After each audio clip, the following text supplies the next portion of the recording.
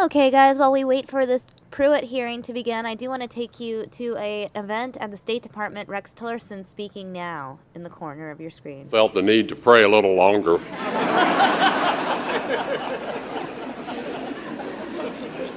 But I certainly welcome them all, so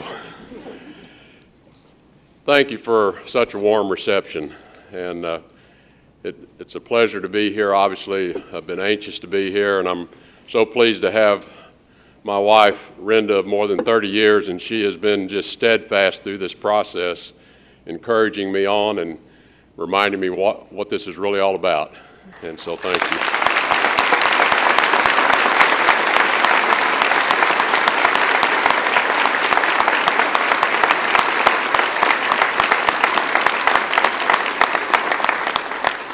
Also want to thank Acting Secretary Tom Shannon, who has just been superb through this entire process. And Tom, thank you so much.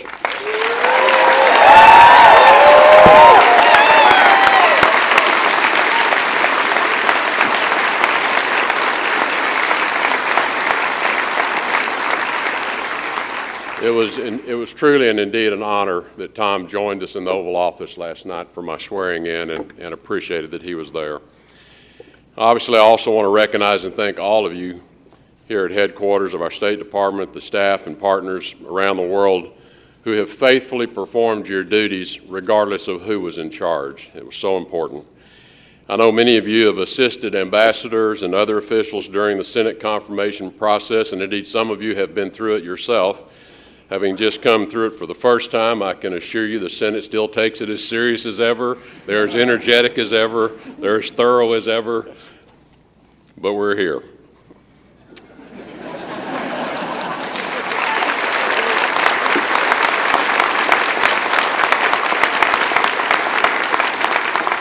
So in the days and weeks ahead, we're going to have plenty of opportunity to discuss in more detail the goals, the priorities, and the strategic direction for our organization. But for now, I really want to take a few minutes to communicate my high regard for the men and women of the State Department and share with you some principles for all of us to live by as we pursue our shared mission. The individuals who comprise this department are among the finest public servants in the world. Many of you serve our nation abroad and have served our nation abroad. State Department staffers in the field are not just conduits for policies and plans. You are our emissaries of our nation and the ideals we stand for. When people see you, they see America. When I wake up each morning, the very first thing I ask myself is, are all of our people safe? The safety of every single member of our State Department family, regardless of where he or she is posted, is not just a priority for me. It's a core value, and it will become a core value of this department.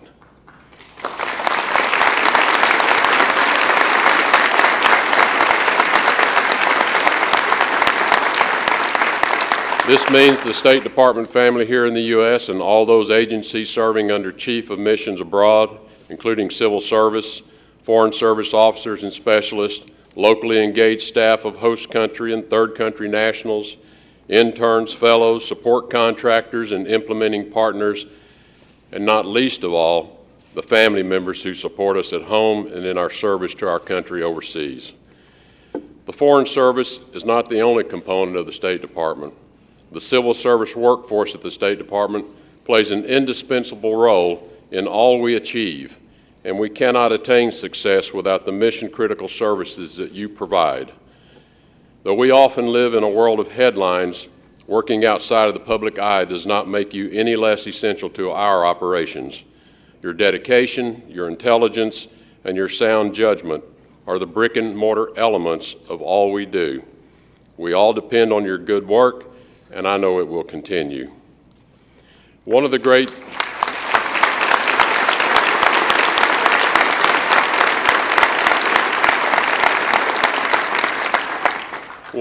challenges and thrills for the State Department staff is deciding how to confront changing conditions in every corner of the world. And I encourage all of you to use your natural and well-developed skills to adapt to changes here at home as well. I know this was a hotly contested election, and we do not all feel the same way about the outcome. Each of us is entitled to the expression of our political beliefs, but we cannot let our personal convictions overwhelm our ability to work as one team. Let us be understanding with each other about the times we live in as we focus our energies on our departmental goals. As Secretary, I will deploy the talent and resources of the State Department in the most efficient ways possible. That may entail making some changes to how things are traditionally done in this department. Change for the sake of change can be counterproductive, and that will never be my approach. But we cannot sustain ineffective traditions over optimal outcomes. I will gather information on what processes should be reformed and do my part to make sure we are functioning in the most productive and efficient way possible. Regardless of the circumstances shaping our country or our department, we must all remain focused on the mission at hand before us. I remind you that our undertakings are larger than ourselves or our personal careers. Our duty is to faithfully represent our nation in the arena of foreign affairs. If we stay focused on the work before us, I promise I will work to ensure you achieve your own personal success and your professional satisfaction in what you are doing. For every individual who works at the State Department, I ask that we adopt a few core principles. First, I believe that any organization runs best when all of its members embrace accountability. From the mailroom to the boardroom, every member of a team has a job to do. I know nobody will always be perfect, and that certainly includes me. But I ask that everyone strive for excellence and assume responsibility for their actions and their decisions. The New England Patriots have signs posted all over their team facilities that simply say, "Do your job." It is a brief message, but one with profound importance. If we all do our jobs and embrace a willingness to be held accountable for our performance, we work better as a unit, move closer to attaining our goals. It's worked pretty well for the Patriots over the years, as I must admit. Secondly, I want us to be honest with one another. We're on the same team. We share the same mission. Honesty will undergird our foreign policy, and we'll start by making it the basis of how we interact with each other. Lastly, we're going to treat each other with respect. No one will tolerate disrespect of anyone. Before we are employees of the State Department, we are human beings first. Let us extend respect to each other, especially when we may disagree. What I ask of you and what I demand of myself, I will embrace accountability, honesty, and respect no less than anyone. Before President Trump called me, I thought I'd be entering retirement this spring after 4 decades of business experience. Renda and I were ready to head off to the ranch and enjoy our grandchildren. But when I came back from my first meeting with President Trump and he asked me to do this, Renda said, "You didn't know it, but you've been in a 41-year training program for this job."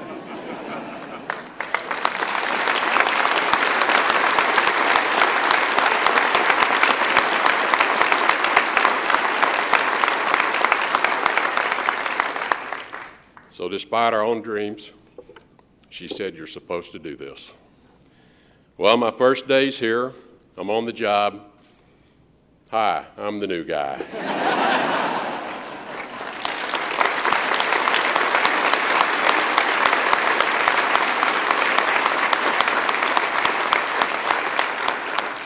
As such, I will depend on the expertise of this institution. There are over 75,000 members of the State Department workforce, both foreign and civil service employees, with an average of over 11 years of service in the department. I have 25 minutes. You have accumulated knowledge and experience that cannot be replicated anywhere else. Your wisdom, your work ethic, and patriotism is as important as ever, and as your secretary, I will be proud to draw upon all these qualities in my decision-making. I ask that you join me in upholding high standards of ethics and professionalism, committing to personal accountability and honesty, and respecting your colleagues. There will undoubtedly be times of victory, but there will also be many times of difficulty. Let's go forward as a team through all of it. Let's make the American people proud of what we do in this building and beyond.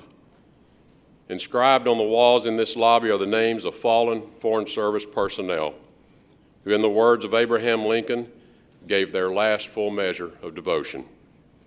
They died in service of causes far greater than themselves. As we move forward in a new era, it is important to honor the sacrifices of those who have come before us and reflect on the legacy that we inherit. In closing, I'm honored to be serving alongside each of you as I serve our nation as the Secretary of State. So now I'm going to take a moment, pay my respects to those individuals that are memorialized on this wall, and then I look forward to making the rounds and greeting you personally. It may take me a few days, but in all sincerity, I do hope to have the opportunity to shake the hand of every one of you that's here. Thank you so much.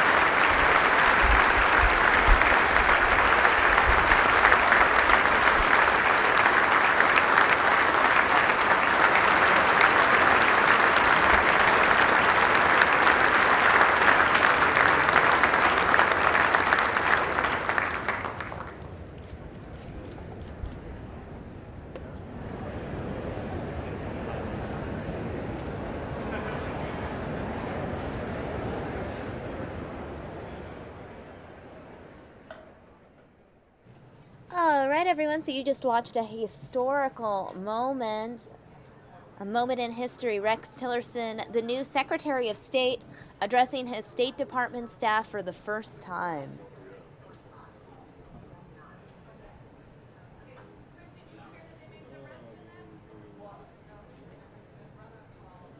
I know many of you are tuning in for the Scott Pruitt hearing, the Senate hearing there. I'm going to take you live there now. We are just waiting for things to kick off.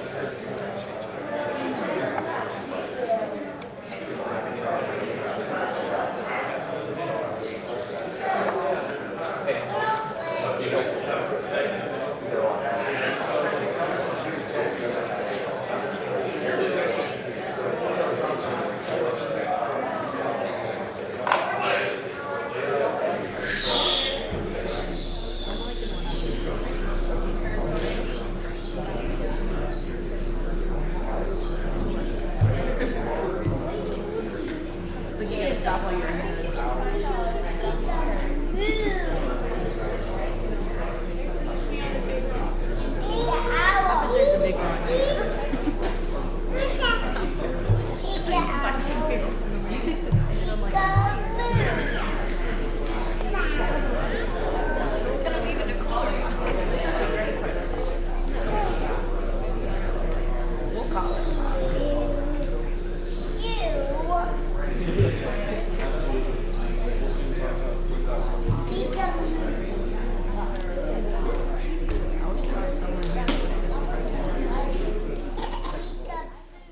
Okay, while we wait for the Scott Pruitt hearing to begin, I'm going to go ahead and take you back down to the State Department so we can watch Rex Tillerson as he meets and greets the crowd, shaking hands there. At the State Department, I'll continue to monitor the Pruitt hearing. It should be starting momentarily. Thank you very much. Thanks so much.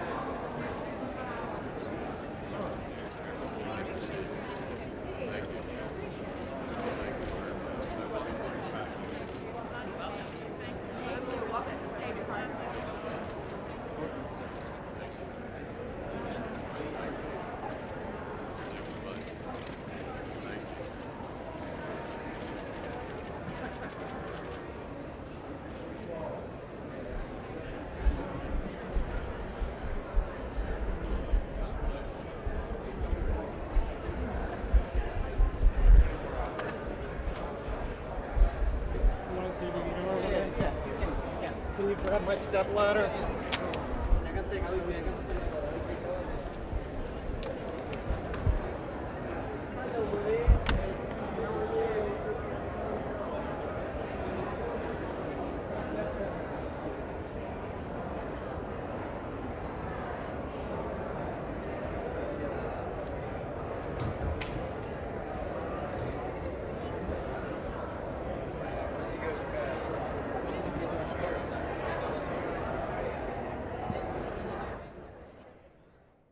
Okay, everyone. Looks like we can't really see Rex Tillerson from this angle anymore, so we're going to take you back to that Scott Pruitt hearing. Again, we are just waiting for things to kick off here. Pruitt being considered for EPA Administrator.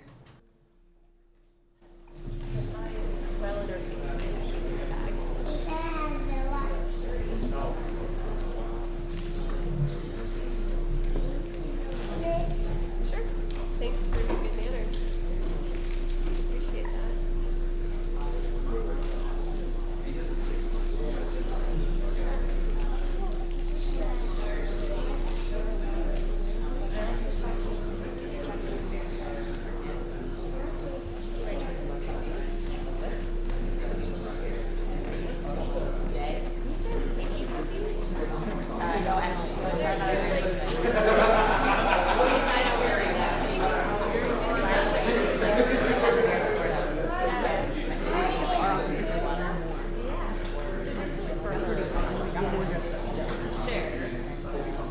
I would never be able to wear that. Just because this is a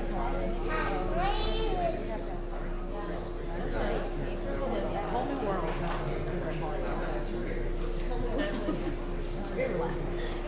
I'm originally from Washington State. I guess it was like,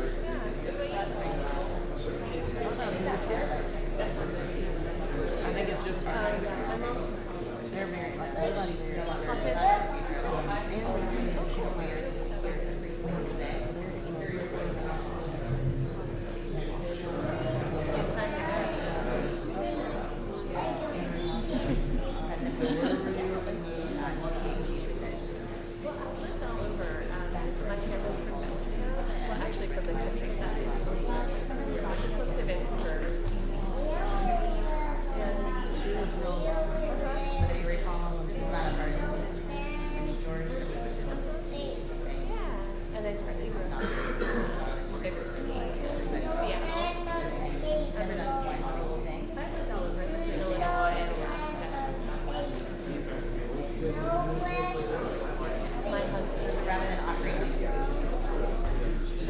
There's no planet on space. Well, in space.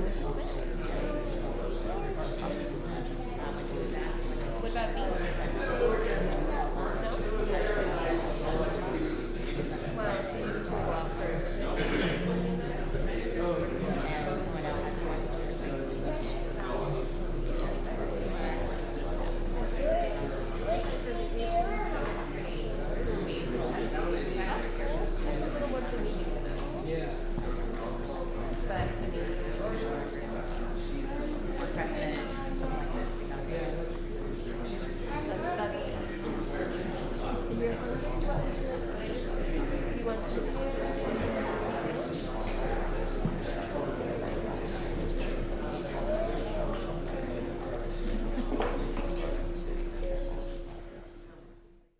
And for those of you just joining us, want to do a quick voiceover. This is Samia Khan speaking, your Fox News Now anchor here. We are awaiting the Senate Environment and Public Works Committee hearing as they consider Trump's pick, Scott Pruitt, to be the EPA administrator. This hearing was scheduled to start about 20 minutes ago. Looks like they're running late, but we will be carrying it live for you here in full on Fox 10 News Now.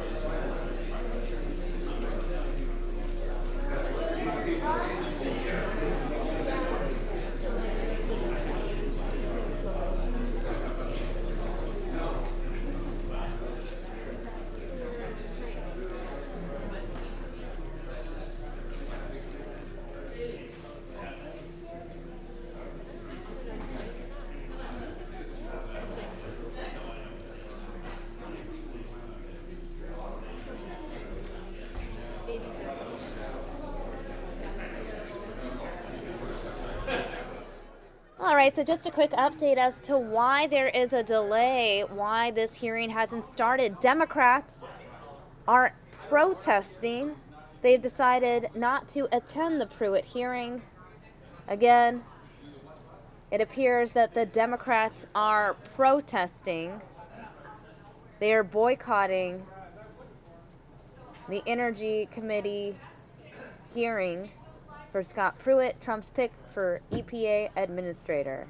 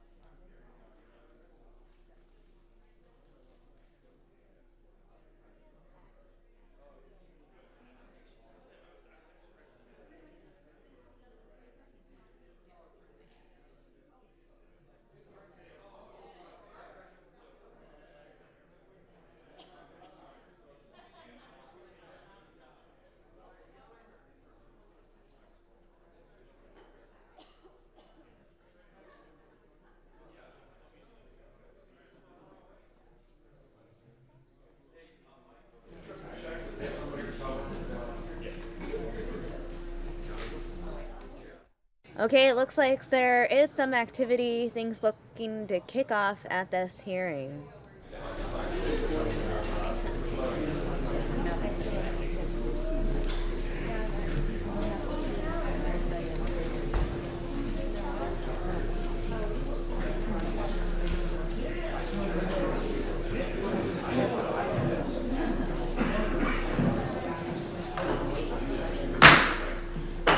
The committee is called to order. We're reconvening our business meeting to consider the nomination of Attorney General Scott Pruitt to be EPA Administrator, the committee funding resolution, and the committee rules. Yesterday, the minority members of the committee chose to boycott this business meeting. It's disappointing that they chose that course of action, but we will not allow it to obstruct. As I stated yesterday, this committee has conducted an extremely thorough and fair process of reviewing Attorney General Pruitt's nomination. That includes a hearing of unprecedented length, number of questions, and timely responses from the nominee. It is unprecedented for the minority to delay an EPA administrator for an incoming president to this extent. We had an election last November, the people spoke, and now it is time to set up a functioning government. That includes a functioning EPA. To do that, this committee has to do its work. So at this time, I ask for a motion to suspend Rules 2A, 4, and 8 of the Rules of the Environment and Public Works Committee for the duration of this business meeting. Mr. Chairman, I so move. Is there a second? All those in favor, please say aye. Aye. All opposed, say nay. In the opinion of the Chair, the ayes have it, and Rules 2A, 4, and 8 of the Rules of the Committee of the Environment and Public Works are suspended for the duration of this business meeting. At this time, I'd like to call up Presidential Nomination 44, Scott Pruitt of Oklahoma, to be Administrator of the Environmental Protection Agency. Could I have a motion to approve and report the nomination favorably to the Senate? Mr. Chairman, I so move. Is there a second? Second. On this matter, I ask for a recorded vote. The clerk will call the roll. Mr. Booker. Mr. Bozeman. Aye. Mrs. Kavanaugh. Aye. Mr. Gardner. Mr. Carper. Mrs. Duckworth. Mrs. Ernst. Aye. Mrs. Bishop. Aye. Mrs. Gillibrand. Ms. Harris. Mr. Randolph.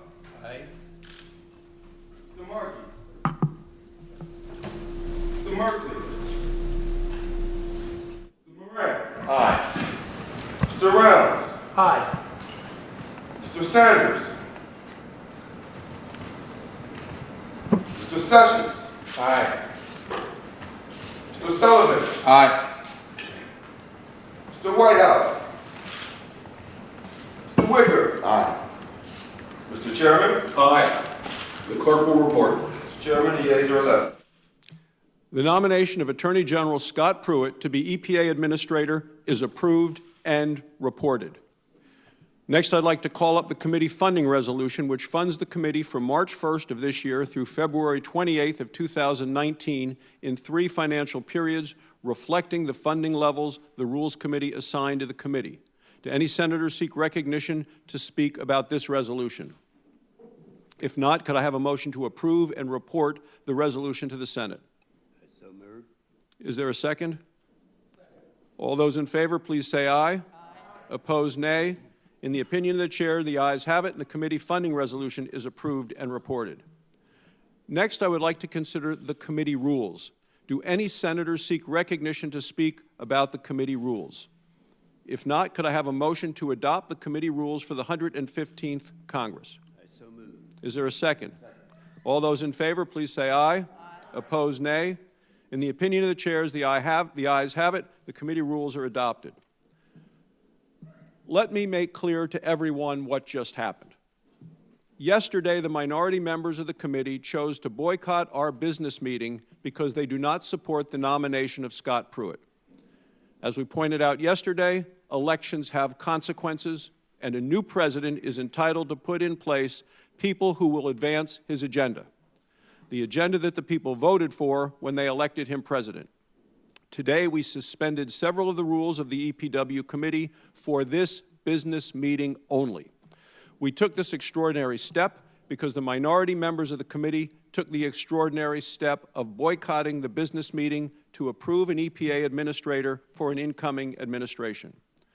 We have been in consultation with the Senate parliamentarian, and she has informed us that the procedure that we have followed today is proper under the Senate rules, and no point of order will lie against the Pruitt nomination. The minority has put us in this uncharted waters.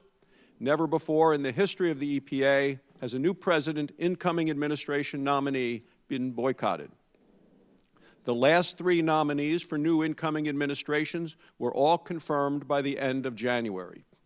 Yesterday, February 1st, the minority blocked even having a vote in committee of the nominee. Attorney General Pruitt sat through the longest EPA nomination hearing in history and answered the most questions. The complaints about Attorney General Pruitt's answers to questions is simply a smokescreen. Let me be clear. The leadership of the minority chose to do a blanket boycott of many of the President's nominees and committees across the Senate, regardless of their merit. The minority wants political theater. The nation needs a new EPA administrator. At the end of this meeting, the committee rules will be back in full effect. I expect to conduct all further business of this committee under those rules and hope that from this point forward, we'll be able to work together in a bipartisan manner. Before we adjourn, it is important to note that in 2009, then Chairman Boxer reported legislation from this committee without meeting the quorum requirements under the committee rules. With regard to boycott comparisons with Gina McCarthy's nomination, the EPW Republicans were not stopping President Obama from setting up his government. Gina McCarthy was a second-term nominee. President Obama's political appointees, including Gina McCarthy, were already at EPA advancing President Obama's agenda. This concludes our business meeting. I ask for unanimous consent for staff to make any technical corrections to any of today's measures. Without objection, this business meeting is concluded. The committee stands adjourned.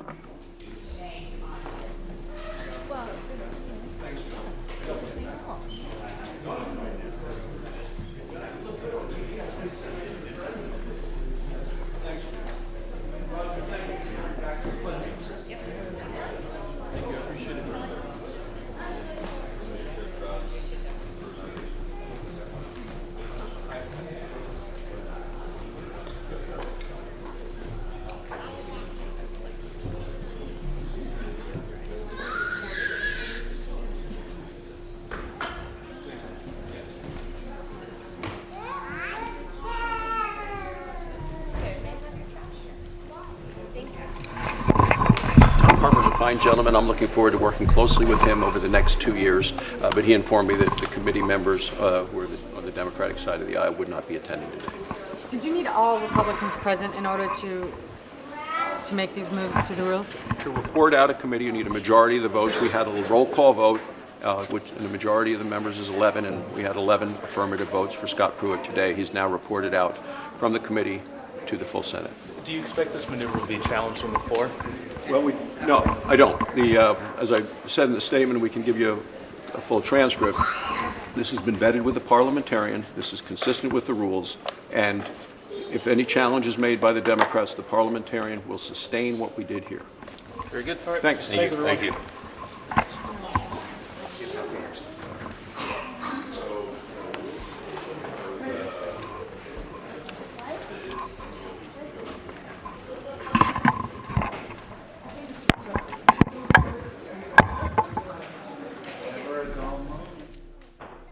Okay, everyone, that wraps up that Senate committee hearing. They went ahead and approved the EPA administrator nominee, Scott Pruitt, without the Democrats present. The Democrats refused to show up in protest.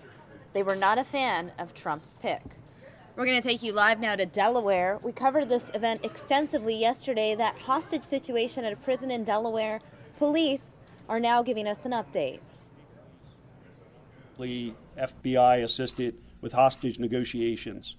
And those negotiations were being conducted over a correctional officer's radio that was taken from one of the hostages. Some of you may have become aware that someone was transmitting some of those transmissions on the internet. And when that came to our attention, we were able to work with our Division of Communications, and we were able to restrict that radio transmission. So if anyone was following it and wondering why it stopped, that was why. That was a successful effort. So those of you that did point that out to us, thank you. We appreciate that support during that investigation. In addition to the hostage negotiations that were ongoing, we also were preparing a tactical plan for entry, a hostage rescue operation. As you followed the story yesterday, after the first hostage victim was released, there were several hours before the next hostage victim was released. And then after that, it was no hostage staff were released. We did talk about the inmates that came out. At this time, I would not say that they were released. They came out of the building. At this time, we would consider all 120 suspects in this investigation. So when they came out, whether it was voluntary, they were taken into custody. But as the night wore on, we still had 74 inmates in the building, and we still had 2 DOC staff being held as hostage. And that was why the tactical plan was being developed. Through our intelligence development, because of the folks that were coming out of the building, we were able to establish that the entrance ways we would be utilizing for the rescue mission were likely blocked by foot lockers that the inmates were able to purchase. This is a metal foot locker. It's about 18 by 24 by 18. And what they had done during negotiations, we had turned on the water as one of their demands, and they filled those foot lockers with water, which created very heavy building blocks. And they used those blocks to build a wall at the entrance ways, which was going to block our attempts for entry. So we knew that challenge was there, as well as trying to determine where the hostages were in the building. So that was going on behind the scenes. We worked with our federal partners to try to secure a breaching vehicle. We were unsuccessful. The Maryland State Police did come to our aid and bring a breaching vehicle. But in the interim, our tactical team, not willing to sit and wait, came up with another plan, and that was to use a backhoe, a DOC backhoe, which was operated by a DOC staff. And ultimately, when we made our entry just after 5 a.m., that is how we attacked the walls that had been built by using that backhoe.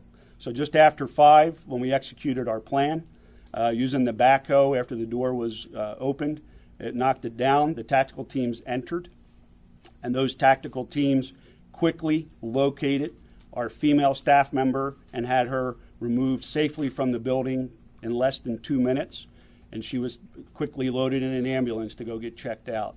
We're happy to say that she was not injured in this ordeal. And I would go as far to say that there were inmates that actually shielded this victim and ensured her safety.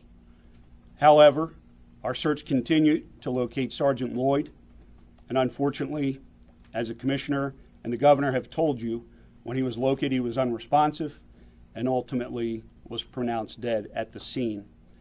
The investigation continued at that point.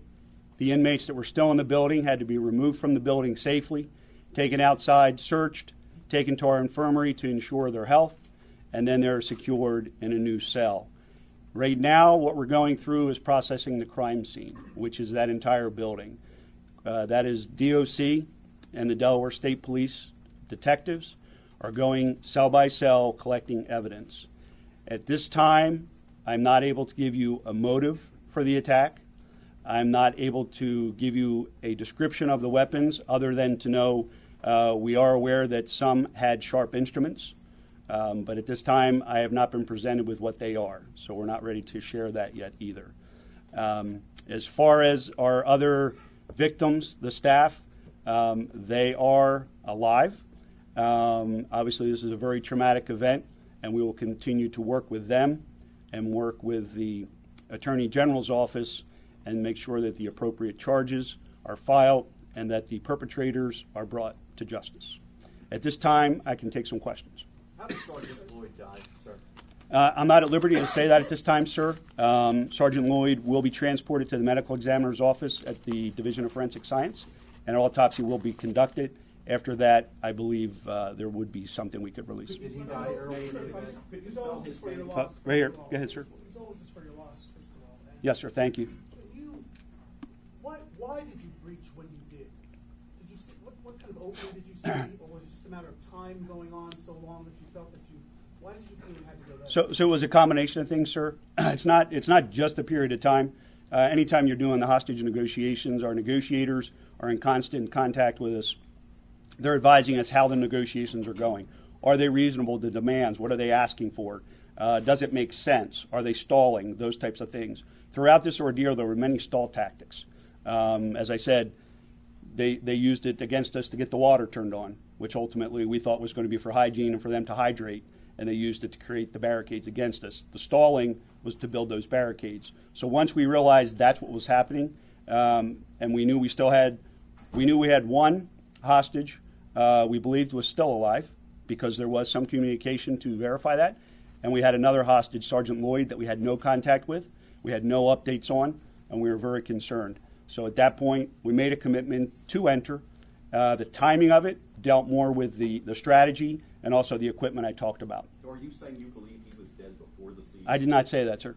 Could you spell his name, tell us how old he was, and tell us something about We'll do that with the PIOs afterwards, sir. Okay? Yes, ma'am. In 2004, a female counselor was raped at the same prison, and promises were made that this would never happen again. Yes, ma'am. It happened. So how is this possible, and who's going to be held accountable? Yes, ma'am. What I would say is what our governor finished his statements with is that prisons are very dangerous. Our officers train, our officers work together, they're very professional, but every day it's dangerous. There are things to look at. This will be looked at to see if, is there policy, procedures, staffing, all those things would be considered. As far as accountability, we're accountable. Commissioner Phelps and myself. I'm the former commissioner, so we take ownership of this. We own it. Secretary Phillips for WNDT, how are the prisoners able to take these employees hostage? That's part of the investigation to see how the takeover occurred, because there are hopefully things in place. In our prison, I mean, there's almost 2,500 men there every day, and this tragic event is terrible. But every day our officers are there, and they run that facility very well, very safely, but it shows how vulnerable we are. Can you describe the building itself, the C building? Is it like a long, narrow hallway that everybody pictures cell blocks to look like? It is like 3 narrow hallways with a center hub. So the letter would be a T, so to speak. So there's 3 tiers, 1 story, and then in the center would be the common area. Can you talk about the type of inmates that were housed in Building C? So the inmates that are housed in Building C would be coming through our disciplinary process. They're either on their way up, meaning that they were in minimum security, had infractions, so they were moving into a more secure environment, or they had been in the highest security, maximum, and were on their way down, and those two populations are together. Could you talk about their demands? To talk about their demands, I think that's been publicized already. What has been already released in the media directly by the inmates, that is pretty consistent with what was given to us. Were there casualties among the hostage takers? Were there casualties? Say it again. The hostage takers? Were any of the inmates who were the hostage takers? Okay, so there's 120 right. inmates, and right now they're all suspects. And there are no reportable injuries. So is the prison understaffed? Is the prison understaffed? We face staffing challenges every day throughout the state. Statewide, we are down on any given day about 90 positions, but we have over 1,700 positions. Critical for us is the staffing of the facility because we have minimum staffing levels. So oftentimes what we have to do is we fill those staffing positions with overtime. That's how we meet it. So as far as what the minimum staffing was for that building today, in talking with the commissioner, he believes that staffing was the staffing we have there every day on day work. So when we are short-staffed, we compensate with overtime. If we can't fill holes, wardens have authority to cancel visits, cancel programs, and things like that to avoid any sort of safety issues. Can you describe, so there were some 80 inmates in there. Can you give us a sense for whether or not this was sort of a smaller core of inmates, or were the larger group of them involved in this? That's the point of the investigation, sir. It's not uncommon in something like this for a perpetrator to then surrender early to try to cast the suspicion away from them. So at this time, I would say all 120 are suspects until we get to the bottom of the investigation. Is there any early indication you can share with us about whether you believe this was a emotions sort of rising and it happened spontaneously, or whether it was more of a planned sort of thing? It's too early in the investigation to answer that, sir. Thank you. Can you say if they were in movement? Was there like a meal at that time? Were they moving prisoners at the time that I don't know that detail, ma'am. What about cameras inside the prison there? Are there cameras? We do have cameras. That'll be part of the investigation. Have you guys looked at the video yet? The investigators are on the scene. I'm not sure what they've been able to do yet. Describe the positions of the staff positions of some of the hostages, what their roles were. So we talked about Sergeant Floyd. There were 2 correctional officers, and the 4th was a female counselor. We appreciate you guys coming out. Thank you for your questions. We will do our very best throughout the day to update you with anything. Again, this is an active and ongoing investigation. We will conduct press releases with any pertinent information that comes out. We thank you again for coming out. Just give us the spelling of his name. The spelling of the deceased name. It's Floyd with an F. Frank, Lima, Oscar, Yankee, Delta.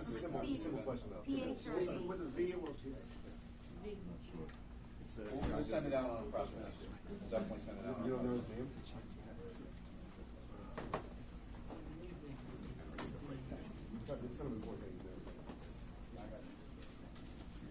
Okay, everyone, that wraps up that press conference. We're going to replay that for you a little bit later on. I know some of you missed the beginning of that press conference.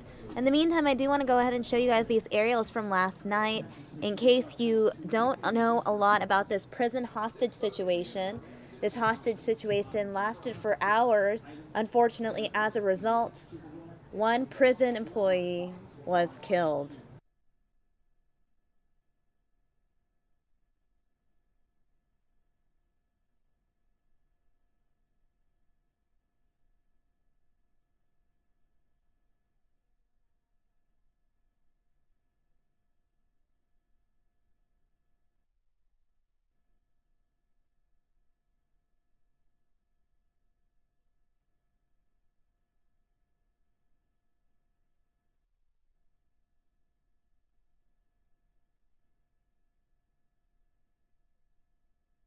All right, guys, we're going to take you back to this prison update in a little bit, but I do want to give you now a Super Bowl update. Looks like we're going to get a press conference in now regarding this weekend's Super Bowl. 51. And with kickoff less than 72 hours away, I wanted to take this opportunity to share with you the results of an ongoing HSI-led operation known as Team Player. Team Player began 6 years ago and continues to target international shipments of counterfeit merchandise as they enter the United States. The operation is run out of the HSI-led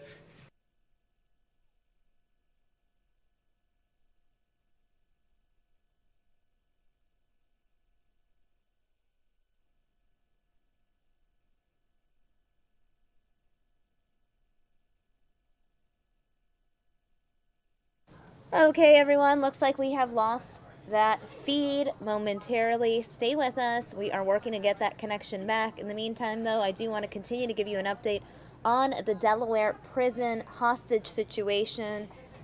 We just heard from officials the latest information. Perhaps you may have missed some of those details, so I want to go ahead and read those to you now. 1 hostage dead, 1 rescued at Smyrna, Delaware prison. Again, a Delaware prison officer was killed in this hostage standoff that took place all day yesterday and today. Through today, excuse me. Again, this deadly Delaware standoff, this hostage situation has come to a close. We know that Sergeant Stephen Floyd, a 16-year veteran, died in that 17-and-a-half-hour hostage standoff at the James T. Vaughn Correctional Center. Again, a 2-day standoff has come to a close. 1 hostage has died. A Department of Corrections prison guard found unresponsive as Delaware and Maryland State Police, along with DOC officers, raided a building at the James T. Vaughn Correctional Center just after 5 this morning. 4 hostages were initially taken yesterday and 2 were held overnight. The negotiations ended and police entered the prison building after more than 18 hours. A female hostage was safely rescued when police ended the standoff and wasn't hurt, shielded by some of the inmates.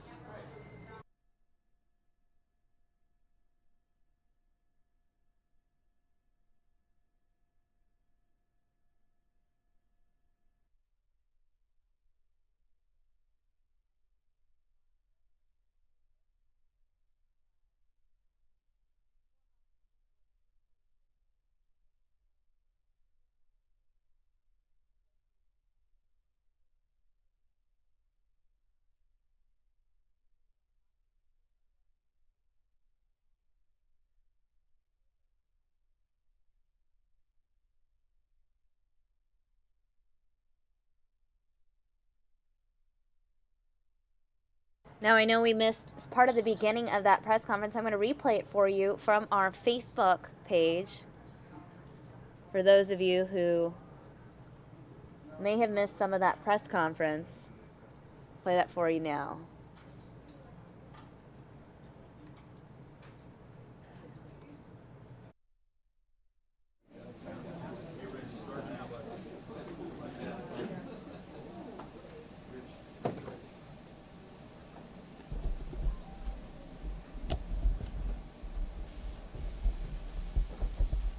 Now, I know we missed part of the beginning of that press conference. I'm going to replay.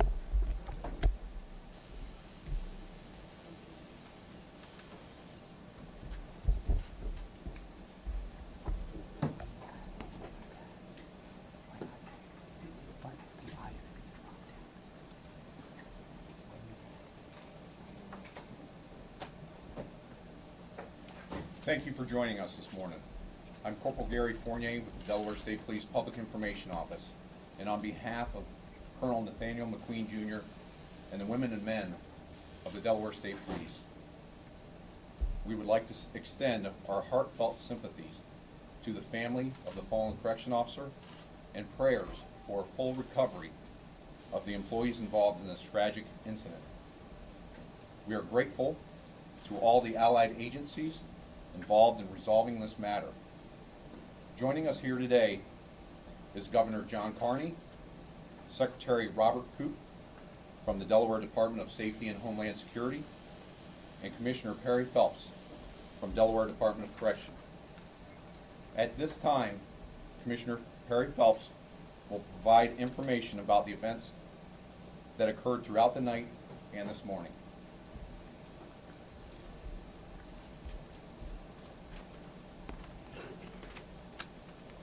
morning. It is with great sadness that I stand before you today and announce the events that happened in the past 24 hours. We lost one of our family members, and it pains my heart to make these statements. I want to go over the timeline of events as of yesterday morning. At 23 hours, inmates took 4 hostages in C building at the James T. Bond Correctional Center. At 14:25 hours, the first hostage released was examined and released from the hospital shortly thereafter. At 2000 hours, the second hostage was released and examined and released from the hospital with non-life-threatening injuries.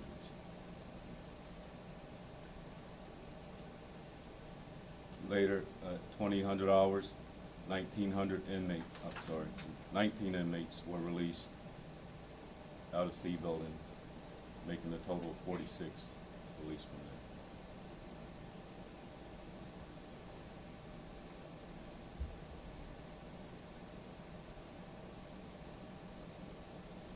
there. At 22:52 hours, 3 maintenance workers that were hiding in the basement that the inmates didn't know about were able to work their way from the basement up to the roof, and our tactical teams were able to rescue them and get them out safely.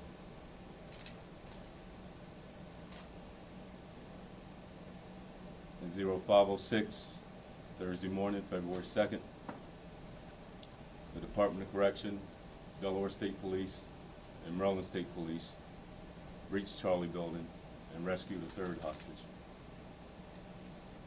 who was alert and well.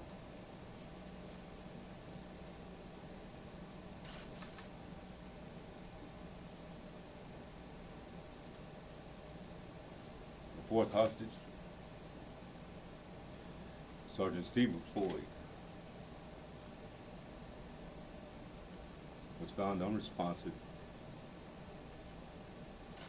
and at 05:29, Sergeant Stephen Floyd, who was with the department for 16 years, was pronounced dead.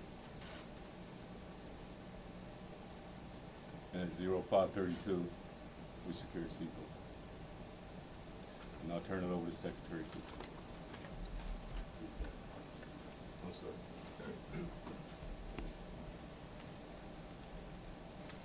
Good morning. This is a very sad day across the state of Delaware with the loss of one of our brave correctional officers. After a torturous 15-hour ordeal that went through the night, we learned of Sergeant Floyd's demise.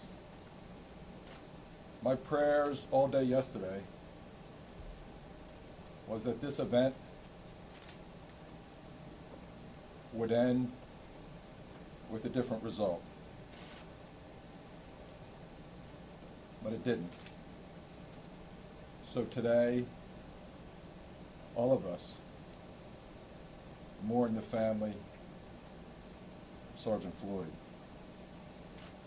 And we also stand today in solidarity with all correctional employees and law enforcement. I have ordered flags across the first state to be flown at half staff.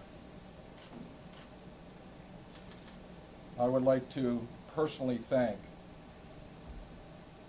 the employees of Department of Corrections, the agencies that assisted us, and in particular, the tactical teams for their work in the early hours of today. These brave men and women go to work every day knowing that they may not come home,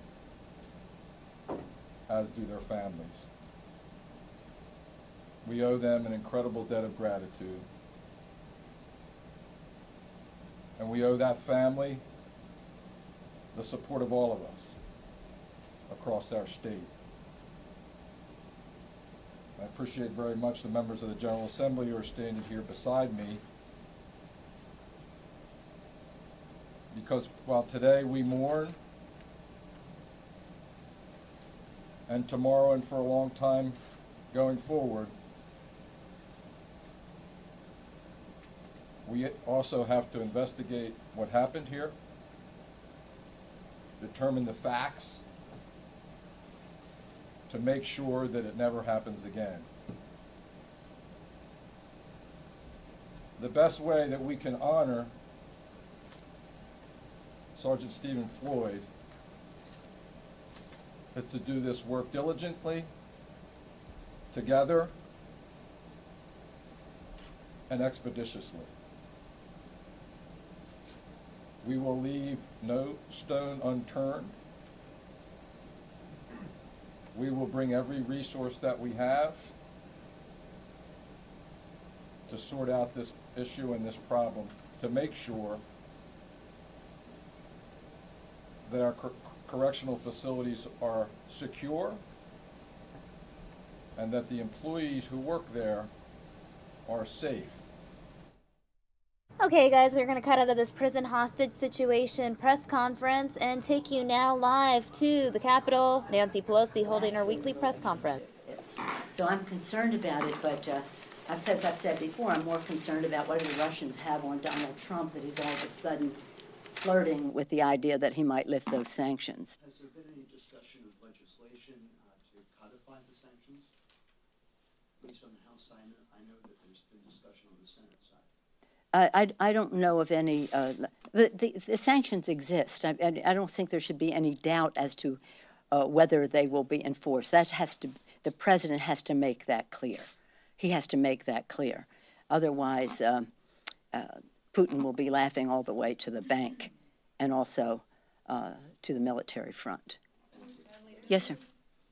I wanted to ask you about non-disclosure agreements and whether you believe it's appropriate for congressional staffers who are paid by the American taxpayer to sign them to work with the administration. Question is about non-disclosure agreements, in case you didn't hear that. No, I don't think it is appropriate at all. And what bothers me, in addition to that, is that non-disclosure agreements on the part of the administration with members of the staff of the House of Representatives is a serious separation of power issue, A. B, it's in keeping with a non-transparency attitude of the administration, where they're saying no tweets from the EPA and other places, jeopardizing the rights of whistleblowers in our system. And so transparency is a very important value that is produces better results for the American people, and what they're doing is shutting down. In fact, they want to shut you down. And I think that our press, the freedom of the press, is their biggest guardian of our democracy. And you see this being heralded around the world as a concern that other journalists have in other countries, that nationalist governments coming in there might have the same attitude. So we're all in this together about openness in government, transparency in what we do. And this non-disclosure is just another manifestation of their suppressing information. I've had conversations with our ranking member on the committee, Mr. Conyers. They're having a hearing today. I don't know that it's not on this subject, but it may be brought up there. But we definitely cannot ignore what has happened there. Yes, ma'am. Something that you just said, you mentioned the vocabulary change by Yes. Republicans coming about. Right, on ACA. A lot of discussion over this use of repair. They are pushing back, the Republicans, and saying that's directed at the healthcare system, not the healthcare law. Oh. Do you buy that explanation? Well, the healthcare system is what it is, and the legislation, if we had no healthcare system, we probably would have had a single payer with community health centers all over the country as the bulk of delivery of service to our people. But we do have a healthcare system, and some of the legislation and some of the provisions of the Affordable Care Act, we attempted to affect behavior of how doctors charge, behavior, how safety in hospitals is protected, and how we address disparities among minorities, how we address culturally appropriate approaches to healthcare, but also how we rely more on technology in terms of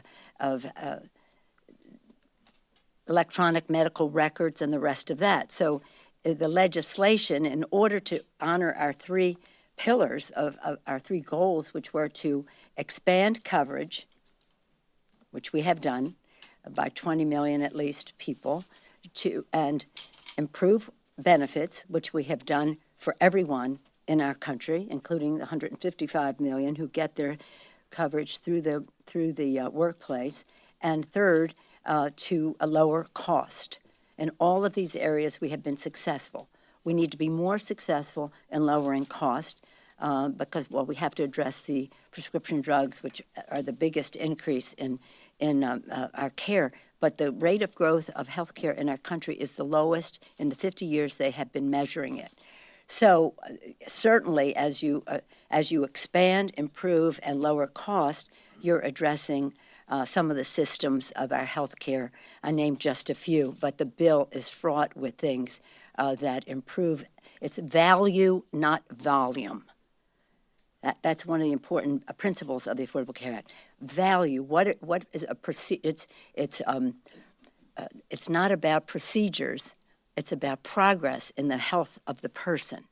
So, in other words, if you live in a place where a person goes in and they receive care, but the care is not as valued-based as it should, and they're dismissed, and then they come back, readmittances caused a great deal of the cost, increased a great deal of the cost. So the bill, again, has as one of its priorities, value, not volume of services, progress, not a number of procedures. So that's really written into the bill. If they have any good ideas, we'd love to hear them. They've had 7 years to come up with it, and so far we hear vocabulary changes and the rest. But hopefully we can find some common ground to go forward. But we will stand our ground to protect the Affordable Care Act because we believe it is a right. Healthcare is a right for everyone, not just a privilege for the few. That's it? Is that it? Thank you. Thank you. Okay, everyone, that wraps up Nancy Pelosi's weekly press conference. We're going to take you now to the Senate Budget Committee because they are holding an executive session to consider the nomination of Representative Mullaney to be OMB director. This is happening now. We're going to take you there live. The labor force, but there's also this productivity side of things. There are lots of things that government can consider that will help increase private sector productivity, right? Whether it's looking at tax policy, we're trying to find a more efficient way of collecting taxes that's hopefully tax neutral, whether it's looking at the regulatory environment, whether it's looking at increased federal investment. All those things are things that can impact private sector productivity. And that's really an important part of the recipe. One of the real difficulties anybody has right now in being too specific, we don't understand productivity growth very well. And we don't understand policies, how they impact productivity growth very well. So it's very hard for almost anybody to have too many solid recommendations on how to achieve higher productivity because we just don't know that much about it. I appreciate that. Would you say that preparing folks for these jobs, though, has to be a component of it? Yes. Yes, absolutely. The other line of questioning I have is slightly different, and that is on Social Security. And without taking a particular view, if we were to scrap the cap, how much revenue would that raise, and how much would that go towards solving some of the structural deficits? It would certainly have an impact. I don't have the number in my head, but we actually did that calculation, and that options for reducing the deficit volume that we just produced, that was one of the little options that we put in there. If you look at that, and we can follow up too, give you some idea of how much of an impact that would have. I'd appreciate that. I yield back the balance of my time. The gentleman yields back. We appreciate that balance of time. Thank you. The gentleman from South Carolina, Mr. Sanford, is recognized for 5 minutes. Thank you, and I appreciate the thoughtful comments from my colleague from New York and from California. And we do see things differently. And I want to bore down, though, on what my other colleague from California, Mr. McClintock, was getting at, in the danger of a sovereign debt crisis. I think it's much more real than people realize. And I think it's much closer than people realize. So you yourself have identified the debt as unsustainable, that we're on a path that we cannot possibly continue. And I think the numbers are compelling on that case. But what I'd like to flesh out is how this may be a nearer term event that would have cataclysmic consequences with regard to the value of our currency, with regard to future inflation, with regard to the American standard of living. I think it's interesting. I saw a McKinsey report the other day, and what it showed was we're at about 250% debt to GDP globally. And in the wake of 2008, what we saw was roughly a $57 trillion increase in debt, which was highly unusual, because what the report showed was that going back really over the last 50 plus years, actually, no, it was more than that, it went back to 1930, that in the wake of financial crisis or economic slowdown, that historically there was a deleveraging that followed. But that in this instance, post-2008, what we've seen is a reverse, a significant leveraging in the wake of financial crisis. And that therefore we lived in a time like no other, and you could see the same numbers at the federal level. You know, our debt to GDP numbers are at I guess a post-World War II high, and they're at a peacetime high. And so I was looking at numbers the other day, and I think this is a really interesting chart that again suggests how vulnerable we are and how a crisis could come much sooner than people realize. This is from the Fed, and its net worth as a percentage of disposable income. You could also do net worth as a percentage of GDP. But basically what it shows is over the last 75 years, we've been really fairly constant at an average of around 500% net worth to disposable income. But that in the early, I guess late 90s, we had a peak. It represented the tech bubble. We went above 600%, and we did it again in the housing crisis, or just pre-housing crisis, went above 600%, and we've done it again now. And what's interesting is what followed the tech bubble we know, and what followed the housing bubble we know, but we're at that same percentage in an overall inflated environment with regard to debt, both domestically and internationally. Is there a much greater level of vulnerability than we realize? And let me add one other thought to that. I pulled the numbers on economic expansions. We are now living in the fourth longest economic expansion in American history. So we had the tech bubble, we had the Reagan expansion, we had the Kennedy-Johnson expansions, but you know the average is 60 months. We're about a third past that, which would suggest to me another layer of vulnerability.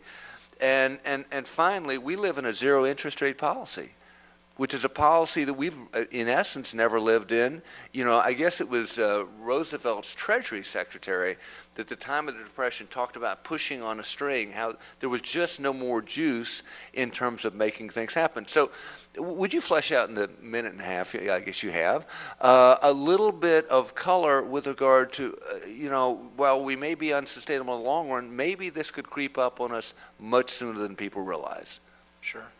Part of the trouble is that there just isn't research. There's no way to know of how much debt is too much.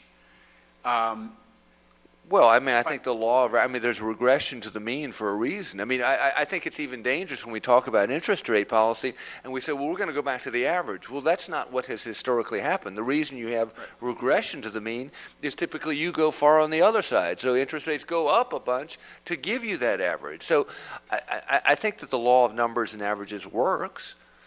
Yeah, and the sort of comparison that we wind up making, and it probably should be a sobering comparison. 77% of GDP in debt is a really high number. You go up a little bit more and you have the highest debt ratio since the end of World War II. And the end of World War II was a pretty special time. So it's way above historical numbers. Well, and that was a case when we were actually fighting for our survival as a republic. Right now, that money is in essence going toward consumption, and again, what many would argue to be unsustainable. Oh, we're going to have fun. Come on. The gentleman's time has expired. I am very sorry. The ranking member, Mr. Yarmouth, is recognized. Thank you, Madam Chairman. Once again, thank you, Director Hall. I look forward to reading your new publication. I think that would be something mandatory that reading for all of us here. One thing we haven't talked about yet during this hearing is tax expenditures.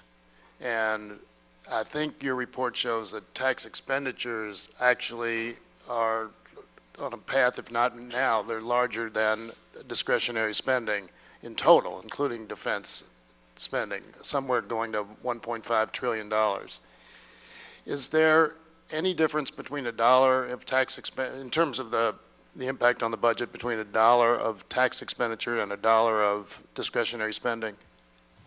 No, the effect on the deficits is the same. And have you done an analysis of what types of discretionary spending maybe have a more positive or negative impact on the budget on the deficit as you would have?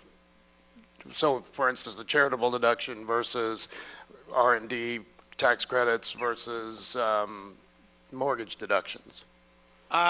We have, none of that comes to my mind so much.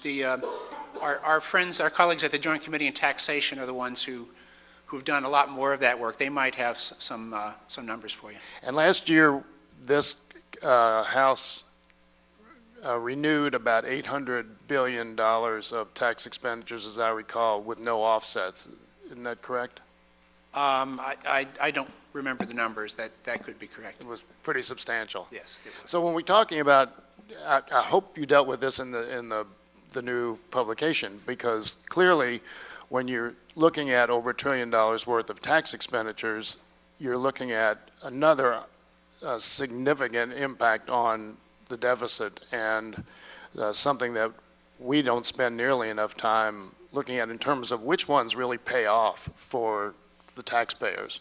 I mean, most of the mortgage deduction benefit goes to wealthier taxpayers, isn't that correct? I think that's probably correct. Can I just say something in general, though? I've made I referred to it, but one of the ways to sort of try to improve efficiency and productivity is to look at the efficiency of taxes, of our tax system, right? Because our tax system has lots of things that encourages behavior that causes distortions. And so there are things one could look at. You know, reducing taxes on capital investment, for example, it's a really direct way of affecting productivity, because capital investment raises productivity.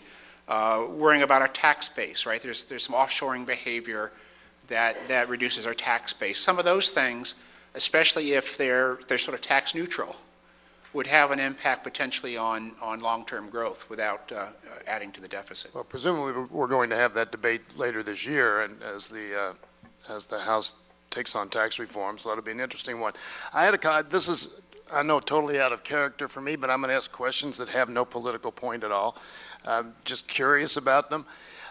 In your report, you project Medicare spending per beneficiary to go up 4.3% through 2027, which is 3% higher than it's been over the last 5 years. Why such a dramatic increase in projection of the cost per beneficiary?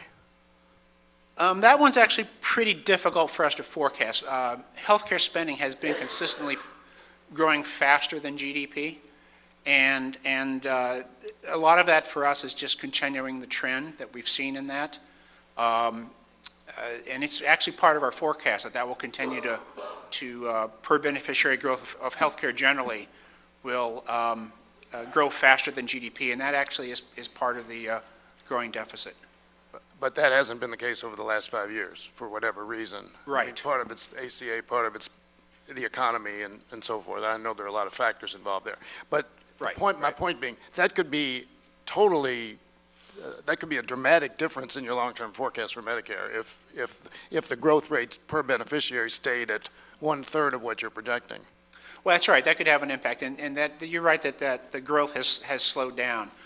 I don't know if we have it in this report, but somewhere we've got a little sensitivity analysis where we vary the cost of health care and to see what sort of impact that has on the budget deficit.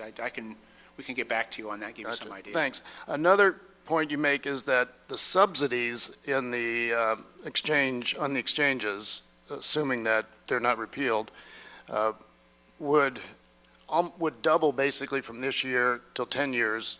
And I was curious as to whether that's predicated on a doubling of the number of insureds, a rise in the premiums, so the subsidies have to keep pace with the premiums under current law. Is that the reason that they would double in 10 years, or is it a combination of both?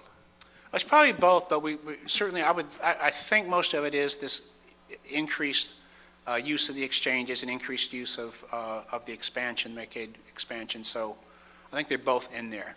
Okay. So now turn to Medicaid. And this, so you project, this is on regular Medicaid, not the expanded Medicaid. Right. You project expenditures going from $389 billion in 2017 to $650 billion in 27, which is a significant increase. It's, I don't know what it is, 70% growth over that period of time, but it's 5.5% a year growth. Is that because you're projecting, again, rising cost per beneficiaries, or because you expect that many more people to be involved and be eligible for Medicaid, which would reflect a really bad economy? Or would it be because such a huge percentage of Medicaid is for skilled nursing, and you expect the senior population to eat up a larger chunk of the Medicaid budget? Yeah, I have to get that level of detail. I have to get back to you. I'm pretty sure a big chunk of that is simply the increased number of people, but we can break that out for you if you like. Okay, but would it be on the skilled nursing side? Because I mean, to say that the population eligible for Medicaid is going to grow that much over the next 5 years, again, indicates an economy that's going in the tank, which doesn't comport with the rest of your forecast.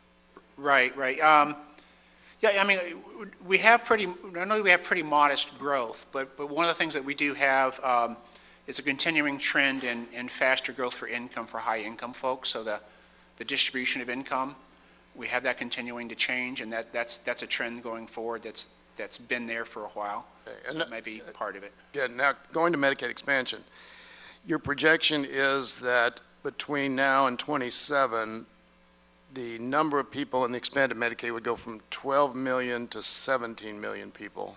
Right. And that the total expense of expanded Medicaid would go from 70 billion to 142 billion. So that's a 100% increase. 7% a year is what you're projecting. Again, I'm curious as to why that's such a huge increase. Okay, that one I know. Okay, good. Right now, there are 31 states and D.C. that have expanded, and that's about 50% of the eligible people. We expect that to increase, the number of states that adopt Medicaid expansion, and that will increase about 70% of the total people of all the states. So it is from growing state acceptance of that. And okay, it's a good answer. I wish we could see that. Policy doesn't look like it's going in that direction, however. You know, in my state, we have, I think, arguably the most successful expansion of Medicaid in the country. We reduced our uninsured by more than 60%. In my district, we're now at 3% uninsured, 81,000 people on expanded Medicaid. And the projections, if not your projections, but other projections, show that if we actually were to rescind the Affordable Care Act, the Medicaid expansion, or just the Medicaid expansion, we would lose an awful lot of jobs, tens of thousands of jobs in Kentucky. One estimate, 44,000 jobs, and $30 billion worth of economic activity over the next 5 years. Does your data, and your analysis of the Affordable Care Act, reflect that kind of potential loss in economic activity and employment in other areas of the country or across the country? I'm not sure if we have that level of detail. You know, the main impact that we saw of, for example, ACA repeal is a change in the labor supply, right? And so we think that that would be an increase in labor supply that would sort of increase economic growth from repeal, and that would sort of counter some of the effects. That level of detail, I don't know offhand what we've thought about that. Great. Well, thank you very much once again for your testimony. I yield back. The gentleman's time has expired. The gentleman from Pennsylvania, Mr. Smucker, is recognized for 5 minutes. Thank you, Madam Chair. Good morning, Dr. Hall. Thanks for being here. As any other freshman here and probably other members as well, we've just come through a campaign where I know I've had many, many conversations with people throughout my district and heard concerns that they've expressed. And you know, one of the top things that we've heard is people believe that the economy is not working for them as it should. They believe, they're concerned that their kids, their grandkids, will not have the same opportunities to live the American dream that we all have had. People are very concerned about that. And they're concerned that we are asking future generations to pay the bill. And isn't it true, Dr. Hall, that it's what we're doing? If we cannot solve this problem here, we're transferring that problem to of the debt that we can get to you, but I think that's a concern. So that's one concern. People are also very concerned. Their perception is that their elected leaders are not willing to make the tough decisions to solve the problems that we're faced with. And I'm hoping that we're about to change that. And I'm pleased to be on the Budget Committee to work to try to solve some of these difficult issues. And I agree with many of the other comments that have been said here today. This is not a partisan issue. These are issues that we should be looking to try to find solutions. It will take us working across the aisle to move our country in the right direction. So I'm hoping that this is the beginning of finding some of those solutions. The other thing that I've heard, and I want to get to another question to you, you know, I'm Pennsylvania, Lancaster, Pennsylvania. A lot of entrepreneurs, small companies who have grown, developed in technology, whatever it may be, and created jobs, and grown into large companies that have created more and more jobs. And the business owners that I talked to today believe that it is more difficult, and I was a business owner myself, and I've seen this as well. It is more difficult. There's less incentive to invest additional capital into new technologies, to hire people, because of the environment that we've created in this economy. They believe that the regulatory environment holds them back, holds individuals, holds businesses back, and prevents that kind of economic growth that we've seen before. They believe that tax policy is no longer working for them. Do you think we are seeing that kind of impact? I certainly think that that's a potential area for improving the long-term growth, right? Because one of the two big challenges is productivity, and things like you know, some regulation. You need some regulation. Some regulation. Sure. Eliminating some regulation would actually hurt productivity. But having regulation that's unnecessary or goes too far can impact productivity. Tax policies can impact productivity. We've talked about whether we need to tax our way out of this, whether we need to cut spending. I think we also need to look at establishing the right environment to encourage capital investment, to encourage more hiring, to encourage activities by individuals and businesses that will create that kind of economic growth. I think it's been done before, but my question to you in this regard is, how much impact will that have? Say, for instance, we are able to get to a 3% or 4% annual growth. You know, the numbers I'm looking at look every bit as bad and worse. They don't look any better from this side of this table than they do from before. But how much impact could we have if we create an environment for much stronger economic growth? The problem is so big, you cannot do it just with economic growth, I think. And I think one of the ways to look at that is Can you give a sense, though, of how much difference that would make? Well, right now, we think productivity is going to grow up to about 1.3% a year by the end of our 10-year period. In the 1990s, it was as high as 2%, which is very unusual. But let's say we got another half a percentage point out of productivity. We're talking about, in 10 years, we're talking about having a deficit that's about $50 billion lower. So we're talking about the deficit going from 1.4 to 0.9.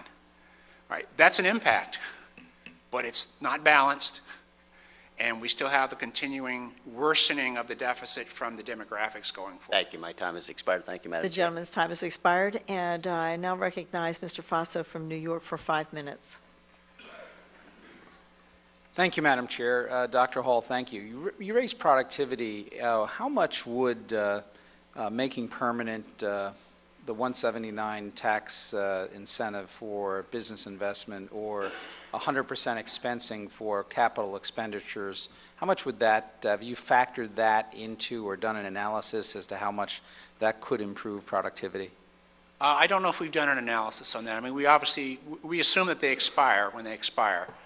So I'd have to see if we've done an exercise like that. Could you get back to us on that?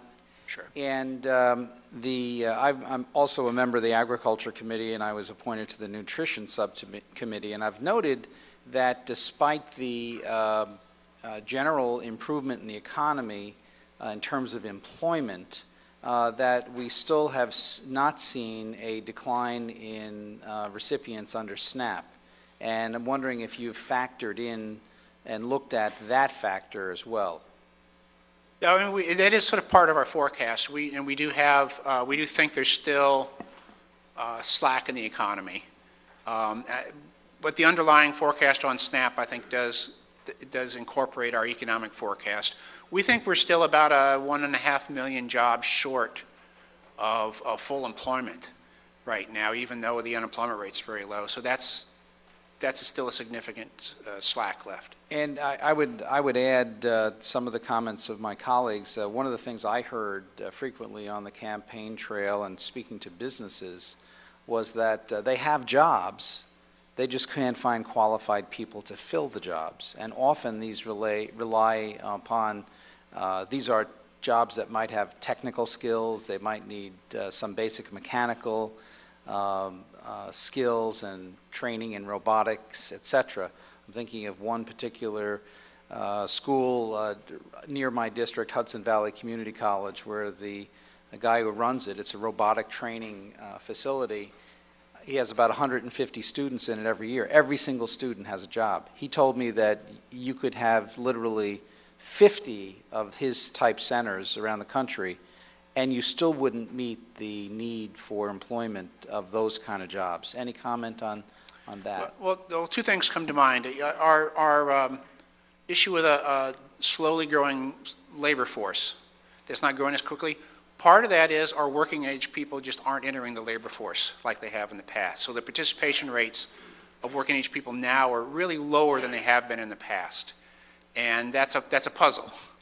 Right, and we think a lot of that just doesn't look like it's coming back. So that's something that's maybe important in here. And the second thing is, one of the things that we have done a little work on is some federal investment in things like education and training. And in fact, we're coming out very shortly on a blog about what we see as the evidence on the effects of education and training that going forward that might address that issue. Okay, I'd be interested in seeing that. I'm also interested in seeing that that publication you referenced about the 100 best ways we could use to reduce the deficit. And I think, speaking of the debt, what do you say our 10-year growth in national debt is going to be? We're going to hit about 89% of GDP. And in terms of actual amount of debt, it's going to go from, right now we're about 19 trillion to... I think it's 30 trillion. Over 10 years. For 10 years. And so about a 10, 11 trillion dollar increase in the debt over 10 years. Does it get a little frustrating coming up here to Congress and to tell us and the American people that their national debt is going to be $30 trillion in 10 years and no one seems to pay attention? Well, one of the things I notice every year when we put out this report, we do a little press conference, or we talk to press and let them ask questions. And one of the questions always is, what's new about this report? And the most notable thing to me is, well, what's the most notable thing is it's still got the same punchline it did last year and the year ago. Debt is large, and it's growing, and at some points unsustainable. That's a continuing message from CBO, and it's been that message for quite a while. Well, Dr. Hall, thank you for your service. I wouldn't recommend it, but maybe you need to set your hair on fire when you're giving that presentation. Maybe they would pay attention then. Thank you so much. I yield back, Madam Speaker. The gentleman yields back time. Thank you very much. The gentleman from Ohio, Mr. Johnson, is recognized for 5 minutes. Thank you, Madam Chairman, and Dr. Hall, thanks for joining us today.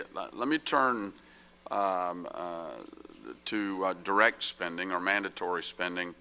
You know, when I was first elected in 2010, the first phone call I got was from my nearly 80-year-old mother, and it wasn't to say congratulations. It was to say, all right, son, what are you going to do to make sure that Washington protects my Social Security benefits? Because if they don't, I'm coming to live with you. The next phone call I got was from my wife, who said, you better do what your mother said. For many years after the 1983 Social Security reforms, the Social Security Trust Fund ran fairly large surpluses. This was done deliberately to try to ensure the trust fund would have resources to pay benefits for a long time. So what is the current cash flow situation with Social Security? Right now, their outlays exceed the revenues, even excluding interest, by a fair amount. This year, the outlays will exceed revenues by about $55 billion. Wow. How long do you think Social Security will last at that rate? Right now, we have our exhaustion date at 2030. Okay. If Social Security continues to pay out more in benefits than it collects in taxes, what, in your opinion, will that mean for current beneficiaries if we don't take any action here? And I can guess at what that is. I can kind of put the two and two of what you just said together, but I'd like to hear it from you on the record. Well, actually, our assumptions in this is that beneficiaries will still continue to get what they're promised. So even though, unless Congress acts, beneficiaries won't get their full outlays. We assume that happens. If they didn't, in 2030, benefits would just have to be reduced by about 29% right away. All right. So is it true the longer Congress waits to reform Social Security, the harder it is to implement the reforms without affecting current retirees? It is. Okay. Let me go back and talk a little bit about economic growth. You know, in a 2015 study on repealing the Affordable Care Act, the Congressional Budget Office determined that repeal would increase GDP by about 0.7% on average over the medium term. That's 2021 through 2025, mostly by repealing the provisions that are expected to reduce the supply of labor in the economy. So how would repealing the Affordable Care Act affect the expected supply of labor in the economy? Would it lead to an overall benefit for the economy in your view? Repealing it would likely increase the supply of labor in the economy, not quite 1 percentage point, and actually would give a boost to GDP growth because of that increase in labor supply. Of our latest estimate was about 0.7% on GDP. Okay, so if we were to repeal, it would increase the GDP by 0.7, and the expected supply of labor. Tell me again what you think that would go to. Sure. We think that the number of people who would increase their hours or increase or re-enter the labor force, that would increase by 0.8 to 0.9% of the labor force would be. Okay. That would be the boost to the labor force. I'm asking you to do some mental math here. I know that, but at the current labor rate that we're experiencing, you got any idea how many millions of people that would be back in the labor force? Right. I don't offhand. I don't want to guess. But it's a. Can you take that as a question, please? We can do that pretty quickly. Somebody just needs to look it up for me. Yeah, I need a calculator too. I'm sorry. So, hey, thanks a lot. I appreciate you answering my questions, Madam Chair. I'll yield back. The gentleman yields back. I do want to reference the report that did come from CBO, budgetary and economic effects of repealing the Affordable Care Act. And I will read a line from this in addition to the questioning by the gentleman from Ohio. And the paragraph begins with the macroeconomic feedback effects of repealing the ACA would lower the federal deficits by $216 billion on the period from 2016 to 2025. So it would have a significant economic effect in lowering. The gentleman from Georgia, Mr. Ferguson, is recognized for 5 minutes. Thank you, Madam Chairman. Dr. Hall, thank you for coming today. I guess one of the joys of being a freshman and going late in this game is I've gotten to hear a lot of these comments and have learned an awful lot. So a couple of questions for you. First of all, do you believe that the rules set by Congress that you have to follow for scoring the budget and the policy changes, do they allow us to accurately look into the future? Just yes or no? Well, I don't have an opinion on that. We'll do whatever you like. I would suggest that we're $20 trillion in debt. I'll let the answer stand for itself there. Next, can you accurately talk about how the proposed reforms, tax reform policy, the rolling back of the regulatory cost, possible trade policy changes, spending in defense, infrastructure, and poverty initiatives simultaneously affect the budget? No, we'd have to see a lot more specifics and do a lot more work. It just seems, it's awfully tough for us to have an honest conversation if we don't accurately know where we're going with these numbers and how they're actually going to affect us. Do you think that we should be using more dynamic scoring models based in predictive analytics to give your office and those around you more tools to accurately reflect what the policy changes are going to suggest? Well, I think the policy right now is working well. The dynamic scoring, we believe, makes for a more accurate forecast. And it really makes a difference on large pieces of legislation, and that's when we're required to use it. So that seems appropriate. We're going to continue to get better at it, quicker at it, but I think it does probably help improve the accuracy. As we sit around and we talk about this, the big challenge that we've got, obviously, is the mandatory spending. And I think that we are going to have to be honest with ourselves and the American people about the promises that have been made and our ability to continue to keep those promises. We're going to have tough decisions to make, and it's, I kind of look at it when we talk about where we are in the budget process. Are we going to have a budget that balances in 10 years? Are we going to have one that balances in 5 years? Is it going to be one that balances in 12 years? Are we not going to vote for a balanced budget because it ruins the political purity of a particular representative? I just get the sense, until we're willing to fundamentally address and honestly address the mandatory spending crisis, that we're not doing anything more than rearranging the deck chairs on the Titanic. Is that a fair statement? Well, I want to be fair and say that there are a lot of ways you can address it. You don't have to just focus on mandatories, but the broader way that you address Dr. Hall, you said earlier, I think the question, and I may be paraphrasing, that all of the spending, the mandatory spending, is going to outstrip all of the discretionary spending. That's right, and the spending is mandatory. That's right. So, I mean, it's coming. At some point, that's going to eat up every single resource that we've got, so we have to address that. The other thing, and I'll close with this, it's interesting. I kind of feel like we're a political version of Thelma and Louise right now. We've been in this here, and we've been talking about who's been the better driver for the last 50 miles. Okay, and now we're fussing about who's driving, and the car's about to go over the cliff. And it doesn't matter who's right or who's wrong if we don't stop that car from going over the cliff. The American people expect us to stop this car from going over the cliff, and I think it's going to be a real challenge that we have as a Congress and as an American people to have those very honest conversations that we've got to have. We've got to get better at scoring the budget. I believe we've got to get better at scoring the proposed changes. I think we've got to be able to strip the emotion and the politics out of our decision and use better analytics to make these tough decisions. And with that, Madam Chairman, I'll yield back. The gentleman yields back. The gentleman from Wisconsin, Mr. Grotham, is recognized for 5 minutes. Thank you. I want to take up again a little bit looking into why the economy is doing so poorly. You know, this 1.6% growth is kind of pathetic with all the new technology that's out there.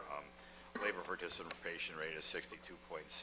And I want to talk a little bit more about these entitlements, because in the last decade, means tested spending has gone up from about 670 billion to 740 billion. So more than doubled. When you look at so many of these programs, it's like they were designed by politicians who intentionally either wanted to keep people out of the labor force or not making a lot of money. And I want you to comment a little bit on whether, say, if we did something about low-income housing, where we kind of give people almost free housing as long as you don't work, or the earned income tax credit, where we punish people if they make more than $19,000 a year. Do you think we could begin to lift these numbers up, lift up the GDP, as well as lift up our tax collections, if we would get rid of some of these programs and free people from the incentives not to work? I mean, in my district, my employers, again and again, I feel, Glenn, it's tough competition out there to find workers, and the toughest competition I'm getting is from the federal government that is paying people not to work for me. Could you comment on what would happen if we'd scale back some of these programs? Well, sure. Obviously, we need some specifics to actually do a real score and do it carefully. And of course, repealing some of these programs would have some other effects that you might want to consider. But we do a number of things that, and we make a point of pointing it out occasionally, which are implicit taxes on working. That if people work more and earn more, they lose benefits, or if they begin to work, they lose benefits. So that is part of our calculation. When we look at something, we look and see what impact it has on the supply of labor, willingness of people to work, and that's a consideration. Could you easily come up with a hypothetical in which people, say if they work and make another $10,000, lose $10,000 in benefits between their Pell Grants and their Earned Income Tax Credit and their food stamps and their low-income housing? Right. Well, I mean, those are all reasonable versions of that. For example, we've been talking a little bit about the ACA. That's part of the issue about the ACA. That decline in the labor supply is essentially an implicit tax on working, where you lose your health benefits. Right, and it's not just a decline in the labor supply. I think a lot of these programs will encourage you to work, but not very hard. Mm-hmm. You know, the Earned Income Tax Credit was clearly designed to discourage somebody from making more than $20,000 a year, right? I mean, that was what it was designed, appears what it was designed to do. There are various different cliffs in the Affordable Care Act. I was in a different hearing yesterday in which the accountant talked about people holding down their income to get the subsidy. So in other words, the Affordable Care Act was, again, designed by somebody who wanted to discourage Americans from working hard. Correct? Well, I don't know that was a reason for it, but certainly looking at the possible side effects of programs, that what effects they may have on incentives is an important part of any public policy analysis, I think. You think we could do both a great step towards reducing things on the spending side and getting a big increase on income collection if we pared back some of these programs and allowed people to work? When, you know, you run into people back in the district who have stories. Sometimes you don't talk to these people, but you talk to their parents, you talk to their siblings, and they'll tell you, you know, my brother, my sister, my daughter, they're not working because of the benefits. Do you think we could make a big step towards balancing the budget if we pared some of these things back? It would undoubtedly have an impact. I don't know that it would get us towards balancing the budget because this is such a big problem, but that could have some significant impact if one looked at some of the programs and worried about the incentives. Well, means-tested spending, according to what I have here, went up about $370 billion over the last 10 years. I mean, that by itself would be almost halfway towards balancing our budget. And you turn around and look at the huge degree in which we discourage people from working, and all of a sudden you get that income tax coming in. I suppose you'd just be afraid to take a ballpark estimate on what would happen if... Well, that's right, and there's an element, too, of a one-time change, and then part of what we're looking for is the more permanent change, what happens to not just the labor supply, but the growth of the labor supply going forward. Well, thanks for coming over here. It's enjoyable listening to you. The gentleman's time has expired. As we conclude today, I just want to clip off a few things to help us recognize what a situation we are in this country right now and how desperate we are to change the current trajectory that we're on. And so let me just clip off a few reminders. Real GDP grew only by 1.6% last year, a 5-year low and half the long-term average growth rate in this U.S. Since the recession ended in 2009, the economy has grown by an average of 2.1%, making this the weakest economic recovery of the modern era. The headline on unemployment rate has declined sharply in the recent years and currently stands at 4.7%. That all sounds good. But the other aspects of the labor market remain weak. The broader unemployment rate, which includes those working part-time because they can't find full-time work, and discouraged workers who have stopped looking for work, is 9.2%, nearly double the headline rate. The labor workforce participation rate, which I continue to remind people in my district as they hear the low rate that is on the unemployment rate, that really is the rate that matters. 62.7%. That means of able-bodied workers, only 62% of them are actually employed in a full-time employment. Close to a 40-year low, and CBO expects this rate to continue to decline in the future. CBO maintains that the Affordable Care Act is contributing to this decline by reducing the overall labor supply in the economy. The average hourly earnings have increased by about 2.5% over the latest year, but that is well below the pre-recession level when earnings were growing by about 4% a year. Real median household income is finally on its upswing, but at $56,500 is still $900 or 1.6% below its pre-recession peak in 2007. So as we can see by all of these statistics and these numbers, this is affecting our economy, and more importantly, this is affecting the people of this country. So thank you, Mr. Hall, for appearing before us today. Please be advised that members may submit written questions to be answered later in writing. Those questions and answers will be made part of the formal hearing. Any members who wish to submit questions or any extraneous materials for the record may do so within 7 days. Madam Chairman, can I make just a brief comment in response to your comments? Absolutely. In listening to both sides and to Director Hall during this hearing, we heard very few ideas for stimulating growth in the economy or specifics about what we would cut or how we would fix some of the mandatory spending programs. So I think if it would be possible maybe to have another session sometime in the next few months to discuss the actual recommendations that are in the new publication from Director Hall, and then maybe get some other people in here who can talk about how we can actually grow the economy. Because I'm not exactly sure we know how to do that, either side of us. Point well taken, Thank Mr. you. Yarmouth. With that, the committee stands adjourned.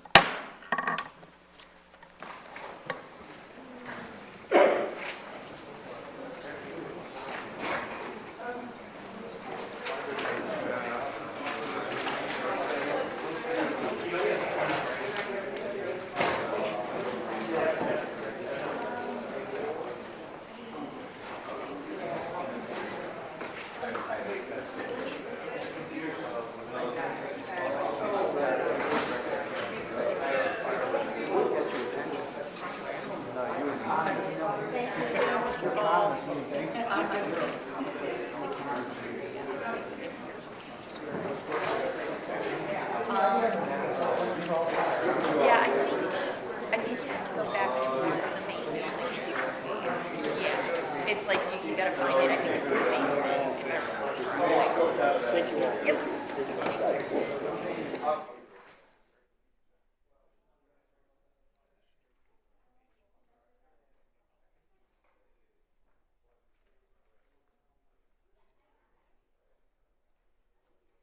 Okay, everyone, that Mulvaney hearing has wrapped up, so looks like we are going to take you to another event, specifically the Sean Spicer press briefing.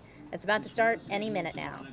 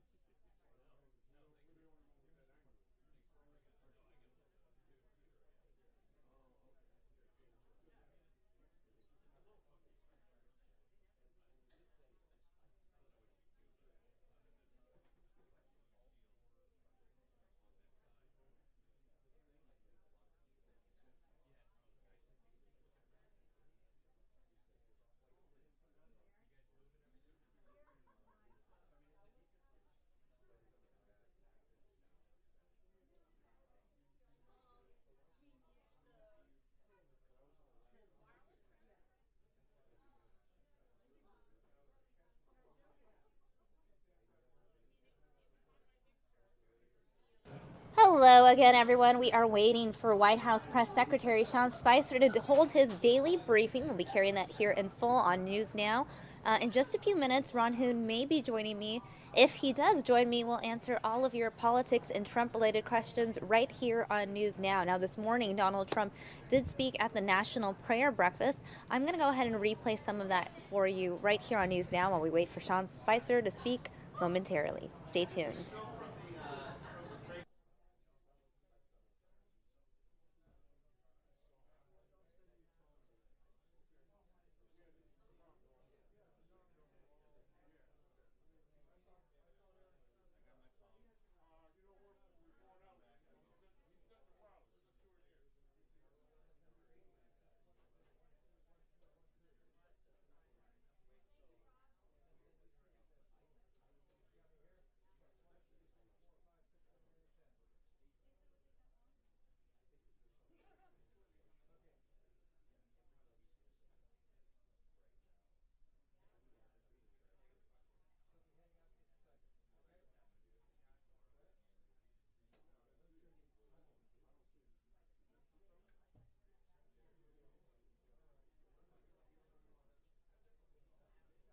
Okay, as promised, I'm going to go ahead and replay part of that National Prayer Breakfast for you in the corner of your screen while we wait for the Sean Spicer press briefing to begin. Donald Trump speaking at the National Prayer Breakfast this morning.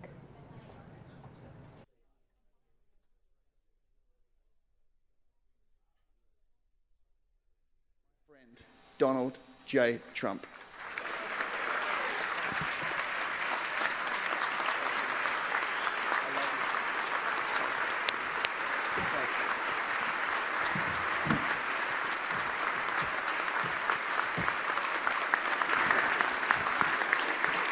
Thank you, Mark. So nice.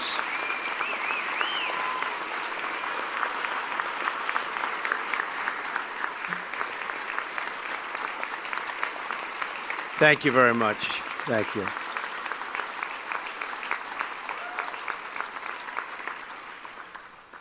Thank you very much. It's a great honor to be here this morning, and so many faith leaders, very, very important people to me from across our magnificent nation, and so many leaders from all across the globe. Today we continue a tradition begun by President Eisenhower some 64 years ago. This gathering is a testament to the power of faith and is one of the great customs of our nation. And I hope to be here 7 more times with you.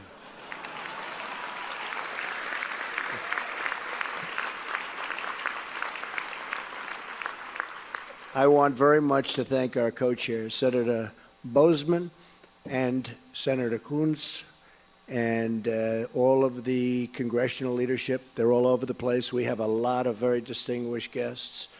And we have one guest who was just sworn in last night, Rex Tillerson, Secretary of State.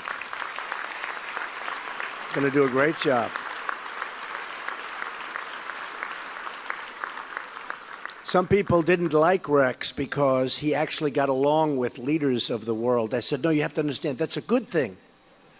That's a good thing, not a bad thing. He's respected all over the world, and I think he's going to go down as one of our great, great secretaries. We appreciate it. Thank you. Thank you, Rex. Thank you as well to Senate Chaplain Barry Black for his moving words, and I don't know, Chaplain, whether or not that's an appointed position. Is that an appointed position? I don't even know if you're a Democrat or if you're a Republican, but I'm appointing you for another year. The hell with it. And I think it's not even my appointment. It's the Senate's appointment, but we'll talk to them. You're very, your son is here. Your job is very, very secure, okay? Thank you, Barry. Appreciate it very much. I also want to thank my great friends, though. Roma. Where's Roma? All right, guys, we're going to continue to show you Trump's speech in the corner, but we also want to show you this video coming in right now. Donald Trump and Mike Pence greeting Harley riders. I'm going to show you that as well. Wonderful introduction. So true.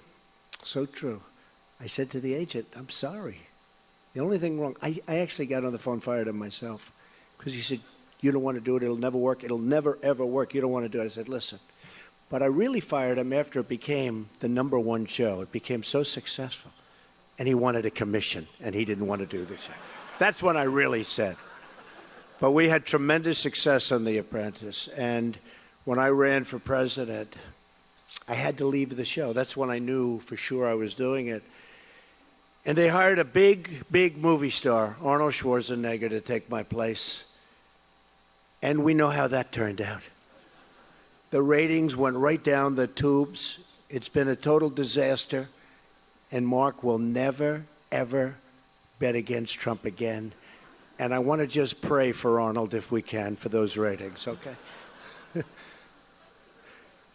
But we've had an amazing life together the last 14, 15 years, and an outstanding man, and thank you very much for introducing me.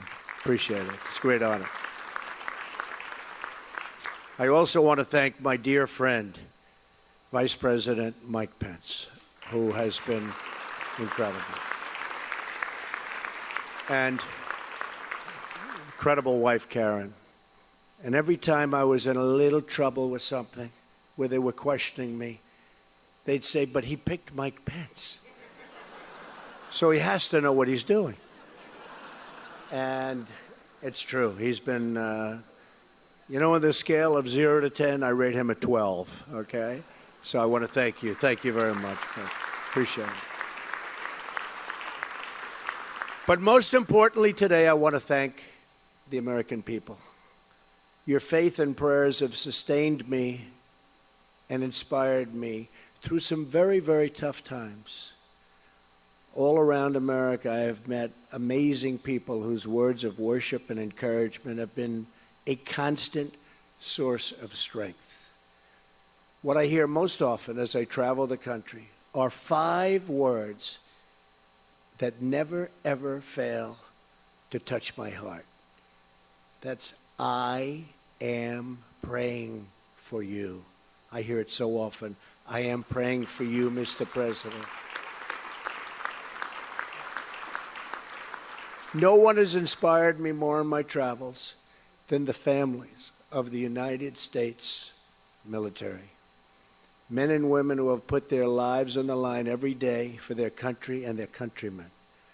I just came back yesterday from Dover Air Force Base to join the family of Chief William Ryan Owens. Again, this is tape playback. Donald Trump meeting Harley riders. We're going to show you that in full. We'll get back to the National Prayer Breakfast speech momentarily.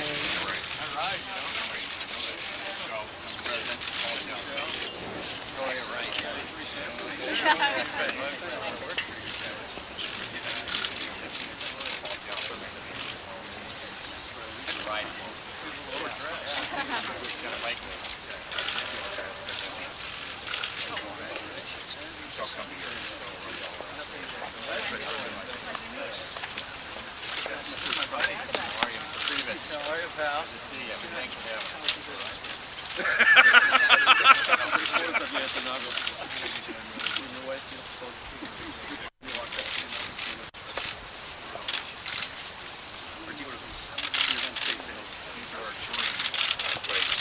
natural soft tail. This has the new powertrain and launched in August.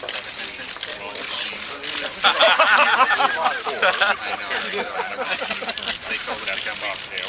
We came in when they told us. Which versions you ride in this one? No, maybe. These are new ones? Hey, Dad. So this is our doing line. Our plan to off the line. Very impressive. Is this a road line? More for touring. Certainly top of the line. This is our that way you put a lot of top of the line in this other model range. This is the one I ride. This right? This one you ride? This electric line? Tank of gas. This is probably what you ride. 250. Yeah, right. And that's a straight slide right there. We don't have road changes. That was the road. Oh, really? And the Terminator in a year out. But we do a lot of different colors. Were you riding here? This one you said. I think I ride this one. Yeah, I really do. Great. Glad you're a rider. Proud of him.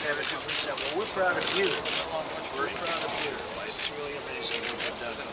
No. It was? It takes work. A lot of talent. Made in America. Harley Davidson. Made in America. Yeah. The bikers in Trump were like safe riding. Unbelievable. They were with me all the way, right? And they love these bikes. They had bikers for Trump. We had thousands of them. And they were Chris Cox and the whole group. They were fantastic. And every one of them voted, I can tell you that. Really? We had about 90% support, right, from the riders? Yeah, we got tremendous support. Well, thank you very much. Yeah, right. It was pretty good. Appreciate it. Thank you. Thank you, everybody. Thank you very much. Thank you very much. Thank you. Good job, George and Jenny. 114 years running. Good luck, President. It's some product. Rolling Thunder. We're going back this way? Rolling Thunder is great. Rolling Thunder. Come every year.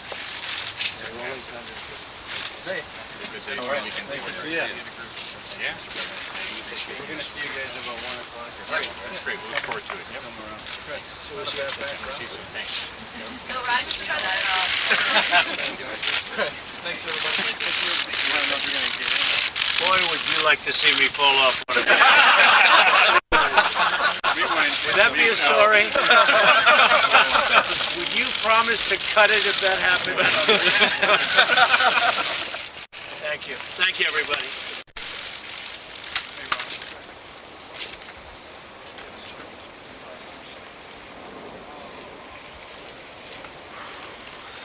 Okay, guys, so that was playback of Donald Trump meeting with some Harley Davidson executives at the White House. Ron here joining me now. Hello, Samia. I feel like I haven't seen you all year. Well, I have been gone since Inauguration Day. You and I had a very eventful Inauguration Day here on News Now. So many people watching our coverage. And then I needed to take a little bit of a break. So that's what I did. Yeah, but you know, I think you were gone too long. I took 2 days. That I would recommend that more. You mean than a Saturday and a Sunday? Right, more than a week and a half. Or actually, it was 2 weeks you were gone. No, week and a half. Yeah, a week and a half. Yeah. Well, anyway, welcome back to the USA. Thank you. I'm happy to be back. I bet you are. I know you were over in London, Italy, and Spain. Samia is amazing in that way. She just like popped over to my desk at the newsroom. Like it feels like it was less than a month ago, and said, "I'm gonna go to Europe. Where should I go?" And you just kind of put it together sort of last minute. Way to Yeah. go. Well, I had my time off, so I figured I should do something with it. Yeah. Okay, so we understand. Are you going to want to take this here in a sec? Looks like Orrin Hatch is going to come out and speak in a second. He said what happened in that committee, or maybe they're going in. I don't know. Anyway, this whole story here about Trump and Harley, although that's really Trump and Pence on the screen. But originally the plan was he was going to, he's doing everything he can to, it's as big a platform as anything he ran on besides the border wall would be jobs. And so he's trying to highlight it. And of course, Harley Davidson is manufactured right here in the USA. He was going to go out to York, Pennsylvania, which has a very unique place in our nation's history. But then he got word that there might be some protest out there, and he didn't want to disrupt work there. So I think, actually, now that I think about it, I think he was maybe going to head more to Milwaukee. Anyway, so Harley, as you know, has a big operation in Pennsylvania and then a big operation in Wisconsin, and they are American made. And so the fact that they finally figured, you know what, we'll just bring the bikers. Look at that shot right there. Right. That's the money shot we've been waiting for. Out of the way. Where you get the you get those Harleys. I had a neighbor who had a Harley once, and man, you could tell every time he came home from work and every time he left to go someplace, because the whole, at least my whole end of the neighborhood could hear him coming and going, because it's got that unique sound, right? Right. Rumble, rumble, rumble. So anyway, it's all part of the push for manufacturing now. Donald Trump, just in the last, I sent a tweet out, it was no more than about an hour ago, had a meeting with key senators to talk about his desire to either scrap NAFTA or change it. I think sometimes people are freaking out that change is coming and it's all happening so fast in so many different areas. But, we said right from the start, he's not a policymaker like a traditional politician. He's a deal maker. So what he's trying to do is lay out his position on trying to make better deals. And then there'll be some give and forth and some back and, some give and take and some back and forth. And eventually, he's pretty confident as a negotiator that he'll be able to put better deals together. Today, I wasn't quite sure if he was joking or if he really meant it, but he said, either we'll scrap NAFTA altogether or we'll rename it NAFTA. You know what the F stands for? And then he paused and looked around and said, free and fair trade. Because we have obviously developed a massive, massive trade deficit with Mexico. So, he's gonna push hard on the negotiations. Where we stand right now, even though people are saying, "Wow, it seems like there's a lot of tension between the U.S. and Mexico," he doesn't want to just ruin relations or end relations between the United States and Mexico, but he's trying to position himself so as to, figure out where they can meet in the middle and create a better deal. So, anyway, that's that. Well, Ron, I appreciate your insight. I know you have to get to a meeting, but That's I'm right. glad I had you on FNN for at least a few minutes. Mhm. It's perfect timing, though, because Sean Spicer just started Oh talking. my gosh, so he's we're going to early take our today. viewers to that press briefing. He's a little late, actually. He's supposed to start at 10. So they're one moving person's it late up. is another Okay. person's early. We'd been getting kind of used to 11 or 11:30, so good for him. I think they just switch it up based on their daily schedule, Sure. Yeah. And those press that go there every day just have to be ready. Okay. Whenever they schedule it. So we're going to take our viewers there now. Sean Spicer, Daily Press Briefing. Let's hear what he has to say. Ron, thanks for joining us. Thanks, Salma. Yeah. Safer, more prosperous, and more secure. It's time to bring a clear-eyed focus to our foreign affairs, and now with Secretary Tillerson at the helm of the State Department, we'll do just that. We'll strengthen our alliances, form new ones, and enhance America's interests throughout the world. Speaking of the President's excellent nominees, praise is pouring in from around the country for his pick for Supreme Court. The Detroit News said Judge Gorsuch is a, quote, legal superstar, an outstanding choice, says the New Hampshire Union leader. The Richmond Dispatch says the initial reaction was to cheer. The South Florida Sun-Sentinel touted his, quote, excellent qualifications. Yesterday, Judge Gorsuch had his first round of meetings on the Hill. Unfortunately, Senate offices aren't in the habit of releasing editorials, but from everything we heard, the judge knocked it out of the park on the Senate as well. The President looks forward to a fair and speedy confirmation process for this exceedingly qualified nominee and jurist. In my last briefing, I read out a list of the senators Judge Gorsuch met with, in addition to the meeting with Majority Leader McConnell, Majority Whip Cornyn, Judiciary Chair Grassley, and Senators Hatch and Gardner. The judge also met with Democrat Senator Joe Manchin of West Virginia. Recently, Senator Manchin expressed his belief that Judge Gorsuch could win enough Democrats to hit 60 votes. I'll agree with the senator there on that one. We have to have a few Trump state Democrats who want to win re-election.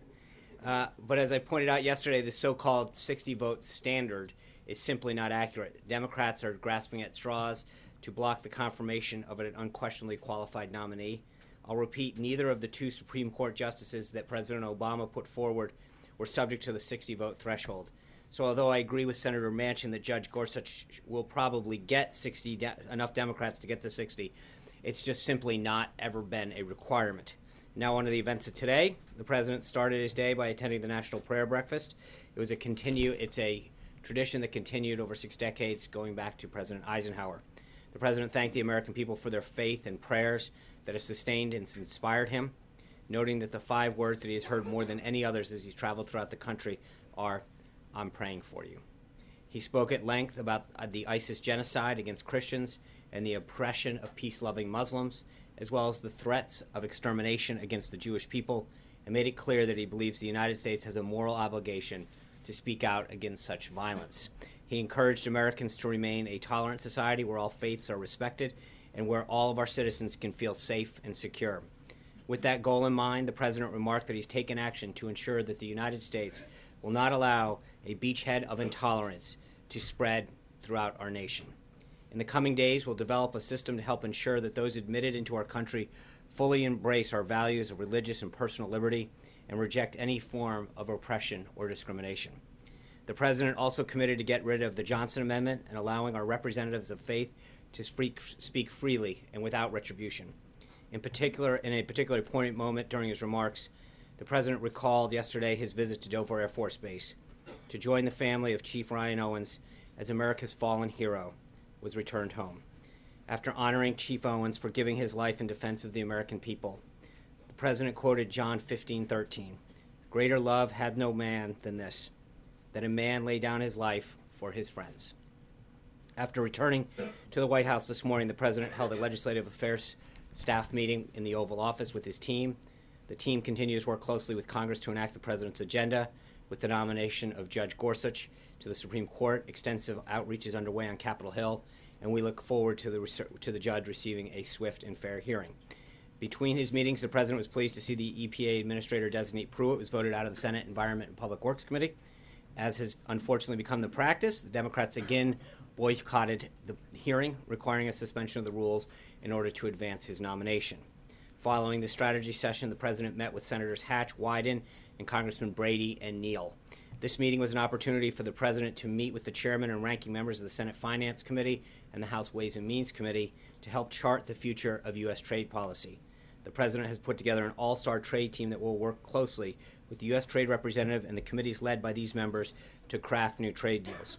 The President has expressed his concern time and again with NAFTA, which he believes is an out-of-date agreement.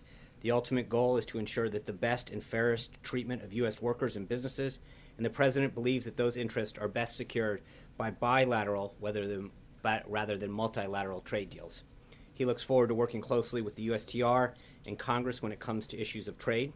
For those of you who weren't outside and just saw the Harleys roll up, it's no surprise that this afternoon the President will host a meeting and listening session with Harley-Davidson executives and union representatives. For a list of those individuals, please contact our office. Harley-Davidson's been an American success story since 1901, when William S. Harley, at age 21, completed the blueprint drawing of an engine designed to fit into a bicycle. In 1903, Harley-Davidson began building motorcycles in the United States, and today the company has approximately 6,000 employees and $6 billion in annual revenue. The company's global headquarters is located in Milwaukee, Wisconsin, which may have had something to do with them getting in so quickly. There's a certain staffer. Today, the President will welcome to the White House the latest generation of Harley-Davidson executives to discuss how to make it easier for businesses to create more jobs and factories in the United States. Beyond the company executives, representatives from the machinist and steelworkers unions will also be in attendance. Their motorcycles have carried our American service members in war. They carry our police officers. They keep us safe. They carry the Secret Service as they protect our presidents. And they bring joy to millions of Americans throughout the world. And others throughout the world, rather. The President's looking forward to hosting these leaders from one of America's truly great entrepreneurial success stories. The American worker built this country, and the President is focused on restoring a government that puts their interests first. A few administrative notes. The National Security Advisor, Mike Flynn, today announced additions to the NSC senior staff. David Cattler will be a Deputy Assistant to the President for Regional Affairs.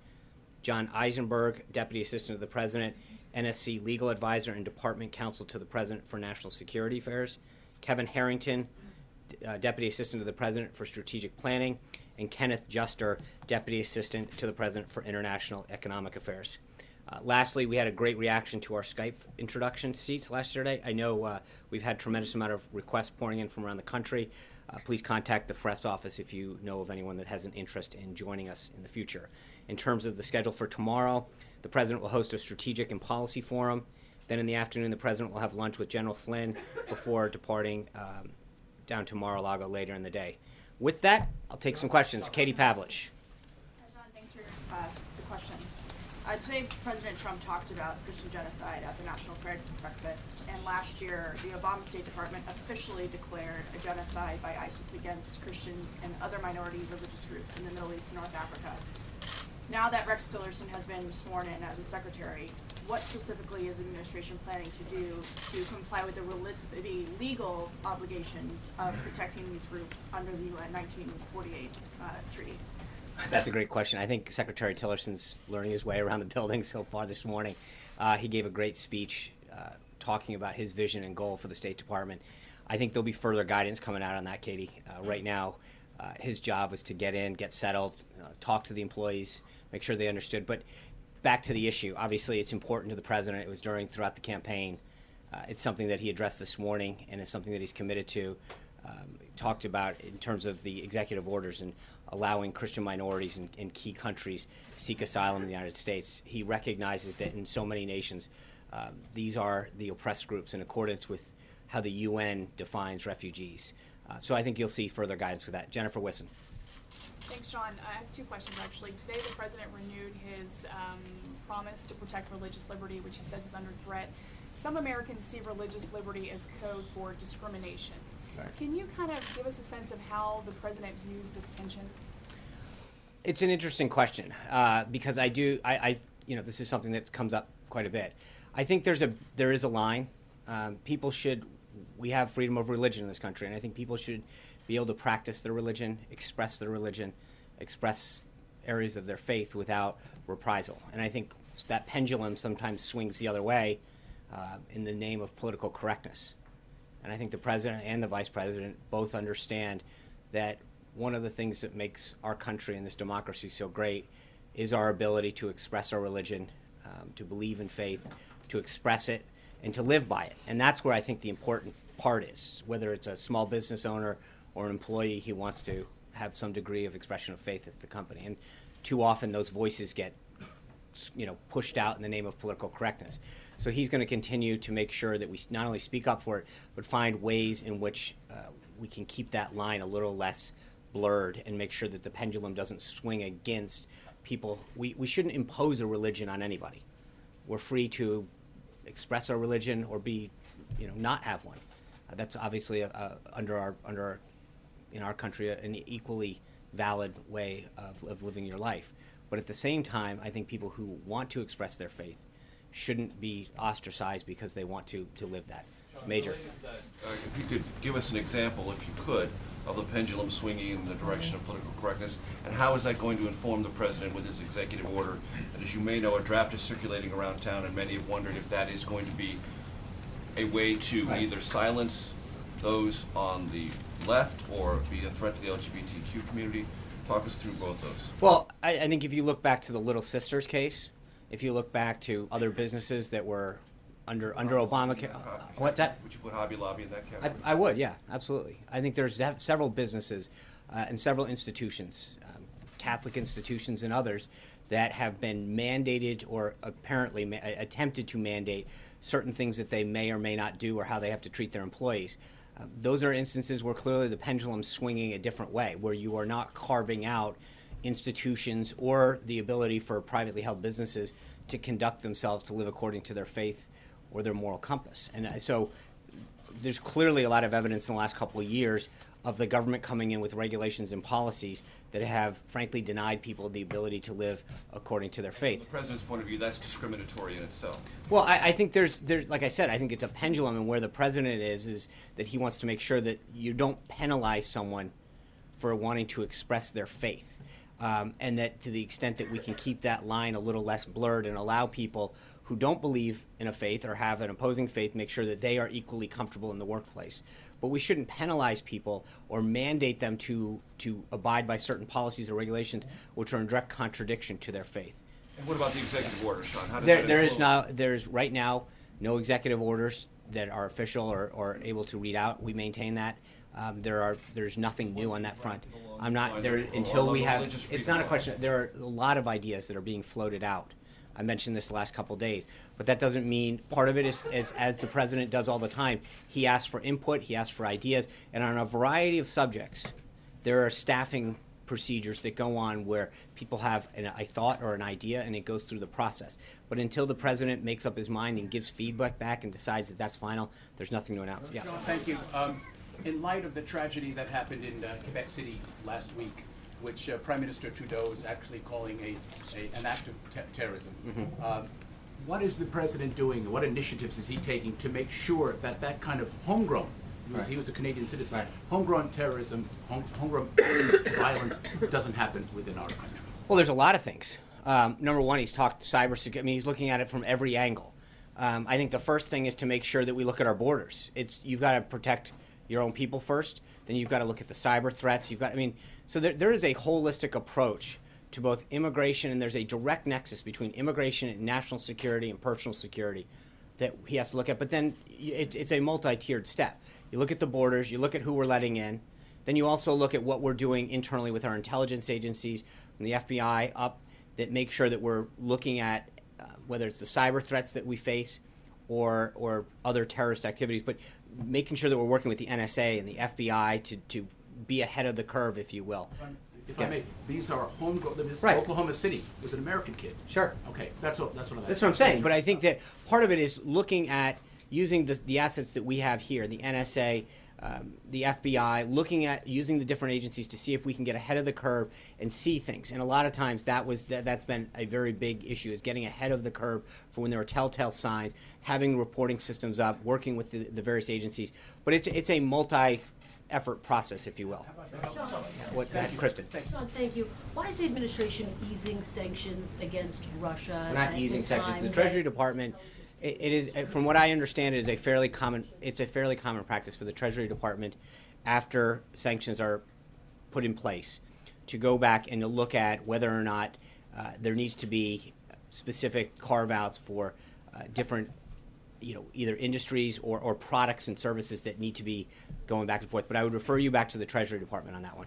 Sean, hold on, Sean. The language on the Treasury Department website suggests that you are, in fact, easing sanctions. It authorizes certain transactions with the Federal Security Service. Does that not suggest a shift? No, it doesn't. From what It is, from what I understand, a regular course of action that Treasury does quite often when there are sanctions imposed. But I would refer you back to the Treasury Department. Yes. Comment on the call with Australia? What's that?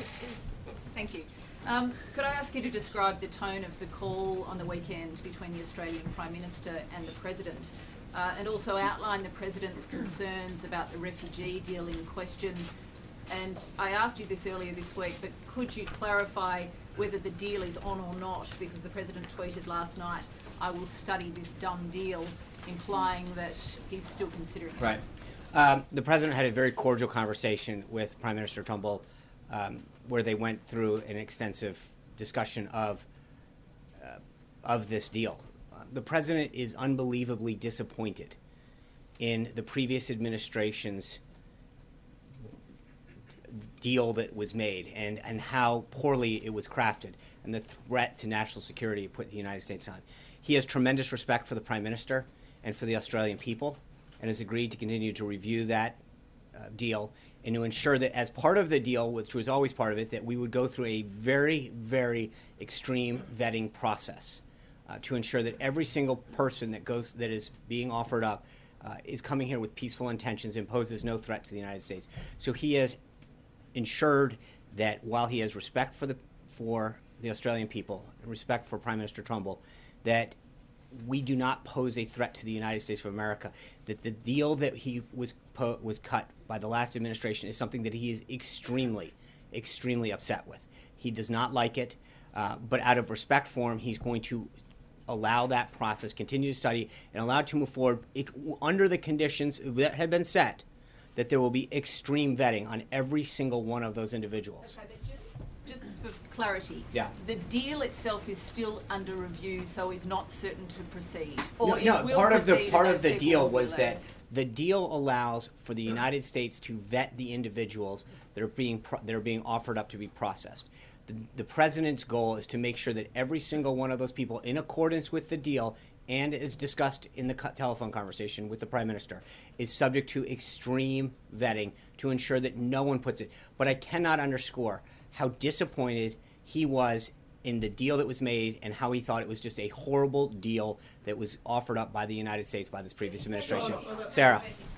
The President and his national security advisor have been clear that the administration wants to put Iran on notice, but they haven't specified what that is. What options are on the table, and are there any options like military action that might be off the table at this point? So I think General Flynn was really clear yesterday that Iran has violated the joint resolution, that Iran's additional hostile actions that it took against our Navy vessel are ones that we are very clear are not going to sit by and take. I think that we will have further updates for you on those additional actions, but clearly we wanted to make sure that Iran understood that they are on notice. This is not going unresponded to. John. Thank you very much. I'm sorry. Yes. Sorry. Thank you. Sorry. Yes. They thought it was American, but it's a Saudi. Right. That's right. John. Sorry. Thank you, John. Sean.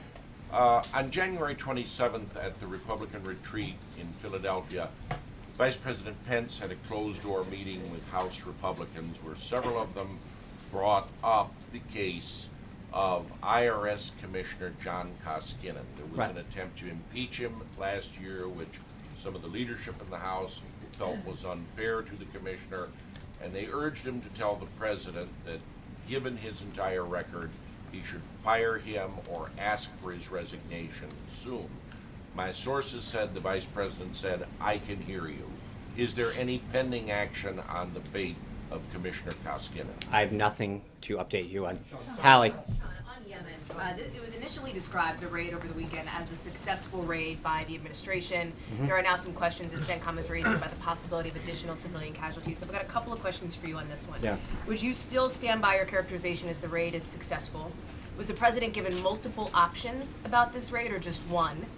And were there consultations with the prior administration's national security officials, military officials about the raid moving forward? Thank you. Actually, I'd like to just walk through that. I appreciate you bringing this up. There is let's go through the tick-tock on that raid. On November 7th, CENTCOM submitted the plan to DOD. Clearly, that was under the last administration. Legal teams were involved immediately when it was submitted to DOD. On December 19th, the plan was approved by the Department of Defense and recommended that it be moved ahead. It was sent then to the National Security Council staff here in the White House. Again, this all happened under the previous administration. On January 6th, there was an interagency deputies meeting. The deputies recommended at that time that they go ahead. It was so easily approved, it was sent straight up. The conclusion was at that time to hold for what they called a moonless night, which by calendar wouldn't occur until then President-elect Trump was President Trump. On January 24th, shortly after taking office, Secretary of Defense, then Mattis, read the memo, resent it back up to the White House, conveying his support. On the 25th of January, the President was briefed by General Flynn on Secretary Mattis's recommendation and the status of the operation, or potential operation. The President asked to see Secretary Mattis and Joint Chiefs of Staff Dunford. He then, on that evening, had a dinner meeting, which included the President, the Vice President, Secretary Mattis, Chairman Dunford, Chief of Staff Priebus, Jared Kushner, Chief Strategist Bannon, General Kellogg, General Flynn, and CIA Director Pompeo, where the operation was laid out in great extent. The indication at that time was to go ahead. On Friday, the 26th in the morning, the Deputies Committee met again. It was not a necessary step because they had previously recommended, and also reaffirmed their support for that. On January 26th, the President signed the memo authorizing the action. So it was not only was it a very, very thought out process by this administration, it had started back in November 7th in terms of clearly well before that, but it was a move forward by CENTCOM on November 7th. This was a very, very well thought out and executed effort. Where was the President the night of the raid? How did he learn about Chief Owens' death? And do you still stand by your characterization that it was successful? The President was here in the residence. He was kept in touch with his national security staff. Secretary Mattis and others had kept him updated on both the raid and the death of Chief Owens, as well as the 4 other individuals that were injured. So he was kept apprised of the situation throughout the evening. And again, I think I would go back to what I said yesterday. It's hard to ever call something a complete success when you have the loss of life or people injured. But I think when you look at the totality of what was gained to prevent the future loss of life here in America, and against our people and our institutions, and probably throughout the world in terms of what some of these individuals could have done, I think it is a successful operation by all standards. It is, and again, I want to reiterate, it is tough to ever use the word success when you know that somebody has lost their life. But when you go back and look at an individual that dedicated their life to serving this country and went over and over and over again, knowing that this was not only the risk that he took, but wanted to do it because he knew the threat that these kind of individuals pose to our country and to our people. That's while not a success that you lost him, you know that he died in sacrifice for someone else here in this nation. Hunter Walker. Thank you, Sean. I've seen some criticism of the President's remarks at the prayer breakfast this morning. Can you shed any light on why he thought that was a good venue to mock The Apprentice for its ratings?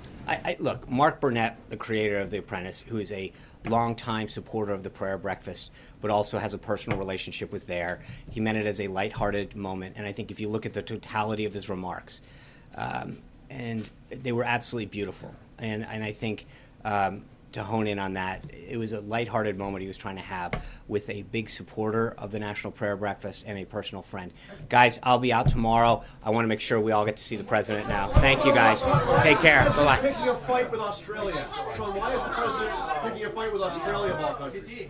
Yes, I need the pool over here, please.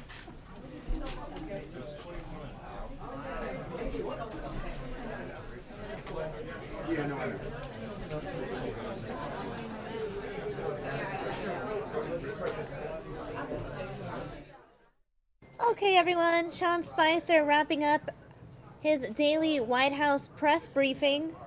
We're going to take you now in another direction. Not politics, but sports and entertainment. We have Luke Bryan holding a press conference regarding this weekend's Super Bowl. Country singer Luke Bryan. I mean, everything about my memories of playing in Boston and Gillette have been amazing. Yeah, that was a fun.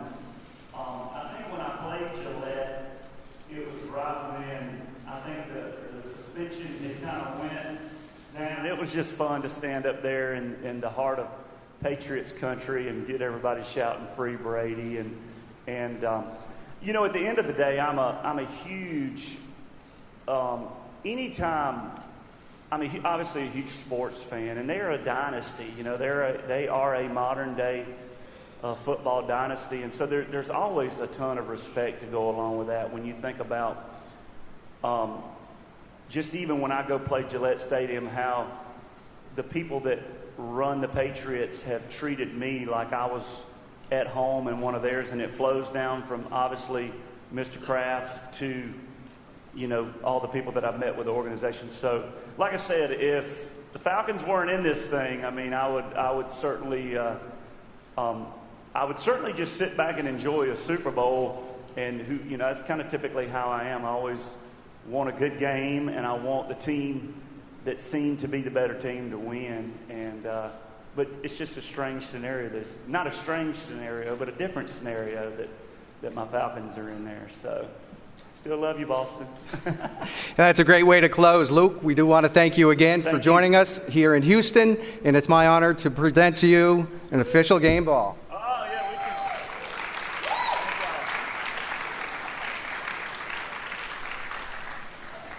I got some cameras going. How do I look? That's not bad. You look like Tom Brady. Very nice.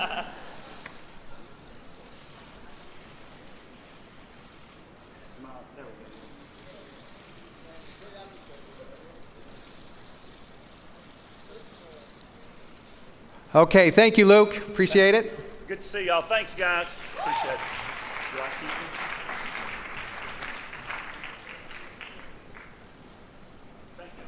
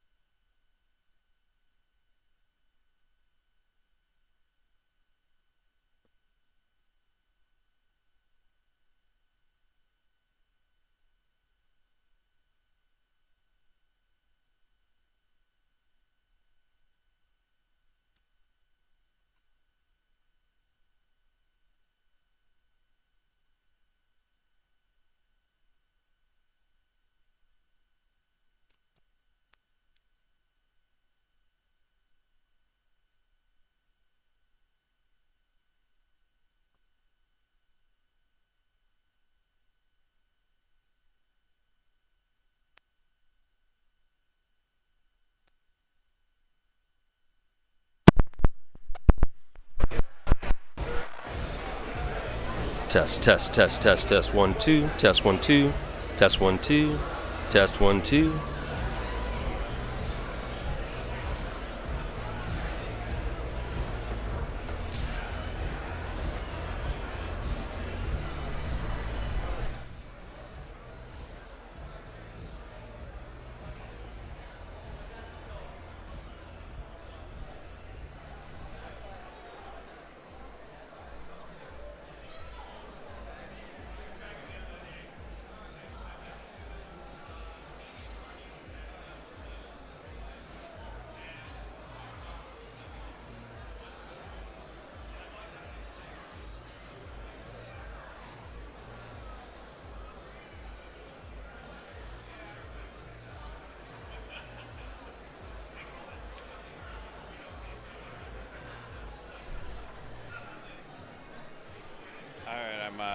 Scratching the left right now.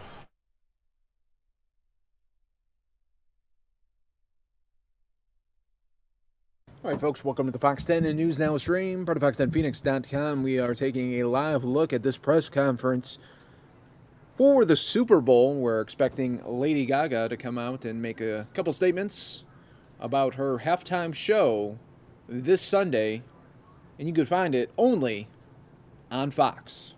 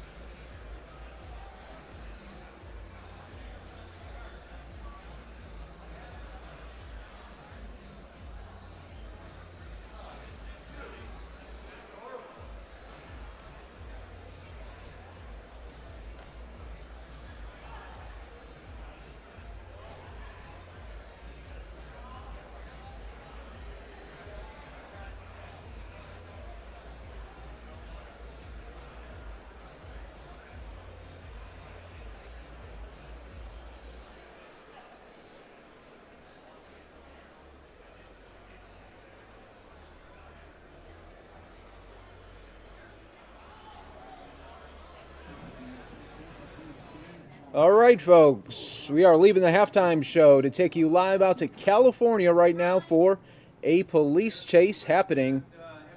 Santa Fe Springs, California. We are looking at, obviously, the white car being chased right now. You're watching the Fox 10 and News Now stream, part of Fox10Phoenix.com.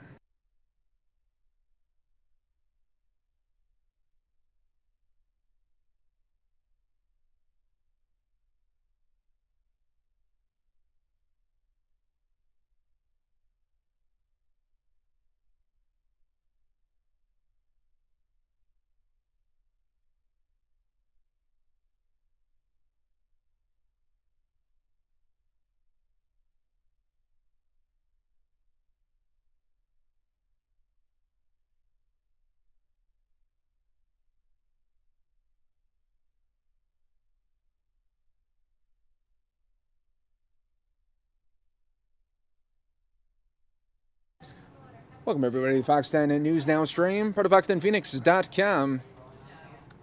We are in a breaking news alert for you right now. We appreciate everybody watching live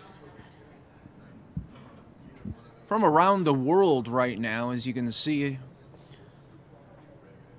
cars reaching some high rate of speed. So what we're going to say is viewer discretion is advised. You know, you just don't know how these things could end, and we don't want you to be watching something that may frighten you a little bit later on in the stream if it unfortunately goes that direction. But we're hoping that this chase will end in a peaceful manner and that no innocent people are hurt there on the roadways. There are so many times with these police chases,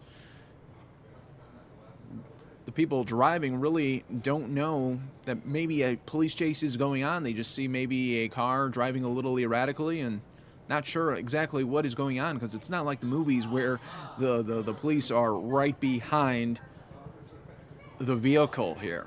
A lot of the times the police give some distance because they know already that this suspect is in a wild card situation and they don't know exactly what this person will do. They don't want to scare them any more than they already are and do something very erratic that could potentially hurt innocent people there on the roadways. So you're watching live right now, everybody, and thanks to everyone watching on Fox 10 Phoenix Facebook Live as well. We continue to provide you with breaking news updates from around the country. This is happening in LA County, just southwest of downtown LA right now, and we are watching this very closely as this white vehicle is going in and out of lanes, driving very erratically. We'll see how this all shapes up. We don't know the reason why the suspect is on the run, but you can see he's encountering some traffic right now and is trying to zigzag in and out. Oh, here we go. Just now the police are very close behind.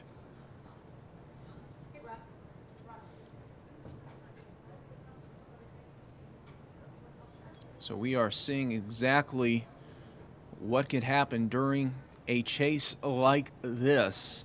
Police trying their best to stop the suspect now before things could get potentially out of hand.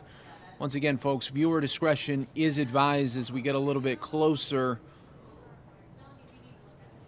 maybe to a possible end. You just don't know how they are going to end. You don't know if it's going to be a shootout or if the suspect will just end it peacefully and go quietly with an arrest. But you just don't know at this moment.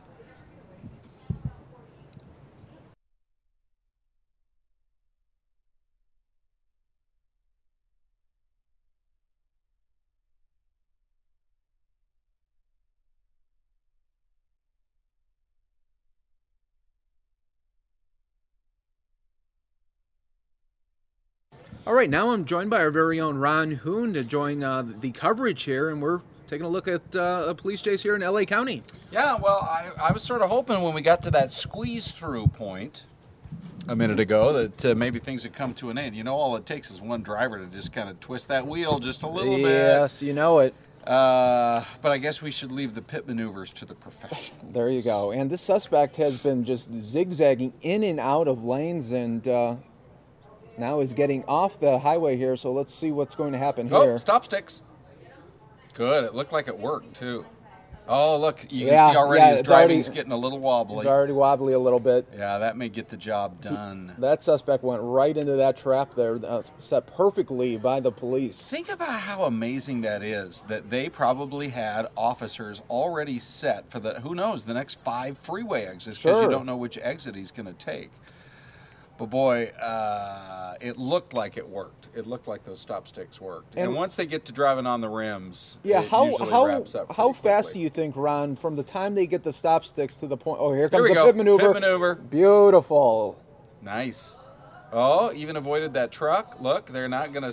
They're gonna go ahead. And Okay, viewer discretion is advised, folks. We just don't know what the suspect might do here. Yep.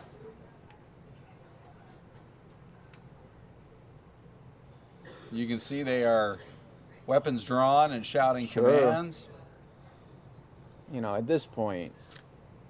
I don't know what it is about Southern California why we see them there so often. I know. There the door flings open. Okay. The guy finally realizes it. Yeah, I can't go anywhere now. And hands are up. We don't know the reason why the suspect was on the run in the first place here, but those details will come out later. Yep. Yeah, looks like he's fully compliant. There we go.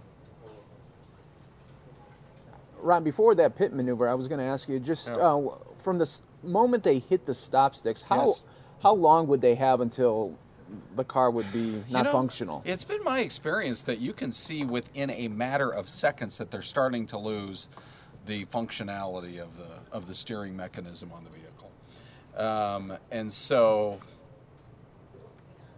generally, I wouldn't even think you could last 5 minutes, Yeah.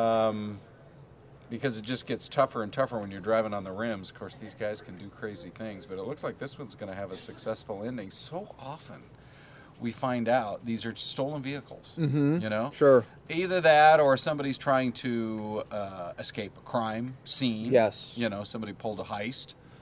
Or, they didn't want to get pulled over because there was a warrant out for their arrest or something along those lines. It all started with a traffic stop. So generally, it's one of those three, and it looks like in this case, all's well that ends well as they're getting that guy back in the back of the squad car. Yeah, great job by the police. I just can't imagine, they're already dealing with a suspect that is a known wild card situation where, if they're going to steal something, what else are they going to do? It's just that's scary for the police. They don't know what this person's going to do once they walk out of that car. Think about the pressure our officers are under nowadays, Mm-hmm. right?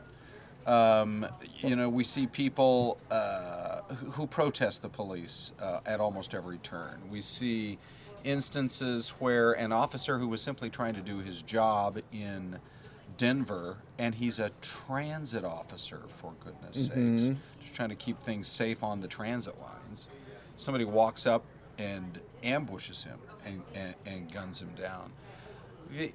Every officer that I've ever known, they put that uniform on every day knowing full well the risks they face, and in an increasingly violent world, and yet they do it because they really are dedicated to the whole proposition that you are there to, it's you that keeps the community safe. Absolutely. And so this is a situation when those tense moments, and you're first you're doing the pit maneuver. You don't know at that point when you're doing the pit maneuver, is the guy armed? Yes.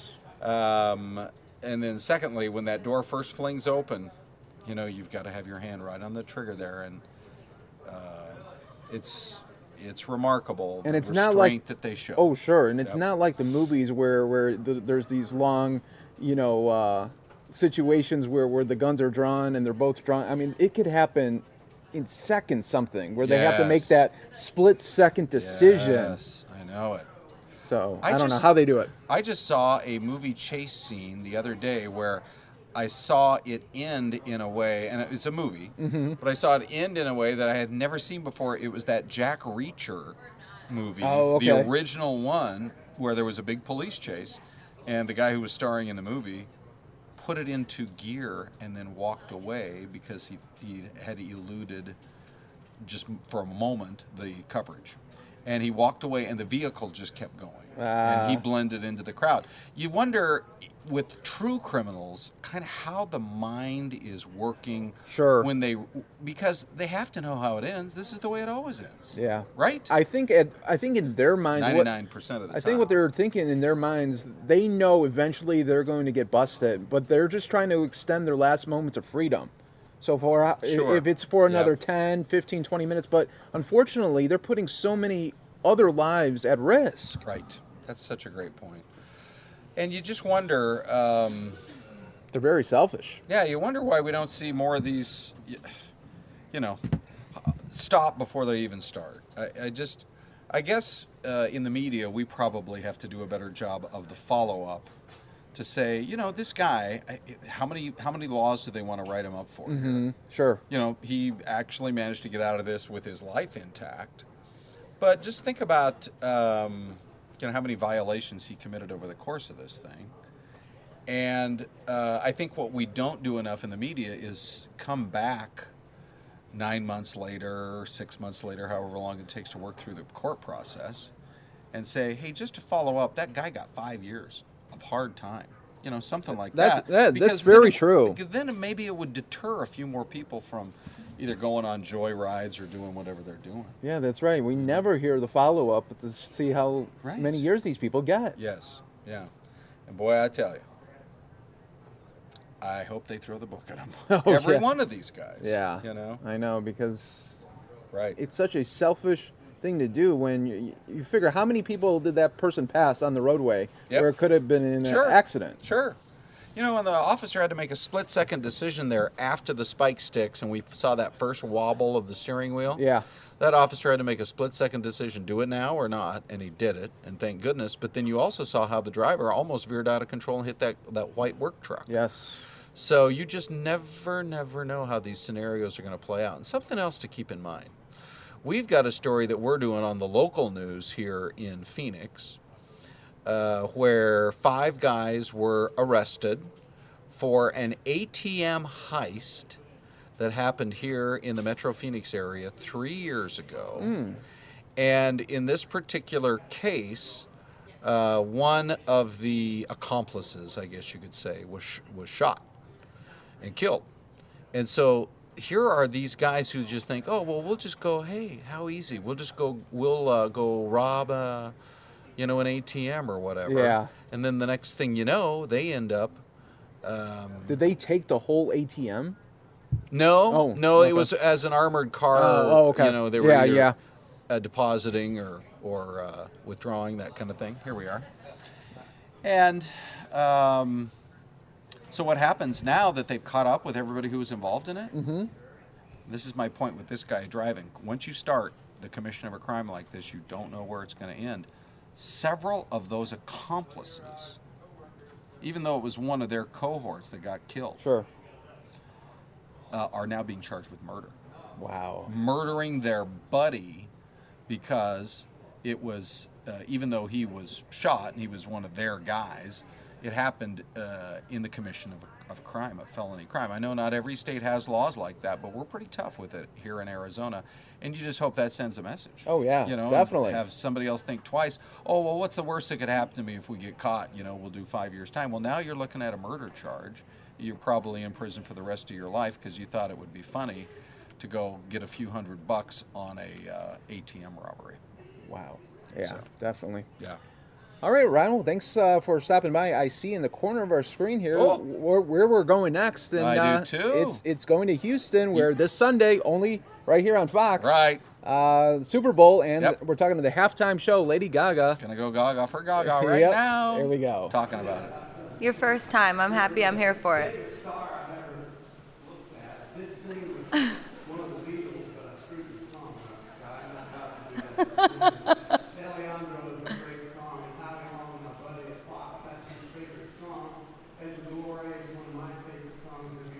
Thank you. And I'm just curious, will these two songs make it on the set? I don't want to give away what songs I'm singing for the halftime show because I feel like it's going to ruin the surprise. But we went through my whole career and chose songs that I hope that both the football fans and the people that are just tuning in for the halftime show will enjoy. And, I got to tell you, this is a big, big win for me with my grandma right now because half of my family are massive Steelers fans, and she is wigging out on the couch right now watching this.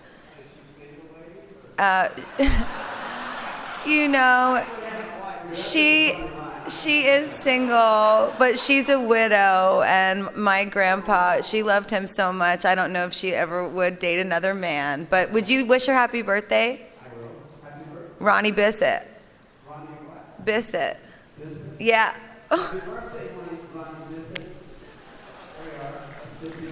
My mom. It's just...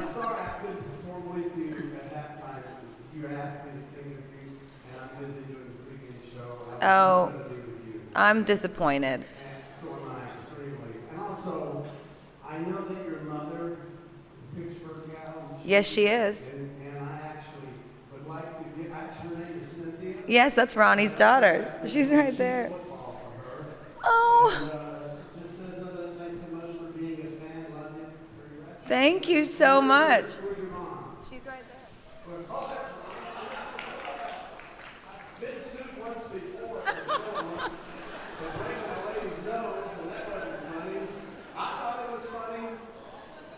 You know, my mom was head cheerleader at her college, and she is trying really hard not to squeal right now. Thank you so much. You're so sweet. Thank you.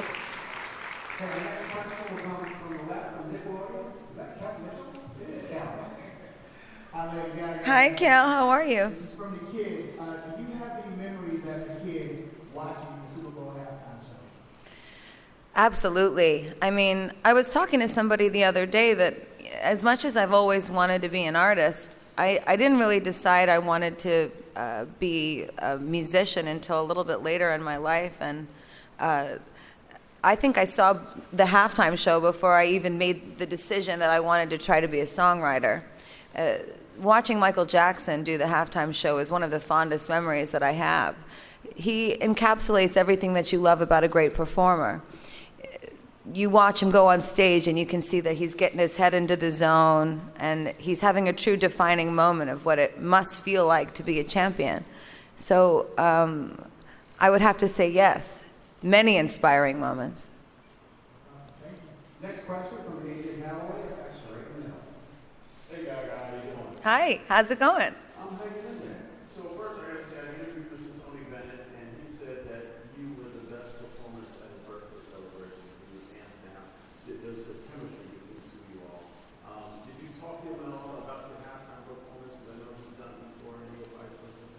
You know, I did talk to Tony, and Tony always encourages me to just tell the story of the songs and to stay grounded in, you know, my craft and who I am as an artist. And he's just wonderful.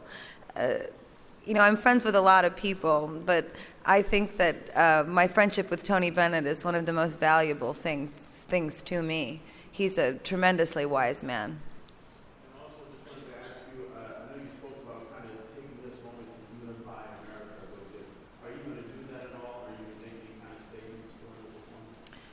Well, I don't know if I will succeed in unifying America. You'll have to ask America when it's over. But the only statements that I'll be making during the halftime show are the ones that I have been consistently making throughout my career. I believe in a passion for inclusion. I believe in the spirit of equality and the spirit of this country as one of love and compassion and kindness. So my performance will uphold those philosophies. Now, we're very happy to be able to have someone who we watched this summer. We gathered around. We had some hot dog corn. We have from Inside Edition gold medalist Simone Biles has a question. Hi, Simone. Hi, how are you? How are you? Okay. I'm well, thank you. So in gymnastics, we used to high fly acts. Can you give us an insight of what you're going to be doing if you're going to be hanging from the ceiling? You know, I don't want to give that away. I want to keep as much of the show to surprise as possible, but I will say that it is a tremendously athletic show, and it's something that we really talked about when we were creating the halftime experience. I mentioned that I thought it was important for us to consider, you know, high adrenaline. When you're watching football, you're watching guys crash into each other, you're watching some real strategizing happening. It's a pretty intense situation, and I didn't want the halftime show to take a dip. So it's going to be a good time. So from an Olympic gymnast, do you need any pointers? Yes. Just to make sure you have fun and squeeze your body with your flag in the air and just remember all the memories. Thank you. I need to have you there on the side of the field before we start. And also, I just wanted to say I love all of the work that you do with foster children. It's really amazing. You're an inspiration. Thank you, Simone. Our next question is Scott Evans from Actors Hollywood. How are you, Gaga? Hi. Oh, I can barely see you. So now you told us that not to read into the heat too much. We're in Houston.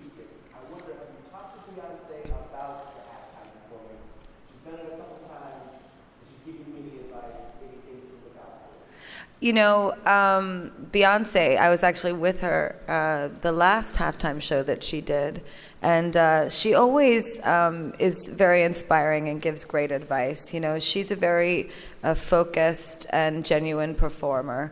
I have sent her flowers since I've heard of her amazing new news on the way. So I'm excited about her new child, and I'm going to be taking the spirit of many performers with me on that stage when I go up there. I'm grateful to have wonderful women in this business that are supportive of me.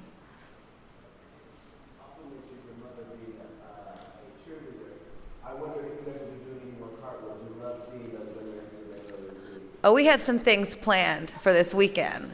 I feel like we need to really up the ante on the Instagram videos. Me and Mom do good ones together. That was such a fun moment, you know. We went onto the field for the first time.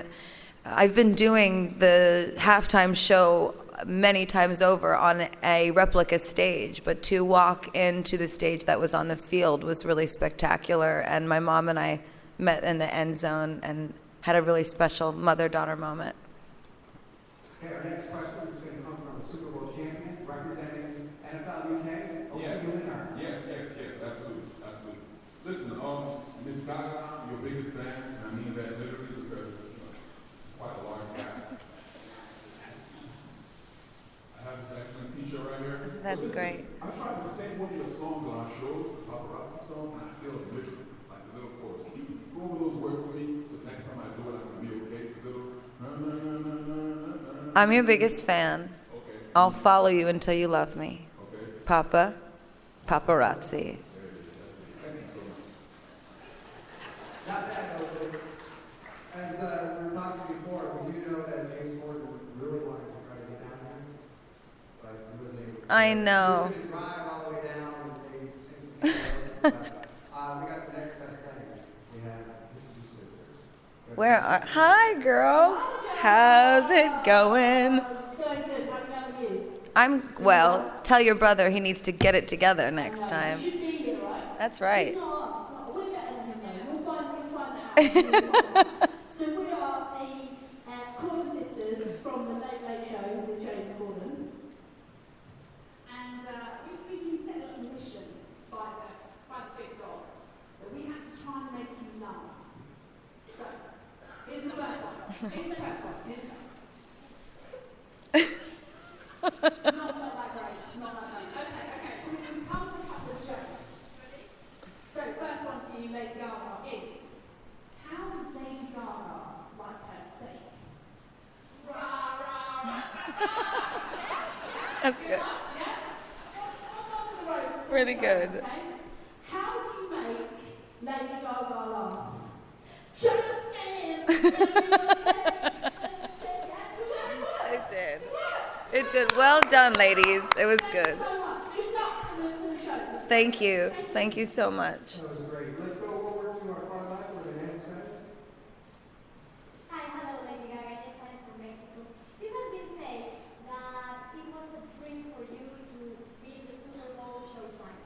But can you say, and we say, that you are going to dedicate your show to all of those who dream bigger in this country and who while reach the sustainable goals?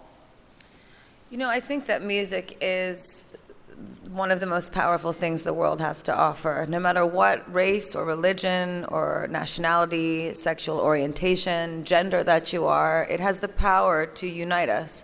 So this performance is for everyone. I want to, more than anything, create a moment that everybody that's watching will never forget, not for me, but for themselves. That's what I remember about great Super Bowl performances in the past, when you really get lost in the moment with your family. The next question will come from the Atlanta Journal-Constitution, the Orlando Letter.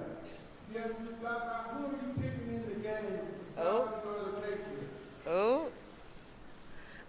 You know, I actually am going to keep that one to myself for a variety of reasons, not just you guys, but I have a big family and they're all coming and it's going to be an argument, I think, if I give that away too soon. But I'm gonna write it down and put it in my shoe. I'll let you know. After the halftime show, I'll reveal my pick. How about that? Okay, up next will be Miriam from E! News. Hi, how are you?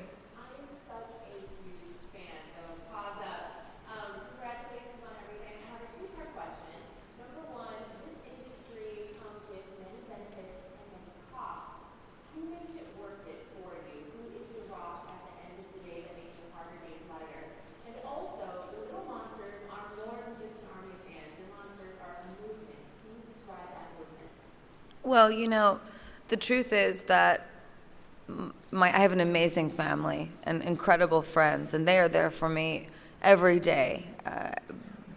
But additionally to them, when I am working on different projects, and I have my up and my down days, as everybody does in their lives, it is really my fans that are the reason that I do all of this. They have a tremendous spirit and an outlook on the world, on its ability to change, on its power.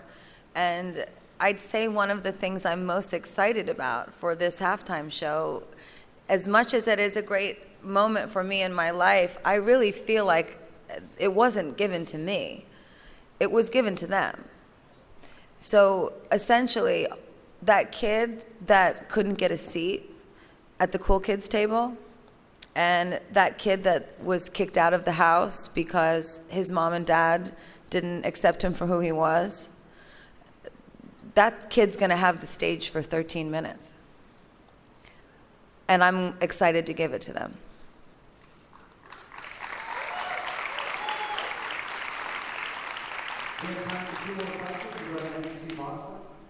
Hi, Lady Gaga. Susan Tran from NBC Boston. How are you? Hello, Susan. Hello.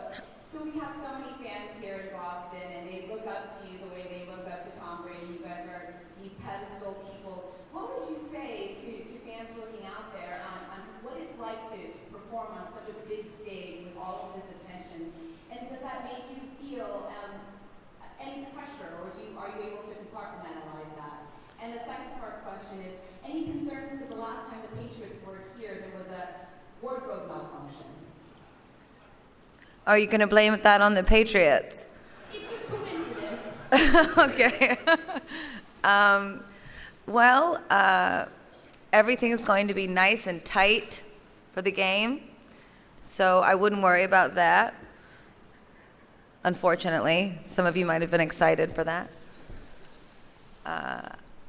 I am going to have to say that the preparation for this show is the show business version of the athlete. We have our own set of criteria that we go through. Myself and my dancers have been training for months on this. For 2 months, we dedicated our time to creating the story of the show, creating the musical score, and then we created the set, what it would look like. Then we choreographed the actual dance routine, and then we choreographed the pyrotechnics. Additionally to all of that, we go through an extensive amount of training so that I can sing and dance at the same time for the show for 13 minutes. What I would say is that what you're watching at the halftime show, it's not easy. And I say that because I want young people at home that are watching, when they see it, if you have a dream to be something big, you should go for it. But you got to give it everything you got. You got to wake up and you got to eat it, breathe it, see it every second of the day. And if you do that, you might be lucky enough one day to wake up and be playing the halftime show.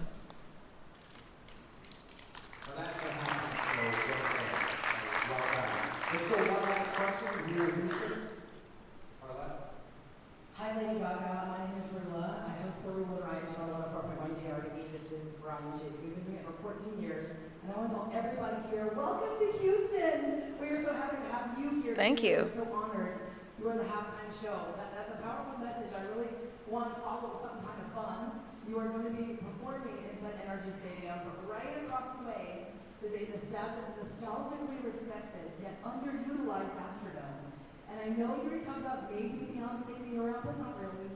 And you've already talked about maybe not dropping from the ceiling. We thought maybe you might want to repel from the dome into NRG or any contracts like that maybe planned. I'm sticking with my same answer, that I'm not going to tell you what I'm going to do. And you're going to have to wait. I will tell you that there will be no meat dress there. Yeah, so don't wait for that. And, you know, get excited to see something that you haven't seen before. I mean, we've put everything that we could into this show. And we did it for you because we love you. We really do. We love this country, and we know they'll be watching. Thank you so much. Can't wait. We can't wait either. Lady Gaga, thank you so much for being here today. Thank you. I'd like to say a thank you to Brian and a thank you to Pepsi Zero Sugar for supporting me for this halftime show, and also a big thank you to everyone at the NFL. We love you.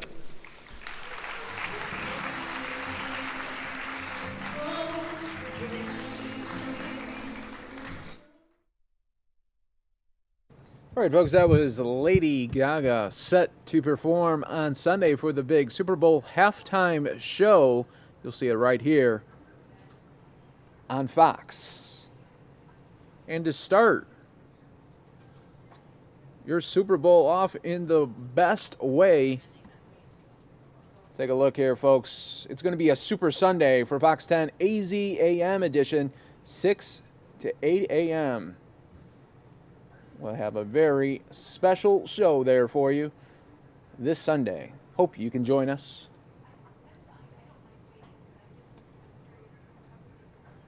And then when the Super Bowl wraps up, stay and watch 24 Legacy starting at 8:30 Arizona time, and then stay for Fox 10 News after 24 Legacy. You're watching the Fox 10 News Now stream, part of Fox10Phoenix.com. Let's take you now to the White House, where President Trump met with Harley-Davidson executives.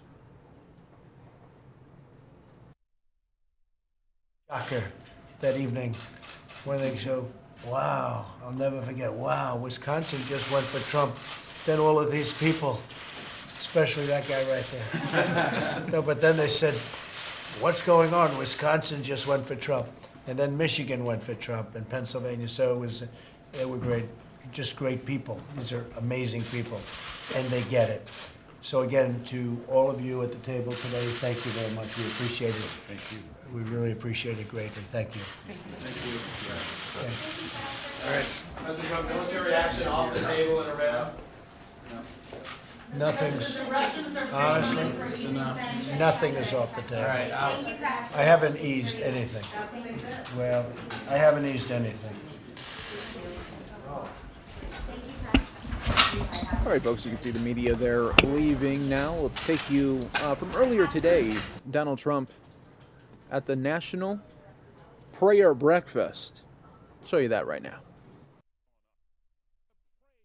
God's hand will be on our president. I was talking with the vice president backstage, and I said, I'm praying that the hand of God will be on you.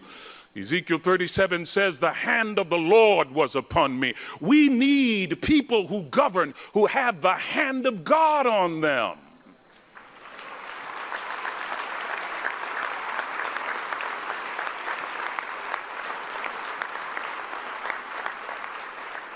And then he said, I want you to keep me from evil, that it will not grieve me. My friends, God is no respecter of persons. Acts chapter 10, verse 34. If he did it for Jabez, he will do it for you, and he will do it for me. So pray out of a sense of need. Secondly, pray with intimacy. Jesus said to his disciples in John 15:16, I no longer call you servants, I call you my friends. God wants a relationship with us. Jesus said again in his wonderful intercessory prayer in John chapter 17, verse 1 says, he lifted his eyes to heaven and said, Father, the hour has come. Glorify your Son, that your Son also might glorify you, as you have given him power to give to as many as would receive him eternal life. And verse 3 of John 17, this is life eternal, that they might know you, Abba, Daddy, and Jesus Christ, whom you have sent. My oldest son is in the audience, and one of my pet peeves is he calls, and when he calls, he says, hello, Dad, this is Barry. Really? I mean, I've got caller ID, and he's got to identify himself. If I get a call that says, hello, darling, I should not respond. Who is this? God wants an intimacy with us. And so, in my tradition, we sing a hymn that I love. I come to the garden alone. Someone knows this hymn. While the dew is still on the roses, and the voice I hear falling on my ears, the Son of God discloses. And he walks with me, and he talks with me, and he tells me, Barry, you belong to me. And the joy we share as we tarry there, none other has ever known. Pray with intimacy. Pray like Hannah in 1 Samuel chapter 1 when she wanted that baby. She prayed with such specificity and such intimacy and such fervency that Eli the priest thought she was inebriated. We need to pray with that passion and fervor. Finally, pray for those who govern. Praise the Lord. Pray for those who govern. Pray this way for kings and for all who are in authority, so that we can live peaceful and quiet lives marked by godliness and dignity. We fasted and prayed for months during the presidential election, the presidential primary. We fasted and prayed, hundreds of us, on Capitol Hill, that the will of God might be done. Isaiah 55, 8 and 9, God says, my thoughts are not your thoughts, my ways are not your ways. Newsflash, God is smarter than we are. I know that startles some of you.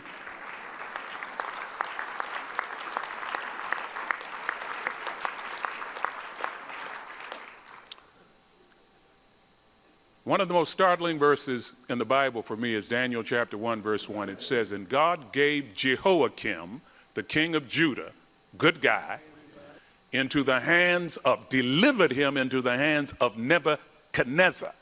Now you remember Brother Nebuchadnezzar was the guy who said to Shadrach, Meshach, and Abednego, heat the furnace 7 times hotter than it is right now.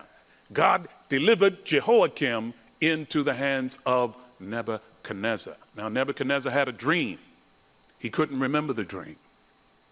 And he said, since you wise men can't remember the dream, I tell you what I'm going to do. I'm going to kill you and kill the members of your family and make your homes dunghills. And Daniel and his friends stepped forward. You remember Daniel, Shadrach, Meshach, and a bad Negro, okay? They got together, okay? That's right. There are African Americans in the old. Yeah, no. Some of you will get that on the way home. But anyhow, right? Shadrach, Meshach, and Abednego. I just want to make sure you're still with me, okay? And they prayed for King Nebuchadnezzar, whom Jeremiah 27:6, God calls Nebuchadnezzar my servant Nebuchadnezzar. Proverbs 21:1 says, the heart of the king is in God's hand, and he turns it any way he desires. He gave Pharaoh a dream of fat cows and thin cows in order to make Egypt the breadbasket of the world. And Daniel walked out to Nebuchadnezzar and said, we've been praying for you. God has given us what you dreamed and the interpretation of the dream. We must pray for those who govern and make our voices heard in heaven. I grew up in Baltimore, Maryland. In fact, I grew up in Freddie Gray's neighborhood. Okay, you remember that. Right? My mother had a 4th grade education, the daughter of a sharecropper, an activity that Martin King called a new form of slavery covered up with certain niceties of complexity. So I grew up about 30 miles from Washington, D.C. I did not shake hands with a white person until I was 16 years old. Okay? No white people in my church, no white people in my neighborhood, no white people in my school. My mother motivated my siblings and me to study the Word of God. She provided us with a monetary incentive, 5 cents for every verse you memorized. So if you would enter our domicile, you would find my siblings and me searching the Word of God for short Bible verses. I know every short Bible verse in the book, okay? My favorite Bible verse is not John 3:16, it is John 11:35. Jesus wept. Powerful verse, powerful verse. I love Luke 17:32, remember Lot's wife. Powerful verse, powerful verse.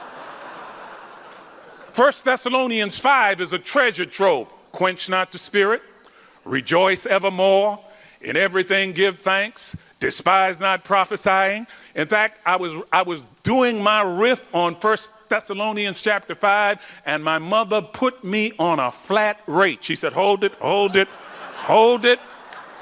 I don't care how much you memorize, you're only going to get a quarter, okay? All right. But my mother knew what she was doing. One day I memorized 1 Peter 1:18 and 19. I was only 10 years of age. It says, and we are redeemed not with corruptible things such as silver and gold, but with the precious blood of Jesus Christ. And even at 10, I had sufficient analytical skills to know that the value of an object is based upon the price someone is willing to pay. And when it dawned on me, little guy in the inner city, that God sent what John 3 calls in the Greek the monogenes, the only one of its kind, his only begotten son to die for me. No one was ever able to make me feel inferior again.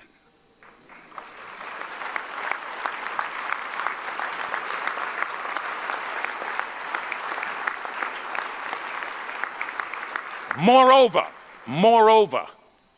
I said, I got to get to know this man who died for me. So now it was not just for the nickels that I started reading the word. It was to try to find this man. And as I searched the scriptures, it was like a Zeffirelli movie with the man with no name. I kept finding him. In Genesis, he's Shiloh.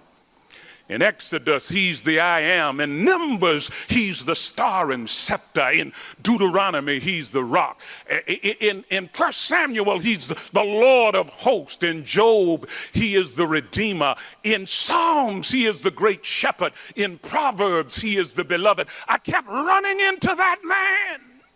In Isaiah, he's wonderful counselor, the mighty God, the everlasting Father, the Prince of Peace. In Daniel, he's the fourth man in the fiery furnace. In Micah, he is the one whose going forth of old is from everlasting to everlasting. In Zechariah, he is the branch. In Malachi, he is the messenger of the covenant. Matthew calls him Savior. Mark calls him Son of Man. Luke calls him the great physician. John calls calls him the Word made flesh.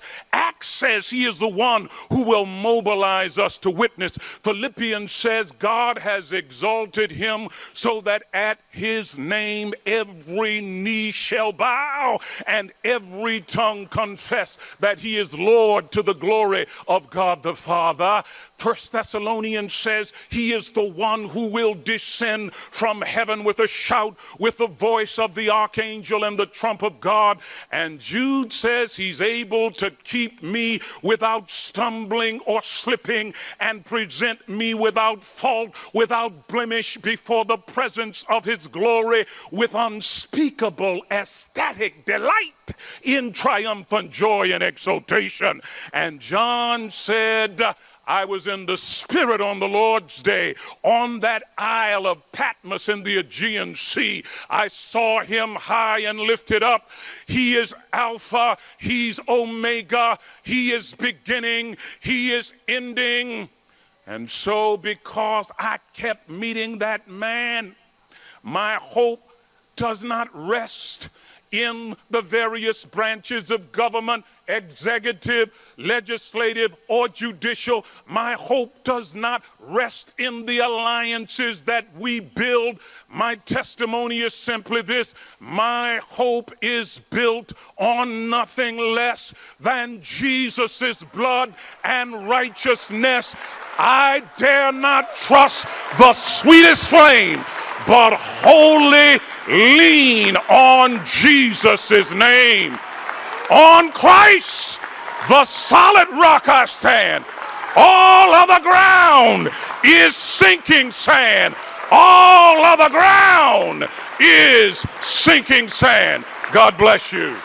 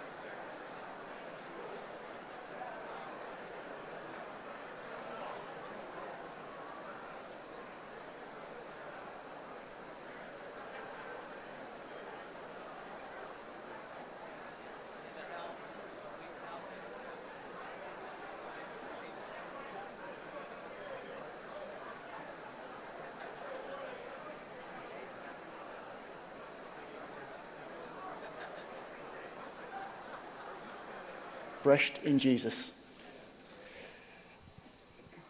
Mr. President, Senators, Congressmen, Your Majesty King Abdullah, honored guests, I'm so grateful to be back here at my favorite event of the year, the National Prayer Breakfast. It's wonderful, and last year we were so blessed to give the keynote ourselves, myself and my beautiful angel wife, Roma Downey.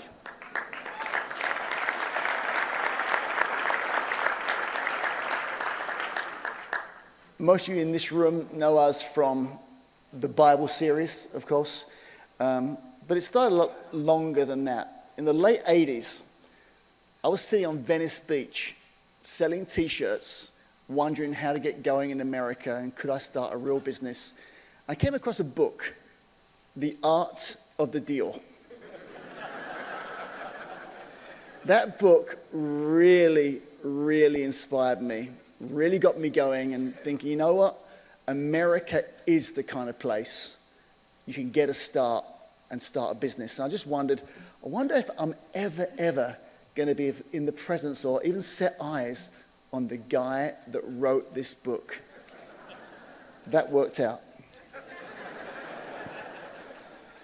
It got me going in business, and I started a little show called Survivor. It took the country by storm, and after a few years, I was producing the finale of Survivor. And I decided I'd take it into the real jungle, New York City. I needed a great backdrop, the Manhattan skyline, a lot of it built by the man who wrote The Art of the Deal, Donald Trump. I found a skating rink, the Trump-Warman skating rink, right in Central Park with the backdrop of that Manhattan skyline. My guys made a deal with Mr. Trump, and we got to build 5,000 seats of bleachers right there in the Central Park to do the finale of Survivor. I'd still never met Mr. Trump, but as I got on stage that day with 5 minutes to go, live on CBS, to get the crowd going and to have good energy with live TV, I spied, sitting right in the front row, Mr. Donald Trump. My dream had come true, really. That book, The Art of the Deal, had got me going, and now I'm in the presence of the man himself, Donald Trump. The show went off great, and afterwards, he waited behind and came and found me, shook my hand, gave me his private office number and said, "You know what? I like you. Call me. Let's do something one day." Cut to 6 months later, I'm in the Amazon jungle making Survivor number 6. Everything surrounding you there can kill you. The alligators, the anacondas, the ants, even the plants. And I've been away from home about 6 months, and it really settled in when I made a satellite phone call home to my son. He said, "Daddy, you've been gone a long time. I forgot what you look like." I realized I had to try and get a job back in an American city. I've got to come up with something. What can I do after Survivor? I thought, I know. A show that can inspire about business. It's a job interview, but not with made-up resumes, with real tasks. But I need someone really dynamic to be the headliner and run this show. Someone who's inspiring, someone who's not afraid. I need a real winner.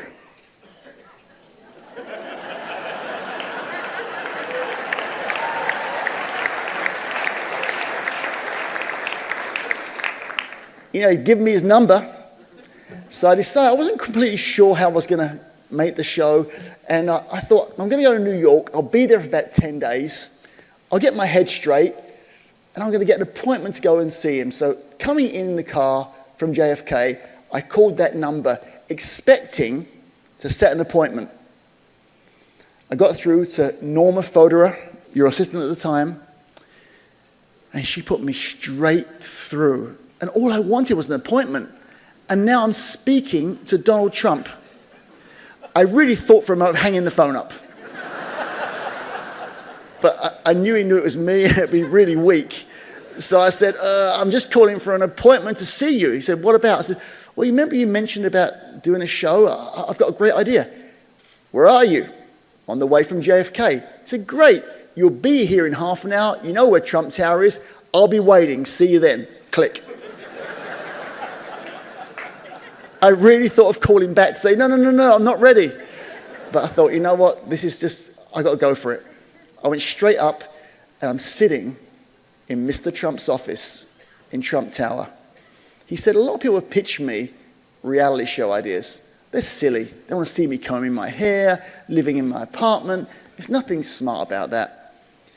But this idea, The Apprentice, this could be really good to inspire lots of young Americans to get into business, to see how business really works. You know what? I love this. I want to do this. Go next door to Norma. Get on the phone with my agent." I said, "Agent? Aren't you a real estate mogul?" He said, I know, I've got an agent. Get on the phone with the agent and just work out the deal." I was so excited. I went next door. Norma was excited too. Called the agent, really full of energy. And he said, "You're kidding, right? You went and saw my client, Mr. Trump, without my permission?" I said, "Yeah, well, I wasn't going to come in. I was going to set an appointment." He said, "Save it. He said, you can't do that. You got to tell me the idea right now to approve it. I said, he just said yes. He said, I don't care. I went through the whole idea again on the telephone, which is one thing that Mr. Trump had always said in the art of the deal. Try and always do things face to face. But now on the telephone, I told the guy I thought I did a great job. I was waiting for him, and he said, I hate it. It's never going to work. This apprentice thing will not work, and I'm going to tell Mr. Trump he will not do the apprentice. I was so dejected.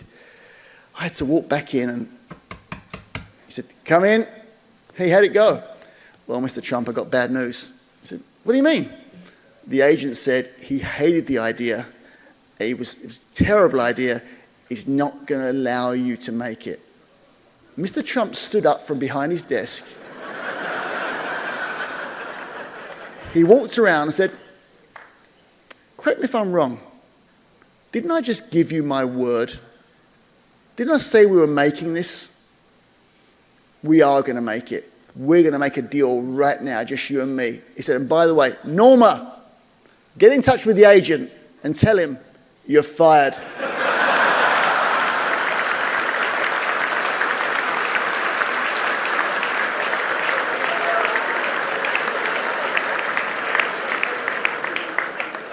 You know, that began 14 years of a relationship building a highly successful global television franchise. A relationship where we have never had a single bad word between us.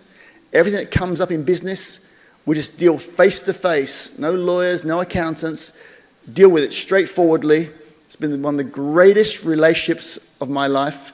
And today, I'm so grateful to be here before you to introduce to you the 45th President of the United States of America, my friend, Donald J. Trump.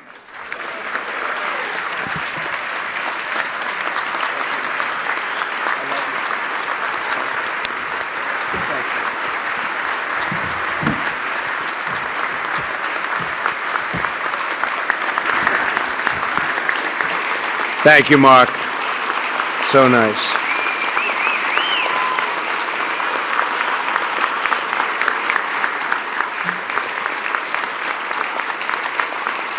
Thank you very much. Thank you.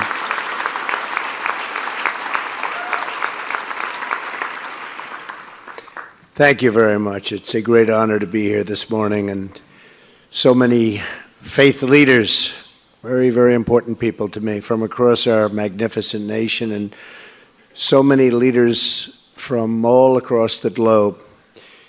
Today we continue a tradition begun by President Eisenhower some 64 years ago. This gathering is a testament to the power of faith and is one of the great customs of our nation. And I hope to be here 7 more times with you.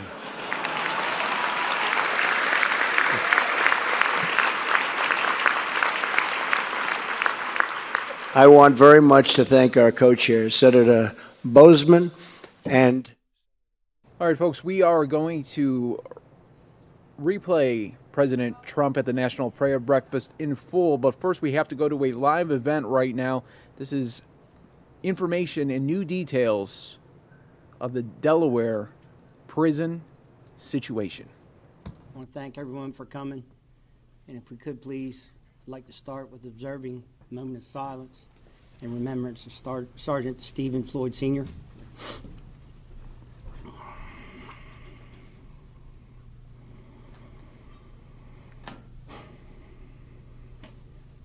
Thank you.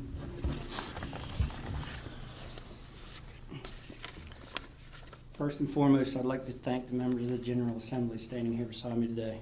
Representative Danny Short, Representative Lyndon Yerrick, Representative Stephen Smick, Representative J.J. Johnson, Representative William Carson, Representative Larry Mitchell. I'd like to thank State Police, FBI, all other agencies that were involved in our operations, that went on yesterday.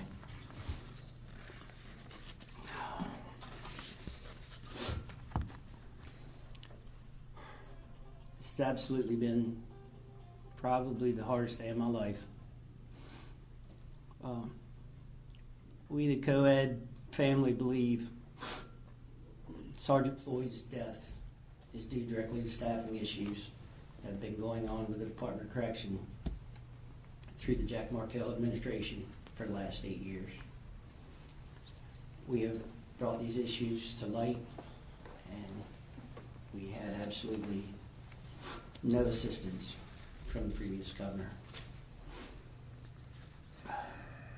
There have been recent dry runs at the facility where the inmates are testing and prodding to see where weak points are, and we still have concerns amongst the facilities.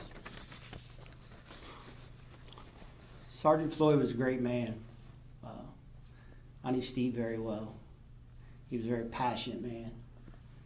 He cared very much about things. He cared very much about officers. He cared very much about his family, his grandkids, his kids. He worked hard so his kids could go to college and they could be what they wanted to be. Sergeant Floyd helped hundreds of officers with grievances and any other issues that they had. He was a champion, and he would fight for what was right, no matter what the cost.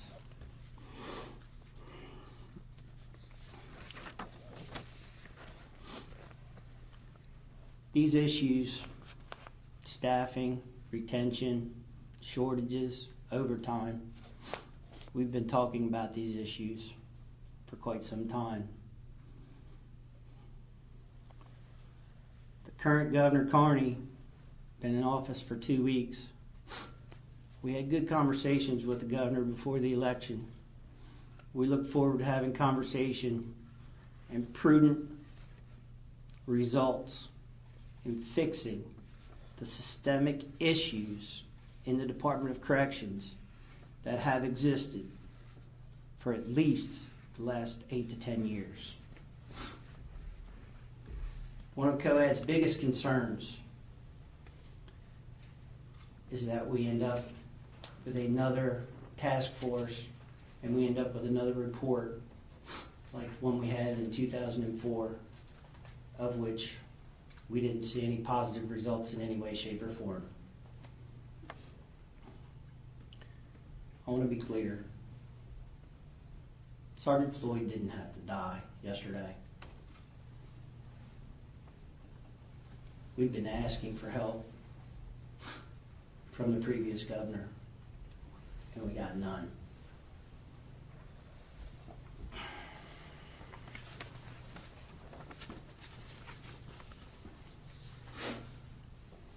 At this time, we're willing to open up and take questions. How did staffing lead to what happened inside that prison? Explain to us in detail what you're aware of what happened and how the staffing contributed to that.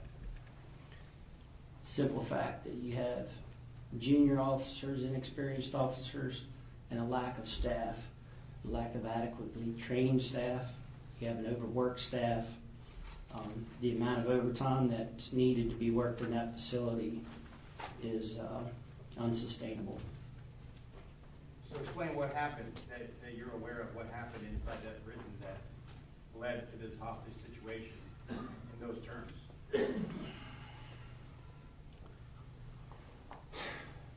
Again, Sergeant Floyd was a great man. Even in his last moments, as the inmates attempted to take over the building, Sergeant Floyd told a couple of the lieutenants to get out of the building and that it was a trap. The fact that they only had 3 officers in that building is insufficient staff to properly run an inmate, to run a building with that many inmates in it that are flow down from a maximum security building. How many What was the officers ratio should that yesterday? be? We're in the process of doing a staffing study, and we will wait until the staffing study is done before we will have concrete numbers for staffing. But the fact that our overtime budget is over $20 million is not safe. So can you give us specific numbers at all from yesterday in terms of the ratio of officers to inmates? I cannot give you those numbers now. Tell us more about these dry runs. It was reported to you from your officers that this was happening, or they suspected this was happening leading up to this? Yes, this has been going on. We have where the inmates have a false code just to see what our response is going to be.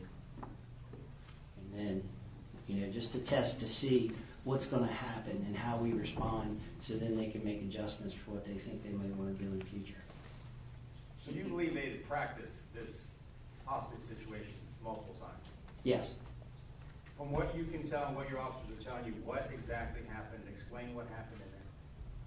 I don't know exactly what happened, and I'm not going to speculate. All I know is that the inmates practiced to see what our response was going to be to the building, so that they could plan for that response for the staff that was going to arrive at the building. Were authorities aware, who could make changes to staffing, were they aware of these dry runs that were going on? I would think so, yes, ma'am. You said Sergeant Floyd encouraged those other officers to get out because he thought it was a trap. Yes, ma'am. Can you explain kind of what he was doing and where he was encouraging those officers to go? Sergeant Floyd was actually in a closet. The inmates had put him into a closet. The officers had come in, the lieutenants had come in to the building to enter into the building, and Sergeant Floyd yelled to them and told them that it was a trap and to get out of the building. Did they get out? Yes, they did. Do you think that's why he was killed? No, I can't speculate on that. How did he die? I don't know. We'll have to wait for the medical examiner's report. I mean, there was some suggestion at the conference this morning that it was that maybe he was stabbed. That there was talk about sharp instruments, etc. Can you comment on that? I haven't seen him. I haven't visually seen Stephen Floyd Sr., so I cannot comment on that. How long has Sergeant Floyd been a shop steward at Vaughn? I think Sergeant Stephen Floyd was a shop steward for 12 or 14 years. Can you say that you believe that he saved lives? Absolutely. Can you vocalize that? Sergeant Stephen Floyd Sr. saved lives in an emergency situation yesterday in Charlie Building at James T. Vaughn Correctional Center. By telling the other officers to get out? Yes, sir. This packet that you gave us of what looks like, statements from some of your correctional officers, I guess, was this during a meeting that happened here at some point over the past year? What's the dates on these? To be honest with you, I haven't had a chance to review the packet. It's been a terribly busy day. There have been complaints I've seen through some of these press releases and talking to officers that some changes were made to the prison system last fall that made it even more difficult to maintain control at the prison. Could you talk about that? Maybe inmates out of their cells more often, getting more organized or so? Thank you very much for bringing that to my attention. It has slipped my mind. You're referencing the ACLU agreement that Governor Markell had us implement in November. It's extremely made our jobs more taxing without any more staff. The inmates are required to get more time out of their cells, and we basically don't have enough staff to do it. And there are several concerns with the ACLU agreement that are empowering the inmates, and we're struggling with those. Is it your sense, Jeff, that this was inevitable, something like this would happen? And then why, do you have any speculation or guess for why now? Why did it happen yesterday? I can't say it was inevitable, but I can say it was preventable. In any sense for why now? I don't know. Could there be anything that precipitated this, such as what was referred to last week, like being unhappy with being moved around? Is there anything direct there you can point to? No, I can't. Any reason why Sergeant Floyd was he targeted, or did he just happen to be, get caught up sort of in the melee? They're investigating as to whether or not Sergeant Stephen Floyd Sr. was targeted. Jeff, what steps need to be taken to try and address something like this? You indicated you wanted to see steps that need to be taken is we need to make meaningful progress towards the systemic issues in the Department of Corrections. We need to have sustainable salaries, reasonable retention, so that we can keep quality employees and keep our facilities and our officers safe. Have you spoken to the surviving hostages, and if so, what can you tell us about their state of mind, how they're doing emotionally, how they're doing right now? Surviving hostages are doing well. They're at home resting. They're beat up severely, but they will be okay eventually. So they were assaulted? Absolutely. Can you describe their injuries for us? Or? Broken bones, lacerations, bruises, broken orbital sockets. I'm sorry, broken orbital socket. One of the releases said that there was an assault on the 24th where an inmate pulled out a shoulder sock. Is that another one of the issues that you've been seeing, is that it's been harder to check to see if inmates are having weapons? When you don't have enough staff, it's hard to do the checks that are necessary to keep proper security and balance in the facility. You mentioned that Sergeant Floyd was a father and grandfather. Can you give us just a little bit more information about him personally? Absolutely. Sergeant Stephen Floyd Sr. was a father, a grandfather, a loving husband. He worked overtime 3 to 4 times a week to put his kids through college, through master school, anything his kids or his wife wanted, or his grandkids. He loved them with all of his heart. I know the investigation is still ongoing, but with the preliminary findings, what your other officers told you, can you tell us what you are aware of how this went down? How did the surviving officers were taken hostage as well as the counsel? Can you walk us through what you know?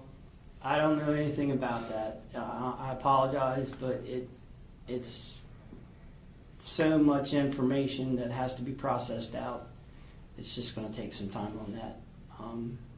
I'm sorry.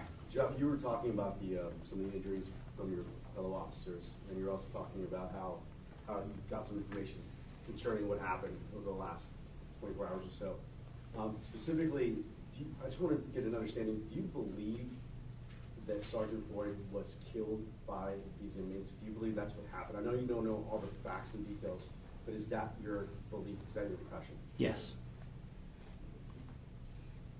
And did he die in this closet that you talked about? You said he was in a closet. I don't know. Yes, he was in a closet before the inmates had taken the building, when the lieutenants came in the door and he told the lieutenants to leave the building. After what happened then, we have no idea. Jeff, you said he was a mentor. Are there any people here that he mentored that you'd be comfortable letting them speak as to the role, the influence he had on them? Not at this moment. We've heard the radio calls that are chilling. Was that Sergeant Floyd talking about bleeding out and asking for help? I haven't heard those calls. Can you share with us, Jeff, anything about your conversations with Sergeant Floyd's family? Obviously, they're heartbroken, but you can share them with us. Went and saw Sergeant Floyd's family this morning at their home, and they're absolutely crushed. His wife told me at 12:20 last night she was sitting on her couch and she looked at the front door because that's what time Steve came through the door every night after he worked an overtime shift, and she couldn't believe that he wasn't coming through the door. The family is crushed that Stephen Floyd Sr. is no longer with us. So he was working overtime? No, sir. Not yesterday. 8 to 4 is his scheduled shift, sir. Repeat again, how much does your officers have in overtime for the year, I guess it was? I believe it was $22 million this past year. And you believe this is reflective of the fact that these facilities across Delaware are understaffed? Yes. We struggle to understand how the Department of Correction leadership chooses to say that they have 90 vacancies with a $22 million overtime budget. So is that's for the entire system or that one prison? That's for the entire statewide system, yes.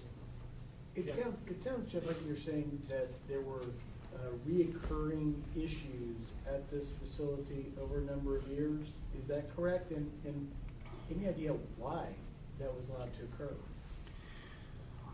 Well, it seems like, in my experience, when we have a major issue, it's at James C. Vaughn Correctional Facility.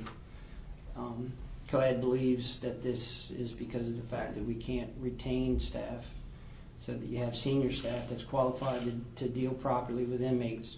So, you know, in the last 13 years, we've had 3 incidences at James C. Vaughn, one involving a counselor that was shot and killed, I believe, in 2004. The other incident was in 2009 where a correction officer was stabbed, and the incident yesterday where Sergeant Stephen Floyd Sr. was killed. You said that you have made clear in the past to Governor Markell, when he was the governor, that these issues exist at facilities across the state. Can you give us any specifics on that? I don't know, any town halls you may have had with them, or reports that were sent to him, meetings that you had with them? I had a conversation with Director Ann Vassalli from the Office of Management and Budget. Director Vassalli told me that they were making the conscious decision to pay overtime because it was cheaper. We're hearing that Sergeant Floyd may have been the target of debates. There may have been a court case that had been pending. Are you aware of that at all? I have no knowledge of that situation. As a result of this, do you plan to file any suits? I have no idea at this point in time. How hard is it going to be for your officers to continue to go back to that prison and work? Thank you for that question. Right now, the 600 officers that work at James C. Vaughn Correctional Facility are crushed. Last night was extremely long. It's hard, but the heart of the correctional officers and the Correctional Officers Association is huge, and they will do what has to be done to keep the facilities and to keep our brothers and sisters safe. Jeff, how big of a hole Steve's death leave in the department? I can't even comprehend it yet.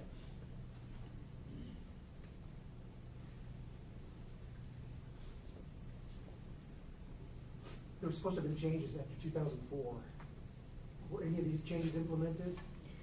There was a task force, and they put together recommendations. None of the recommendations were implemented. I'm sorry, none of them? None of the recommendations were implemented that were recommended. What were those recommendations? I can't remember what they all were, but it all had to do with staffing, salary, retention, pension issues. And will you also be recommending changes in the running of that facility, or maybe the correctional facilities throughout the state? I mean, in addition to your own to increasing staffing levels, are you looking for like a tighter regime at any of these places? We believe we'll be able to move forward and address the issues in the ACLU agreement with Governor Carney. And co-ed has the utmost faith in Warden David Pierce at James C. Vaughn Correctional Facility. Speaking to others in your field, how dire, in your opinion, is Delaware's position with staffing for jails and prisons compared to surrounding states? I don't know. I don't know what surrounding states are doing. I know last year alone in the Department of Corrections, we hired 124 COs and we lost 138. So we went backwards by about 15 correctional officers over the course of 12 months. Jeff, you mentioned the staffing issues that you guys have been having, and do you worry that what happened at Vaughn yesterday is going to discourage people from wanting to be correctional officers, or maybe cause more people to leave? Absolutely. Jeff, I think there were some labor actions or work stoppages in the past, around the 2004 period, to try to get the administration's attention. Is anything like that planned in response to this incident? No, we don't have anything planned on that time, and we are not thinking in that direction in any way, shape, or form. The legislators that we have standing here with us today have been tremendous support. We have the utmost faith in Governor John Carney, who's been in office for 2 weeks, that we will be able to work together successfully to make the Department of Correction a great place to work, a safe place to work. Not to knock any of the lawmakers down, but some of these lawmakers have been around for just as long. I mean, why hasn't anything been implemented? It has nothing to do with the guys and the girls that are standing right beside me today, sir. Jeff, that penalty's been declared unconstitutional in Delaware. There's been some tension in the legislature to try to revisit that issue. Do you think this might have an impact on what the legislature is going to do on that issue? We're not going to talk about that today. Stephen Floyd died yesterday. We'll get to the death penalty when we get to the death penalty. Whether or not that has an effect, we'll deal with that at a later time. But the main thing I want to make sure everybody takes away from this today is that Sergeant Stephen Floyd Sr. died yesterday in a correctional facility, and it was not necessary, and it could have been prevented. Was the last death from one of your officers, I think you said 2004? That was not a death by a correctional officer. That was an inmate that got shot that had raped a counselor. So this Sergeant Floyd's death, the first in the history of the state of Delaware corrections. This, Jeff, has attracted national and international news as it's unfolded over the last 24 hours. How would you like Stephen Floyd to be remembered? I would like for Stephen Floyd to be remembered as the happy, smiling man that he was, the wonderful father that he was, the wonderful husband, the great correctional officer, the guy that worked with all the new guys and trained them and went the extra mile for any human being he could help. So when he saved lives, was he forced by the inmates into that closet, or was he working in a closet with a team? I just want to be clear on how that. He was forced into the closet by the inmates. When you say a closet, it is like a broom closet or something like that? Okay. Yes, sir. So then he heard the other guys coming in and told them to get out, or how did he know they were coming in? He heard their radios and heard their boots scuffling as they were entering the building. And how long was he kept in the closet? I have no idea. Now, when he was taken to that closet, do you know where the other officers and the counselor were taken? No. Yes. Last question. This young man right here on the end. Do you believe that this could happen again really soon if something isn't done right away? I'm not going to speculate that it could happen soon, but I'm going to pray that we do something. And I'm going to work as hard as I can with these legislators that are standing beside me today to do everything in our power to make sure that this never happens again. Were any of the lawmakers who? No. No, thank you. Thank you, ladies and gentlemen. I want to thank everybody for coming today. Thank you very, very much.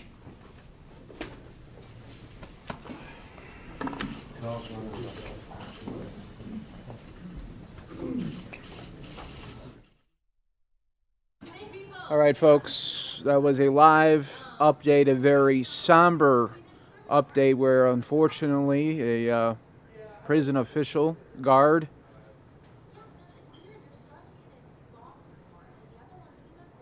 died yesterday, and you could see many members there of law enforcement and prison officials consoling each other on this very difficult time as a colleague, a friend, has passed away.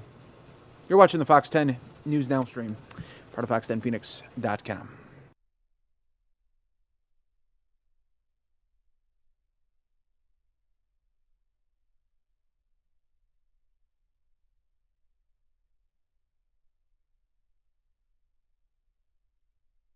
All right, folks, now what we are going to show you is Speaker of the House doing his press conference. Coming up in a little bit, Samia is going to be joining you, and she'll have the full President Trump speech at the prayer breakfast earlier today. So she'll have that for you coming up in just a little bit. Let's see what the Speaker of the House had to say today. Relief from excessive regulations. When you think about the fact that the Obama administration was issuing major regulations at a rate of 1 every 3 days, this is real sea change. This is job creation. We also continue to act on a step-by-step approach to repeal and replace Obamacare. Yesterday, the Energy and Commerce Committee, they held a legislative hearing on 3 bills to improve Medicare. Today, the committee is holding a legislative hearing on another 4 bills to provide relief from collapsing markets. In 2009, President Obama said, and I quote, "My guiding principle is that consumers do better when there is choice and competition," close quote. I couldn't agree more. That is the way Obamacare was sold, but that is not how it has turned out. In fact, choice and competition have dropped so much in our health insurance markets that 1/3 of all the counties in America today have only one insurer to choose from. 5 states, one insurer to choose from. That is not a choice, that is a monopoly. On top of that, another 37% of all counties in America have only 2 insurers to choose from. That is 70% of all the counties in America have a monopoly or a duopoly. President Obama was right. Consumers do better when they have choice and competition. Right now, they have neither. Instead, they're paying a whole lot more for less every single day under this law. That is why we have to step in. This law is collapsing. We have to rescue people from the failure of this law. And that is why, step by step, we're going to keep our promise to repeal and replace this law so that consumers can do better and so that they can have more choices. Questions? Speaker Ryan, 2 religion questions. 2 religion questions? Religion questions, religious and related questions. You going to wait till Sunday, or are you? It's a prayer breakfast this morning, and the President said that he wants to get rid of the Johnson Amendment. Is that I've long something believed you that. support?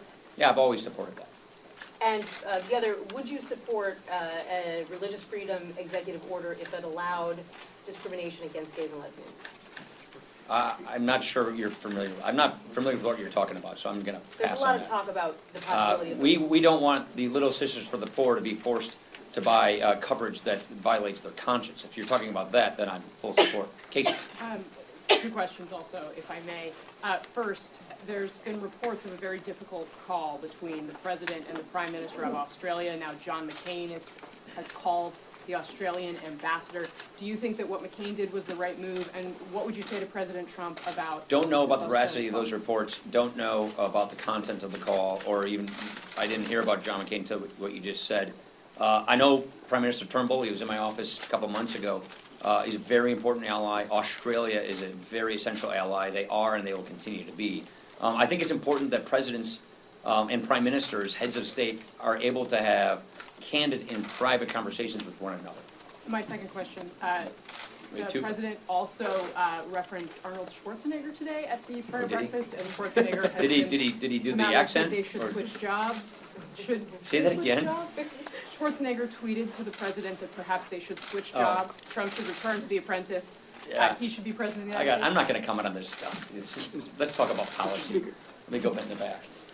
Sir, you often mention about choice in healthcare. Is there some particular model you have in mind for that? I mean, most employer-based health programs have one, maybe two choices for insurance. I mean, what is the model for that you would point to? Yeah, the model is the plan we ran on last year that you can go to better.gop and take a look at. What we think is you want to have a vibrant individual market, a vibrant employer market. We want Medicaid to work. We want Medicaid to work so that the states can innovate and so that doctors actually take Medicaid patients. We want Medicare to be solvent. We want Medicare to be something you can depend on and know that it's going to be there when you retire. So what we mean is choices. We don't want one choice. That's not a choice. We want to have more insurers and providers in the marketplace competing against each other for our business as consumers and patients. We want patients and their doctors being the driving force and the nucleus of the healthcare system instead of some government regulator telling you what you have to buy, where you have to buy it. We don't want just one insurer. We want a lot of insurers competing for our business. That's what I mean when I say choice. And the whole point of all of this is it's the cornerstone of the free enterprise system in America. The more choices you have, the more competition there is, consumers benefit from that. And that is obviously true in healthcare. And it is one of the big reasons why Obamacare is collapsing. Look, you heard me say how few choices and options there are because of Obamacare. It is not coincidental then that we have double-digit premium increases every year, that the deductibles for Obamacare exchange plans are 3 times as high as the deductibles for people in the large group insurance market that they get health care from their jobs. So clearly this law isn't working, it is collapsing, and yes, this is what we call a death spiral. You're not getting the kind of pooling that needs to be allowed with choice and competition to get rates down. So we have to step in and replace this law before it gets too late, before people lose what their insurance. Can I ask you about all this discussion about the word repair that you guys are starting to use? Yeah, the words you're talking about. The words. There's been some pushback on that, and Nancy Pelosi just said you guys are having a vocabulary change. The allegation there that you're intentionally rebranding this. Can you respond to that? No, I'd say there's just a miscommunication or a misinterpretation of what we're trying to say. Our job is to repair the American healthcare system and rescue it from the collapse that it's in. And the best way to repair our healthcare system is to repeal and replace Obamacare. It's not an either or. If you want to repair the American healthcare system, you've got to repeal the law that is destroying it and replace it with a system that's much better. Yeah. Mr. Speaker, thank you. Lisa from the PBS NewsHour. Can you give us Thanks for, Yeah. I know most of you, but thank you for saying we fine. Can you give us an update on the timeline for the Affordable Care Act next step? I talked to Chairman Upton. He said he wasn't sure exactly when his committee was going to be moving language. And then also a follow-up to Nancy's question. Do you believe that businesses should be allowed to refuse service based on sexual identity or sexual orientation? No, I voted for ENDA 2004 or something like that. I can't remember when that But if bill it's was. based on religious grounds? So, no, I just don't believe in discrimination in the workplace, period. But back to your healthcare point, what was your healthcare question? The timeline. The timeline, yeah. So I'll defer to the chairman when he wants to have his markups, but we want to be moving our Obamacare legislation by the end of the first quarter. Yeah. Do you support capping the exclusions for employer-sponsored plans? I always have. That's something that, there's no secret. The bills I put in place, I had a bill with Tom Coburn, Devin Nunes, and Richard Burr when we were debating Obamacare that did that. So my own position is very clear. Where Congress goes on this is an open question on that thing. That's one of the ways you can finance tax credits. There are a lot of other ways of financing tax credits as well. Yeah. You obviously spoke out forcefully last year about the Muslim ban. I'm wondering if you're totally comfortable right now with Trump's executive order and the provisions that give preferential treatment to minority religions. That's a good question, because this is not a Muslim ban. If it were, I would be against it. We are a tolerant, pluralistic country. We are and we will be. It's really important. The bill we passed last year, if you recall, after the Paris shooting, it became clear to us that one of the terrorists infiltrated the refugee population coming from Syria. So we wanted to make sure that didn't happen here in this country. That's just sort of like national security 101. And then when we inquired among our professionals at Homeland Security and the FBI, can you properly vet these people to make sure that this doesn't happen in America? They said, no, we can't. And so that's why we passed legislation with 289 votes, big bipartisan bill, saying let's pause this program until we can figure out how to get it right. That's effectively what this is about.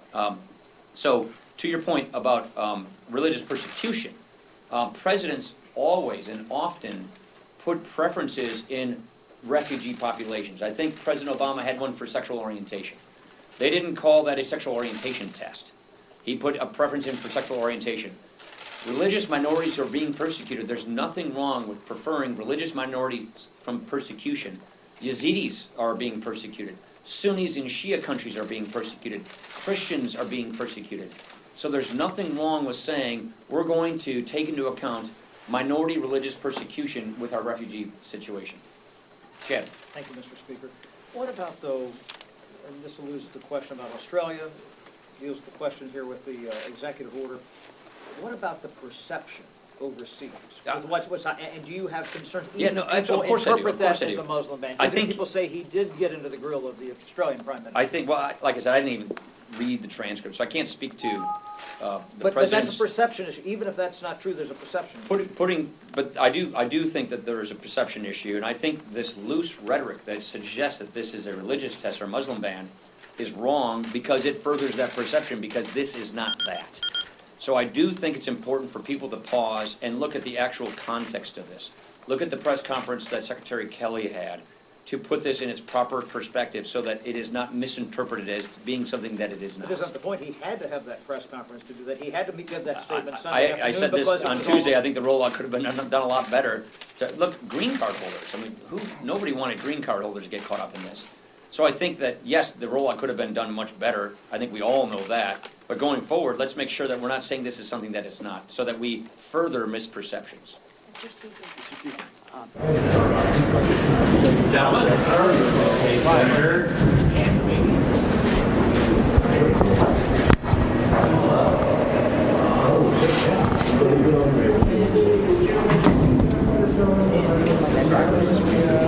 All right, if we can all move back against the wall. Again, reminder, Bill's going in first. I think people who don't know him or haven't followed him very closely are going to be pleasantly surprised. This is a very, very capable man, and I think he's a good model for Secretary of State. I don't know what their policy is going to be with Russia. I'm a Russia hawk.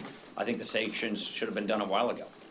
Do you think, Senator Sherman. do you think a lot of this stuff on, you talked about the rollout, if this came through Congress, wouldn't this been a more smooth process? Are you talking about the executive order? Yeah. Yeah, I obviously think that they could have done a better job on the rollout of the executive order. I think that they don't even have a full cabinet in place yet. So I think it's pretty important to get their cabinet up and running so that these interagency reviews can be done well. And I think going forward, they're going to do a better job of these things. Yeah. Speaker, I'm Stephanie March from Australian Broadcasting. Donald Trump tweeted this morning that he's going to review this so-called dumb deal with Australia. That's the first we've heard from the President directly about what's been a very confusing series of messages from the White House and the State Department and Australia. Is it problematic that this is the way diplomacy is being conducted, and should Australia be worried about its relationship with this new president? No, I don't think Australia should be worried about its relationship with our new president, or with our country for that matter. I know your country well. I've met with your leaders continuously over the last number of years. So no, Australia is a very important, essential ally. It's going to continue.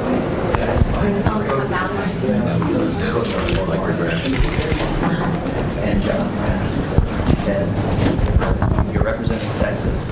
You're not only a pro. That's a great answer. That's a great answer. Well, sure appreciate you. Well, look, thank you for your service. And it's a time where the court hangs in the balance. Thank you all. All right, folks, thank you.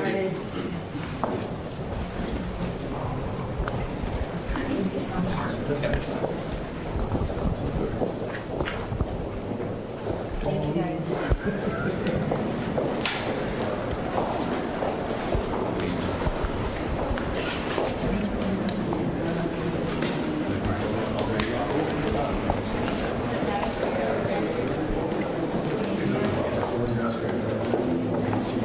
All right, folks, welcome.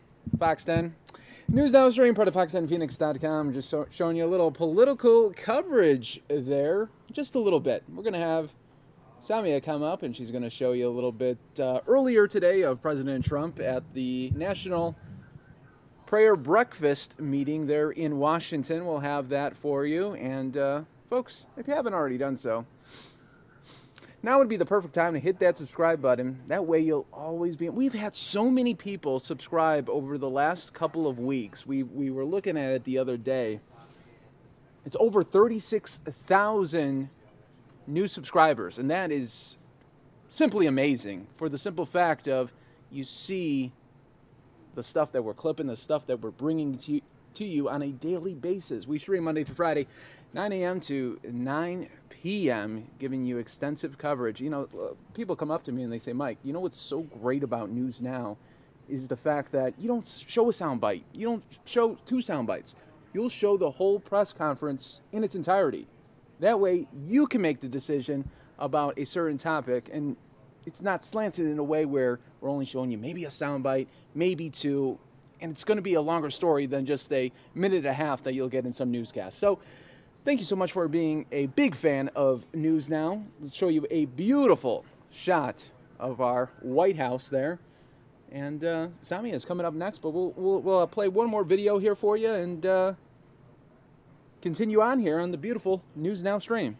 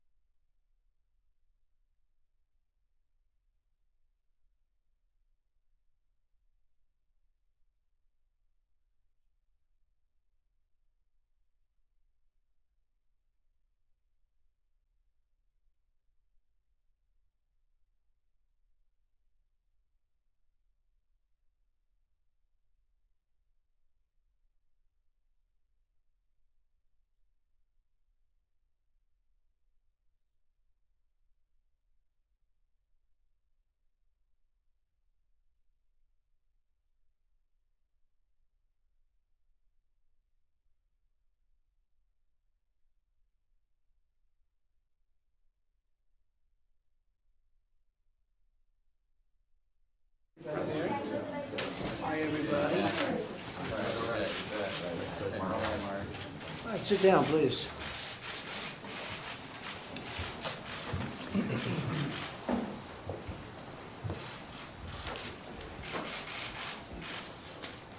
So, it's great to have Harley Davidson. What a great group of people, and what a fantastic job you did, and thank you for all of the votes you gave me in Wisconsin. Some people thought that was an upset. I thought we were going to win it. From the beginning, we thought we were going to win it. Harley Davidson is a true American icon, one of the greats. Your motorcycles have carried American service members in the war and the wars. They take care of our police officers, and I see it so often. Whenever I go, whenever there's a motorcycle group, oftentimes it's a Harley, and the sound of that Harley is a little different, I have to tell you. It's really good. So thank you, Harley Davidson, for building things in America. I think you're going to even expand. I know your business is now doing very well, and there's a lot of spirit right now in the country that you weren't having so much in the last number of months that you have right now. You see what's happening. I'm especially honored to welcome the steel workers and the machinists to the White House. Who's a steel worker here? You're all steel workers, essentially, right? But you folks have been terrific to me. Sometimes your top people didn't support me, but the steel workers supported me, right? A lot of your top people, they'll be losing their jobs pretty soon, I guess, but they're all coming around. We're getting them. But the workers supported this big league. We want to make it easier for businesses to create more jobs and more factories in the United States. And you're a great example of it. That means we have to make America the best country on earth to do business, and that's what we're in the process of doing. We're redoing NAFTA. We're doing a lot of our trade deals, and we're negotiating properly with countries, even countries that are allies. A lot of people taking advantage of us. A lot of countries taking advantage of us, really terribly taking advantage of us. We had one instance in Australia. I have a lot of respect for Australia. I love Australia as a country, but we had a problem where, for whatever reason, President Obama said that they were going to take probably well over 1,000 illegal immigrants who were in prisons, and they were going to bring them and take them into this country. And I just said, why? I just wanted to ask a question. I can ask that question of you, why? 1,250, could be 2,000, could be more than that. And I said, why? Why are we doing this? What's the purpose? So we'll see what happens. But, you know, a previous administration does something, you have to respect that. But you can also say, why are we doing this? That's why we're in the jams that we're in. And you guys, especially the steelworkers, understand what I'm saying, right? So I just, you know, we have some wonderful allies, but we're gonna keep it that way. But we have to be treated fairly also. We have to be treated fairly. In this administration, our allegiance will be to the American workers and to American businesses like Harley-Davidson. And we're very strong. In the 1980s, and I remember this, you were victims of trading abuse, big trading abuse, where they were dumping all sorts of competitors all over the place. And Ronald Reagan stepped in, and he put on large tariffs. And you wouldn't be talking about Harley-Davidson probably right now if he didn't do that. But we're going to help you too, and we're going to make it really great for business, not just you, but for everybody. We're going to be competitive with anybody in the world. We're going to be doing taxing policies very soon. It's going to be coming out. And I know healthcare is a big problem for every country. Every company is now suffering with healthcare because of the tremendous cost. And that's one of the things that we're working on hardest, that and tax policy and tariffs and trade. So I think you will be very happy. It's an honor to have you at lunch. I really appreciate your support. You've given me tremendous support. Your workers in particular have given tremendous support. I want to thank the people of Wisconsin in particular. It's been amazing what happened up there. That was a big shocker that evening when they showed, wow, I'll never forget, wow, Wisconsin just went for Trump. Then all of these people, especially that guy right there. No, but then they said, what's going on? Wisconsin just went for Trump. And then Michigan went for Trump and Pennsylvania. So they were great, just great people. These are amazing people, and they get it. So again, to all of you at the table today, thank you very much. We appreciate it. Thank you. We really appreciate it greatly. Thank you. Thank you. All right. President Trump, military action off the table in Iran? Nothing's, honestly, nothing is off the table. I haven't eased anything. Well, I haven't eased anything. All right, everyone, you're taking a live look at the beautiful Capitol. You guys are watching the Fox 10 News Now stream, part of Fox10Phoenix.com. In other political news, the White House says a new Treasury Department action does not mean the U.S. is easing sanctions on Russia. Treasury has amended the sanctions former President Barack Obama slapped on Moscow in retaliation for election-related hacking. The revision will allow certain transactions with Russia's Federal Security Service, or the FSB. White House spokesman Sean Spicer called the move part of the regular course of action. Some U.S. companies had expressed concern that the sanctions would limit their ability to sell electronics to Russia.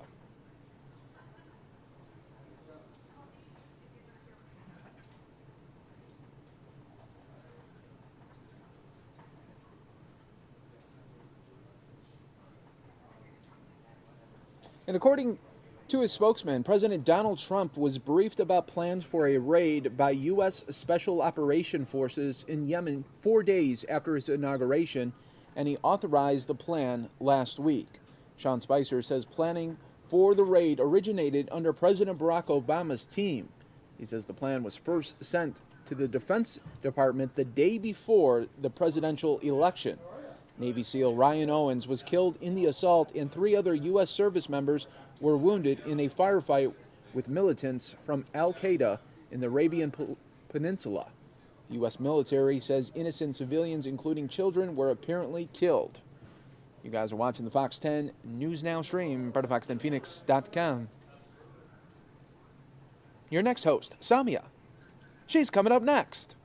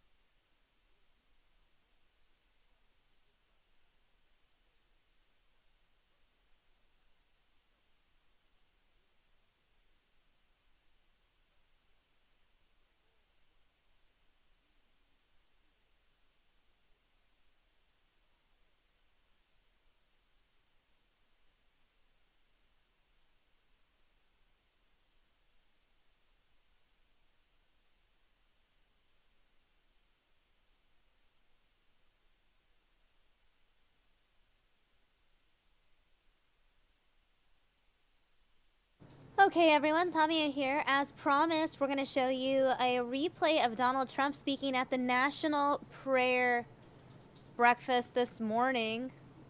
In case you missed it, in case you were sleeping, or in case you want to watch it again, here it is, live on News Now.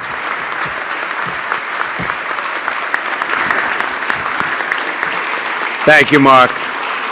So nice.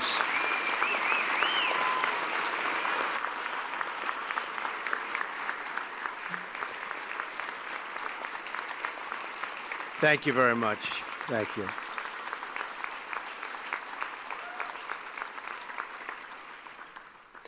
Thank you very much. It's a great honor to be here this morning, and so many faith leaders, very, very important people to me from across our magnificent nation, and so many leaders from all across the globe.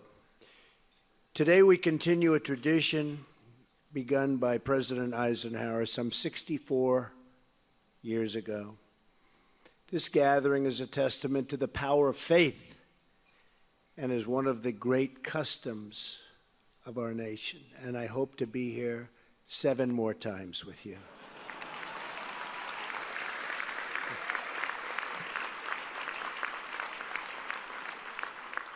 I want very much to thank our co-chairs, Senator Bozeman and Senator Coons, and all of the congressional leadership. They're all over the place. We have a lot of very distinguished guests. And we have one guest who was just sworn in last night, Rex Tillerson, Secretary of State. Going to do a great job. Some people didn't like Rex because he actually got along with leaders of the world. I said, no, you have to understand, that's a good thing. That's a good thing, not a bad thing. He's respected all over the world, and I think he's going to go down as one of our great, great secretaries. We appreciate it. Thank you. Thank you, Rex. Thank you as well to Senate Chaplain Barry Black for his moving words. And I don't know, Chaplain, whether or not that's an appointed position. Is that an appointed position? I don't even know if you're a Democrat or if you're a Republican, but I'm appointing you for another year. The hell with it. And I think it's not even my appointment. It's the Senate's appointment, but we'll talk to them. You're very, your son is here. Your job is very, very secure, okay? Thank you, Barry. Appreciate it very much. I also want to thank my great friends, though. Roma, where's Roma? Beautiful Roma Downey, the voice of an angel. She's got the voice. Every time I hear that voice is so beautiful, that everything is so beautiful about Roma, including her husband, because he's a special, special friend, Mark Burnett, for the wonderful introduction. So true, so true. I said to the agent, I'm sorry. The only thing wrong, I actually got on the phone, fired him myself, because he said, you don't want to do it, it'll never work, it'll never, ever work, you don't want to do it. I said, listen. But I really fired him after it became the #1 show. It became so successful. And he wanted a commission, and he didn't want to do the show. That's when I really said. But we had tremendous success on The Apprentice. And when I ran for president, I had to leave the show. That's when I knew for sure I was doing it.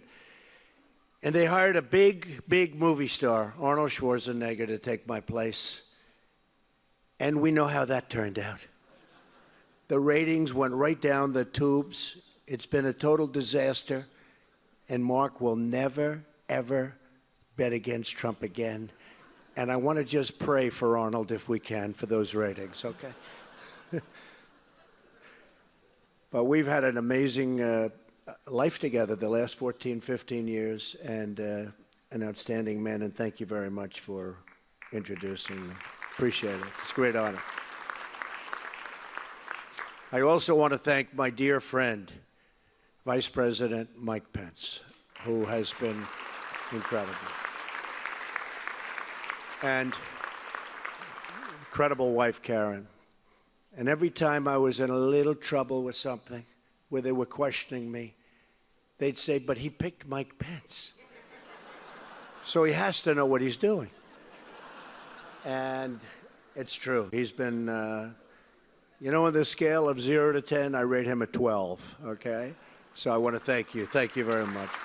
Appreciate it. But most importantly today, I want to thank the American people.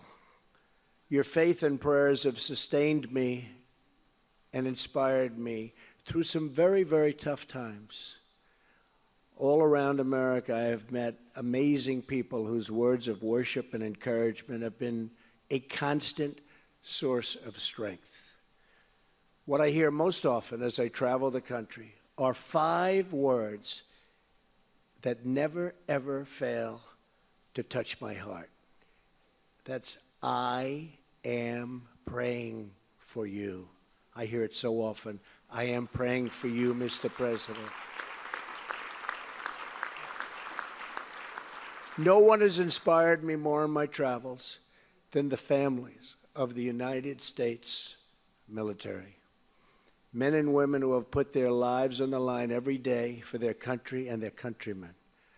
I just came back yesterday from Dover Air Force Base to join the family of Chief William Ryan Owens as America's fallen hero was returned home.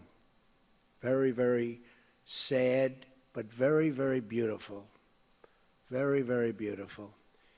His family was there. Incredible family, loved him so much, so devastated. He was so devastated. But the ceremony was amazing. He died in defense of our nation. He gave his life in defense of our people.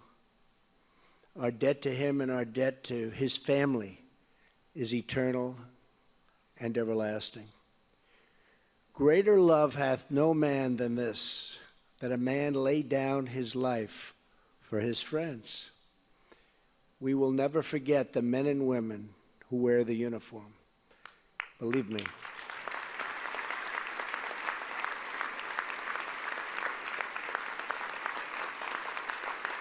Thank you.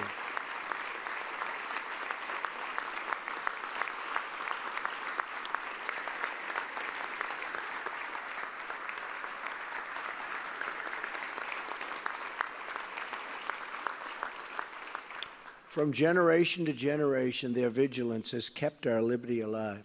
Our freedom is won by their sacrifice, and our security has been earned with their sweat and blood and tears.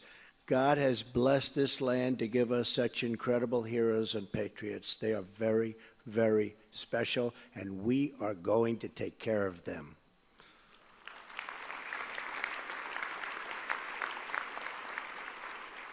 Our soldiers understand that what matters is not party or ideology or creed, but the bonds of loyalty that link us all together as one. America is a nation of believers. In towns all across our land, it's plain to see what we easily forget. So easily we forget this, that the quality of our lives is not defined by our material success, but by our spiritual success. I will tell you that, and I tell you that from somebody that has had material success and knows tremendous numbers of people with great material success, the most material success. Many of those people are very, very miserable, unhappy people. And I know a lot of people without that, but they have great families, they have great faith, they don't have money, at least not nearly to the extent, and they're happy. Those, to me, are the successful people, I have to tell you.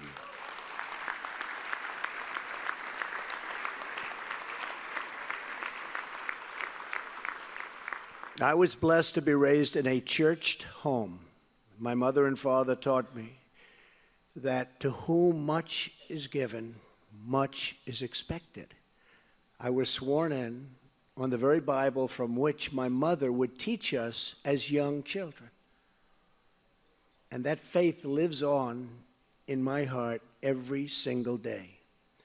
The people in this room come from many, many backgrounds. You represent so many religions and so many views. But we are all united by our faith in our Creator and our firm knowledge that we are all equal in His eyes. We are not just flesh and bone and blood. We are human beings with souls. Our republic was formed on the basis that freedom is not a gift from government, but that freedom is a gift from God.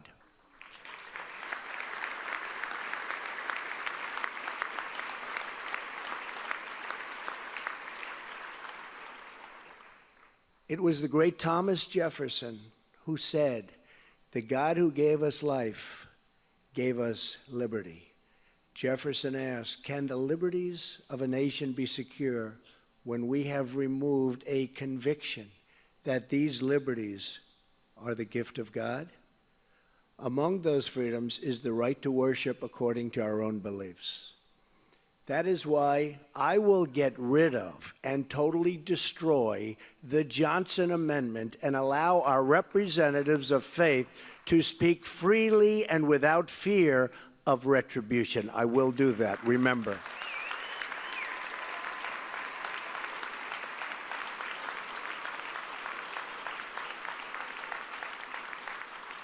Freedom of religion is a sacred right, but it is also a right under threat all around us, and the world is under serious, serious threat in so many different ways, and I've never seen it so much and so openly as since I took the position of president. The world is in trouble, but we're going to straighten it out, okay? That's what I do. I fix things. We're going to straighten it out. Believe me, when you hear about the tough phone calls I'm having, don't worry about it. Just don't worry about it. They're tough. We have to be tough. It's time we're going to be a little tough, folks. We're taken advantage of by every nation in the world virtually. It's not going to happen anymore. It's not going to happen anymore. We have seen unimaginable violence carried out in the name of religion. Acts of wanton slaughter against religious minorities. Horrors on a scale that defy description. Terrorism is a fundamental threat to religious freedom. It must be stopped, and it will be stopped. It may not be pretty for a little while. It will be stopped. We have seen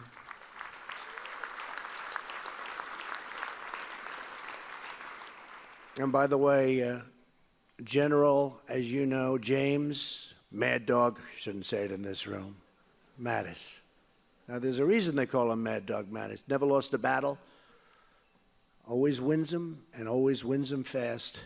He's our new Secretary of Defense. We'll be working with Rex. He's right now in South Korea, going to Japan, going some other spots. I'll tell you what, I've gotten to know him really well. He's the real deal.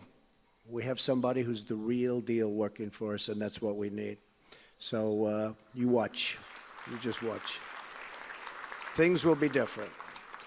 We have seen peace-loving Muslims brutalized, victimized, murdered, and oppressed by ISIS killers. We have seen threats of extermination against the Jewish people. We have seen a campaign of ISIS and genocide against Christians where they cut off heads. Not since the Middle Ages have we seen that. We haven't seen that. The cutting off of heads. Now they cut off the heads. They drown people in steel cages. Haven't seen this. Haven't seen this. Nobody's seen this for many, many years.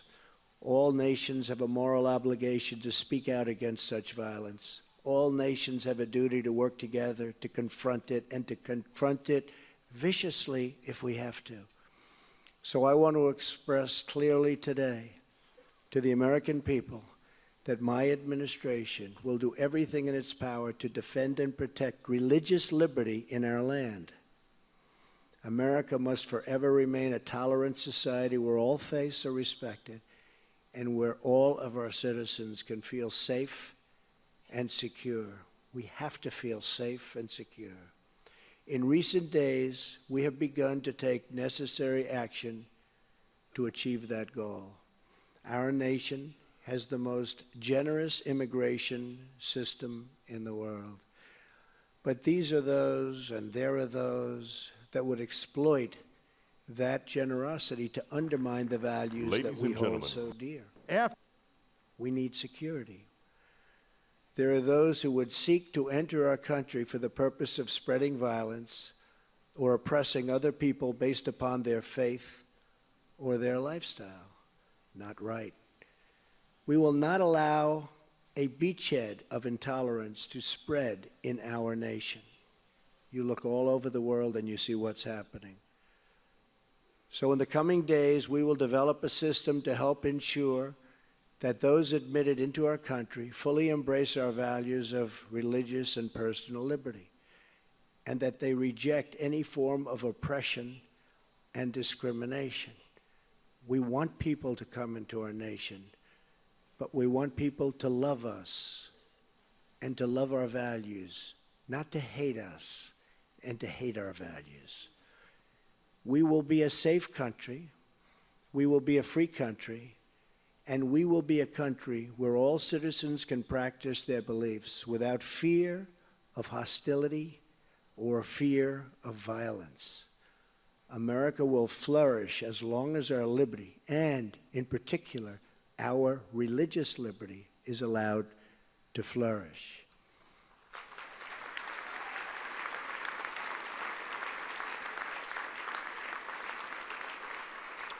America will succeed as long as our most vulnerable citizens, and we have some that are so vulnerable, have a path to success. And America will thrive as long as we continue to have faith in each other and faith in God.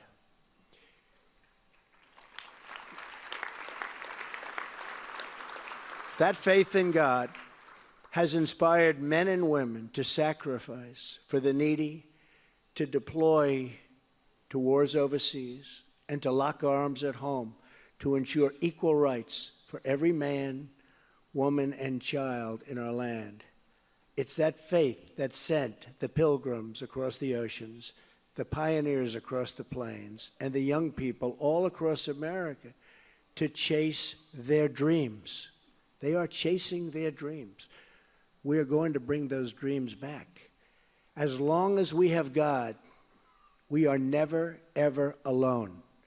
Whether it's the soldier on the night watch or the single parent on the night shift, God will always give us solace and strength and comfort we need to carry on and to keep carrying on.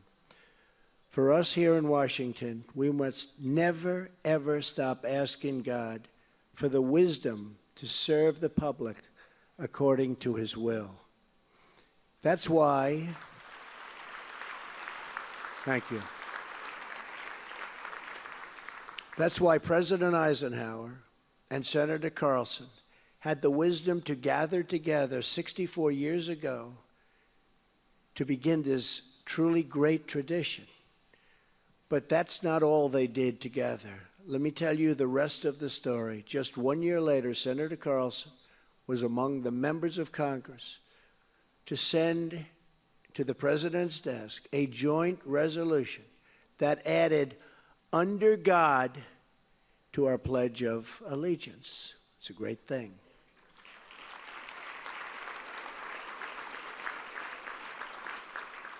Because that's what we are, and that is what we will always be, and that is what our people want. One beautiful nation under God. Thank you, God bless you, and God bless America. Thank you very much. Thank you.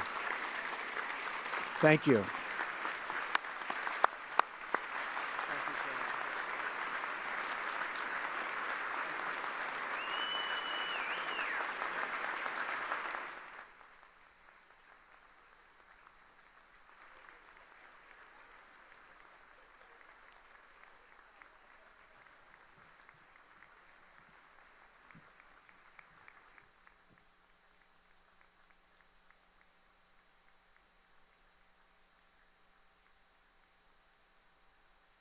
And that, my friends, was the end of Donald Trump's speech at the National Prayer Breakfast.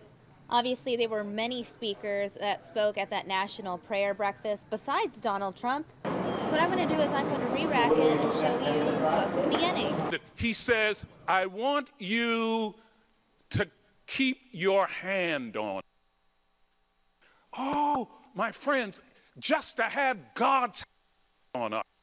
To pray that God's hand will be on our president. I was talking with the vice president backstage, and I said, I'm praying that the hand of God will be on you.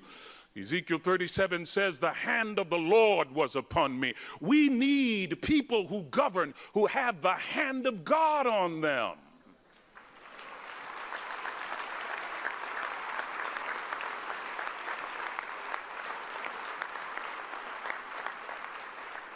And then he said, I want you to keep me from evil, that it will not grieve me. My friends, God is no respecter of persons. Acts chapter 10, verse 34.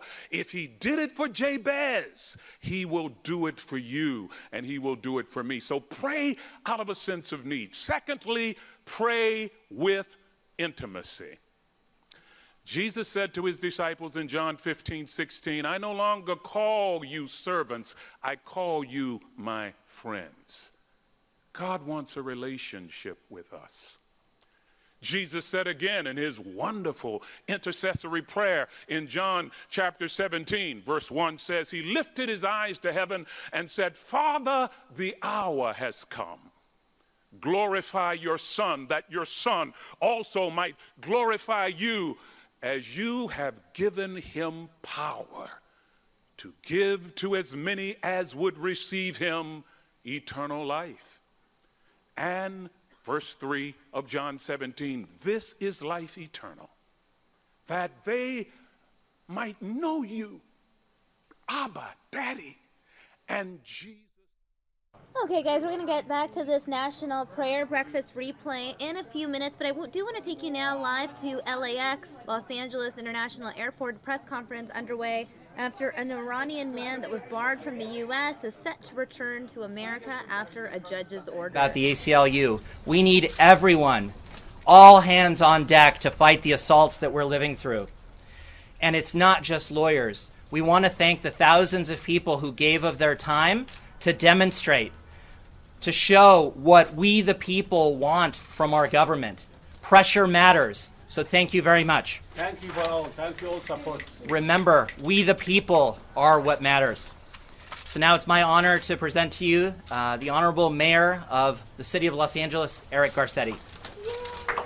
Appreciate it. Thank you, everybody. Can we all say together, welcome home? Welcome home. And this is something we'll be able to say in a moment. To Ali Vayagan and the Vayagan family, thank you for your courage, for your love, and for showing us what family is about. We all can relate to this. Today isn't just about laws, it's about love. And today isn't just about politics, it's about families. And the folks who have been working, Stacy Tolchin, thank you as the tip of the spear of so many Angelinos who came out here and volunteered. Lawyers, ACLU, public counsel, and others, all of which will be funded in this city through the LA Justice Fund, which is bringing together private, county, and city money to provide counsel for those who are denied their due process rights. The family members who are here, Hossein and Marjan, thank you. I know you've been through a terrible ordeal. But look at the love around you. Look at folks who work in this airport who are here. Look at folks who have come to this airport who are here. People who have traveled across Los Angeles to be here. The moment we're about to witness shouldn't be an extraordinary moment. Families reunite at our airport every single day. But unconstitutional executive actions taken by our president have made this a moment to celebrate. When a visa holder is allowed into our country, when Mr. Vayagan will become the first person sent out of the U.S. because of the travel ban who has been allowed to return, this is a good day for Los Angeles, this is a good day for America. But let me tell you, all of us say together that he will not be the last. The lawyer who wrote the petition to get him back, and each and every one of us that is here today, We will keep fighting for him, and we will keep fighting for those legal immigrants who have gone through every law, every challenge, every hurdle we have put before them, and many times very difficult political circumstances as well. Los Angeles has more people who are residents from the countries that were banned by the initial executive orders than any other city in America, by almost threefold. Detroit is the next biggest. We have over 170,000 people who may have family members connected in those countries. It does not speak to who we are as a nation. It does not speak to who we are as Angelenos when we say, play by the rules, and then we suddenly change them. That's why we are so proud, why I am so proud as mayor of the city, to welcome Mr. Vayagan back to this city of angels. A city, and those angels that you see are standing right here behind us. We don't shut the door on refugees. We are a city of sanctuary, of refuge, and also of defense of our Constitution.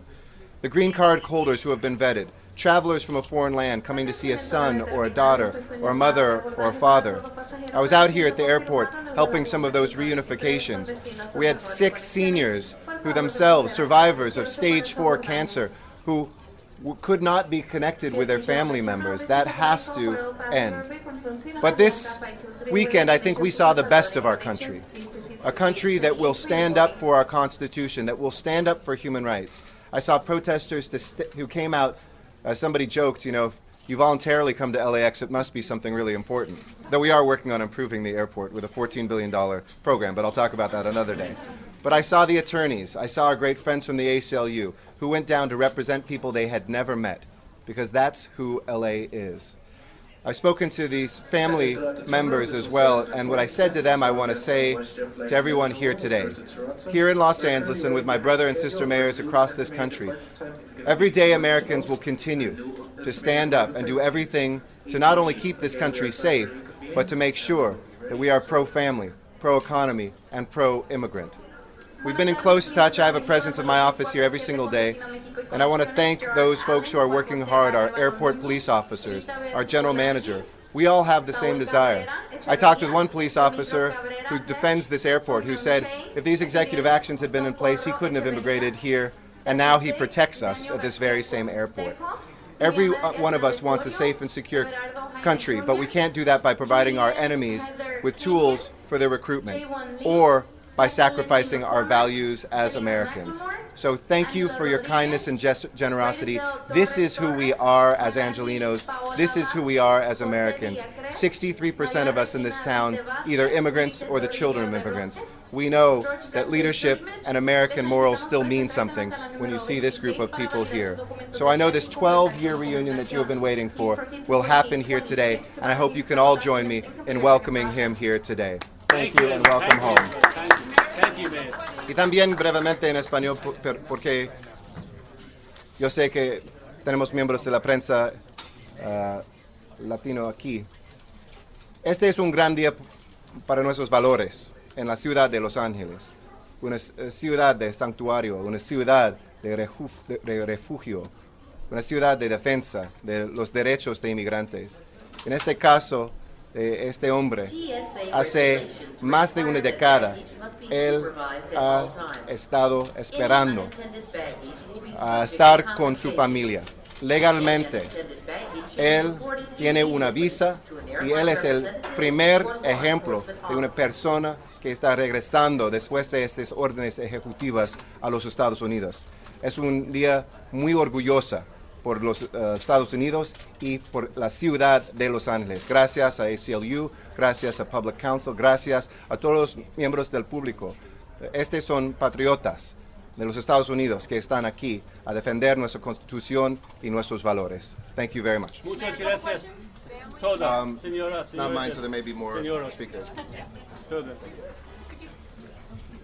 And now we have Amina Kazi from the National Lawyers Guild of Los Angeles. She's the executive director there. And she will be introducing the family. Good morning, everyone. My name is Amina Mirza Kazi. I have cards and can spell that for you later if you need. Sure. A-M-E-E-N-A, middle name M-I-R-Z-A, last name is Q-A-Z-I. I'm the executive director of the Los Angeles chapter of the National Lawyers Guild. First of all, I want to stand here in celebration of the showing of what it means to have good access to counsel. What it means when the people rise up and demand accountability. CBP here has been operating the last several days like a CIA black site, where people go in and we don't know if they're coming out. We don't know the conditions of confinement, and we can only hope for the best. And all we've been asking for is let attorneys come in, and the people have been here in thousands demanding, let them through, let them through.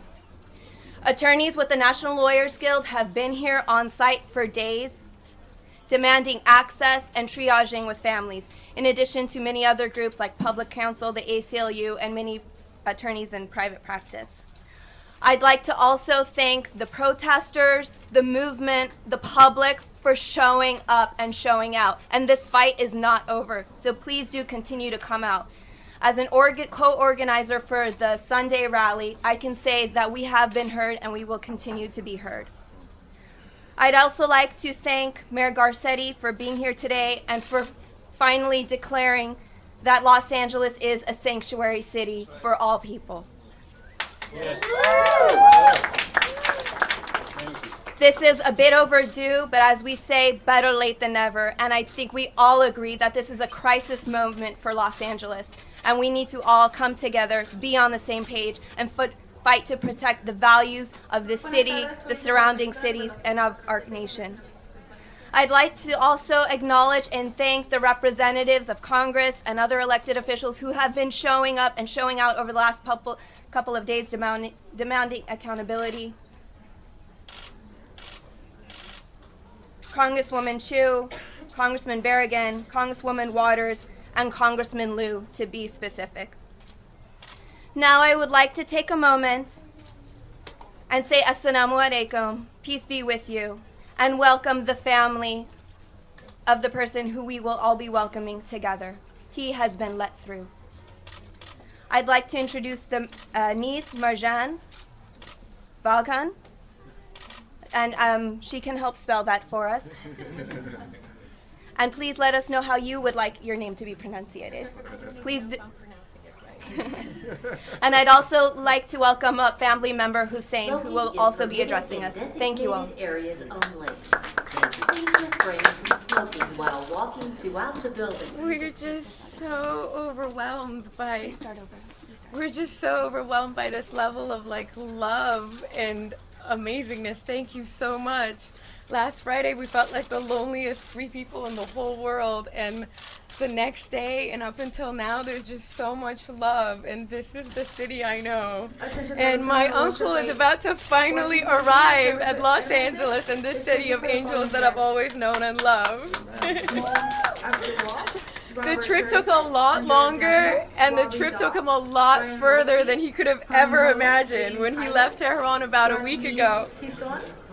He couldn't have imagined that his travels would become a part of an international news story, and he still doesn't really even know. He's just been in transit for the past week. The only thing he wanted to do was to be reunited with his wife, my aunt, and his brother, my father, and his son who he hasn't seen in 12 years. Instead, he was detained, and we didn't know why, and we didn't even know where. And our frantic family was refused all information at first. I don't wish this upon any of you or anybody in the world. It was like a really terrible spy novel that just got way too real. It still feels like a dream. This isn't the LA I know. I was just kind of like shocked.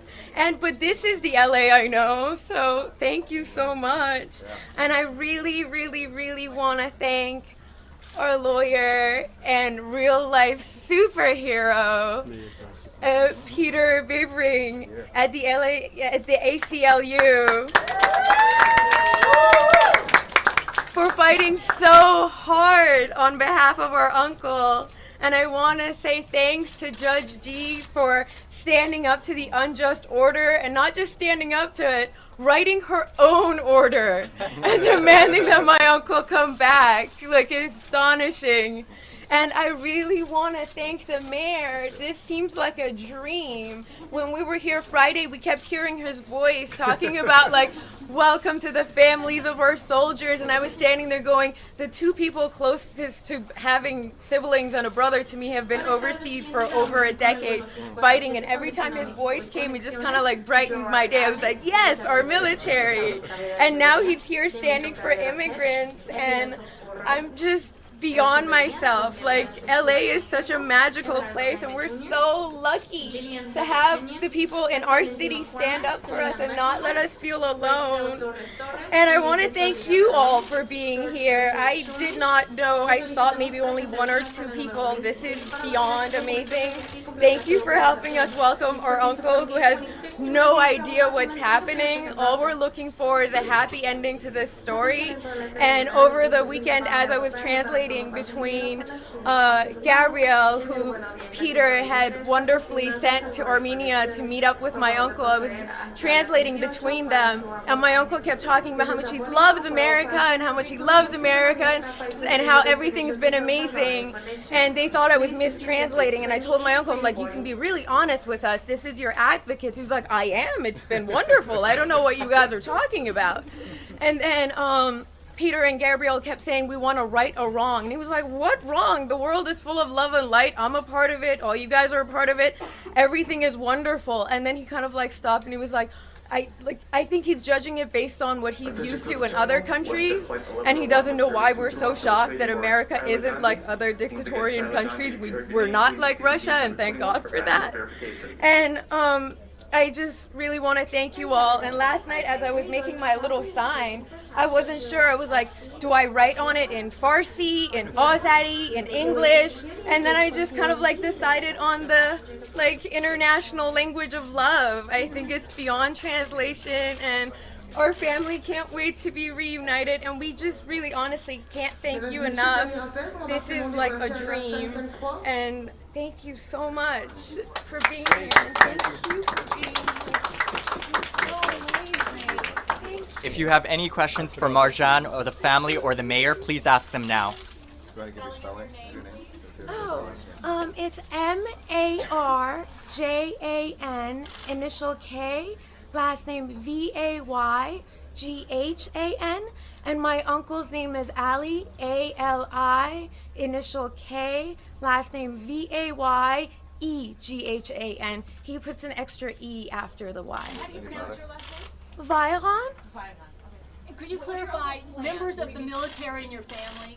Oh, they're not actually like in our family, but when we came here, we didn't have any family other than my mother and father, and our closest family friends who feel like family. We took all of our vacations together.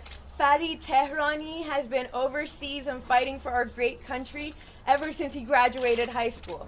Like, I went to college and I did all this stuff for myself, and ever since he graduated from high school for the past decade and a half, he's dedicated his life to protecting this country. And it was beautiful hearing the mayor's voice telling families that they're appreciated for their sacrifices.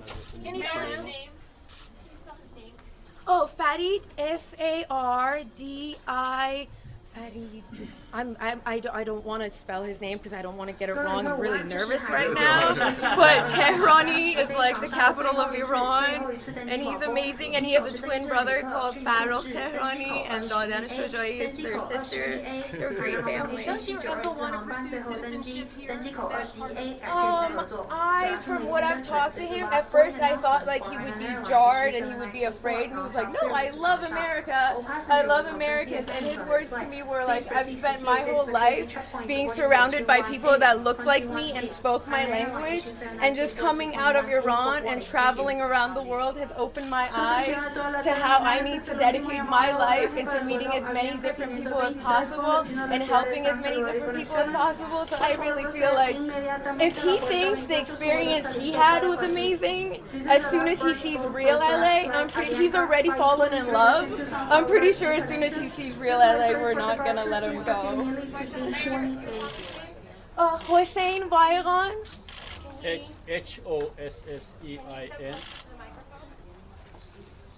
My name is Hossein Vayghan. HOSSEIN. Vayghan is VAYGHAN. Just I don't know what to say. I'm saying just I'm thanking everybody here, all the news, all the press, especially Mayor Garcetti. I had a picture with him about a year ago. I was in the Los Angeles. Yes. We saw you over the weekend, very upset. Still, I'm hardly controlling myself. I'm an emotion person. What happened? Just my brother get here about 7:15, and we was waiting for him, and he didn't come out. And I went to the information desk. We asked what happened. They said he's coming with the package of the green card. He was coming because he didn't have the green card in his hand, but he has the in the A number stamped in his passport. But the information desk said, no, don't worry. Until 11 o'clock, you are safe. It's okay. And we just look around. My daughter was just staring to the stairs, and we are looking. 3 times I go and around. Maybe she missed it. Maybe he's out. And I looked everywhere. I didn't see him.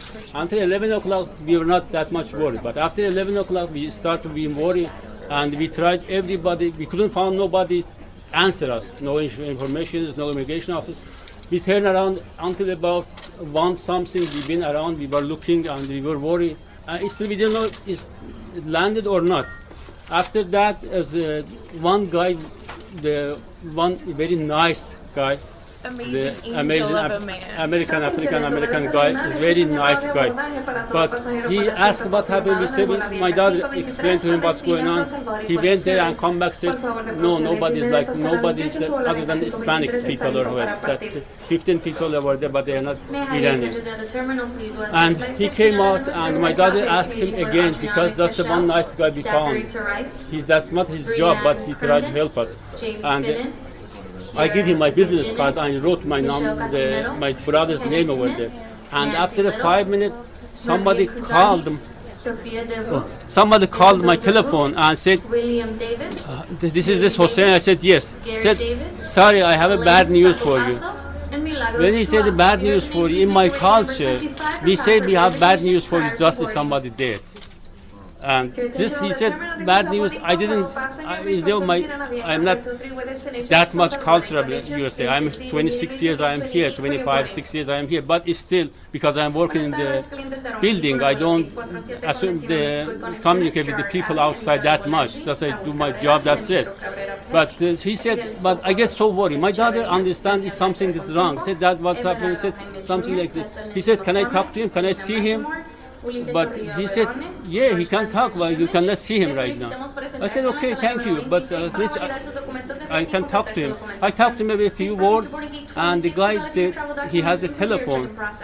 He told me, I said, I'm going to see him, is alive, is it good or not. He said, you cannot see him tonight, go sleep, and tomorrow morning I call you, and you come back and see him.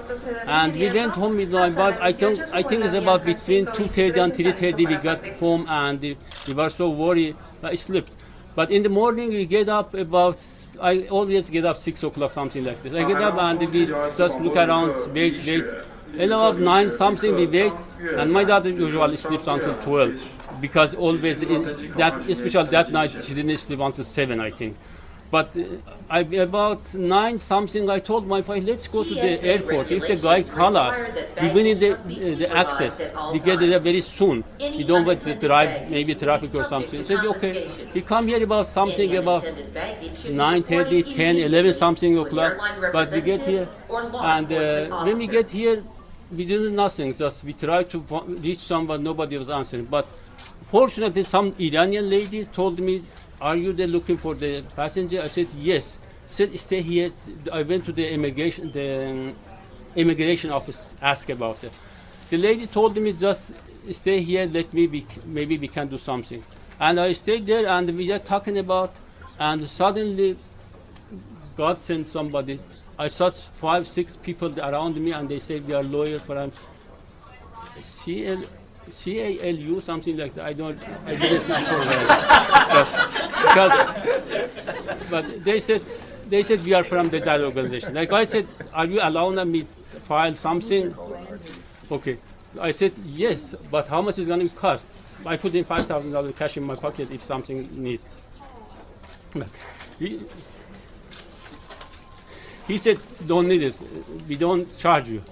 I said, okay, if you don't charge me, we're not doing something wrong. Just do whatever you can. And after that, just we tried to stop him just landing, flying back. Everybody. Thank you. He's arrived. Okay. Okay. Yes, I think my brother's landed. Sorry. Thank you for everybody. Thank you. Thank you. Muchas gracias for Espanol people. Excellent Espanol. Thank you, man. Thank you so much. We're going to head over to the arrivals area.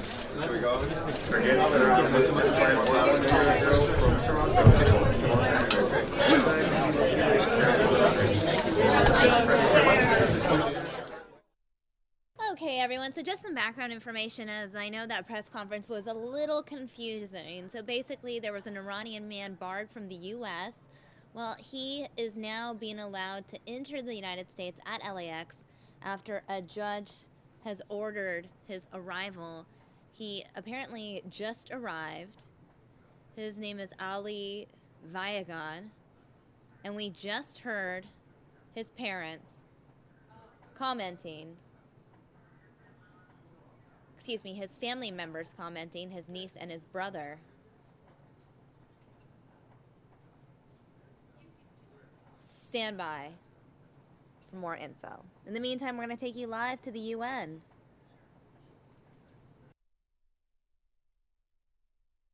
Ukrainian aircraft Antonov 26, while it has conducted the flight over Odessa gas deposit region in the Black Sea in the exclusive maritime zone of Ukraine. This time, only lucky coincidence saved the crew from the Russian shelling. God knows what could happen next time. The remedy to stop this Russian aggression against my country and to avoid further civilian sufferings is rather simple. What the international community needs to do is to step up pressure on the aggressor and urge Russian Federation to get out of Ukraine. I thank you. I resume my function as President of the Council, and I now give the floor to those Council members who wish to make statements. I give the floor to the representative of the Russian Federation. Мы признательны за прозвучавшие брифинги, нарисовавшие тяжелейшую картину продолжающихся боевых действий и страданий гражданского населения на востоке Украины. Суть происходящего вполне очевидна. Киев пытается воспользоваться спровоцированными им самим боевыми столкновениями как поводом для полного отказа от выполнения Минских договоренностей от 12 февраля 2015 года, скрепленных резолюцией Совета Безопасности 2202. Как бы ни стремилась украинская сторона представить дело по-иному, в том числе инициируя сегодняшнее заседание Совета Безопасности и выступая на нем с заявлением, that are completely divorced from reality. All the information, including open recognition by Ukrainian officials, indeed the president of the country, is so overwhelming that they cannot deny that the destructive policy of Kiev and their armed forces can't be denied. On 3rd January, Defense Minister of Ukraine, Poltorak, confirmed the seizure by Ukrainian army of new positions in the grey area, demagogically announcing that this was not in violation of the Minsk agreements, since the seized territory belonged to Ukraine anyway. On 17th January, Interior Minister Avakov, speaking before Ukrainian border guards, called on them to prepare to seize the state borders in 2017. 22nd of January, President Poroshenko publicly announced that Ukraine would not be implementing any of the political reforms until full control over the border with Russia was restored. This approach fully distorts the content of the complex of measures in Minsk and is manifestly unfeasible. Finally, yesterday, Deputy Defense Minister Pavlovsky chipped in, boasting to the press. He said, 1 meter after 1 meter, step by step, where possible, our boys will have heroically moved forward.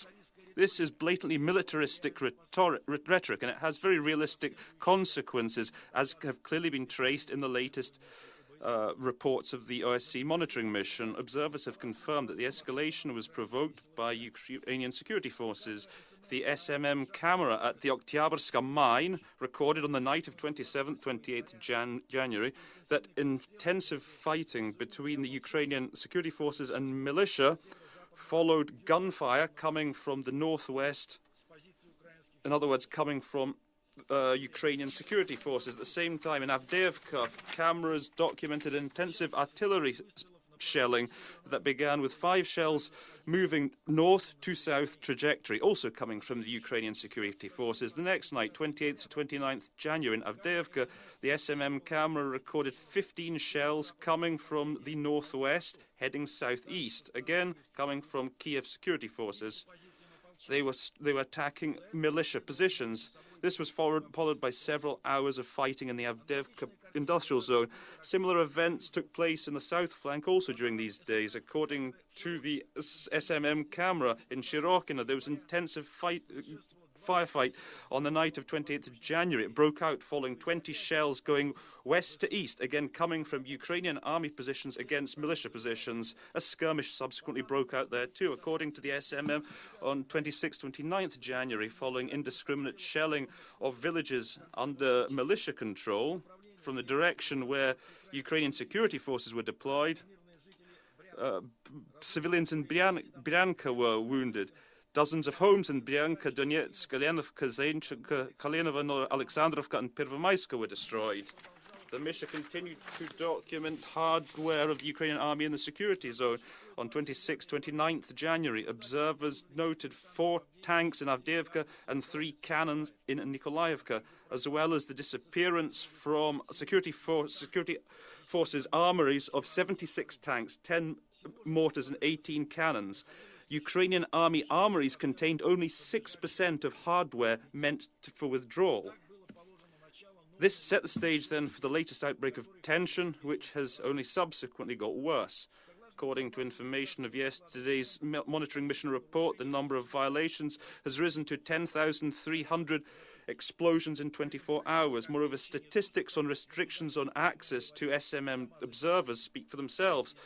7 out of 9 cases whereas the Ukrainian armed forces were responsible for. These figures show that instead of efforts to normalize the situation in the Donbass and to seek out reasonable compromises under the Normandy format and as part of the contact group, the Ukrainian authorities are desperately, frantically trying to achieve a military settlement to the conflict. What also sticks out as one other interesting feature: the serious escalation in the Donbass surprisingly coincided with an increase in foreign visits by the Ukrainian leadership.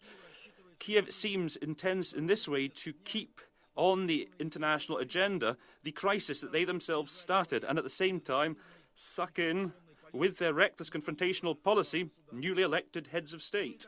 But of course, the Ukrainian leadership today, they need money, which best of all they can swindle out of the European Union, certain European countries, and from the US and from international financial institutions, by pretending to be the victims of aggression.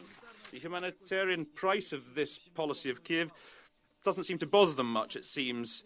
Homes in villages, schools, hospitals have been shelled by all kinds of weapons, including high-caliber artillery and multiple rocket systems, which, according to the Minsk complex of measures of 12 February 2015, should long have been withdrawn from the contact line. Among the civilian population, there are dead and injured. Ukrainian security force attacks have damaged the Donetsk water filter station and the Avdiivka coke factory. The lives of workers in the mines are under threat. To prevent a humanitarian disaster and to return the situation to the political track, the international community must be firm and consistent.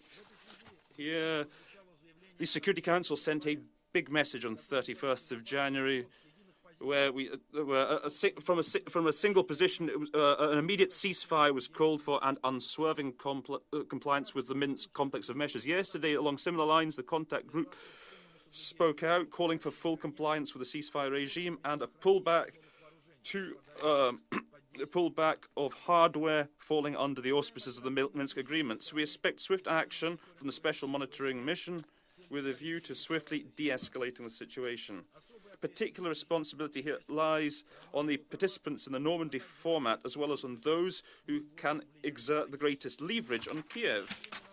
We trust that those with common sense within Ukraine itself, and also all those keen to settle issues of this kind through political means, will not allow the situation in southeast Ukraine to develop along the worst-case scenario. On the contrary, that they'll focus their attention and efforts in order to properly implement the Minsk agreements.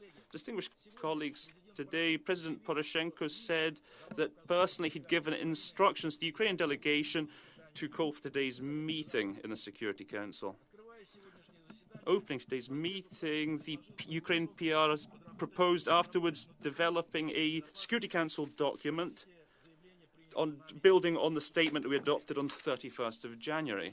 Sadly, what we heard today from the Ukraine delegation is completion. The odious statements show that the Ukrainian delegation here in New York continued to try and saber rattling, and that's a source of great regret.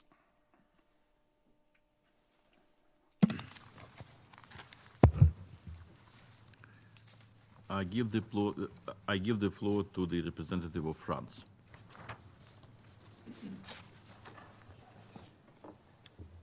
Monsieur le Président. Mr. President, France vigorously condemns the resumption of fighting in recent days in the eastern part of Ukraine, and namely in Avdiivka.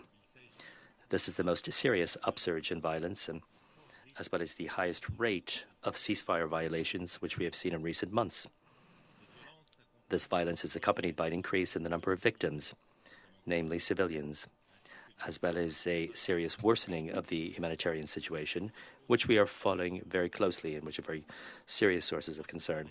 We are forced to observe that the situation has not improved, neither from a security or from a humanitarian point of view, since the consultations that we held on this subject 2 days ago. And yet the Council unanimously called for the immediate restoration of the ceasefire.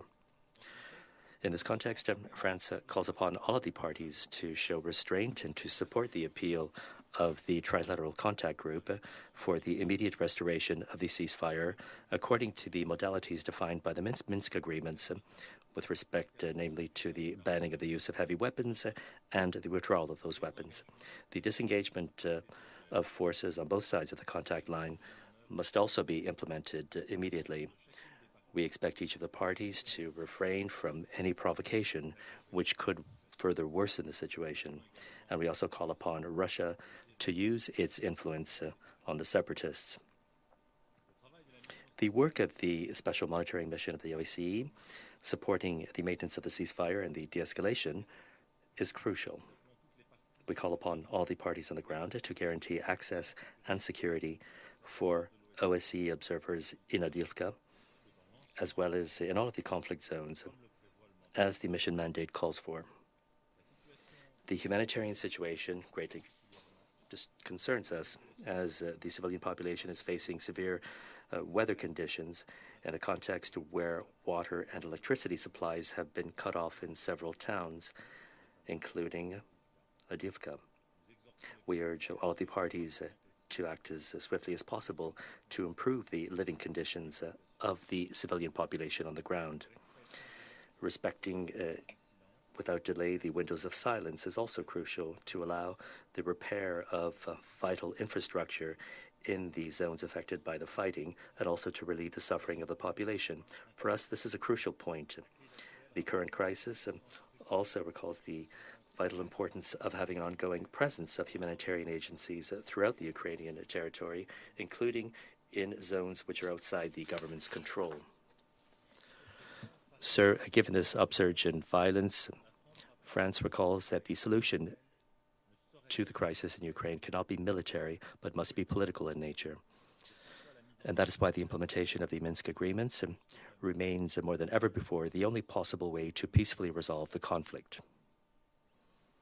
France and Germany remain fully committed in their diplomatic efforts within the Normandy framework. Even if we measure the scope of the task that remains to be carried out and the challenges to be overcome, we are convinced that work in this format, the only one to bring together Ukraine and Russia around the same table at the political level, is necessary and must be continued. The work in the Normandy format will have made it possible in recent months to limit the intensity of the fighting as well as the loss of lives on the ground, as well as to implement confidence-building measures in the security and humanitarian spheres, whether it be the restoration of the ceasefire, the implementation of disengagement zones, or prisoner exchanges. Despite the ongoing fighting, the number of civilian victims is 6 times lower since the signing of the Minsk package, according to the estimates of UN agencies. Our efforts are currently focused on drawing up a common roadmap which should allow progress on both the security and political aspects of the Minsk agreements. Okay, again, looks like Nikki Haley has yet to speak at the UN. We are still awaiting her speech at the UN. The new U.S. ambassador to the United Nations, Nikki Haley, former South Carolina governor. We'll be hearing from her momentarily, but we do want to take you back to LAX, to the arrivals. We showed you that press conference, the family members awaiting their relative that was banned due to the travel ban. A judge has ordered that he be allowed to arrive at LAX, and it looks like he has just landed. We are waiting for their reunion.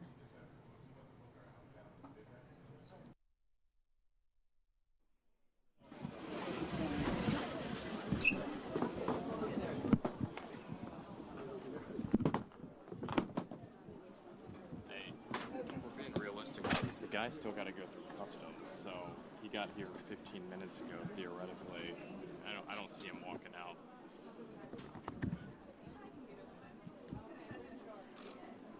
Atención, a terminar Aeroméxico vuelo 647 con destino a la Ciudad de México está finalizando su abordaje. Favor de proceder a la sala 26. Attention, the terminal Aeroméxico flight 647 to Mexico City is finalizing its boarding. Please proceed immediately to gate 26.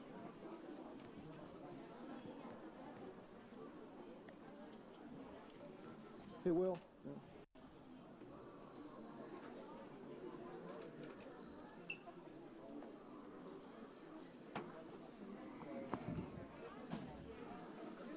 Attendants at the terminal, duty free is needed at gate 21 for WestJet. Please refrain from smoking while walking throughout the building.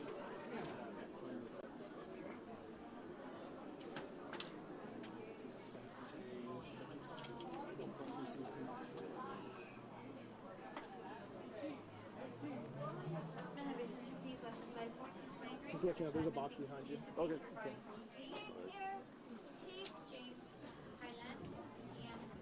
Jody Sawa and David Taylor. Please be going to gate 22 for passport verification.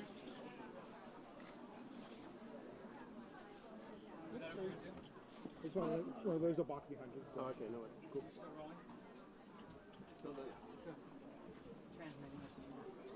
You want to come with us?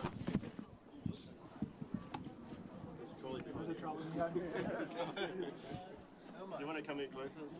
Yeah. You come closer if you want. Okay. Because you might shoot over my head. Awesome that he did that to me.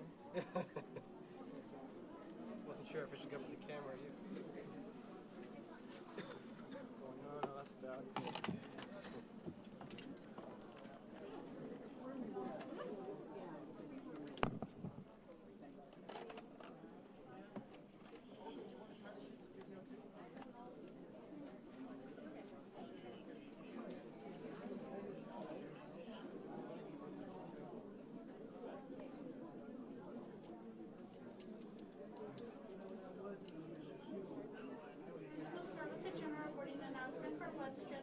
Okay, everyone, it looks like the photographer for our Fox station in LA got a little tired, put the camera down.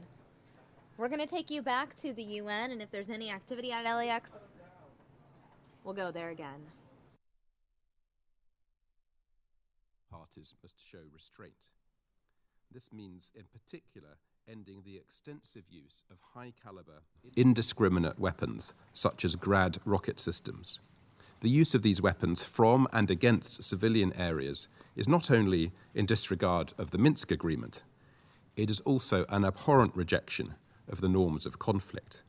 They must be withdrawn from the line of contact, as stipulated in the Minsk Agreement. We also need to tackle the underlying causes of the fighting. It is clear that any solution to the Ukraine crisis must be political, not military, as we all recognized in Security Council Resolution 2202. The Minsk agreements are the only meaningful path to long-term peace in Ukraine. So let us urge all sides to recommit to meeting their full obligations under Minsk. We support the continued efforts of France and Germany within the Normandy format towards securing full implementation, and we are extremely grateful for the enormous investment that they have made in the process to date. Mr. President, let me close with this final thought. We frequently hear from the Russian government, as we did today, that all the problems in eastern Ukraine are the consequences of actions by the Ukrainian government. This is simply not the case. It is an inversion of reality. The responsibility for the inception and continuation of the conflict in eastern Ukraine lies squarely with Russia and the separatists it supports. As the British Prime Minister made clear in Washington last week, the United Kingdom will continue to stand by Ukraine in full support of its sovereignty and territorial integrity. The international community, most recently through the UN General Assembly's resolution on Crimea in December, sent the same clear message to Russia. And earlier this week, this whole Security Council, including Russia, expressed the very same thing in an agreed statement, that we support Ukraine's sovereignty and territorial integrity. But, Mr. President, Russian words are not the same as Russian deeds. We need to see Russia comply with its Minsk commitments. We need to see Russia stop equipping and arming the separatists and instead use its influence to make sure the separatists meet their Minsk obligations. And we need to see Russia withdrawing its forces from all of Ukraine. This includes Crimea, the illegal annexation of which we do not and will not recognize. Sanctions against Russia cannot be lifted until this happens. It's for the people of Ukraine to decide their country's future. Ukraine must be allowed to make its own sovereign decisions. Thank you. I thank the representative of the United Kingdom for his statement, and I give the floor to the representative of the United States. Thank you, Mr. President. Thank you, Undersecretary General Feltman, Undersecretary General O'Brien, and Ambassador Opakhan for your useful and comprehensive briefings today. This is my first appearance in this chamber as the permanent representative of the United States. It is an immense honor for me to sit behind the United States placard and to follow in the footsteps of so many giants of American diplomacy. It is humbling to be part of a body whose responsibility is nothing less than maintaining international peace and security. I look forward to working closely with each of you on this council. The United States is determined to push for action. There is no time to waste. I consider it unfortunate that the occasion of my first appearance here is one in which I must condemn the aggressive actions of Russia. It is unfortunate because it is a replay of far too many instances over many years in which United States representatives have needed to do that. It should not have to be that way. We do want to better our relations with Russia. However, the dire situation in eastern Ukraine is one that demands clear and strong condemnation of Russian actions. The sudden increase in fighting in eastern Ukraine has trapped thousands of civilians and destroyed vital infrastructure. And the crisis is spreading, endangering many thousands more. This escalation of violence must stop. The United States stands with the people of Ukraine, who have suffered for nearly 3 years under Russian occupation and military intervention. Until Russia and the separatists it supports respect Ukraine's sovereignty and territorial integrity, this crisis will continue. Eastern Ukraine, of course, is not the only part of the country suffering because of Russia's aggressive actions. The United States continues to condemn and call for an immediate end to the Russian occupation of Crimea. Crimea is a part of Ukraine. Our Crimea-related sanctions will remain in place until Russia returns control over the peninsula to Ukraine. The basic principle of this United Nations is that states should live side by side in peace. There is a clear path to restoring peace in eastern Ukraine, full and immediate implementation of the Minsk agreements, which the United States continues to support. For the people in eastern Ukraine, the stakes are high. With each passing day, more people are at risk of freezing to death or dying from a mortar blast. The United States calls on Russia and the combined Russian separatist forces to fulfill their commitments in the Minsk agreements and fully restore and respect the ceasefire. The Minsk agreements require the disengagement of forces and withdrawal of heavy weapons from both sides of the contact line. This is the formula for a sustainable ceasefire. Pulling back forces and taking heavy weapons out of this area will save lives. The Organization for Security and Cooperation in Europe Special Monitoring Mission must also be granted full, unfettered access. The presence of OSCE monitors can help calm tensions. Cooperation on this issue is possible. Earlier this week, both Russia and Ukraine supported this Council's unanimous call to return to a ceasefire. It was the first time in years that this Council was able to come together on Ukraine. The parties on the ground should heed this signal and hold their fire. The United States expects that those who can influence the groups that are fighting, in particular Russia, will do everything possible to support an end to this escalation of violence. Thank you. I thank the representative of the United States for her statement, and I give the floor to the representative of China. 主席先生，我感谢费尔特曼副秘书长、欧安组织特别观察团团长阿帕肯大使、奥布莱恩副秘书长的通报。中方一直密切关注乌克兰东部地区局势发展，对近期该地区交火事件时有发生，导致平民伤亡，深感忧虑。 We have taken note of the fact that the Normandy format and the trilateral contact group in Minsk have held consultations on the implementation of the Minsk agreements and the promotion of the peaceful resolution of the Ukrainian issue. We call on parties to the conflict to strictly abide by the ceasefire regime and remain committed to the political solution.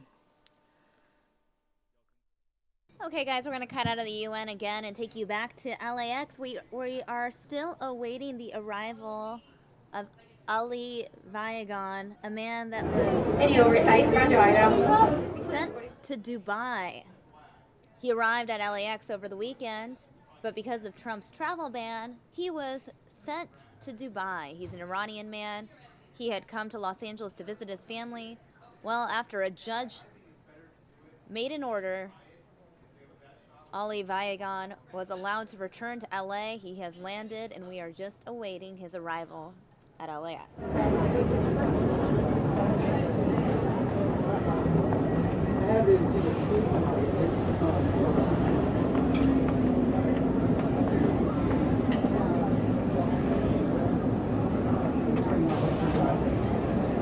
I'm going to go over on that side. Okay.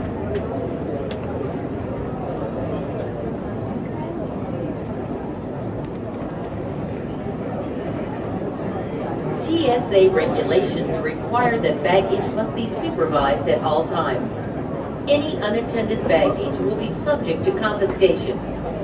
Any unattended baggage should be reported immediately to an airline representative or law enforcement officer.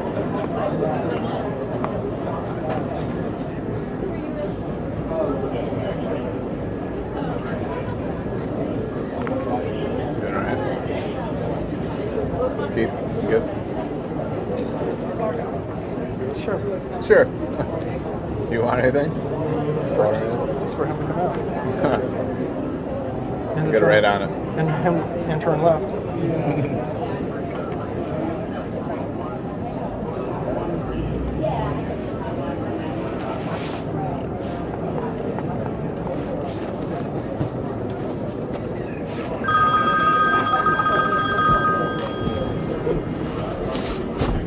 Hold it.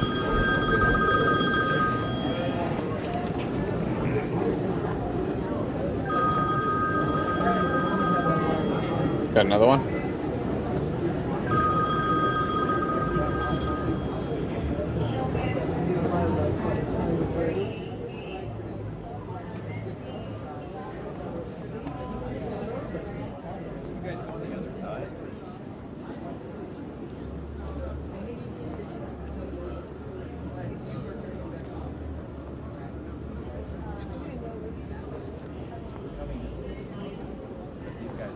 Hey.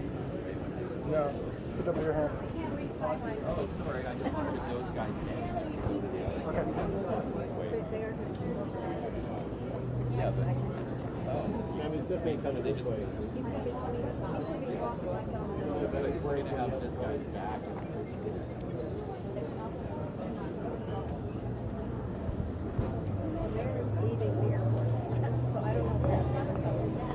You hear that? Let's go.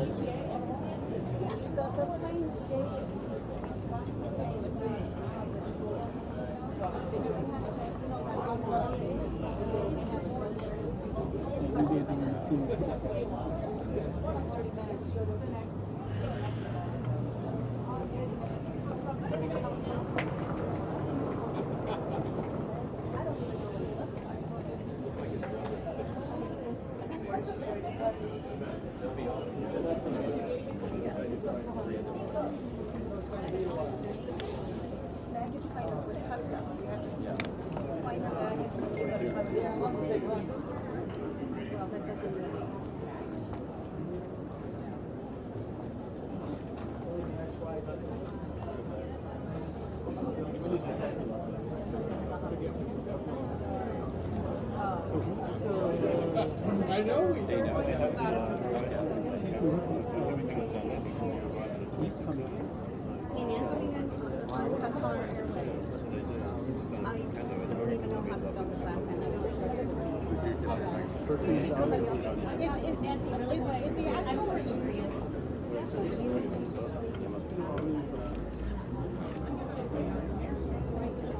And is it his niece and brother right now? Okay, we thought the reunion might be happening away from our. Make sure. Got it. Okay. Right.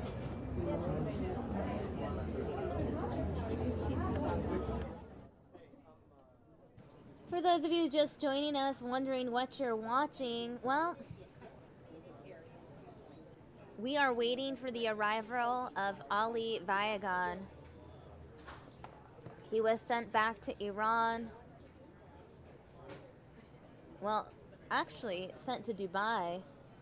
An Iranian man banned from entering the U.S., allowed to return to LAX. Again, an Iranian man who was barred from entering the U.S. under Trump's travel ban, even though he had a valid visa, is scheduled to arrive in LA today. He did just arrive, and we are awaiting the reunion between Vayagan and his family.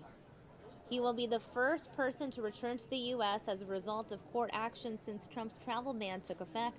According to the ACLU in Southern California, the president's executive order restricted travel from 7 predominantly Muslim countries, including Iran. Vayagan was expected to land this afternoon and reunite with his brother and niece at LAX.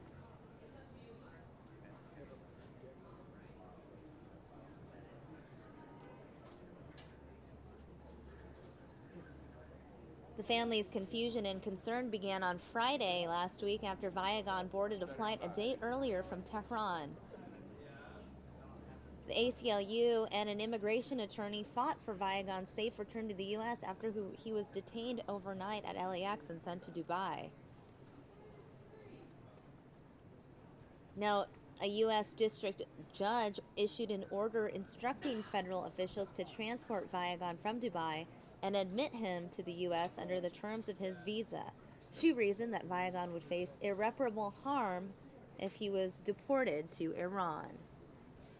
But the order came minutes too late, and Vayagan was rushed by officials onto an otherwise empty plane bound for Tehran.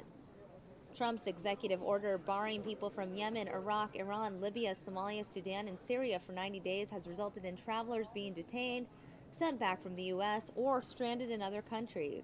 Viagon was among dozens of U.S. visa holders who were detained at airports since Trump signed the order, according to the Associated Press. Again, we are waiting for the reunion, but it looks like the photographer has once again put his camera down. So instead of showing you guys the legs of people at LAX, we're going to take you back to the UN, where a representative from Italy is speaking now. To the crisis in Ukraine. Thank you.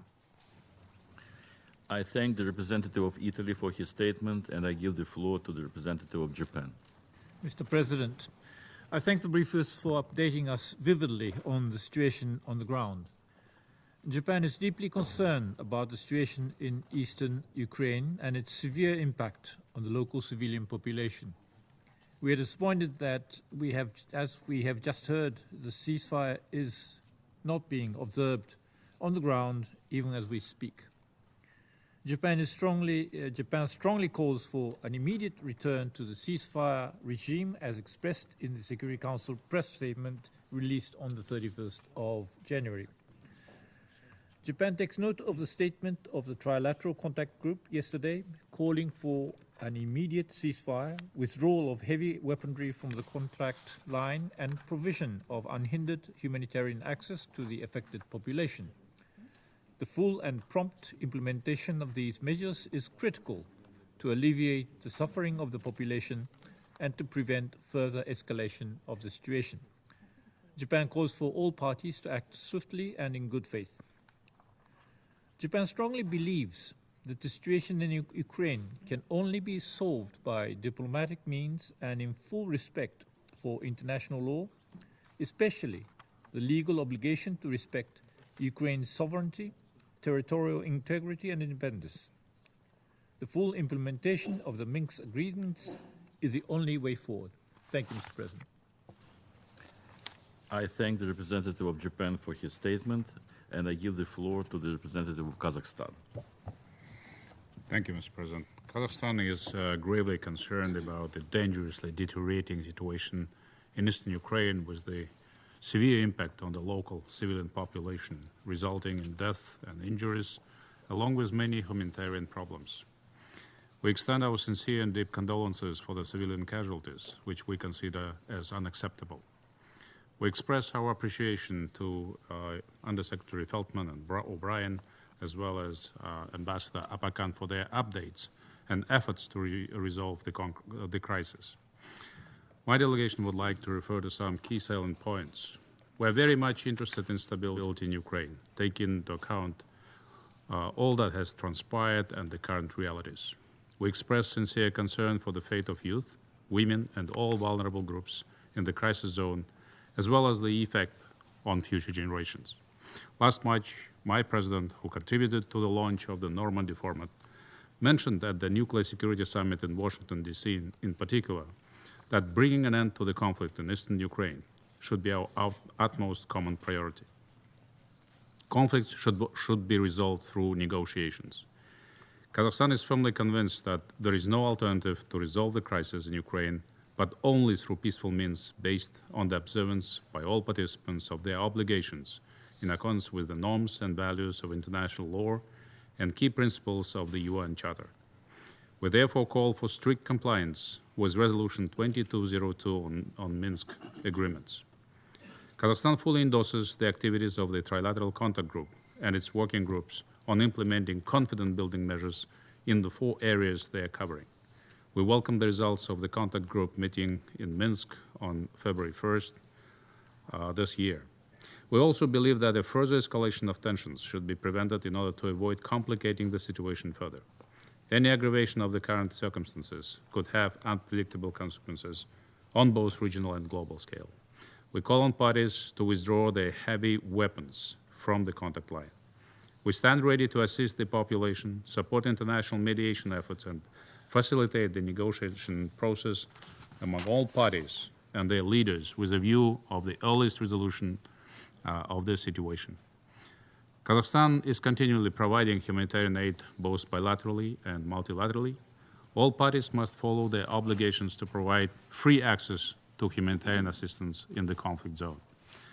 We believe full-fledged normalization of the country's situation can only be achieved with the economic recovery of Ukraine, which should be our primary and requisite consideration. We therefore call for establishing CBMs in the economic dimension. Kazakhstan is intending to work on a balanced and unbiased manner on an equal basis with all Security Council members to promote compromise and consensus in order to help achieve early solution to this crisis, keeping in mind the paramount importance of maintaining and strengthening peace and security. To conclude, Mr. President, we call on all parties to demonstrate wisdom, responsibility, and political will to ensure an immediate return to ceasefire regime. I thank you. I thank the representative of Kazakhstan for his statement, and I give the floor to the representative of Senegal.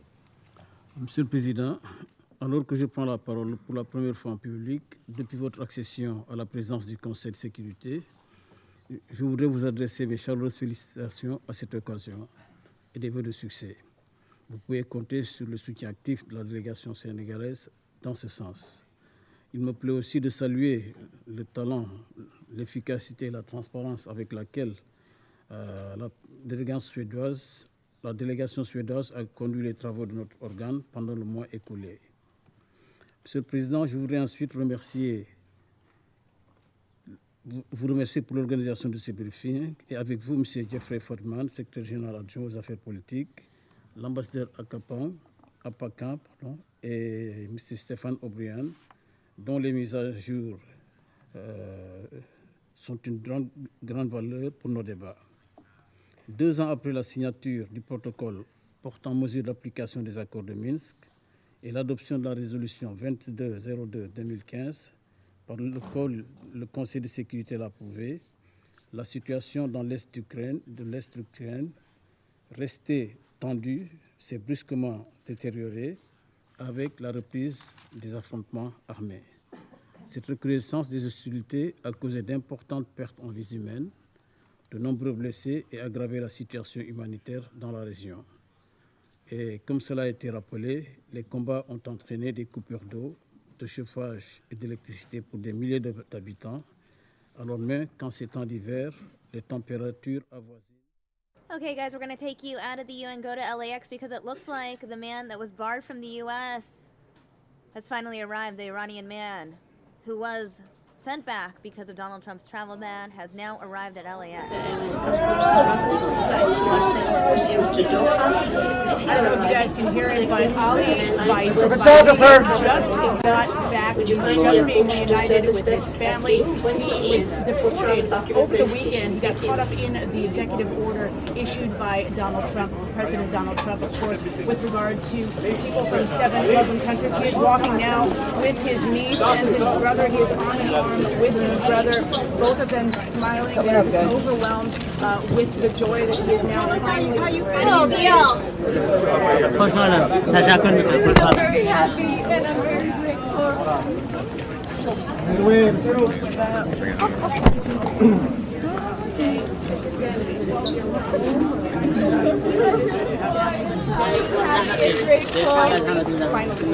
You all work really hard. He's carrying something like the mayor. Yes. Oh my God.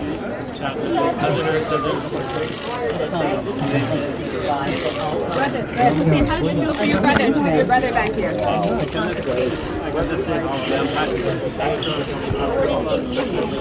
Airline representative, one more. Let's come on. If you guys can make your way, we're just going to come through. All right, guys. Make a hole. Come on. Hey, guys. We're making a hole. Guys. Come on up. That means the Jack have to separate. As you can see, it's a bit chaotic at LAX. Lots of media surrounding Ali Vayagan. Don't need a push. If we can just make more of a U, we're going to get some space around the sign, please. Hold on. Okay, hold on. I love it. It sounds great. Before we get taken up, can everybody please step back? We're going to make a U around here. Come on.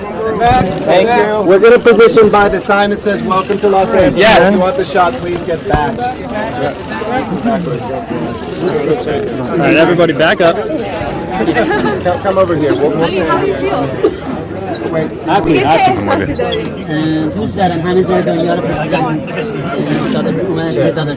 let's turn this way. I love everyone in the world, especially here. Everybody take a couple of steps back, please. A couple of steps back, please. Okay, good. Guys, step back a little bit. A couple of steps back, please. Let's move. Just calm down. Everybody just calm down. Everybody step back.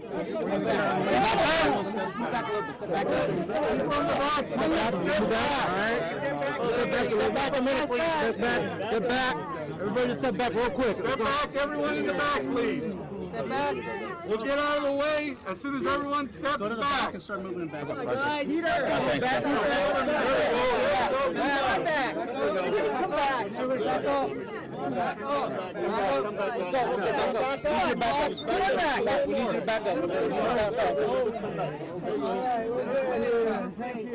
Please, everybody back up. Back up. Keep moving back. Come on back. Come on back. Everybody back. Back up. Everybody back.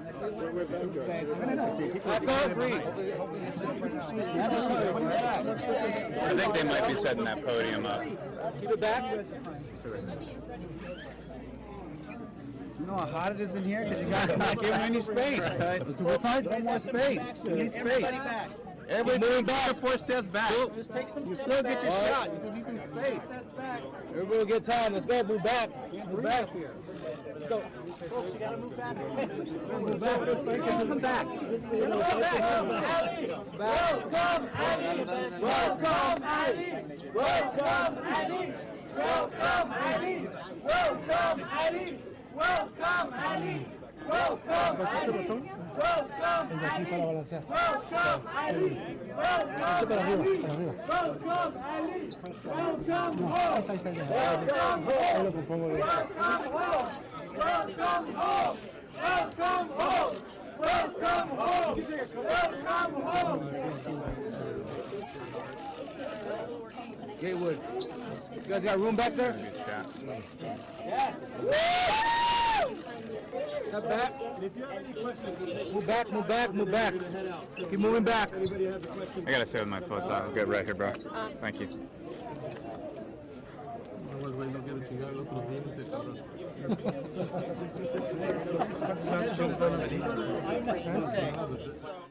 For those of you wondering the backstory behind this live feed, this man, Ali Vayagan, is the first man who was sent back from the U.S. who has been allowed back into the United States. His family and the mayor of Los Angeles welcoming him. He's an Iranian man who arrived in L.A. on Friday. He was held overnight at LAX and then eventually sent to Dubai. Looks like the press is waiting to speak with him momentarily. He doesn't know what's going on, but he says this is what humanity and human rights look like. And he's just in shock and in awe and so grateful, and he can't believe the mayor of Los Angeles is here. And Peter. Peter, you're amazing. You're a superhero. Why does he still want to be a U.S. citizen? Why does he still want to move here permanently? He gets shit on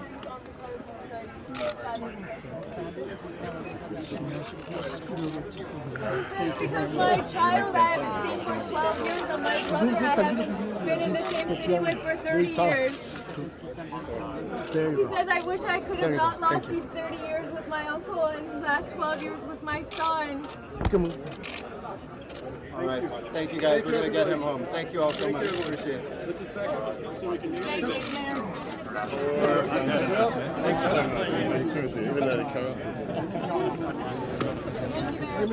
Which way are you guys going? Where you gonna open up at? Open up! Nicole, Nicole.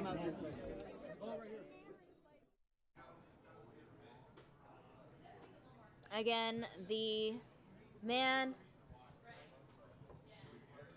the one that everyone was waiting for, Ali Vayagan, an Iranian man who was sent back after arriving at LAX on Friday. He has returned. There he is with his niece.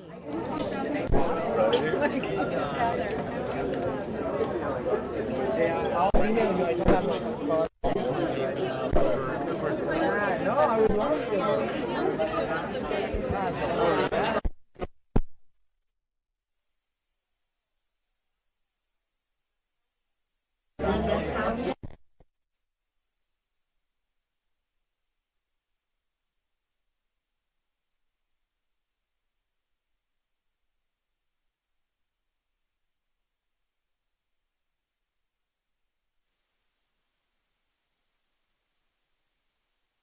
You can see lots of chaos and commotion at LAX. I believe that's Terminal 2 at LAX.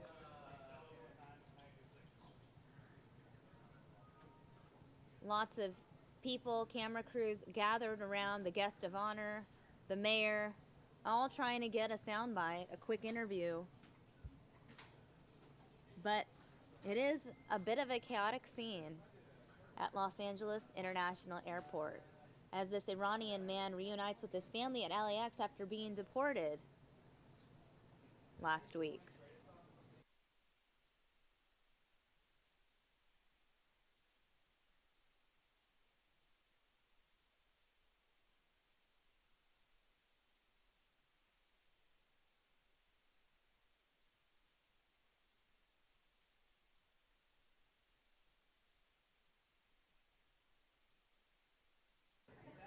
Looks like this scene at LAX has wrapped up.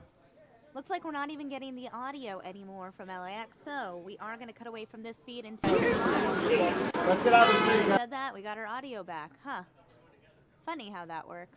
Either way, though, we are going to take you to Brooklyn now. An anti-Trump protest underway in New York.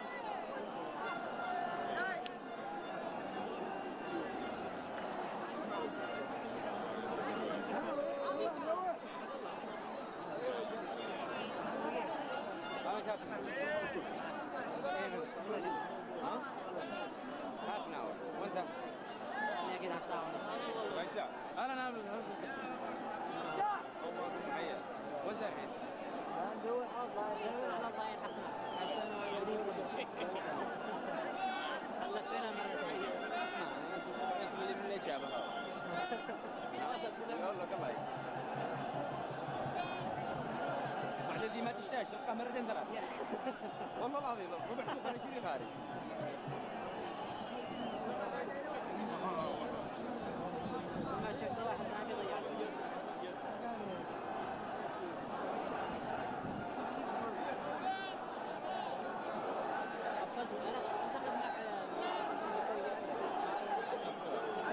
أخذنا جرين بوينت والمالديف من هذا وين الجاجني أنا وجيب وشارك من هذا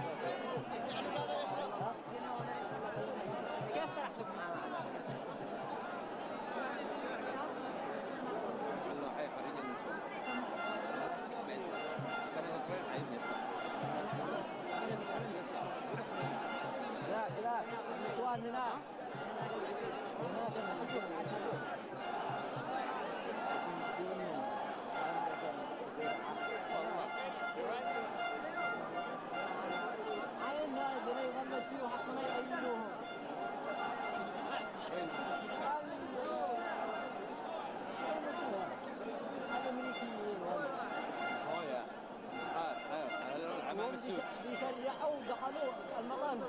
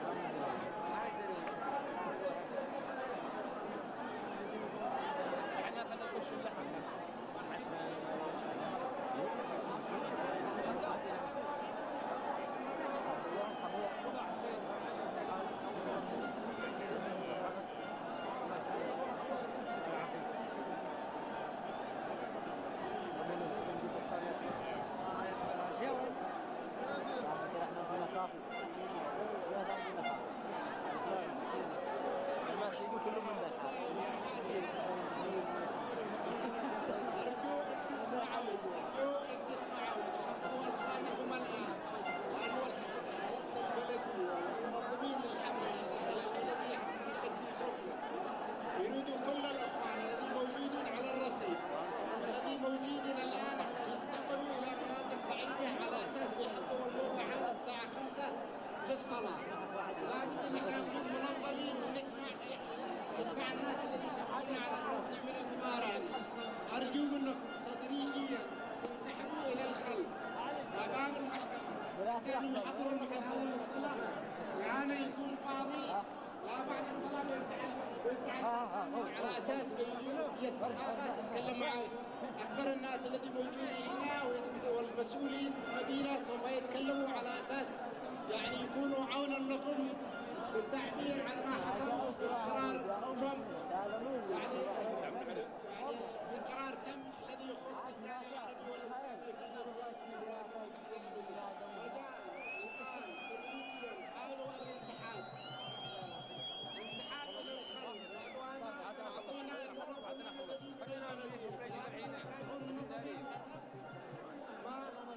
يعني سمحوا لنا على اساس نعمله وهذا المحل بيكون محل الصلاه والصلاه بتكون الساعه 5 في الموقع هذا وارجو الذي حتى بالرسم تنسحبوا رجال نكون شاكرين لكم جميعا في الحضور الذي حضرتم بالعدد الكبير هذا وشكرا.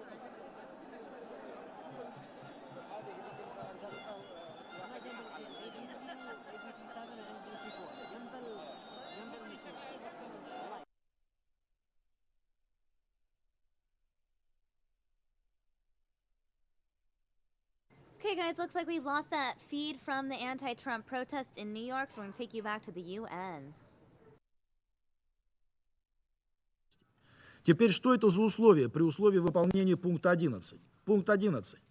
Проведение конституционной реформы в Украине со вступлением в силу новой Конституции, предполагающей в качестве ключевого...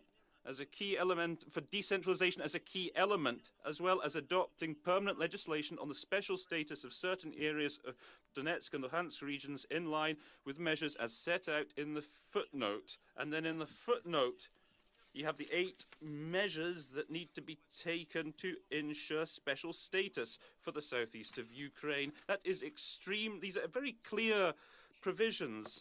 17 hours we were working on those provisions.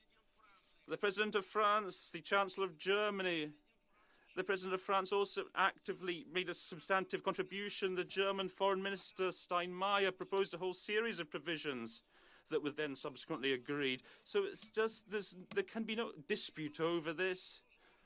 I mean, who could expect that Donetsk and Lugansk could be closed off? And what you expect them to be just left to the mercy of the Ukrainian authorities? Can we trust, can the people in Lugansk and Donetsk trust the Ukrainian authorities? Poroshenko on the TV spoke in Ukrainian, I think it was 1st July 2014, and he said this. He said, in Kiev. They so love the people of Lugansk and Donetsk that they won't be shooting on them during the announced counter-terrorist operation. Residential areas or hardware, that's what they said.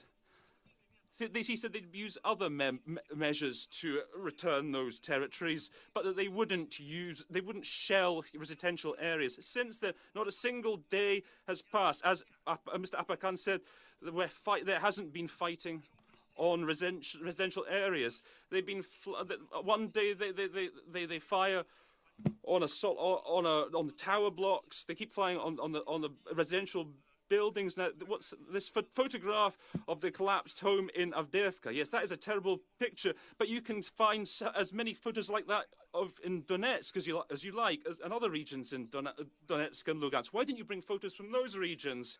All those victims that you talk about, yes. As a result of fighting, Ukrainian servicemen have died, and there's nothing good about that. But what about Donetsk and Lugansk? It's the majority of people dying there as civilians, women and children, including women and children. Why don't you talk about that? Also, friends, now obviously you can.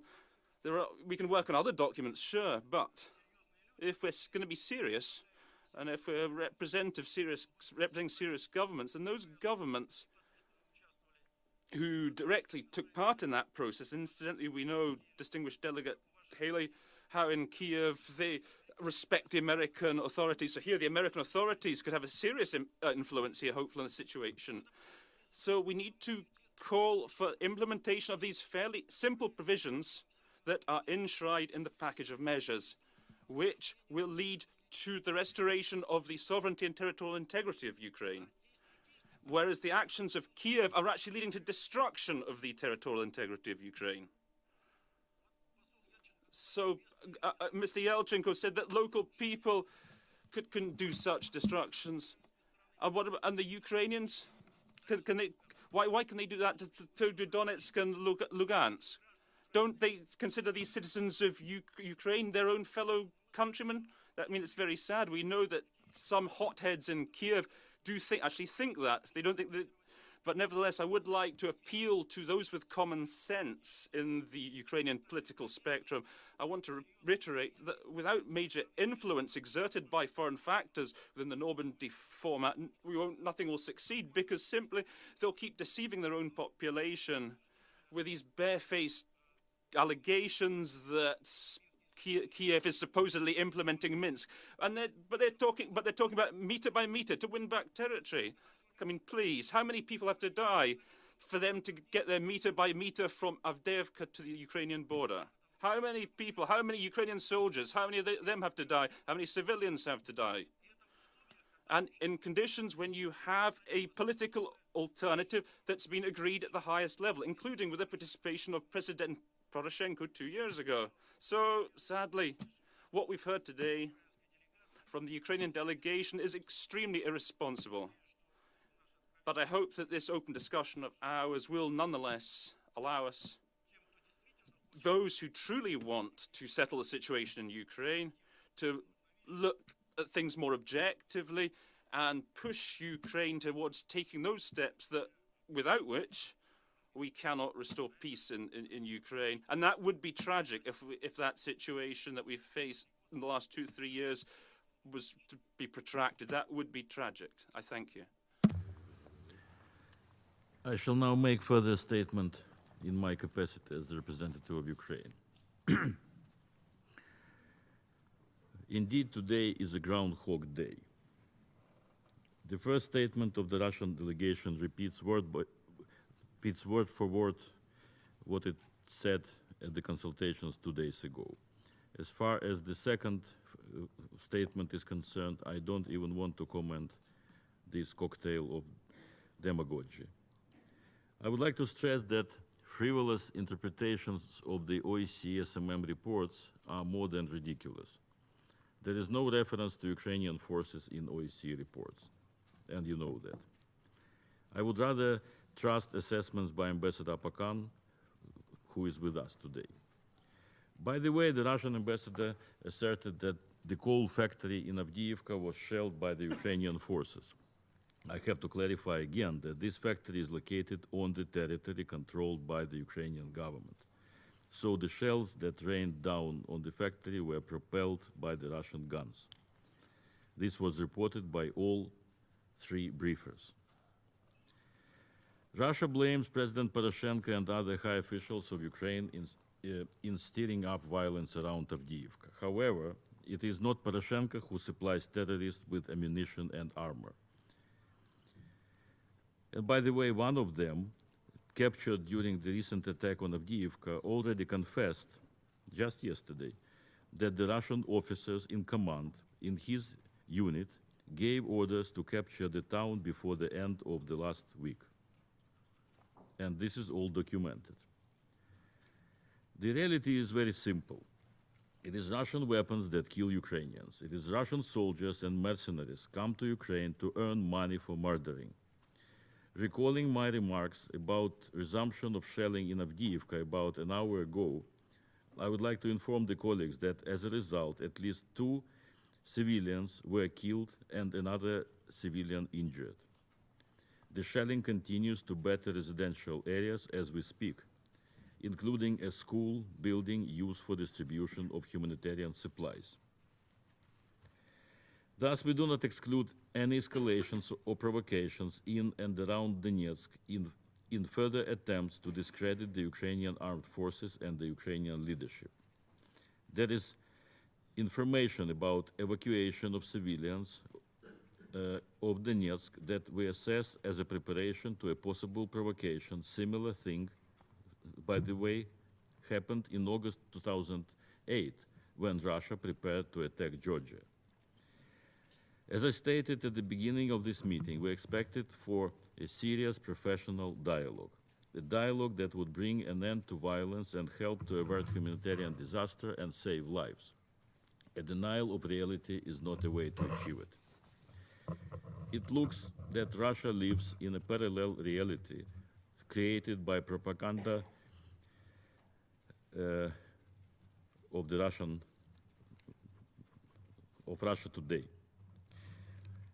And this parallel reality is even more twisted when Ambassador Churkin is starting to talk about Crimea. I shall now resume my function as President of the Council. This meeting is adjourned.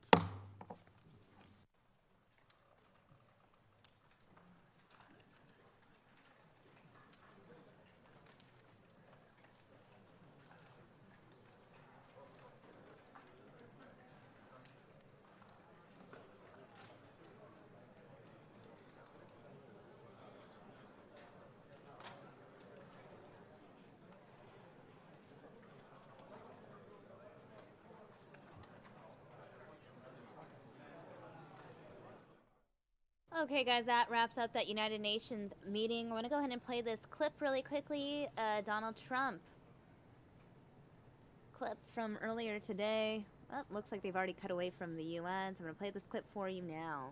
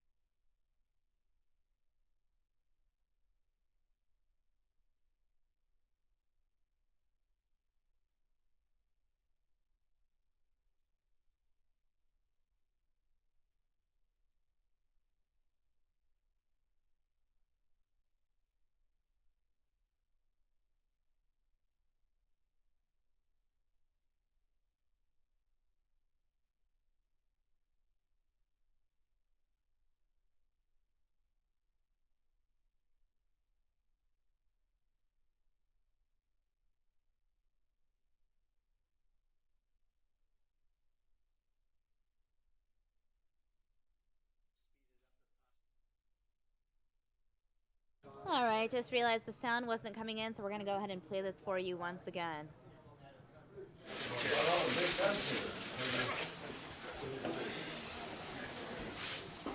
Hello, everybody.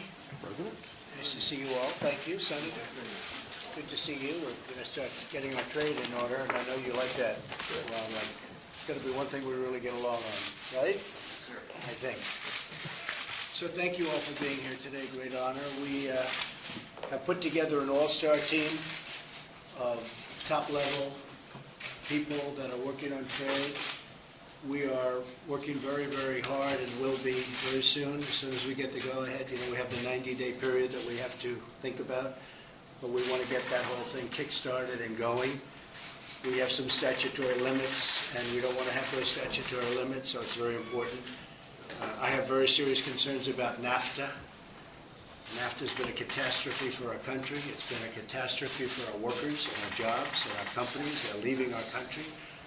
I want to change it, and maybe we do it. Maybe we do a new NAFTA, and we put an extra F in the term NAFTA. You know what the F is for, right? Yeah. Free and fair trade. Not just free trade, free and fair trade, because it's very unfair. So all of the statutory guidelines we're adhering to, I would like to speed it up if possible. You're the folks that can do it, Senator, so important. And we will make great trade deals, and we will have something that will, I don't care if it's a renovation of NAFTA or a brand new NAFTA, but we do have to make it fair, and it's very unfair to the American worker and very, very unfair to companies that do business in this country. That's why they're leaving, one of the many reasons, including the taxes are too high. We're going to take care of that also. You all know Wilbur Ross. He's one of the great people of Wall Street, and he's going to be representing us in negotiations along with a lot of other great people. So we've really assembled tremendous talent, some of the best in the world. Carl Icahn called me, he said, "I can't believe you got Wilbur." Wilbur on Wall Street is just known as Wilbur, and he's one of the greats, and he's fair, and he's fair to other countries. He will be fair to other countries, and I think we're going to have a whole new picture by the time we finish. So I just want to thank the four of you for being here. We're starting the process, and I think it's going to be a tremendous thing for our country, for the workers, and for our companies that employ the workers. And thank you all for being here. Okay, guys, that wrapped up that brief Trump appearance this morning. That wraps up my time here on News Now. Mary Kate will be joining you in just a couple minutes. Stay tuned for more News Now ahead.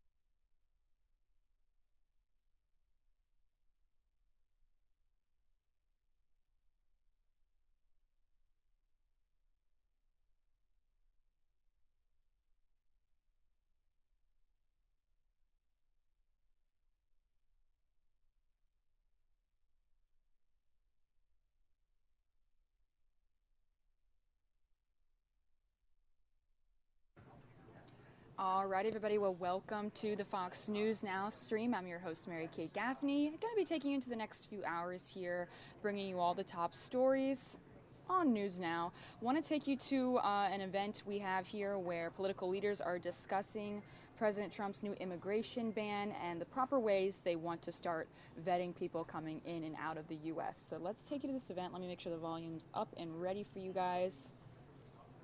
Get this ready. All right. Here we go. Iraqi soldiers and Peshmerga fighters have given their lives in this fight against the Islamic State over the last several years.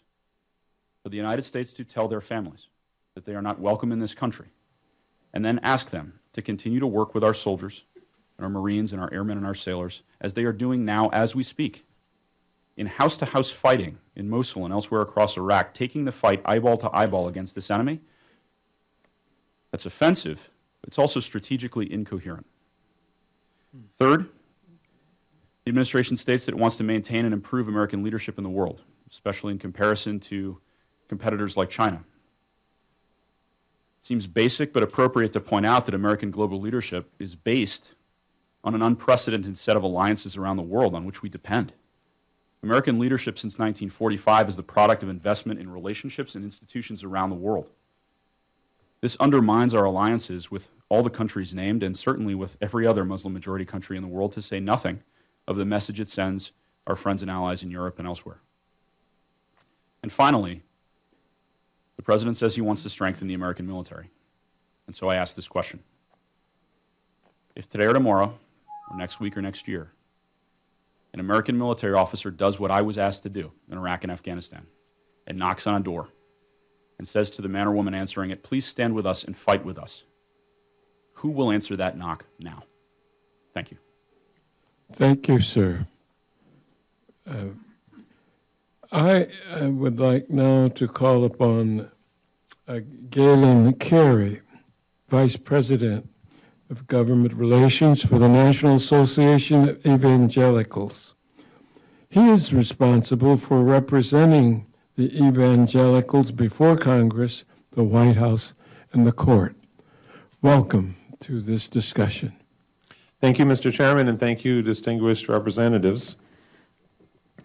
And thank all those who organized this briefing and have taken time to show support for refugees. I'm honored to speak today on behalf of evangelical Christians who, along with many other Americans, care deeply about the 65 million refugees and internally displaced people in the world, people who fled their homes due to violence, persecution, and terrorism. Evangelical Christians are often not well understood. So when asked to explain, I say that evangelicals are people who take the Bible seriously and trust in Jesus as Lord and Savior. And when we read our Bible, we find that God establishes cities of refuge and laws that require hospitality to immigrants, care for the vulnerable, and justice for the persecuted. We hear the words of Jesus telling us that when we share our food with the hungry, when we share our homes with the refugee, we are serving Jesus himself. And we see the example of the Good Samaritan, who risked danger and crossed racial and cultural barriers to help a stranger who had been ambushed. We also read in the Bible that government is a gift from God for our good and for our protection. As evangelicals and as Americans, we do not take for granted the peace, freedom, and security that we enjoy. We're deeply grateful for the vigilance of all those who, day by day, risk their lives to protect ours. And we appreciate that our president wishes to keep us safe and seeks to be proactive in preventing terrorist attacks, rather than simply responding after the fact. We share that goal. However, in pursuing the goal of security, we must not betray our deepest values by disregarding the sanctity of human life or by closing our doors to the persecuted who seek protection. The Bible is clear that God blesses nations and individuals who uphold justice and righteousness and defend the vulnerable. The call to love our neighbor always entails a degree of risk, but the risk to our souls and to our national character is much greater if we fail to do what we can, what we know is right to help those in desperate need. We cannot guarantee that No refugee will do us harm. But our track record over the past 37 years since the passage of the Refugee Act of 1980 is impressive, as already has been mentioned. 3 million refugees have been resettled from all regions of the world, including particularly from countries with which we have been at war, whether the hot wars in Southeast Asia or elsewhere, or the Cold War against communism. Thanks to security screenings and clearances which have increased exponentially since 9/11, to date, 0 Americans have been killed on U.S. soil by a resettled refugee. Let's consider why that may be. First, the people we are resettling are those fleeing violence and conflict, not seeking to perpetrate it. The U.S. refugee program has always prioritized, first of all, the refugees who are most vulnerable, and secondly, those with family ties and who are of particular humanitarian concern to the U.S. These are, in the main, people who love America and who love freedom. Like immigrants who come here voluntarily, these refugees overwhelmingly express deep gratitude for the opportunity to rebuild their lives in peace and freedom. Refugees have fled terror and violence, and the last thing they would do is to perpetuate that violence in their new homeland. That's why they are our most patriotic citizens. Second, a lengthy and robust security screening system carefully vets refugees who are being considered for resettlement in the U.S. This system takes place overseas, far from our shores. Our current situation is much different from that in Europe. Refugees have arrived with little or no opportunity for screening. Refugees from most of the world's hotspots cannot walk to America. We're separated by 2 large oceans. When a refugee boards a plane to be resettled in the United States, it is the last step in a lengthy process. It normally takes 2 years and sometimes longer. They, at this point, represent a lower risk to our security than, in many cases, our fellow Americans. Evangelicals care deeply about the plight of persecuted Christians throughout the world. In the Middle East, Christians once represented 20% of the population and now just 4%. Persecuted Christians have been neglected in both humanitarian assistance and resettlement, and we welcome greater attention to their needs. However, we do not support a religious test for refugees. We believe our national goal should continue to be to resettle the world's most vulnerable refugees. In any case, a total moratorium on refugees strands Christians, Muslims, and others alike. So we urge President Trump, with the full support of the United States Congress, to immediately reinstate our nation's refugee resettlement program, which is desperately needed for such a time as this. Our system is complex, and abruptly stopping and restarting operations is expensive, disruptive, and unnecessary. So we welcome a further review of security and vetting systems, but this should take place concurrently with ongoing resettlement. The U.S. Refugee Resettlement Program is the crown jewel of American humanitarianism. Since 1980, a unique public-private partnership has saved the lives of the most vulnerable people in the world. As a nation, we've been repaid for our compassion and generosity with the hard work, dedication, loyalty, and patriotism of some 3 million new Americans and their children and grandchildren. Millions of Americans have been inspired by their examples of faith and their stories of courage. And billions more around the world hold the United States in higher esteem because of our noble humanitarian work. It's a win-win for us, for refugees, and for the world. And we pray that God will guide each of you and all our leaders as you serve our nation at this critical time. Thank you, sir. We're limited, unfortunately, to 3 minutes each, even the members of Congress, and particularly the members of Congress. But our next presenter is Senior Staff Attorney Andre Segura at the Immigrants' Right Project of the American Civil Liberties Union, which works with us in many ways. He, Mr. Segura, is currently challenging President Trump's executive order as well as anti-immigrant laws in various states. Welcome to this hearing. Thank you, Mr. Chairman and distinguished reps. And thank you for inviting the ACLU at this important time. I want us to all be clear. President Trump's executive order of last Friday is unconstitutional. We should not waver on that. We are clear. It is unconstitutional and should be, and the president should withdraw that order. It is an affront to our founding principles and the values that we all hold dear as Americans. As you will hear and you've heard in the news, it has turned lives upside down. The ACLU on Saturday morning, after hearing reports of 2 Iraqi nationals who were detained at JFK Airport, filed a lawsuit in the early hours to seek their release and the release of other individuals like them who were being held. We later filed an emergency stay motion to prevent the removal of individuals who were held at JFK Airport in Brooklyn and across the country on a national basis. Since then, and that order was granted shortly after 8 p.m. on Saturday night. Since our challenge, which continues, there have been dozens of challenges across the country on behalf of individuals who have been detained or who may be affected by the executive order. All courts who have ruled thus far on these issues have sided against the president and his administration. They have issued stays of the order across the country.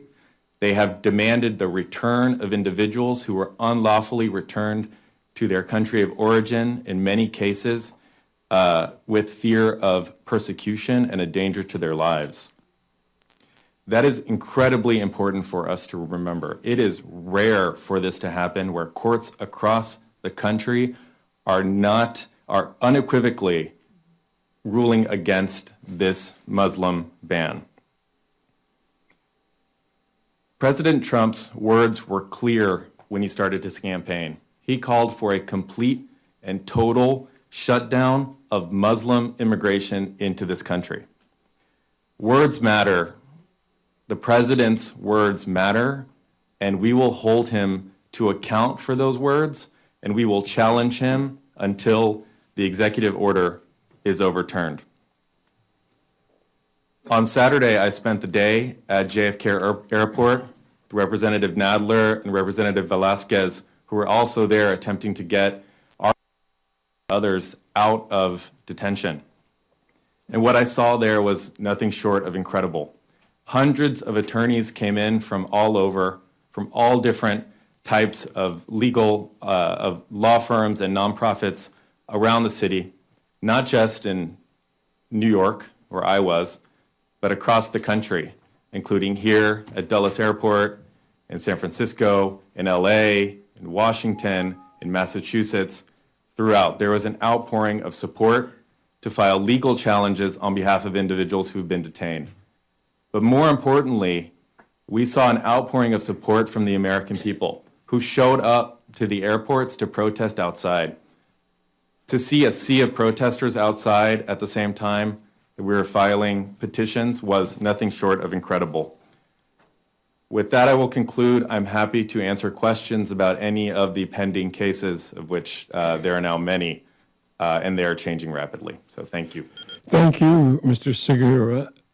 I'm pleased now to introduce Faraha Khalifi, who came to the United States on a special immigrant visa after facing extreme violence in response to her engineering and translating work with the United States military forces in Iraq. She is currently scheduled to take her United States citizenship test next week. A special welcome to our discussion today.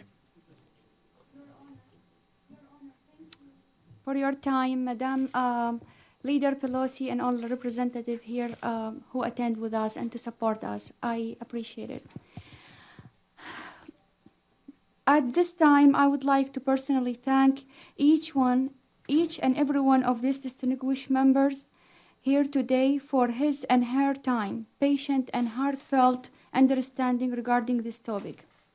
My name Farah Amir Kamal, and I was born and raised in Babylon, Iraq, and I began supporting the U.S. military and American forces in 2003 by establishing an engineering firm with my father.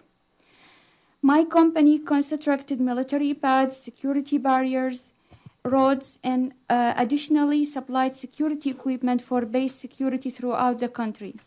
Among its other high-level contribution, I provided security equipment across Iraq support the first prime minister election post-Saddam Hussein era, which reached zero casualties, result in zero casualties.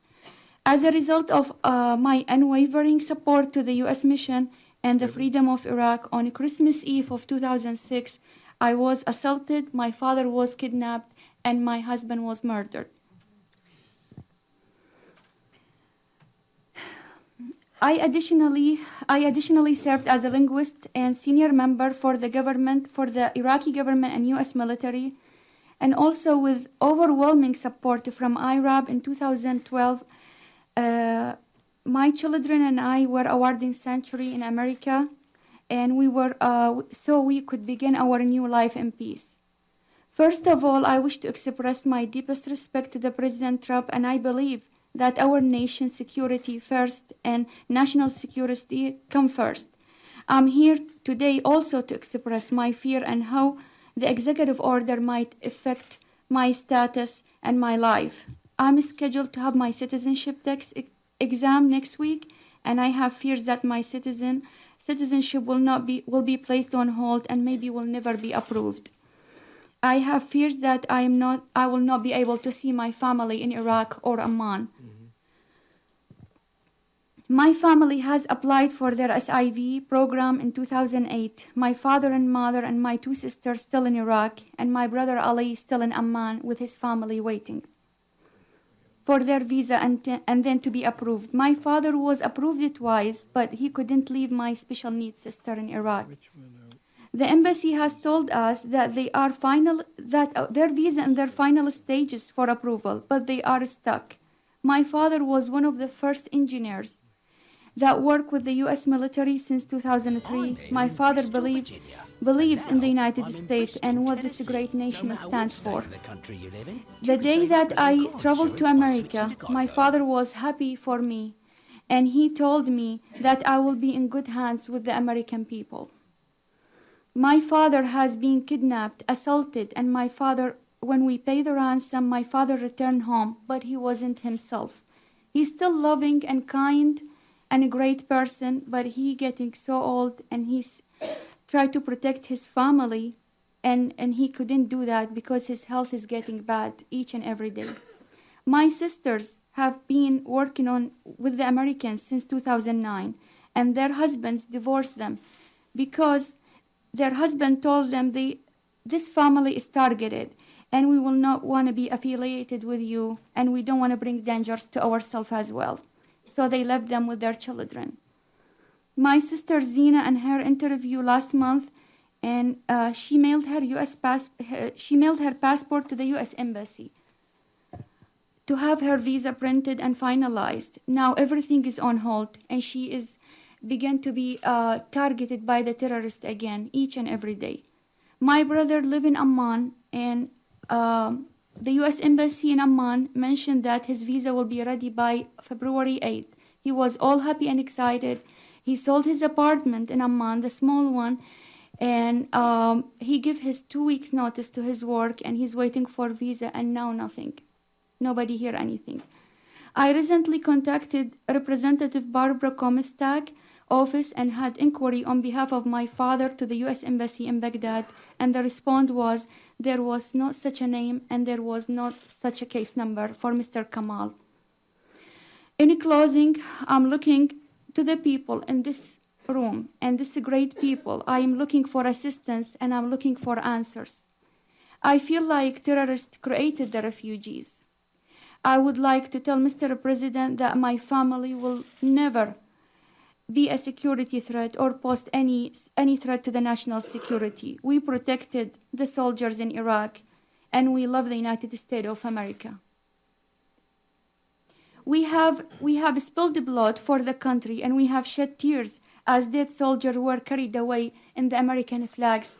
And I remember Lieutenant Commander Bob Zangas in Hilla in my town, 2004. Everyone know him and what he's going through. My entire family has worked with them with all military ranks, including 4-star generals. They always remembered my father as the good man and as the close friend to the United States of America. Becoming an American, it's not a right, it's a privilege. And I pray the day will come that I will pick my family from the airport and show them around this amazing country that I call my home, United States of America. Thank you, Your Honor. Thank you so very much.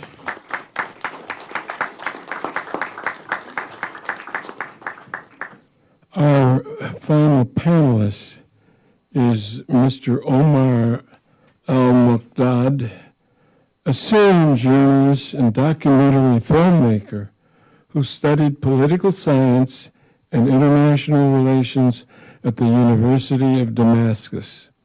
He was imprisoned for 2 years for speaking out critically against the Syrian Assad regime. Welcome, sir, to this hearing. Thank you, Mr. Chairman. Thank you for all our distinguished representatives. Thank you all. My name is Omar Al-Muqdad. I'm a Syrian journalist and filmmaker. I came to the United States in 2012 as a refugee from Syria. I was imprisoned by Syrian regime security forces a few times. The longest time was 3 years for practicing my journalism, for speaking the truth against the authority. Then I ended up in 2011 in Turkey came there as a refugee from Syria, and I have to apply in UNHCR. I went through a tough vetting process. It lasted for almost 1 year, until finally I got approved to come to the United States. First, I was resettled in northwest Arkansas, in a small town called Fayetteville. I was really back then touched by the friendly atmosphere and by the welcoming and the warmth that I saw from the people firsthand. Unfortunately, refugees today, they've been the one who are sinned against rather than the sinners. They are the one who are getting the blame, instead of blaming who make them refugees, which is the Syrian security forces and the Assad regime with his allies and the terrorists. Syrian refugees are not our enemy, and they never was. They were actually our natural ally.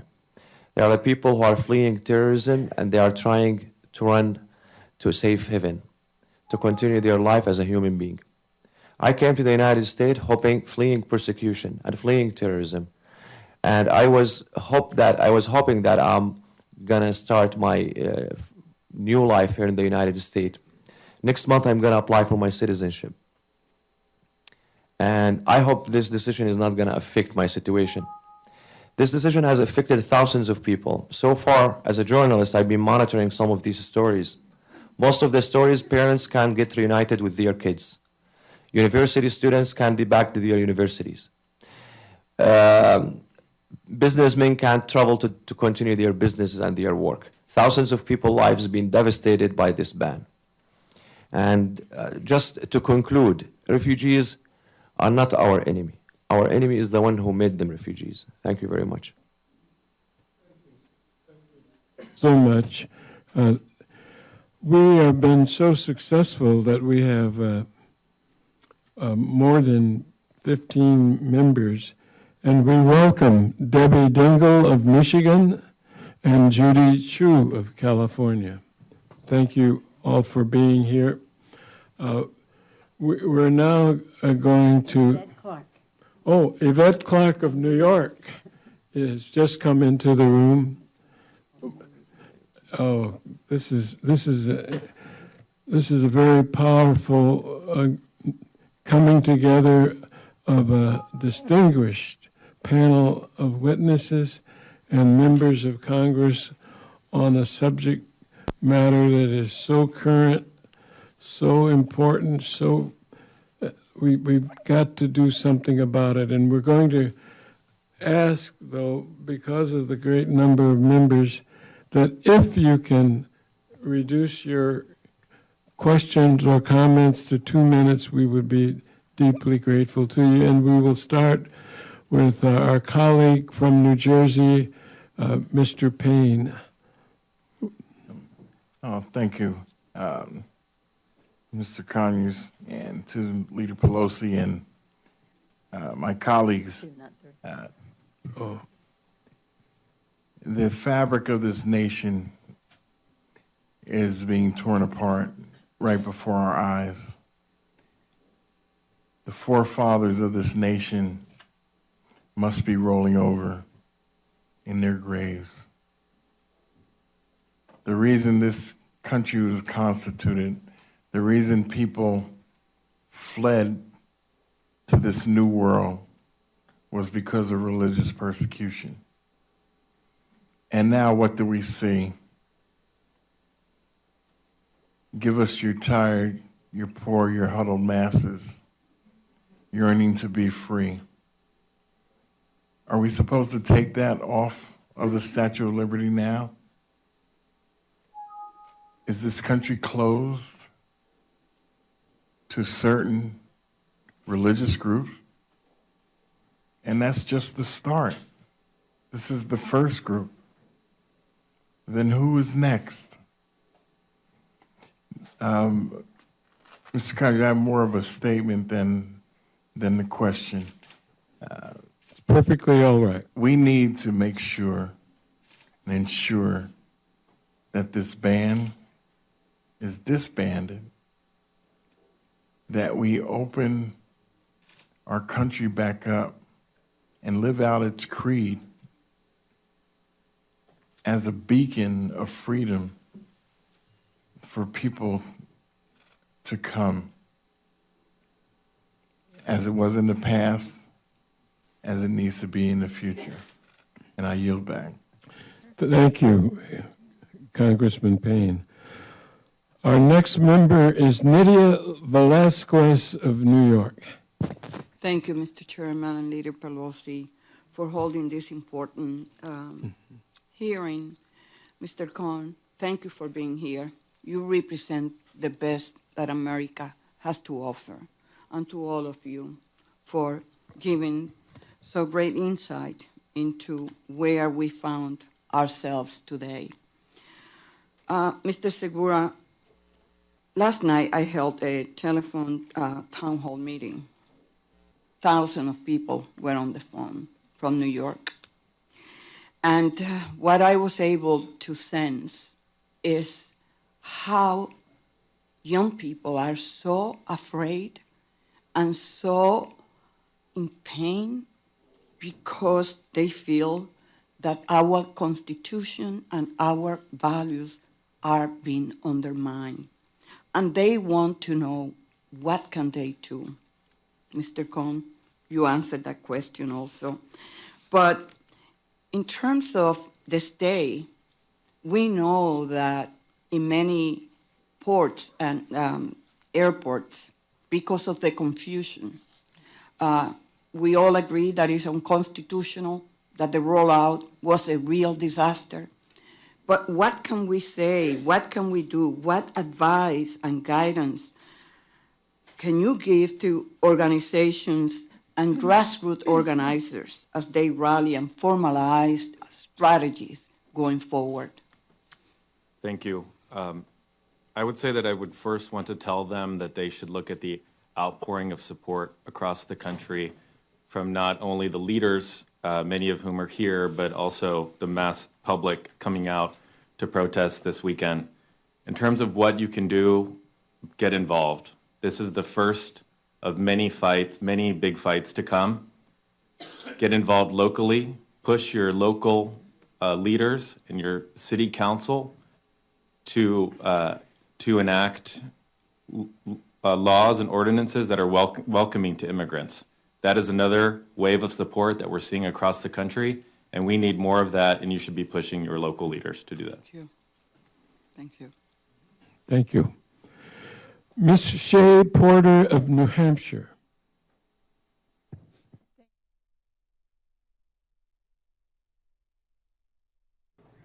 All right, you guys, well, we're going to hop out of that. Looks like we were coming to the end of that video anyway. Just wanted to bring you to that. We didn't stream it earlier. That was recorded from earlier today. Political leaders discussing that new immigration ban. I want to alert you, though, to some breaking news right now. Let's pull this up here so you guys can get a look of the Uber CEO, you guys. Here we go. Let me pull this down.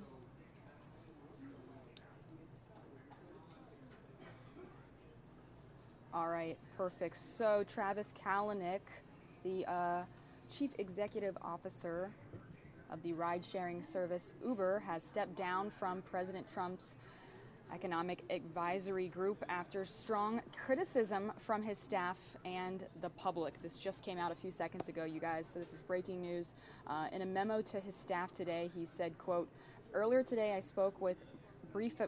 briefly spoke with President Trump about the immigration executive order and its issues for our community. I also let him know that I would not be able to participate on his economic council.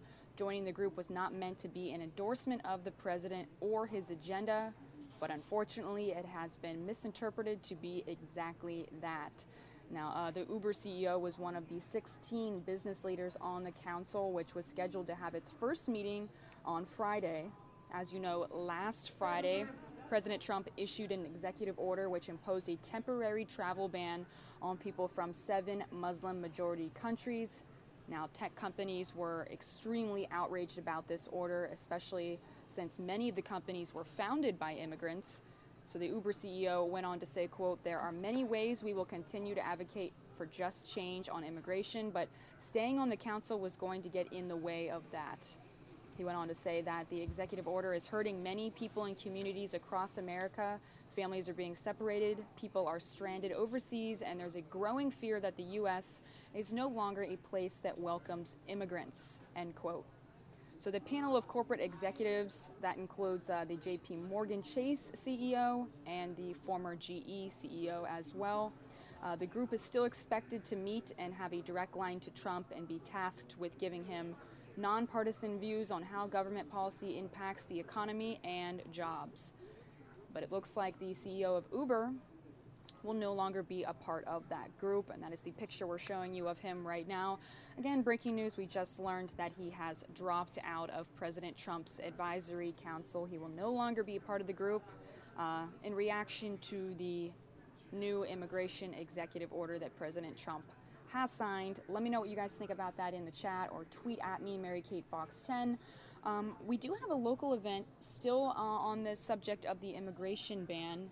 Let me pull this up for you guys. This is here in Phoenix, actually, in the 1000 block of North 3rd Street.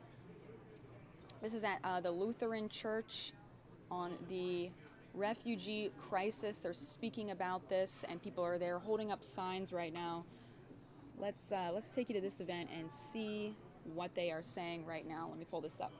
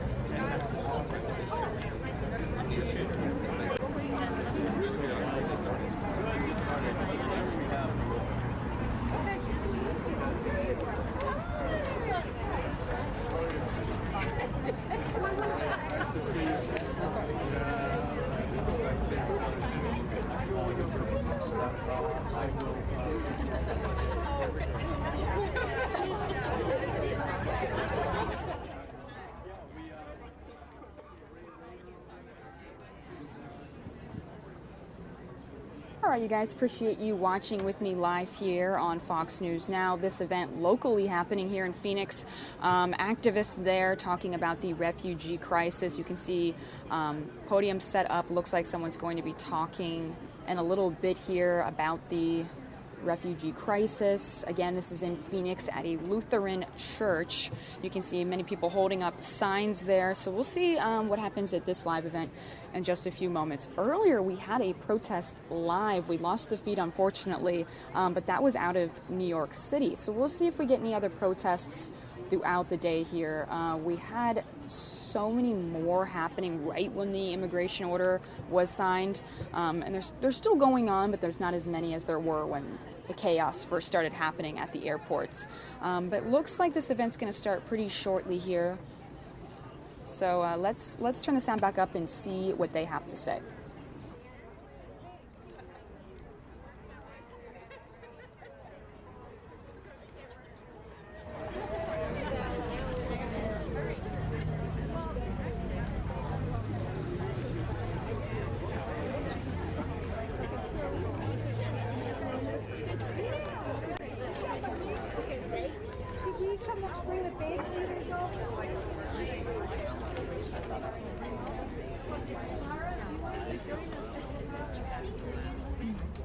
Yeah, if you're any of our faith leaders with the collars or that look like faith leaders, come on over. We'd like for them.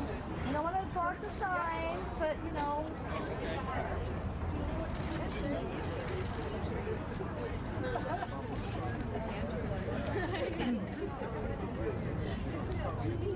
Good afternoon. Thank you all for joining us this afternoon. My name is Connie Phillips, and I'm the president and CEO of Lutheran Social Services of the Southwest. Lutheran Social Services of the Southwest is here today to denounce the executive order on refugee resettlement. This order, signed on Holocaust Remembrance Day, is in opposition to our faith responsibility, as well as against our American values. Today, you will hear the truth about refugee resettlement. You will hear how refugees are vetted. You will meet refugees and learn how they make Arizona a better place. The truth is that refugees are the most vetted of any immigrant group in the United States. To say that we do not have robust vetting is quite simply ignoring the facts. If there is any doubt to a refugee's background, they are denied access by the United States. Refugees go through multiple and extensive layers of security checks. The security screenings include biographic and biometric checks, medical screenings, forensic document testing, and in-person interviews. It takes almost 2 years to go through the process. Their identities are checked against law enforcement and intelligence databases, including the National Counterterrorism Center, the Department of Defense, the FBI, the Department of State, and Homeland Security. Refugees enter this country legally and are required to pay back their travel expenses and be self-sufficient within 3 to 6 months. This temporary ban will also have an economic impact on Arizona. Lutheran Social Services would have spent more than $1 million in our local economy in this next few months, renting apartments, purchasing food, household items, and transportation. This would have generated sales taxes that would have benefited cities and the state. These are revenues that will never be made up.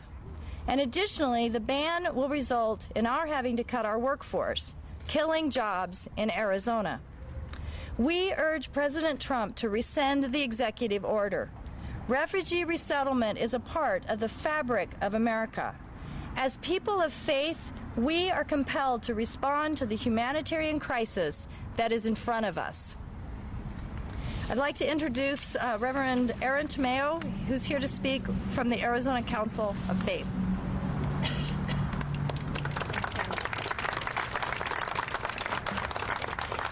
Thank you, Connie.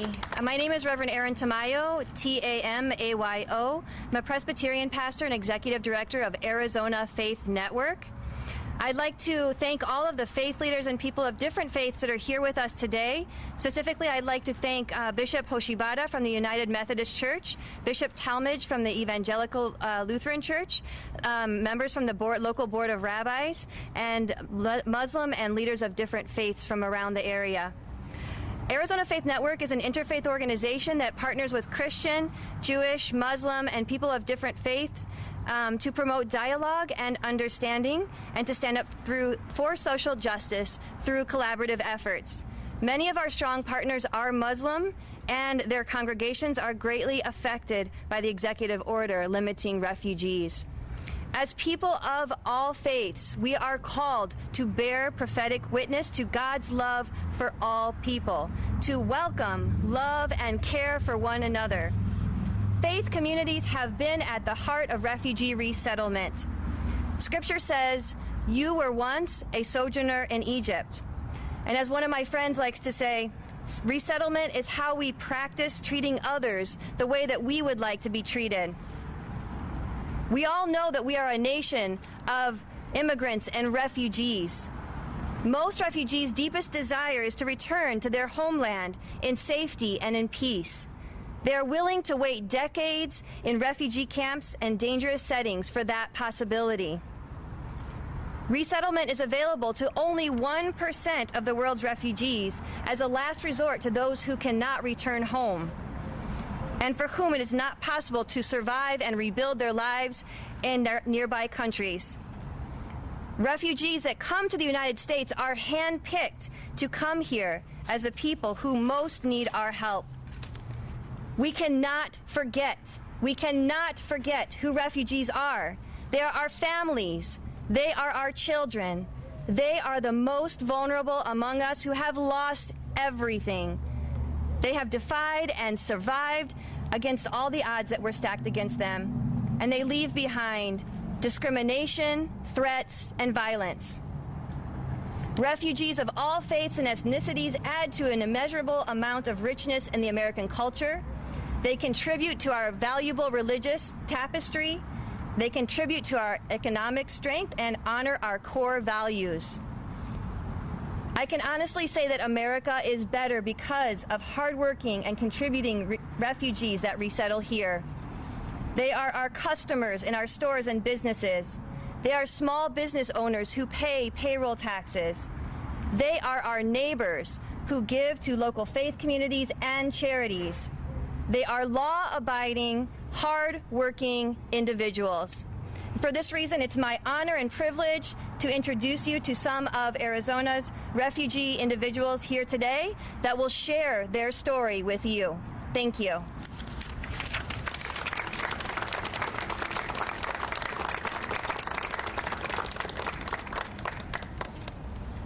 Hello, my name is Dragan Subotic.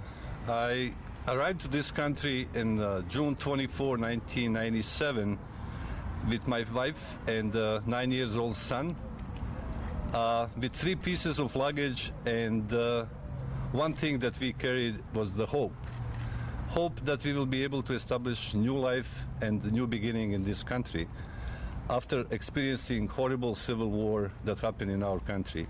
So we became refugees that were looking to normalize our life and start new life in new country that we believed this is the country that we belong to. Beginning was hard. Of course, we were helped by the resettlement agencies that assisted us in providing us core services. After 25 days, I got my first job. My wife as well received first job after 28 days. She was a professional nurse and I was working a professional job. But she started to work in housekeeping. I was working at the airport. So beginning was hard, but we became self-sufficient in less than 60 days.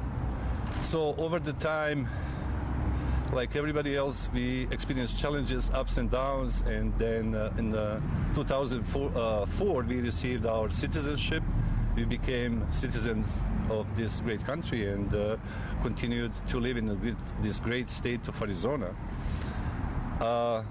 In the meantime, I was learning, like everybody else, getting and trying to get integrated as much as we can. That is how this country was built upon, and even trying to understand baseball game, how it works, and who goes where, and then being part of the culture, and greatly appreciated being accepted here, and to make any contribution that I can help to others that they come to this country as well.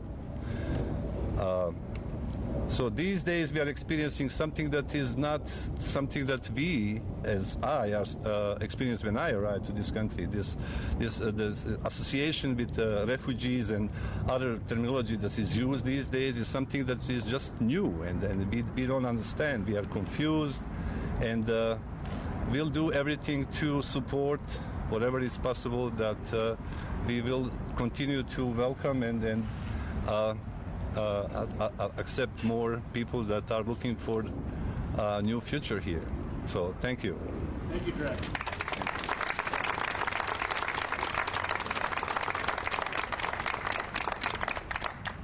Thank you so much to everyone. My name is Mari Salama. I'm a refugee from DRC Congo, and today I'm here to share with you in short.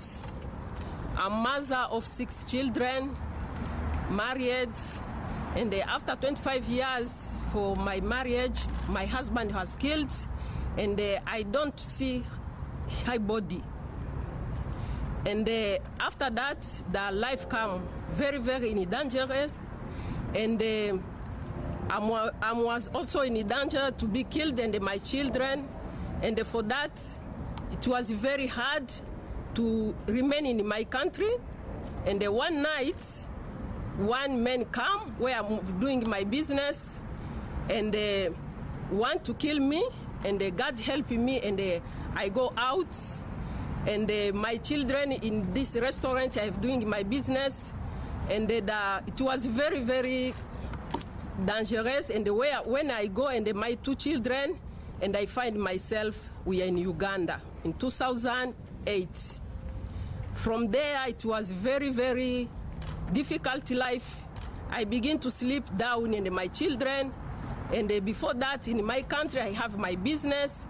I'm doing more things in my churches. In my church, I'm the lady who have a heart of compassion God give me. I have my ministry, and everything come down.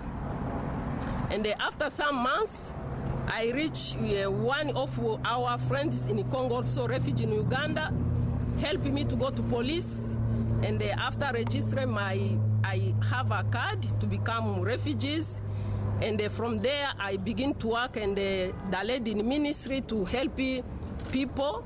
And I find myself here okay, because my ministry and my compassion to help people, I have a place now to begin to do that God have called me to do. And that life, it was my another children, I don't know where is. I have only 2 children, and I have more stress and depression. 2 days at home, 1 week at hospital Mulago. I thank God for Uganda to accept us like refugees, no condition. And God helped me after years. And when I go and continue to do my compassion, to go to hospital, Mulago, it is a big hospital for government of Uganda. I can be there and go home at 1 p.m. I'm helping people to some caregiver or some accident, what, I'm there. And God helped me, UNICEF, the company who work under UNICEF, entered Uganda, called me to help them like a volunteer.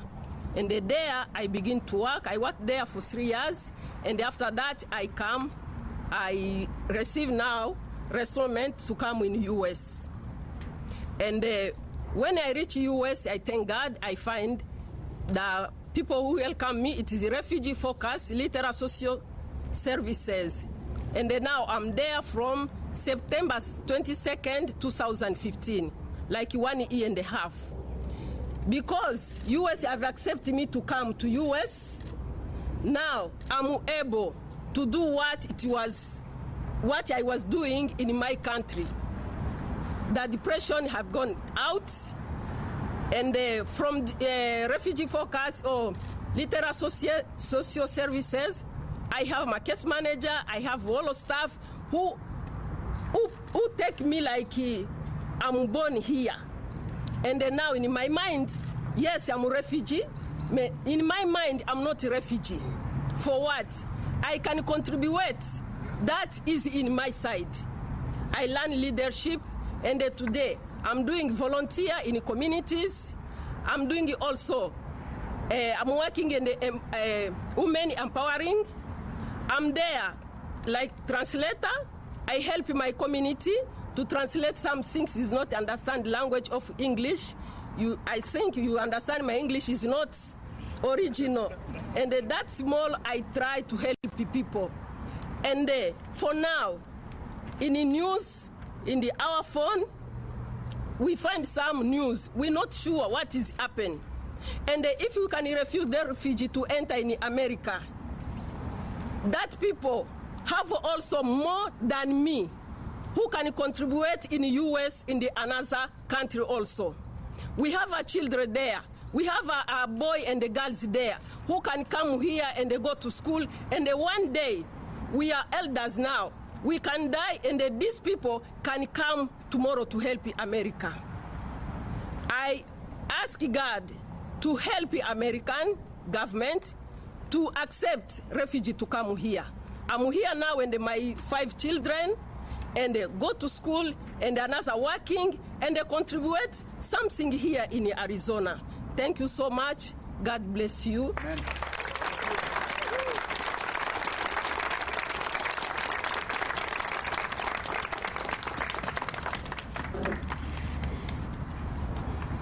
Hi everyone, my name is Miriam and I am an Iraqi refugee. My family moved to the US, to Arizona specifically in 2000.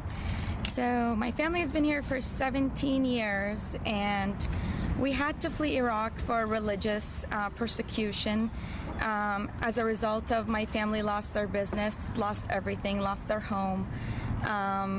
And all their savings. So there was no hope in Iraq for my family to continue living there. There was no hope for me and my 2 older brothers to go to college and ever be able to accomplish what we have been able to accomplish here. We fled from Basra, Iraq, and had to go to Amman, Jordan in 1997. The vetting process for my family took about 3 years. It's a very rigorous process, and when we finally made it through the process, my family was so afraid every single day for those 3 years that we lived in Amman, because any day we could be deported. When we finally got our visas to come to the United States, we also got Canada and Australian, and for some reason my father said we're going to Arizona. So we ended up here, and as soon as we got off the plane in 2000, my father said, this is not much different than Iraq, because the weather is very similar and it's very desert-like.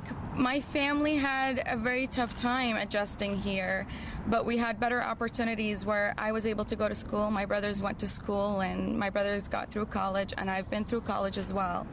Those are opportunities we would not have had we stayed in Iraq or stayed in Amman as well. My family has been so grateful. In 2005, my oldest brother went with the U.S. Army as a translator. My second brother went in 2007 with the U.S. Army as a civilian, risking their lives as Americans to support the American Army in their country of birth. They were so loyal and had amazing, accomplishments and achievements in supporting the Army overseas. My mother has been working for the State Department for 10 years now, and that is a contribution that she has dedicated her life to. We see my mother once a year during Christmas, and that's my life with my mom for the last 10 years. And she loves what she does so much, and she's so grateful.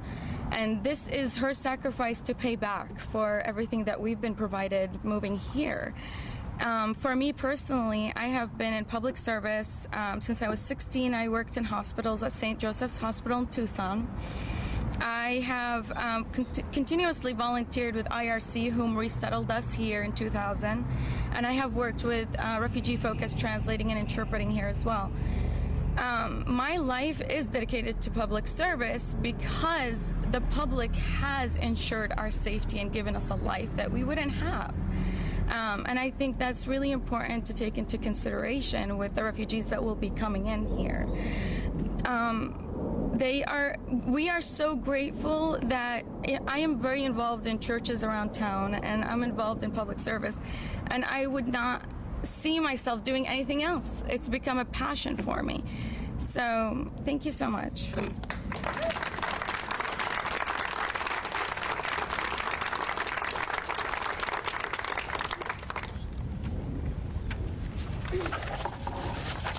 Thank you for being here today. I'm Bishop Steve Talmadge of the Evangelical Lutheran Church in America, serving the Grand Canyon Synod. As a young boy, I remember going to school at a public school in Tucson with my hand over my heart saying a pledge every day. A pledge that ends with these very familiar words, with liberty and justice for all. I recall the many times that I've stood in a stadium or an assembly hall and sung the familiar song, God Bless America. And I cannot help but think of our Hebrew ancestors of faith, Abraham and Sarah, who in Genesis 12 received the gift of God's blessing for one purpose, so that the whole world would be blessed through you and your ancestors. History has tragically demonstrated what happens to people who have been blessed, who develop a sense of exceptionalism or isolationism. Most Sundays in the congregations to which I have been called to serve, a confession of faith is affirmed, declaring God is the creator of everything and everyone. One of the core tenets of the Christian faith is recorded in Romans 13, verse 8. Owe nothing to anyone except for your obligation to love one another. If you love your neighbor, you will fulfill the requirement of God's law. And then in James 1:27, we hear these words, pure and genuine religion in the sight of God, God the Creator, means caring for orphans and widows in their distress and refusing to let the world corrupt you. People of faith helped shape the refugee resettlement program in the United States following World War II. And now we have more people displaced and uprooted from their homes and countries as the likes we have not seen since that great war. As Lutherans, our special roots are as an immigrant church. We also have encouraged others to stand in solidarity with migrants and refugees, regardless of creed or nationality. We are called to speak out to the irrational fear that targets individuals or groups. Did you know the odds of an American dying from a terrorist act by a refugee is 1 in 3.6 billion? Lutheran Social Services of the Southwest has been resettling refugees in Arizona since 1975. They do this work with over 100 houses of worship of many faiths and hundreds of community volunteers and leaders. I encourage Arizonans to turn to Lutheran Social Services of the Southwest or their national partner, Lutheran Immigration and Refugee Services, to learn more how we can help those who don't want to leave their homes but are forced to leave their homes because of violence, because of war, because of acts of terror. I encourage you to continue to remember our identity as human beings and to learn from the tradition of faith that gives us holy words such as found in Leviticus 19. When a foreigner or refugee resides with you in your land, you shall not oppress them. The foreigner or refugee who resides with you shall be to you as the citizen among you. You shall love the foreigner or refugee as yourself. For you were such in the land of Egypt. I am the Lord your God. Thank you for being here today.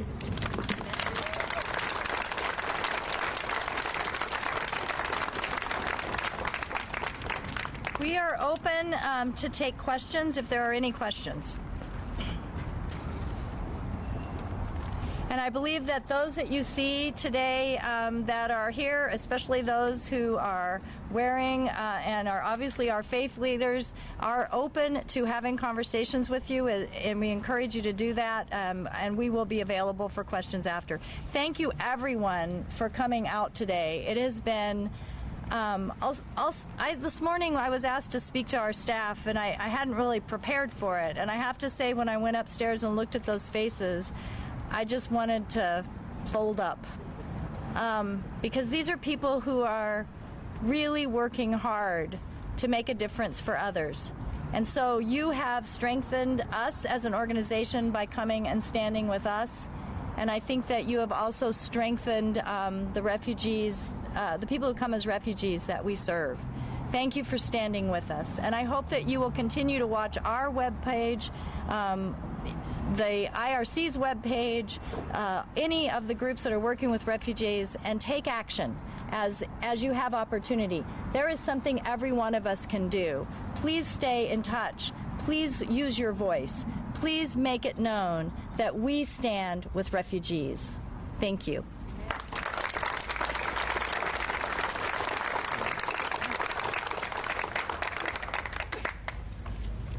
Good afternoon. I'm Rabbi Robert Kravitz. In 1924, the nativist Johnson-Reed Immigration Act was passed, which slowed immigration from outside Western Europe to a trickle. B'Shem Omro, in the name of my predecessor, Rabbi Nathan Krass of New York City's Temple Emmanuel, and a sermon he delivered in that year, I quote, "Imagine what would have happened if a committee of Indian immigration officers had stood at Plymouth Rock, and after admitting 10 Pilgrim Fathers had said, 'Your quota is full. The rest of you go back to England.' Yet we are all immigrants or descendants of immigrants. Sidebar, my father was born in Poland. An American means anyone who is born in America or who, hailing from other lands, takes out citizenship papers and swears allegiance to the Constitution. This recent attempt to delimit Americans on the basis of religion or race is an outrageous insult to the intelligence of people of this land and treachery to the ideals of the founders of this republic." The words of Rabbi Nathan Krass, Temple Emmanuel, 1924.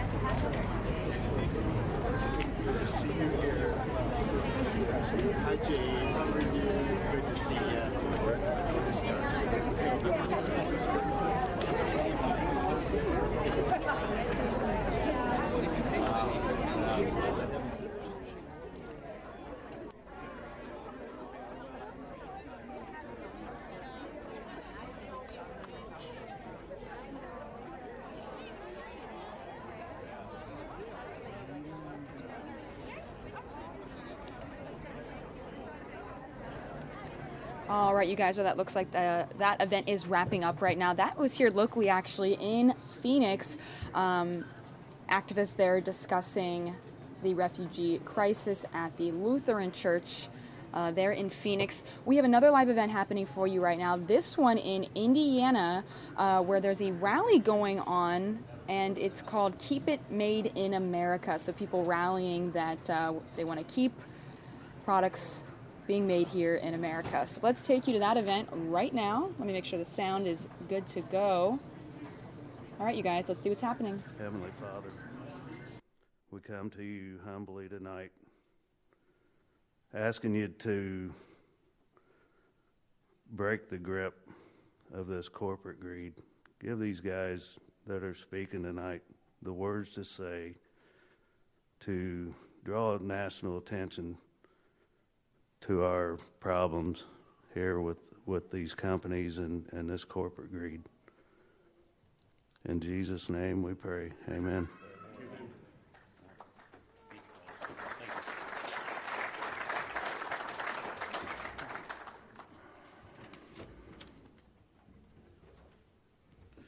Sisters and brothers, members of the Indiana General Assembly that are here with us tonight, honored guests, members of the media that are here tonight, we thank you all for being here.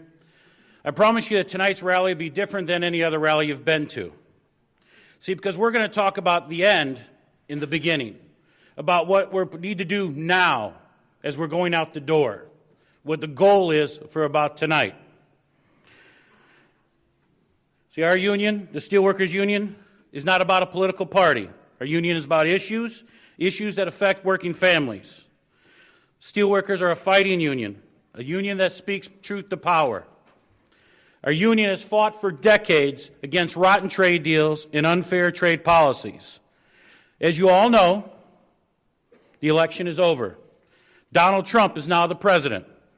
President Trump made many campaign promises, and yes, there are many we strongly oppose. As you know, you've seen this flyer out front about the labor secretary. We oppose the labor secretary that he has nominated. But brothers and sisters, there are some campaign promises that he made out on the trail that we agree with. And what you're going to see here is a few about these campaign promises. What we're going to do is show you a few tweets and a few videos, and you're going to hear it right from Donald Trump. These are a few of the issues that we agree with the president on, if you would, brother. As you see, Rex Nord of Indiana is moving to Mexico, rather viciously firing all 300 workers. This is happening all the country, no more. I think we agree with them. Next. Without retribution or consequences is wrong. 35% tax, I think we can all agree with them on that. Tonight, you're going to hear from speakers who are going to help here in our coalition, want to help us and help Trump, President Trump, fulfill his campaign promises. Keep his feet to the fire. The coalition of speakers here all want to help get rid of these rotten trade deals and bring American jobs back to this country. Now we're going to play a few videos. All you have to do is take a look at Carrier Air Conditioning in Indianapolis. They fired 1,400 people. They're going to Mexico. So many, hundreds and hundreds of companies are doing this. We cannot let it happen. A promise then U.S. Republican candidate, now President-elect Donald Trump, made to the American people to bring back jobs. Jobs, he says, that were destroyed by free trade. I do believe in free trade, but I believe more in smart trade. We're going to make great deals with other countries. We're going to bring jobs back. And hopes are running high now in Indiana, which stands to lose 2,000 workers when Carrier closes 2 plants and moves jobs to Mexico. Frank Staples has worked at Carrier for 11 years. He didn't vote for Trump, but wants to hold him to his promise. Donald Trump made the comment back in February or March that if he was president, he would call Carrier and tell them they're not going anywhere. So I would like to see Mr. Trump back up his words and see if he can do it. But Brenda Battle, who's worked for Carrier for 24 years, has little faith. If he's doing business with Mexico and China, and most of the steel workers' jobs are going to Mexico and China, no, I don't believe it. Carrier's announcement sparked anger and fear that finding another job here with similar benefits and a good salary will be next to impossible. For millions across the so-called Rust Belt, where once thriving industrial cities turned into ghost towns after factories closed and jobs moved abroad. There's not a lot of $20 or $25 an hour jobs out there, so Chuck Jones, the head of a local steelworkers union, believes even if Trump wanted to change America's trade deals, he would face opposition from lawmakers. Those folks that are there are free traders. Unless he can get the support from Republicans and Democrats that currently elected in D.C., it's not going to get done. But some say voting for Trump was the only option. I voted for Trump because he said that he could, help us and make some changes, and that's what we need in this country. Our jobs are all leaving. Where are we all going to be, Candidate Trump blasted free trade agreements throughout his presidential campaign and promised to renegotiate them if elected. Many here now want President Trump to keep that promise. Rosa Kazan, CCTV, Indianapolis. We've made terrible trade deals. What we've done, even worse than trade in the pure sense, is our companies are leaving because we almost encourage companies to get out of the country because we have no policies, we don't know what we're doing. Other countries devalue their currencies and they make it impossible for companies to stay. You see Carrier leaving, they announced last week, 1,400 people. Ford is moving massive operations into Mexico. Nabisco is leaving Chicago. It's not going to happen with me, Sean. That's not going to happen with me. So we will bring our jobs back, Sean. We're going to bring our jobs, as sure as you're sitting there, we are going to bring our jobs back into this country for the first time. It's time to get help for the American people. We're going to get them into the labor market, and they're going to do a great job, and they're going to make good money. We're going to rebuild our country with American hands by American workers. My administration will follow two simple rules: buy American and hire American, okay? We have so many companies right now, although I think probably, if I would have said a couple of months ago, we have so many companies negotiating to leave, I don't think they're negotiating so fast right now. Brothers and sisters, we've seen during the campaign time in, time again and again, just a few samplings of the videos out there of what the president said he would do. It appears that President Trump shares our view that these are rotten trade deals that are destroying our country. It appears that President Trump agrees that we need new trade deals. You heard him promise to bring back American jobs. You heard him say he would punish companies that decide to leave America. Our goal when you leave this event here tonight is to keep President Trump's feet to the fire. Further, we need to work together with our state, local, and federal leaders to force President Trump to keep his campaign promises. Many of the folks that you're going to hear tonight have been working years and years trying to change these trade policies. We have plenty of folks that are willing to help, but we need your help also to keep that pressure. Let me be clear why we're here tonight. We're here because of bad, failed federal trade policy that has led to deindustrialization of our great nation. Representative Macer said we should be here tonight as a celebration of something. Maybe go out and have a few beers. You're exactly right, Representative Macer, you're exactly right. But instead we're here because of loss of jobs. We're here tonight to stand united with our sisters and brothers who work here at the Rexnord facility and the Carrier facility. As many as you know, Rexnord has decided, through corporate greed, to move its operations to Monterrey, Mexico, for pure corporate greed. This is a highly profitable company who's decided to leave and go to Mexico and try to bring their products straight back into this country. Tonight you'll hear from a coalition of leaders who all share our common goal: keep it made in America. Tonight you will hear from folks from the shop floor, our local union leadership, and our international leadership. We also are going to hear from our good friend Scott Paul from the AAM, who's a leading voice in keeping it made in America.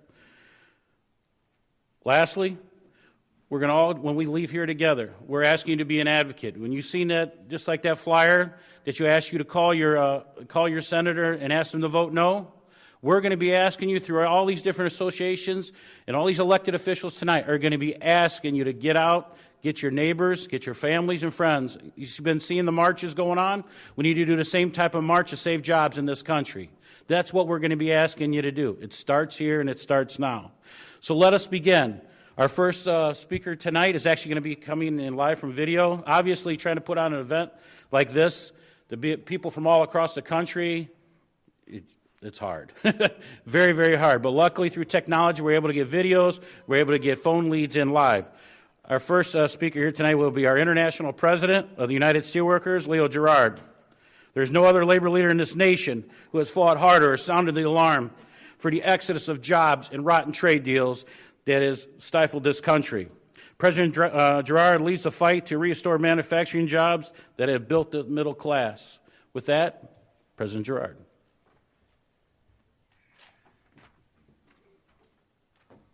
Hi, this is Leo Gerard. I'm the International President of our union. I want to let you know that I apologize for not being able to be there with you today.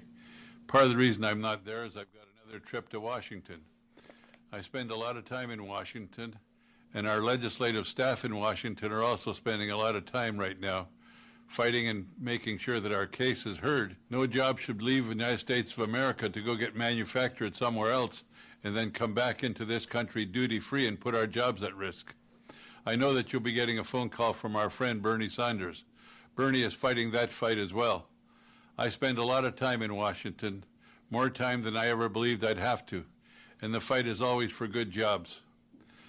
I need to say to you that it's important that we continue mobilizing.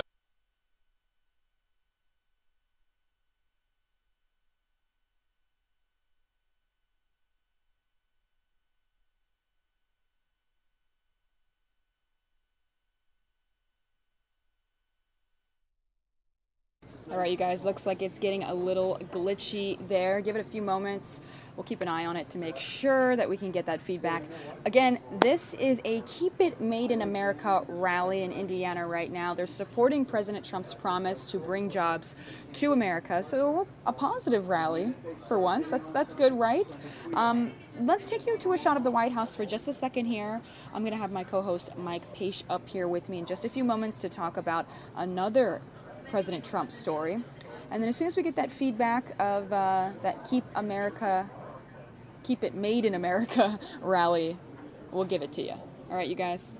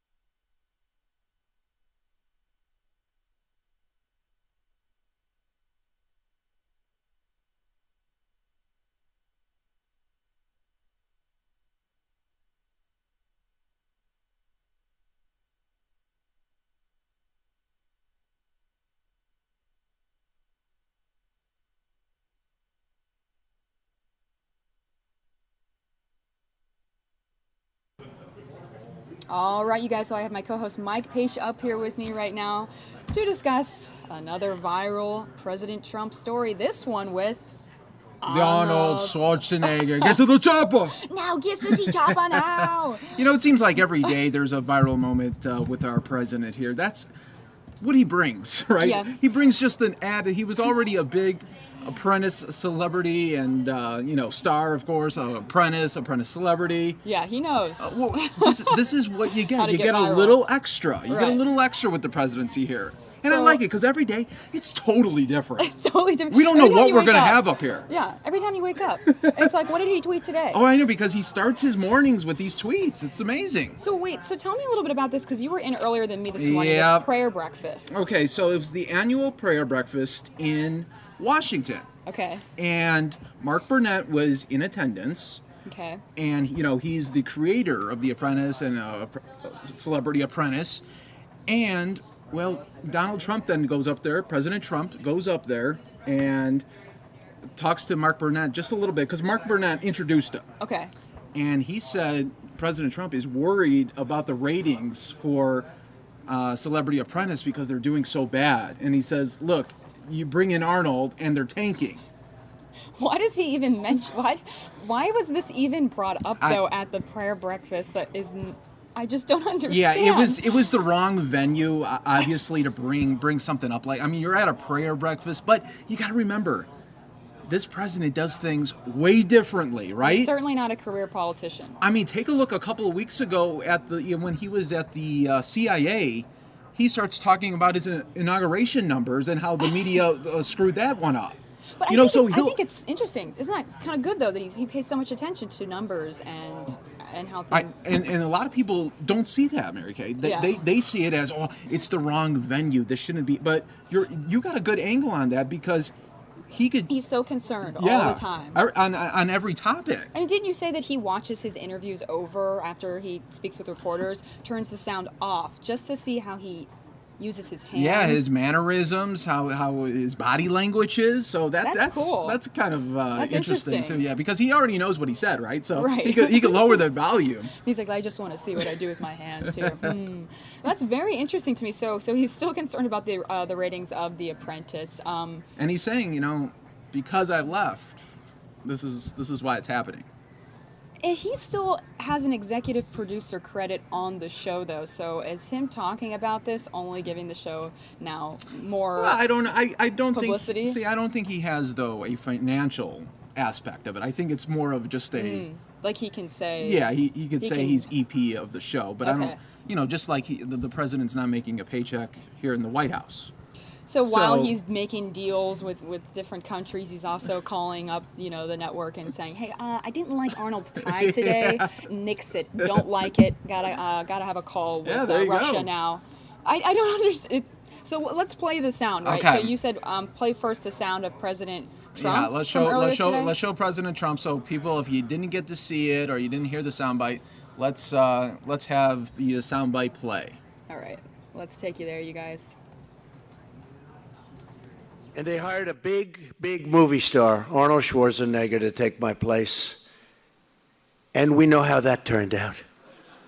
The ratings went right down the tubes. It's been a total disaster.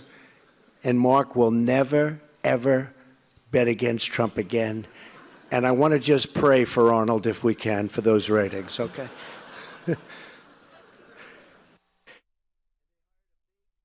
So, why? So he seems so upset about this. I love We how need he to also pray calls, for Arnold. We need to pray.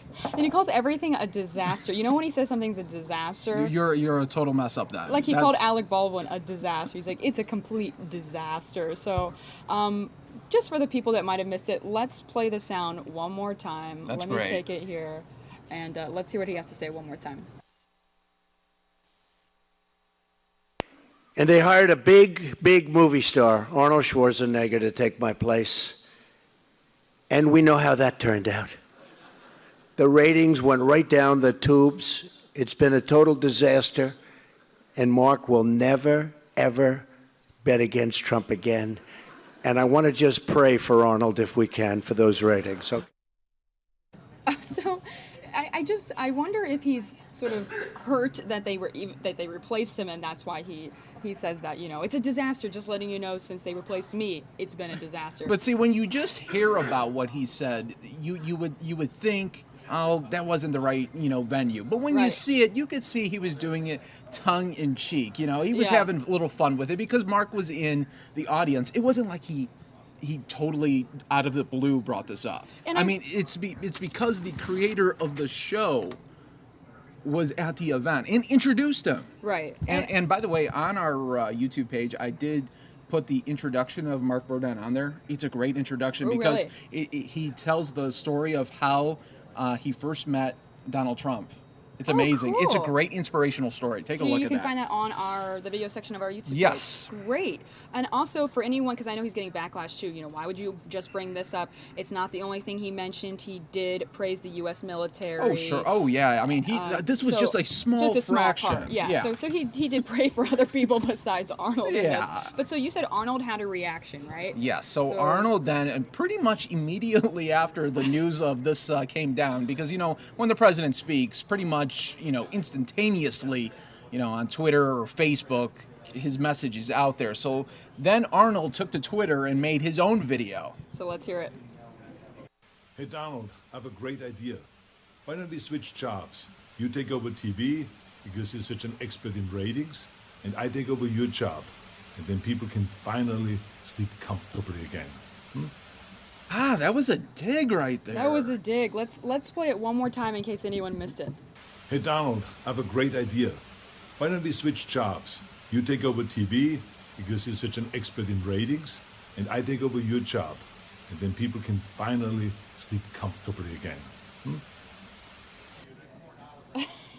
Yeah, so that was a big dig there. He said, so people can finally, and when he gives that look, just like he used to in the Terminator, it's like he's about to kill you. But I should point out, and hopefully Arnold knows this, but when he said maybe we should switch jobs, Arnold, you weren't born here. You got to be born here, Arnold, to be president. Oh, snap. So I'm like, why would you want to switch? You can't switch jobs. President Trump would be like, can't do it. Can't do it. Sorry, Arnold. So, wow. So he definitely... Arnold Schwarzenegger said he was a Republican his whole life until President Trump started running. Wow. He said he did not want to support President Trump, but he is a Republican. He said he was actually inspired by Ronald Reagan when he was trying to decide which party to join. Yes. But here's the weird thing. President Trump also likes Ronald Reagan and bases a lot of his campaign so you would think they would find a reasoning with each other, but this is just once again these Hollywood people just coming out and really just hating on the president.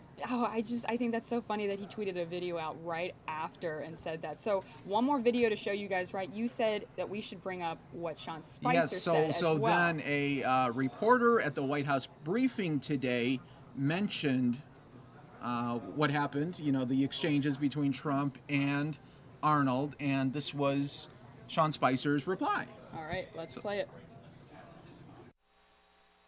Thank you, Sean. I've seen some criticism of the president's remarks at the prayer breakfast this morning. Can you shed any light on why he thought that was a good venue to mock The Apprentice for its ratings?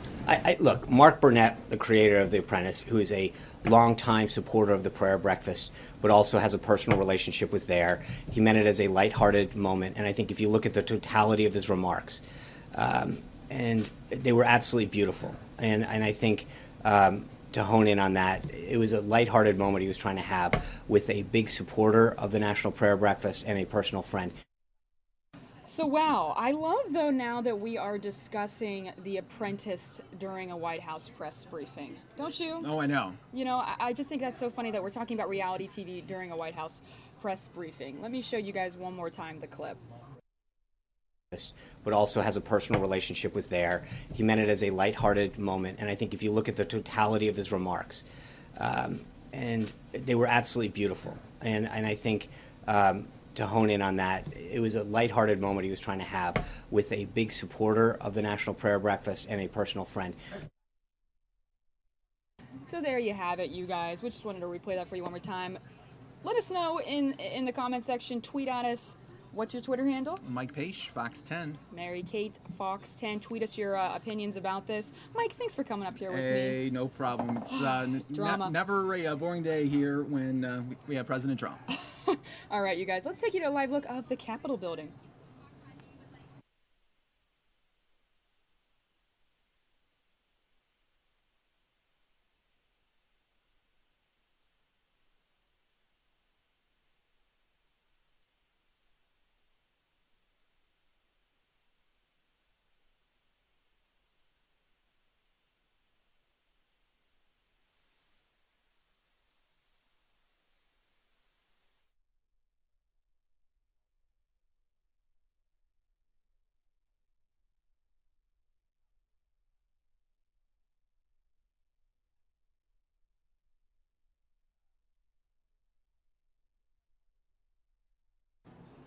All right, you guys, appreciate you joining me here live on the Fox News Now stream. That was my co-host Mike Page up here talking about the latest trends here in the news. This now breaking news happening live, a mountain rescue. Let me take myself off the screen here so you can see.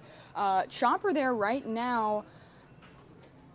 During this mountain rescue, locally here in Arizona, looks like they are just trying to find us the correct feed here. Okay, so actually this is taped playback. I want to tell you guys this just happened moments ago, but we're going to take you to that just a second. Looks like they're just trying to find the correct video to show us. Mountain rescues, you guys, are always interesting to see. They have to lower the rope there from the helicopter. Whoever's being rescued has to grab it and be hoisted up as if you're scared enough. You need to be rescued on a mountain, but then also to be taken up by a helicopter can be pretty scary. I don't know. What do you guys think? Let me know in the chat. Gonna get some more information on this for you guys. Looks like we're still waiting to get that feed to come through. Give me one moment here. Let me see what's going on. Let me give you a live look of the White House.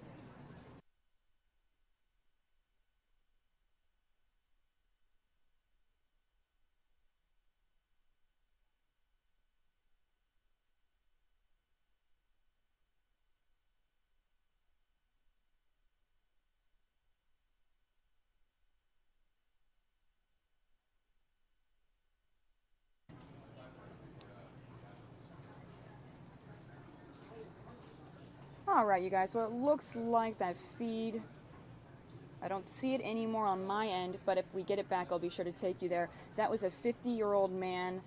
He was on that mountain there. Crews made it safely to him.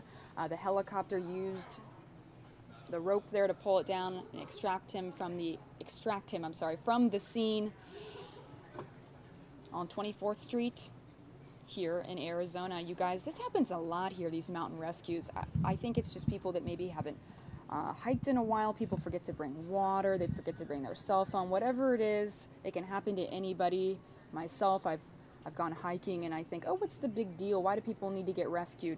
I don't need to bring my phone either because, you know, I just want to enjoy the scenery. And then halfway through, I'm panting, I'm out of breath, I didn't bring enough water, and I didn't have my phone. So it really can happen to anyone, and hopefully he'll be okay. We'll bring you guys more details on that breaking news in just a few minutes here if we get that. Appreciate you joining me here, though, on the Fox News Now stream. I am your host, Mary Kate Gaffney. Gonna bring you to some other top stories here. Let's pull up, just for a second here, President Trump's Twitter account. Let me show this to you guys. He's tweeting something every day, you guys. His last tweet was just 6 hours ago, and he's up in followers. He now has 23.4 million. Let's show this to you. All right, so I wanna take you to one other top story here. So President Donald Trump took to Twitter yesterday to slam a deal that the U.S. made with Australia during the Obama administration. Let's actually pull up that tweet if I can. He tweeted it last night, you guys. Here's the tweet. You see, I have to scroll through. There's so many. Okay, that's good, right? You guys see the tweet? Yeah, so he took to Twitter last night to slam a deal that the U.S. made with Australia during the Obama administration last year to, well, the deal was to resettle refugees in the U.S. from 2 remote Pacific islands. Now, President Trump tweeted, quote, "Do you believe it? The Obama administration agreed to take thousands of illegal immigrants from Australia. Why? I will study this dumb deal," end quote. Now, the dumb deal, which involves resettling in the U.S. an undisclosed number of asylum seekers being held in Australian processing centers, was a topic of conversation between Trump and the Australian Prime Minister during a 25-minute phone call that they had on Saturday.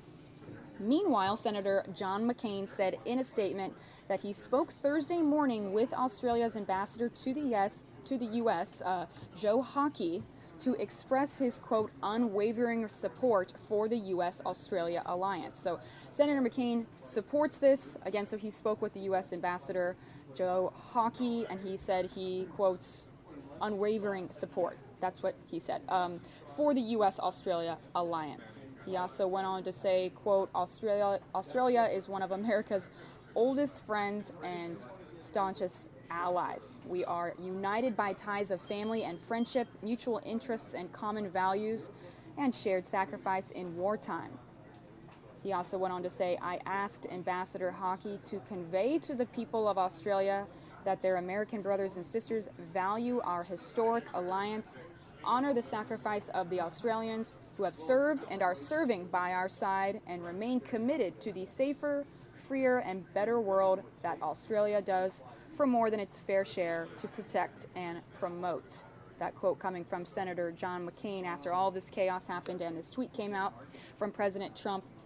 Now, at a press conference on Monday, the Australian Prime Minister said he and Trump, quote, discussed the resettlement arrangement of refugees, which had been entered into with the previous administration. And he said, quote, I thank President Trump for his commitment to honor that existing agreement, end quote. He was also asked about the fate of the deal in light of Trump's executive order. He said, quote, the president has committed to honor the existing arrangement, but the screening processes are very thorough and take some time. Again, though, this tweet coming out from President Trump, sorry you guys, we've been talking for so long here, it's like I forget the American language. He said, do you believe it? The Obama administration agreed to thousands of illegal immigrants from Australia. Why? I will study this dumb deal. So the things he tweets, he said this last night, so apparently he's going to study this dumb deal. We'll see what comes of this. But again, this is a deal that was made when President Obama was in office, former President Obama, I guess we should say now, and he agreed to take in thousands of immigrants from Australia. Apparently now President Trump is going to study the deal and figure out what's going on with that. But that's another top story I wanted to bring you guys to here in the show. Appreciate you watching with me right now on the Fox News Now stream. Let me take myself full screen here for a sec. I want to pull up a couple other things to show you guys today. We have more live events coming up in the show, and you never know when we're going to get a car chase or any other breaking news, you guys. That's the beauty of the internet. You never know what we're going to get, and no commercials. That's the best part, I think. Let me pull this up, though. I want to show you guys really quickly here. Oh, it's right here. Okay. So again, a lot still happening with this new immigration order and the wall that President Trump promises he's going to build. As you know, he did sign that executive order as well on moving construction forward on building that wall. So let's give you guys an update right now on this border battle. For you now, President Donald Trump is wrapping up a prayer breakfast not too long ago. Many were wondering whether or not he'd talk about gay marriage or abortion there. At the prayer breakfast, a high-profile Washington event for faith leaders and politicians and dignitaries. The president didn't directly address abortion, but said religious freedom is under attack. He just spoke within the last hour. Here's a little bit of that. That's what we are, and that is what we will always be, and that is what our people want. One beautiful nation under God. Thank you. President Trump also tweeting about Iran this morning after his national security advisor said Iran was being put on notice for testing ballistic missiles and supporting rebels in Yemen. President Trump tweeting that Iran should have been thankful for the terrible deal the U.S. made with them. So a lot of people watching to see exactly what put on notice means for Iran. And boy, a lot of news coming out of the White House in the last week and a half, right? City of Phoenix is considering becoming a sanctuary city, and basically that's a city that refuses to enforce federal immigration laws. So that flies in the face of President Trump's immigration policy. It could cost the city millions of dollars if this goes through, but this is a very early preliminary look at this, right, Anita? Well, a formal petition has just been filed, so that means the city council has to make some sort of decision one way or another. So sometime in the next 14 days, they will potentially be meeting to discuss this. Take a look. Some cities like Chicago, San Francisco, fighting the president. They say that they are going to remain a sanctuary city. And some cities like Miami yanked their status. Local activist Rick Robinson formally filed a petition here in Phoenix asking city council members to determine if Phoenix should be a sanctuary city. If Phoenix decides to take up the status, the city risks losing federal funding, and then elected officials could be held liable. That is under Arizona law. Mayor Greg Stanton spoke out against President Trump's order last week, which drew some criticism from the police union, and then residents basically begging for the city to step up on the issue one way or another. Take a listen. The increased fear in our community, the increased fear of reporting crime, the increased fear to report as witnesses. And so we're asking for leadership. Cities today can't afford to lose any revenue. They're going to sit here and tell us that we really can't afford to hire cops. Well, why would you put millions in federal revenue at risk? Well, Fox 10 has reached out to the mayor's office. At this point, no response. Of course, it is early in the morning, so we may potentially hear something today. Again, City Council 14 days to decide on whether or not to bring this issue to light. After that, they could vote on an official status. So we'll keep you guys posted. Back to you. Look at some news for you now. President Donald Trump is wrapping up a prayer breakfast not too long ago. Many were wondering whether or not he'd talk about gay marriage or abortion there. At the prayer breakfast, a high-profile Washington event for faith leaders and politicians and dignitaries. The president didn't directly address abortion, but said religious freedom is under All right, attack. you guys, well, I just wanted to bring you to those top stories. What do you think? Getting you all updated on this border battle. We've been talking about President Trump, the new immigration order, but let's not forget he also signed some other executive orders as well. He signed an executive order to move construction forward on the Dakota Access Pipeline, as well as just construction on the wall. He signed another executive order on cybersecurity. I'm just looking up here. Let's discuss all the executive orders. He's certainly done a lot, though, hasn't he? With only being in the White House for a little bit, he has signed quite a few executive orders, but I think that was all in his plan to, I think he really wants to prove people wrong, and he wants to, I think he was so excited to get in there and sign these executive orders right away to show people, I mean business, and I'm going to do everything I said I would do, whether you agree with it or not. It's interesting how much he's already moved forward, only being in office for a little bit. I saw a headline of an article earlier today that said, I think it was a poll, and it was, do you think President Trump is moving too fast for only his first week or so in office? What do you guys think? Do you think he's moving too fast, or do you think that it's great that he's making these changes? And because I don't see whether you agree with the changes or not, just the pace of it. I don't see it as a bad thing, getting things done quickly, do you? And he always says that too in his interviews and in his speeches. He always says it'll be done very quickly. I believe it'll be done very quickly. That's always what he says. And I think, you know, he means it when he says that. He wants to get things done quickly. He's probably one of those people, you know, when you have to call the doctor and you got to make a doctor's appointment and you put it off and you put it off, where there are other people that just get things done quickly, like maybe your mom. Just make the call today, just make your appointment, get it done. You know, other people kind of like to just drag their feet on things. I'll call tomorrow and when I feel better or whatever, you know. Maybe he's just one of those people that just, hey, let's stop dancing around it, let's get things done, let's sign these executive orders, let's move forward. So what do you guys think? Let me know in the chat or tweet at me, Mary Kate Fox 10. I'd love to share your tweets here on the air. Do you think he's moving too fast, only being in office for just a short time with signing all these executive orders, or do you think that he's moving at just the right pace? And as you guys know, all these protests have been happening, not just for the immigration order, but for many other executive orders he signed as well. People were protesting just yesterday still about repealing Obamacare. People were saying that they don't want Obamacare to be repealed, and they were protesting about it. So do you think him signing all these executive orders and then seeing this massive, all of a sudden protests here, there, everywhere, it is a lot to take in? Or do you think, no, he's moving at a good pace, he's doing what he said he was going to do? Let me know in the chat or tweet at me, Mary Kate Fox 10. I'd love to poll your opinions up here on the show. Lee Coder in the chat saying not fast enough. Well, he can only go so fast, right? Seattle in the chat saying protesters can't keep up. So I don't know. I mean, he has definitely made a lot of changes very quickly. Again, I saw this poll earlier today, and I just thought I'd bring this up to you guys. I wanted to know what you guys thought about this. The poll asked, is President Trump moving too fast? He has signed quite a few executive orders with only being in office for only a little bit. I mean, he has moved very fast. Let's see here. Let me see if I can take this. Looks like we have a reporter in the field where that mountain rescue is happening. Oh, she probably won't go live until exactly 5 o'clock, though, for the 5 o'clock news. Maybe Mike can show you guys a little bit later to give you the latest update on that. But yeah, so that's what we were discussing just a second ago. We're showing you all of President Trump's tweets. Let me pull his Twitter account up again.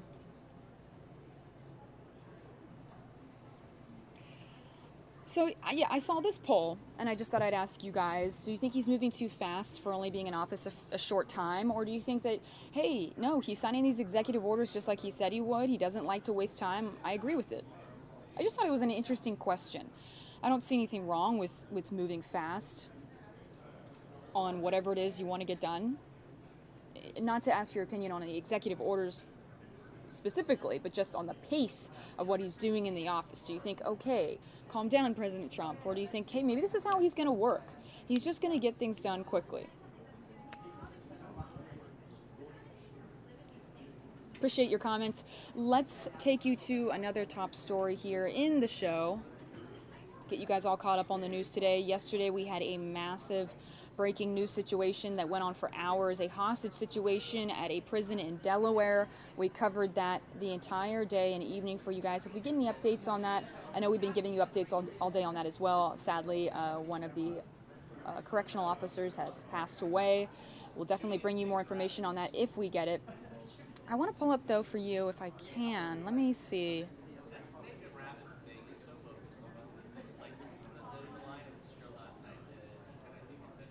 I want to bring this story up.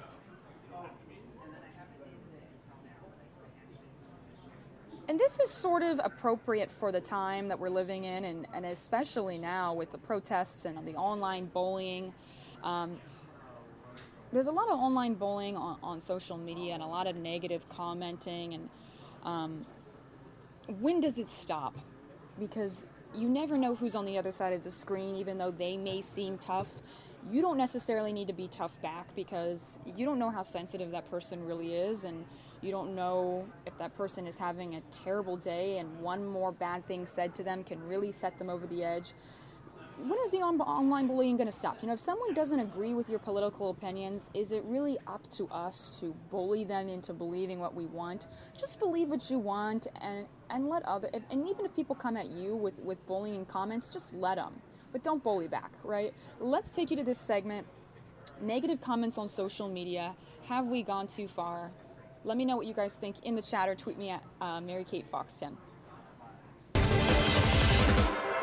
Welcome back, everyone. How many of you are fed up with all the negative and nasty comments about politics and everything else that's going on in the world on social media? So we asked on our Facebook page, on our social media, have you unfriended people?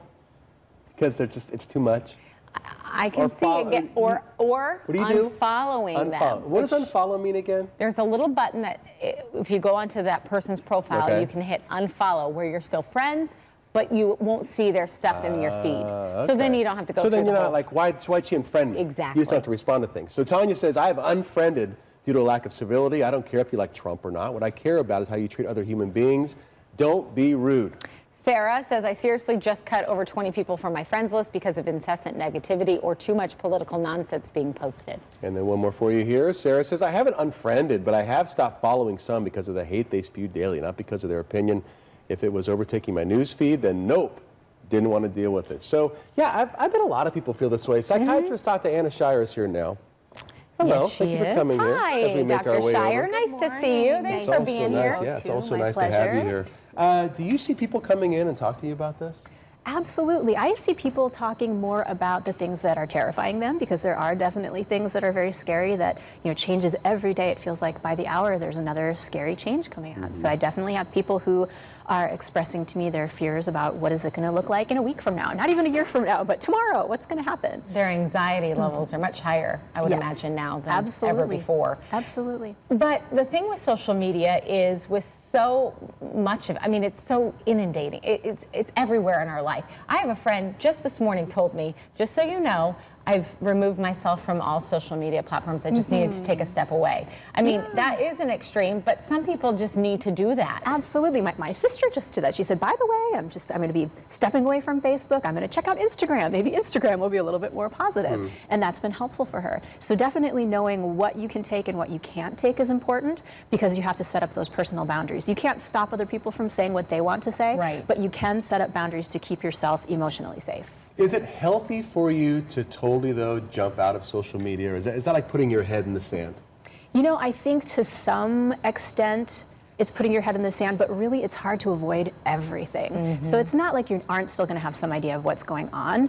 I think the biggest thing is feeling like you have some sort of capability to make some change. So many things are happening, we feel like it's completely out of our control, and that's what's really scaring people, and that's what's upsetting people when they see other friends of theirs saying all these things that are upsetting them, they're already worried about. And the thing is, I think people can look to ways that they can do little things, like look for some petitions that you can sign. If that's something that you feel really strongly about, there's something out there, some way. Take action. Become an activist in your own way. That could be just praying to, within your own faith, praying to God that please keep America great. You can be an activist in your own right, no matter how. And when it comes to engaging with people that have differing opinions, that could be your friend, that are your friends on social media, especially if it's in that realm. I mean, you have to just know that you can't change people's opinion based on just writing something. And oftentimes that writing gets lost, like the emotion, it's misread, it's total, and then it fires you up even more. Yes, and if you truly do want to re-engage and have a relationship with that person, don't do it through social media. Pick up the phone, or if you can, if distance isn't an issue, go face to face and let them know, this is important to me, our friendship. And I respect you in so many other aspects of your life, but we have differing political views. So why don't we agree to just keep those outside of our friendship so that we can keep talking to each other and get support, because we're both worried. We're both freaked out about the things that are happening. Let's be there for each other. That's very adult and very mature. Yes, it is. And that could help a lot of people. That advice right there. We need acting to support like an each adult. other. Right now is the time for us to be supporting each other, not factioning off and feeling like we're isolated. And we need that support. And there's people who have things that they very, very realistically should be afraid of. I have a good friend who's terrified because she's scared that she's no longer going to have the health care that she desperately needs for her child. And I don't want to not be there for her, even if she, say, wants a wall or something like that I don't want. I want to be able to look her in the eye and say, my friend, I am so sorry for what you're going through, and I'm here for you. You're not alone. And you can say that and not put any sort of a political spin on it, and you can still be there for the people who you care about. Good stuff, Dr. Shar. Yes. Good advice. Always great to have you in. My pleasure. Good to see you as always. Thank you. All right, you guys, well, there you have it. The bullying online, it needs to stop. All right, well, Mike Page coming up next to take you into the next few hours of the show here. Want to give you guys a live look of the Phoenix Open. It looks so beautiful there right now. Let's show you live from the News Chopper. Mike Page coming up next.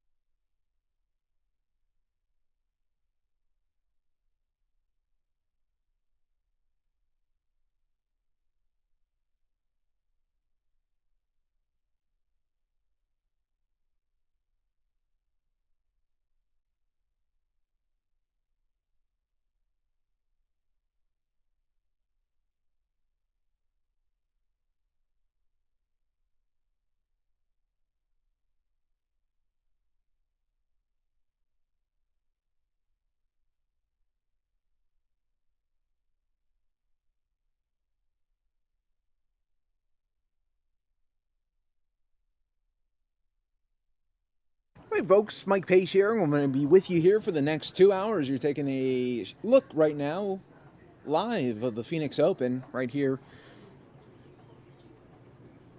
in the Valley. I'll be coming up in just a little bit, and I'll be featuring a very inspirational story about our military, about the ultimate sacrifice and the gifts that they continue to give others. You're not going to want to miss this very emotional and inspirational story about the soldier that gave the ultimate sacrifice.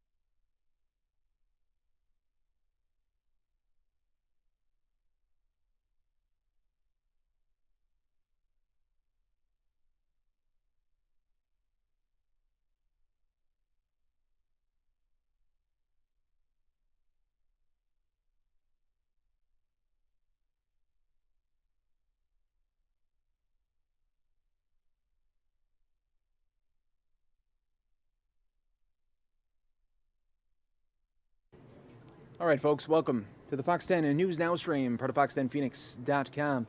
I'm your host, Mike Pace. It's a great honor to be here with you today. Just let me lower that for 1 second. Hope everyone's having An absolute great evening here. We're just one day away from Friday. The weekend is almost upon us. And tonight I have a story for you that is just truly inspirational, and it just really shows the true measures that our American soldiers sometimes they do give the ultimate sacrifice, and we thank them and we should honor them every day. But I want to introduce you to one soldier who gave the ultimate sacrifice but continues to save lives even after his death. I want you to take a look here, because so many times we don't get to hear about our fallen soldiers and the amount of sacrifice that they have done for us and this country and the safety of our families. Folks, this is Corporal Benjamin Kopp. After Benjamin Kopp saved 3 lives on the battlefield in Afghanistan, he saved or improved 60 more when doctors couldn't revive him from a devastating war injury. It's all because of an idea he settled on before he joined the U.S. Army at the age of 18 to become an organ donor. The United Network for Organ Sharing recently dedicated a memorial to fallen troops who have donated their organs. Like Kopp and Kopp's mother, Jill Stevenson, has made it her life's work to raise awareness about the impact that organ donations can make. See, Kopp was only 21 when a gunfight led to a shot in the leg and eventual brain death, allowing him to donate the rest of his organs as well as his bones and tissues. It's Ben's spirit that helps me stay in a calm and graceful state that allows me to really honor him, Stevenson, who lives in St. Petersburg, Florida, told Fox News. Stevenson raised Kopp as a single mother, and her grandfather was a World War II veteran with a Purple Heart. He served as Kopp's primary father figure. Now, as early as age 7, Kopp would ask his great-grandfather about the war memorabilia and hammer him with questions about his service. Sorry, I'm getting a little choked up here just reading this here. Ben wanted to grow up just like him, and he would state this often, Stevenson said. My grandfather would say, that's never okay. You should never do something just because someone else does. And when the time is right, you'll know what you're meant to be. 5.5 months after his great-grandfather died, Kopp watched the news coverage with horror as the terror attacks of 9/11 unfolded. To Ben, 9/11 was a true mockery of his great-grandfather's service to America. So he made a statement and said that when he grows up, I'm going to become an Army Ranger, and I'm going to find Osama bin Laden, and I'm going to make him pay. He was 13 when he made that declaration. Even before joining the military right out of high school, Kopp knew the importance of organ donation, Stevenson said. When Stevenson was just 15, her 11-year-old brother was hit by a driver and killed, but he donated his kidneys. Kopp grew up knowing his uncle's story, so he never questioned whether he would become an organ donor, Stevenson said. In the face of previous losses, Stevenson said some friends questioned her willingness to let her only son put his life on the line by joining the military. There were a number of people who asked me why I didn't stop him, with him being my only child, and I said, that's between him and God, and not me. And it wasn't my place to get in the way of that, Stevenson said. Not to mention, Kopp told her that if she didn't sign the papers to let him join, he'd sign them himself. On July 10th, 2009, Kopp's team was called in to help relieve 3 U.S. Army snipers who had been pinned down by Taliban snipers. As a gun team leader, Kopp engaged in a gunfight to save their lives, but took a bullet in the leg that would cost him his. Before being transferred to Walter Reed Army Medical Center, Kopp was treated at an Army base in Germany where he suffered cardiac arrest following a successful surgery to remove the bullet. Doctors tried their very best to revive him, but the device didn't have batteries. Stevenson said so they performed a tracheotomy incision to restore his breathing. However, the oxygen machine malfunctioned. She explained, leading Kopp's body to be insufficiently oxygenated and his brain to swell. Kopp never woke up from his induced coma, Stevenson said, and several standard tests confirmed he was brain dead.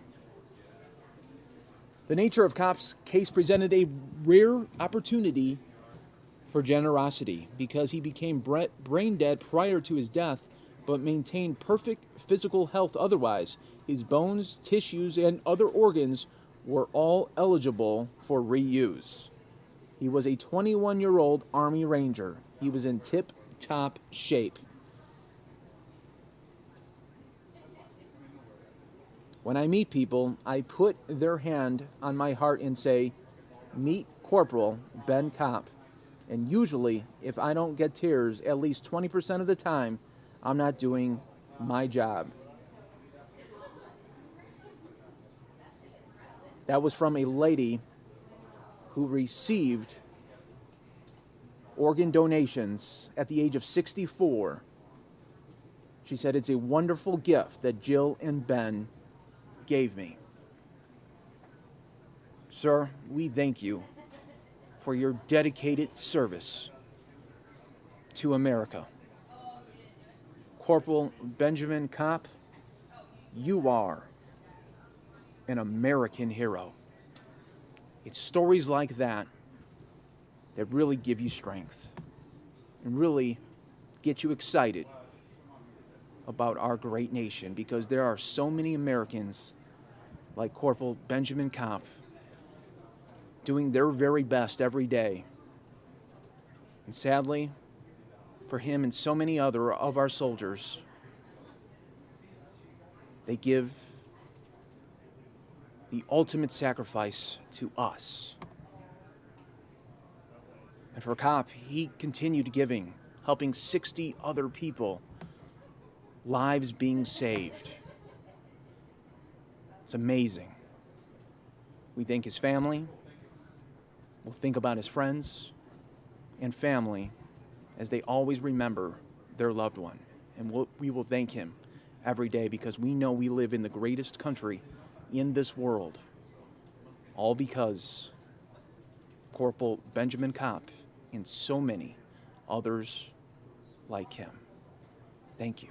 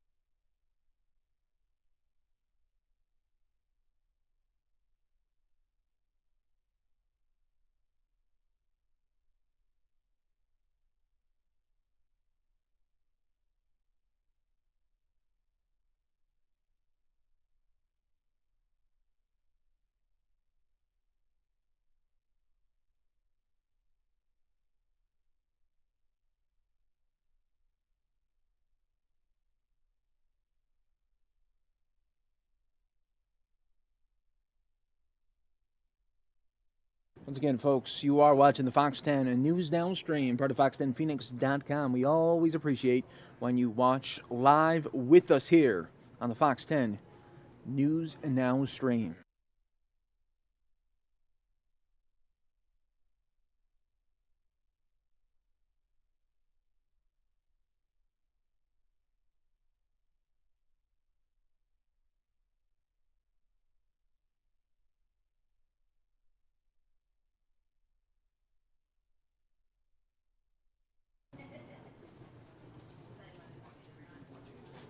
All right, folks, we just wanted to break up that political coverage just a little bit. Sometimes we have so much political news. I know it could get sometimes a little overwhelming. So right now we're going to go to Space Station Crew discussing life in space with social media attendees.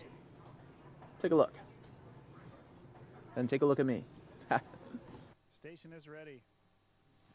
Space Center Houston, this is Mission Control Houston. Please call station for a voice check. Station, this is astronaut Leland Melvin here with NASA social participants at Space Center Houston. How do you hear me? Hey, Leland, got you loud and clear.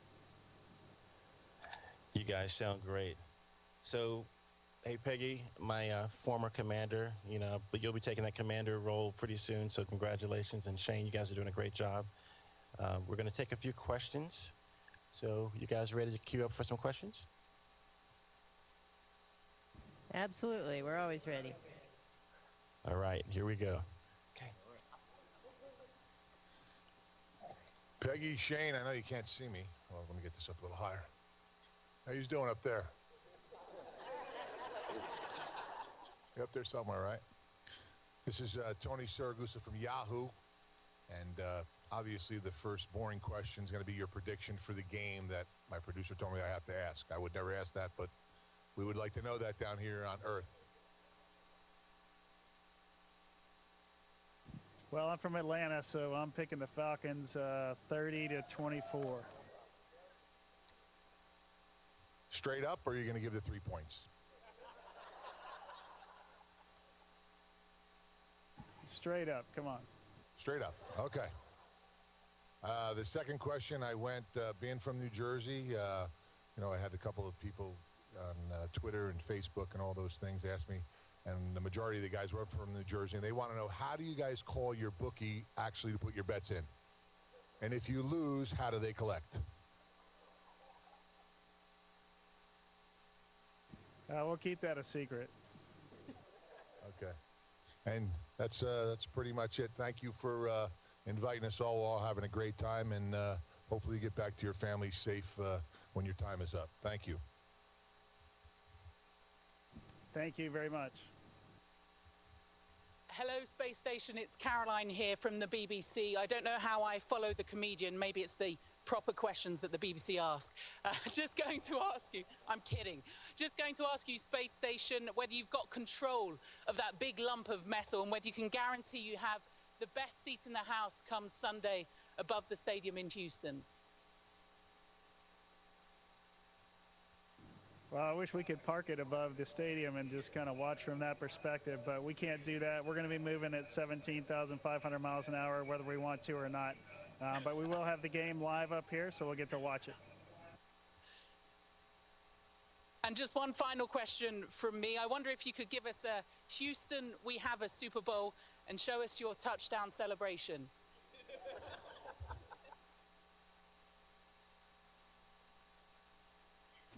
All right, Houston, we have a Super Bowl.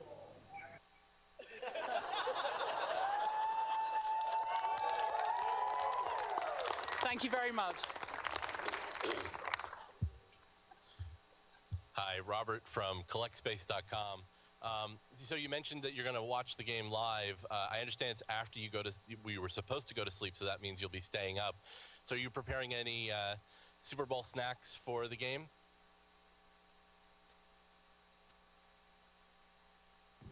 Super Bowl snacks. So I haven't thought too much about it yet, but we'll come up with something special. Luckily, though, we did get the morning off after, since it's going to be the middle of the night.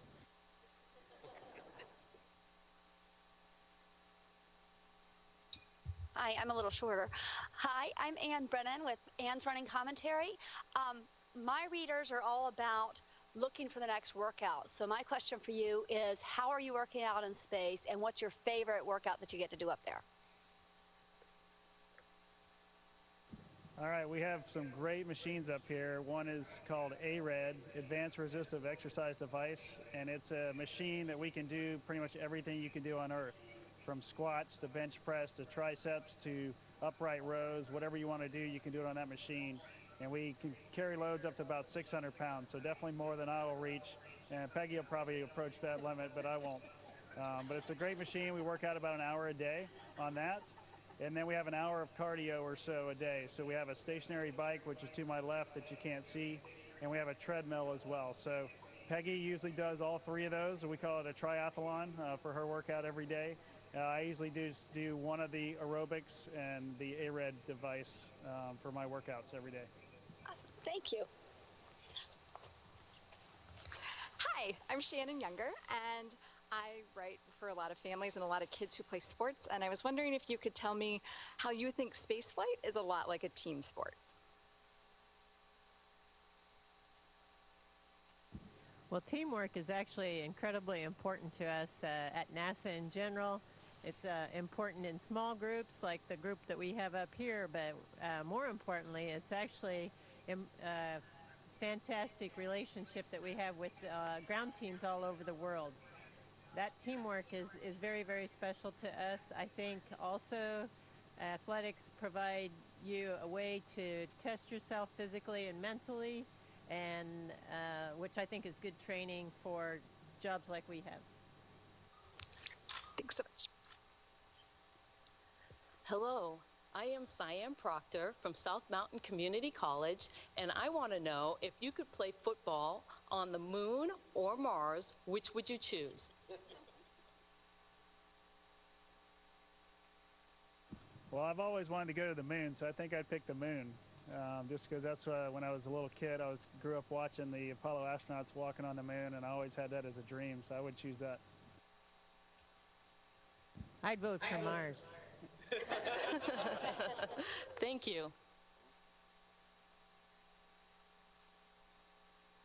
Hello, I am PR Christina. I do social media and things like that. And my question is, what has been the most unexpected thing that has happened to you since you have left Earth?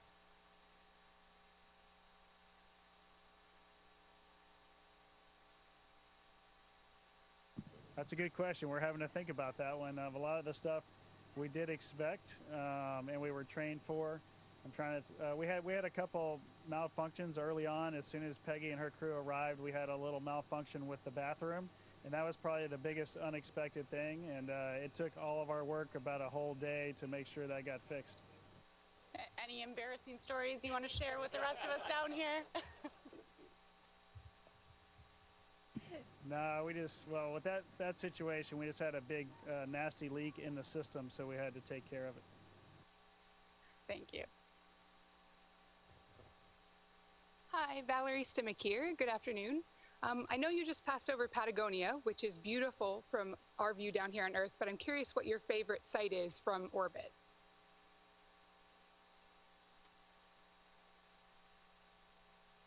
Actually, Patagonia is one of my favorite sites. It's incredible, but it's actually very hard to actually get good views because it tends to be weathered in a lot.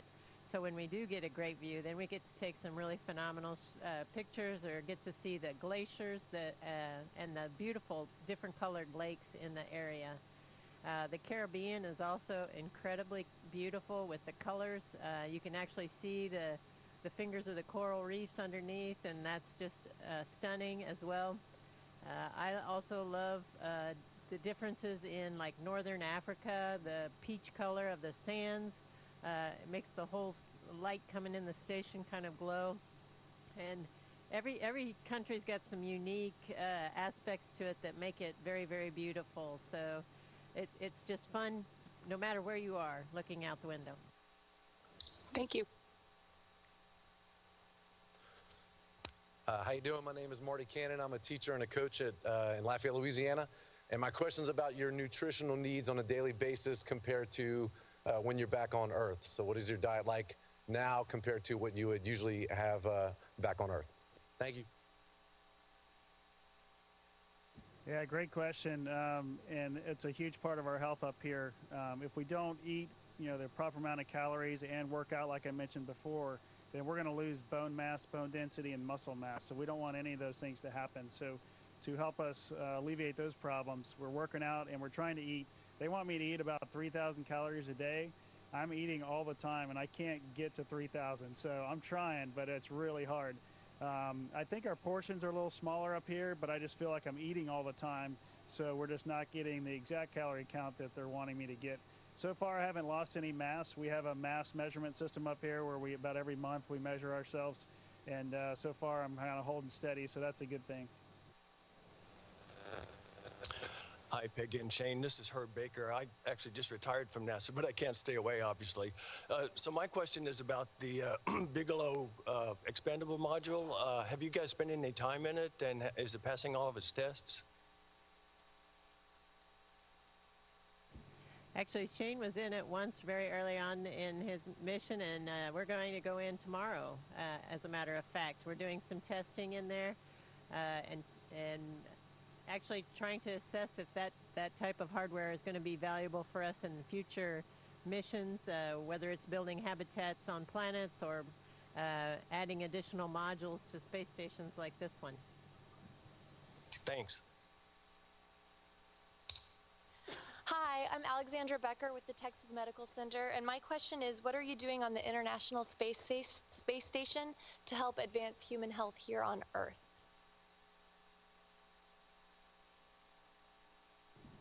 Actually, we're doing a number of different scientific investigations that I hope will also contribute to human health on Earth as well. We're doing fluid shift studies, looking at how the fluids in our bodies shift and make changes in our bodies. In particular, we're concerned about some of the vision changes that we've seen in astronauts, and we're trying to better understand that. Another study that I'm in is looking at oxidative damage as a result of being in this environment, a microgravity environment, to look at long-term effects on the potential for cardiovascular disease. Using microgravity as a variable in the experimentation allows us to try and better understand some of the variables that we see on the ground. And hopefully those will contribute to future prevention or understanding of disease on Earth as well. Good afternoon, Shane, Peggy. Wanted to ask and speak on a broad discussion about what you're doing aboard the International Space Station and how that is going to help us go to Mars and the Moon as well. Thank you. Well, we're doing a lot of things, of course, trying to get there. All of our systems, our life support systems here, we're testing those out now for potentially going to places like Mars. We're a couple hundred miles off the Earth right now. Some of the systems aren't super critical for us, some are, and we're glad they're working, but we do have a lot of redundancy on things that are really critical. But if you go to a place like Mars, which is millions and millions of miles away from the Earth, you really got to have those systems perform perfectly every time. So we're kind of hammering out a lot of those issues now with the regeneration of liquid, whether that's urine or sweat or whatever it is on board that we can create into drinking water, things like that, are kind of the technology we're going to take as we go towards Mars here in the next few decades. Hi, I'm Callie McPherson, and my question is, what was your first night in space like?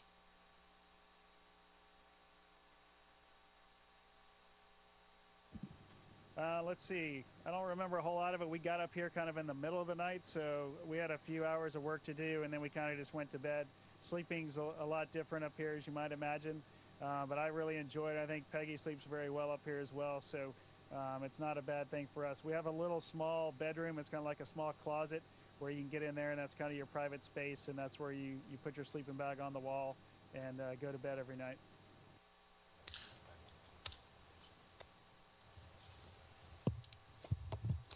Hi, my name is Jessica Bolaños, aka Fancy Capitalist with Good Sparrow. And my question is, what is your favorite thing to do in space?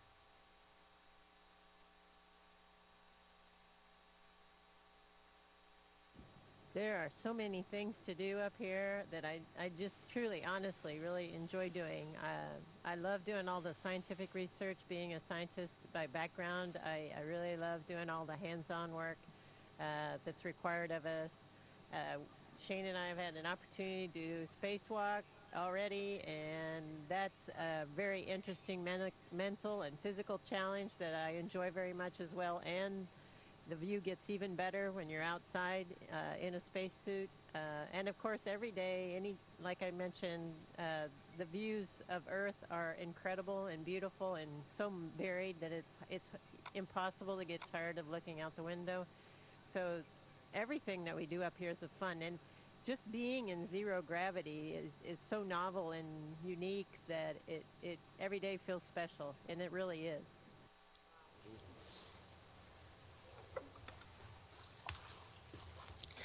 Hi, Shane. Hi, Peggy. This is Kate Baker from the Science Fiction and Fantasy Writers of America. First of all, this is so cool. Second of all, we would like to know as writers, because we're always looking for new information for our stories, what is it like when you come back to Earth? What is the adjustment like for the gravity? So Peggy will have a lot more experience than I do on this. I had a shuttle flight earlier in my career. This is a lot different where I'm going to be up here for about 6 months. So my body will adjust a little differently. But it took me a few days, 2 or 3 days after my shuttle flight for my kind of my equilibrium to kind of settle out and for me to feel pretty decent. I think hopefully it'll be about the same just because of the workout program we're on is going to help a lot. And I'm hoping it's not going to be a week or two, but we'll see. Everybody's a little bit different. And some folks get sick coming uphill, getting and being in space, and some folks get sick going downhill, and I'm the kind that gets sick going downhill, so returning home for me is a lot more challenging than coming up to space. I adapt more quickly coming up instead of going down. But it does last for several days. The first 24 hours after I returned on my first flight, I was pretty sure I needed to go back to space because I didn't really want to be on Earth anymore.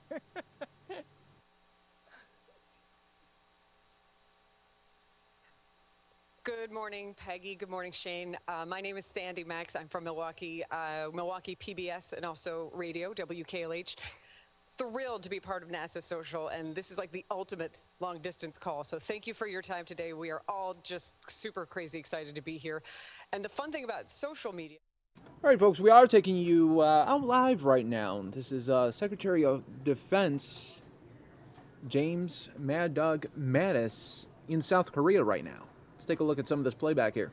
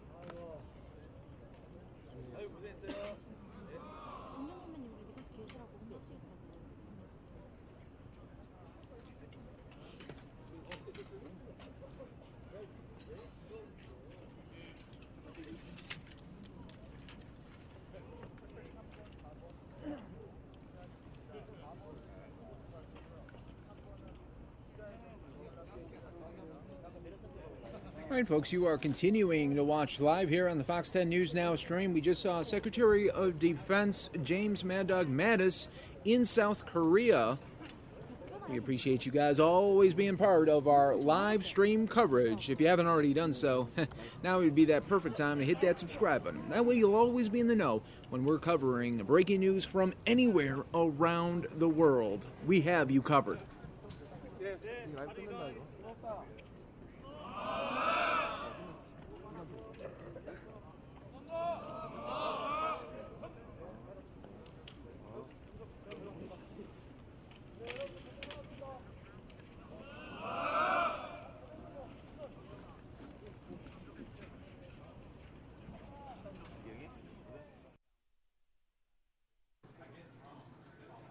Welcome, folks, to the Fox 10 News Now stream. We're going to go to an event happened earlier today. It was a hearing on the immigration vetting. Immigration vetting. Let's take a look at that. As they are doing now as we speak. In house-to-house fighting in Mosul and elsewhere across Iraq, taking the fight eyeball to eyeball against this enemy, that's offensive, but it's also strategically incoherent. Third, the administration states that it wants to maintain and improve American leadership in the world, especially in comparison to competitors like China. It seems basic but appropriate to point out that American global leadership is based on an unprecedented set of alliances around the world on which we depend. American leadership since 1945 is the product of investment in relationships and institutions around the world. This undermines our alliances with all the countries named and certainly with every other Muslim-majority country in the world, to say nothing of the message it sends our friends and allies in Europe and elsewhere. And finally, the President says he wants to strengthen the American military. And so I ask this question. If today or tomorrow, or next week or next year, an American military officer does what I was asked to do in Iraq and Afghanistan and knocks on a door and says to the man or woman answering it, please stand with us and fight with us, who will answer that knock now? Thank you. Thank you, sir. I would like now to call upon Galen Carey, Vice President of Government Relations for the National Association of Evangelicals. He is responsible for representing the evangelicals before Congress, the White House, and the court. Welcome to this discussion. Thank you, Mr. Chairman, and thank you, distinguished representatives. And thank all those who organized this briefing and have taken time to show support for refugees. I'm honored to speak today on behalf of evangelical Christians who, along with many other Americans, care deeply about the 65 million refugees and internally displaced people in the world, people who fled their homes due to violence, persecution, and terrorism. Evangelical Christians are often not well understood. So when asked to explain, I say that evangelicals are people who take the Bible seriously and trust in Jesus as Lord and Savior. And when we read our Bible, we find that God establishes cities of refuge and laws that require hospitality to immigrants, care for the vulnerable, and justice for the persecuted. We hear the words of Jesus telling us that when we share our food with the hungry, when we share our homes with the refugee, we are serving Jesus himself. And we see the example of the Good Samaritan, who risked danger and crossed racial and cultural barriers to help a stranger who had been ambushed. We also read in the Bible that government is a gift from God for our good and for our protection. As evangelicals and as Americans, we do not take for granted the peace, freedom, and security that we enjoy. We're deeply grateful for the vigilance of all those who, day by day, risk their lives to protect ours. And we appreciate that our president wishes to keep us safe and seeks to be proactive in preventing terrorist attacks, rather than simply responding after the fact. We share that goal. However, in pursuing the goal of security, we must not betray our deepest values by disregarding the sanctity of human life or by closing our doors to the persecuted who seek protection.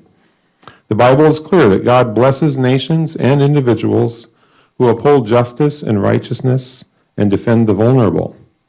The call to love our neighbor always entails a degree of risk, but the risk to our souls and to our national character is much greater if we fail to do what we can, what we know is right to help those in desperate need.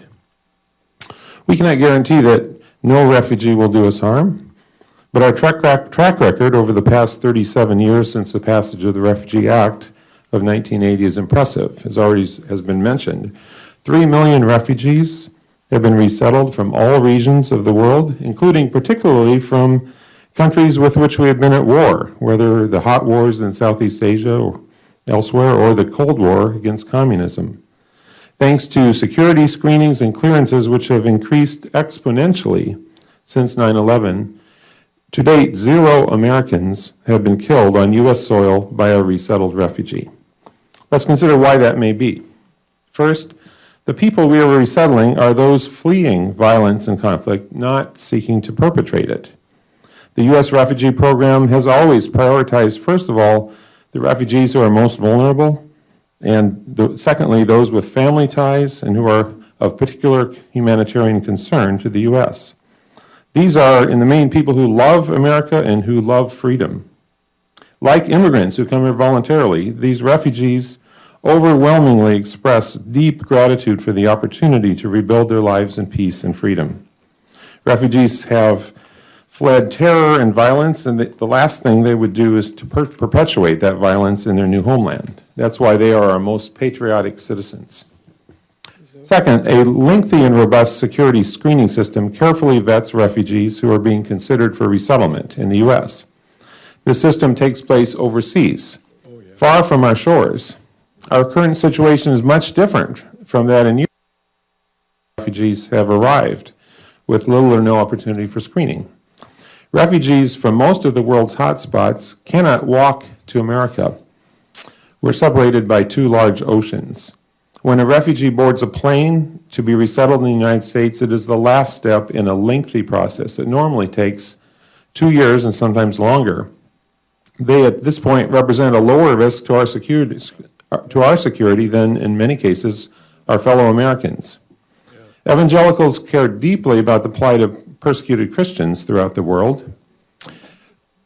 In the Middle East, Christians once represented 20% of the population and now just 4%. Persecuted Christians have been neglected in both humanitarian assistance and resettlement, and we welcome greater attention to their needs. However, we do not support a religious test for refugees. We believe our national goal should continue to be to resettle the world's most vulnerable refugees. In any case, a total moratorium on refugees strands Christians, Muslims, and others alike. So we urge President Trump, with the full support of the United States Congress, to immediately reinstate our nation's refugee resettlement program, which is desperately needed for such a time as this. Our system is complex, and abruptly stopping and restarting operations is expensive, disruptive, and unnecessary. So we welcome a further review of security and vetting systems, but this should take place concurrently with ongoing resettlement. The U.S. Refugee Resettlement Program is the crown jewel of American humanitarianism. Since 1980, a unique public-private partnership has saved the lives of the most vulnerable people in the world. As a nation, we've been repaid for our compassion and generosity with the hard work, dedication, loyalty, and patriotism of some 3 million new Americans and their children and grandchildren. Millions of Americans have been inspired by their examples of faith and their stories of courage. And billions more around the world hold the United States in higher esteem because of our noble humanitarian work. It's a win-win for us, for refugees, and for the world. And we pray that God will guide each of you and all our leaders as you serve our nation at this critical time. Thank you, sir. We're limited, unfortunately, to 3 minutes each, even the members of Congress, and particularly the members of Congress. But our next presenter is Senior Staff Attorney Andre Segura at the Immigrants' Right Project of the American Civil Liberties Union, which works with us in many ways. He, Mr. Segura, is currently challenging President Trump's executive order as well as anti-immigrant laws in various states. Welcome to this hearing. Thank you, Mr. Chairman and distinguished reps. And thank you for inviting the ACLU at this important time. I want us to all be clear. President Trump's executive order of last Friday is unconstitutional. We should not waver on that. We are clear. It is unconstitutional and should be, and the president should withdraw that order. It is an affront to our founding principles and the values that we all hold dear as Americans. As you will hear and you've heard in the news, it has turned lives upside down. The ACLU on Saturday morning, after hearing reports of 2 Iraqi nationals who were detained at JFK Airport, filed a lawsuit in the early hours to seek their release and the release of other individuals like them who were being held. We later filed an emergency stay motion to prevent the removal of individuals who were held at JFK Airport in Brooklyn and across the country on a national basis. Since then, and that order was granted shortly after 8 p.m. on Saturday night. Since our challenge, which continues, there have been dozens of challenges across the country on behalf of individuals who have been detained or who may be affected by the executive order. All courts who have ruled thus far on these issues have sided against the president and his administration. They have issued stays of the order across the country.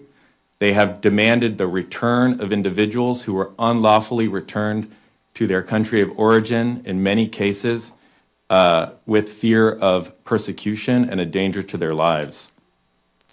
That is incredibly important for us to remember. It is rare for this to happen, where courts across the country are unequivocally ruling against this Muslim ban. President Trump's words were clear when he started his campaign. He called for a complete and total shutdown of Muslim immigration into this country. Words matter. The president's words matter, and we will hold him to account for those words, and we will challenge him until the executive order is overturned.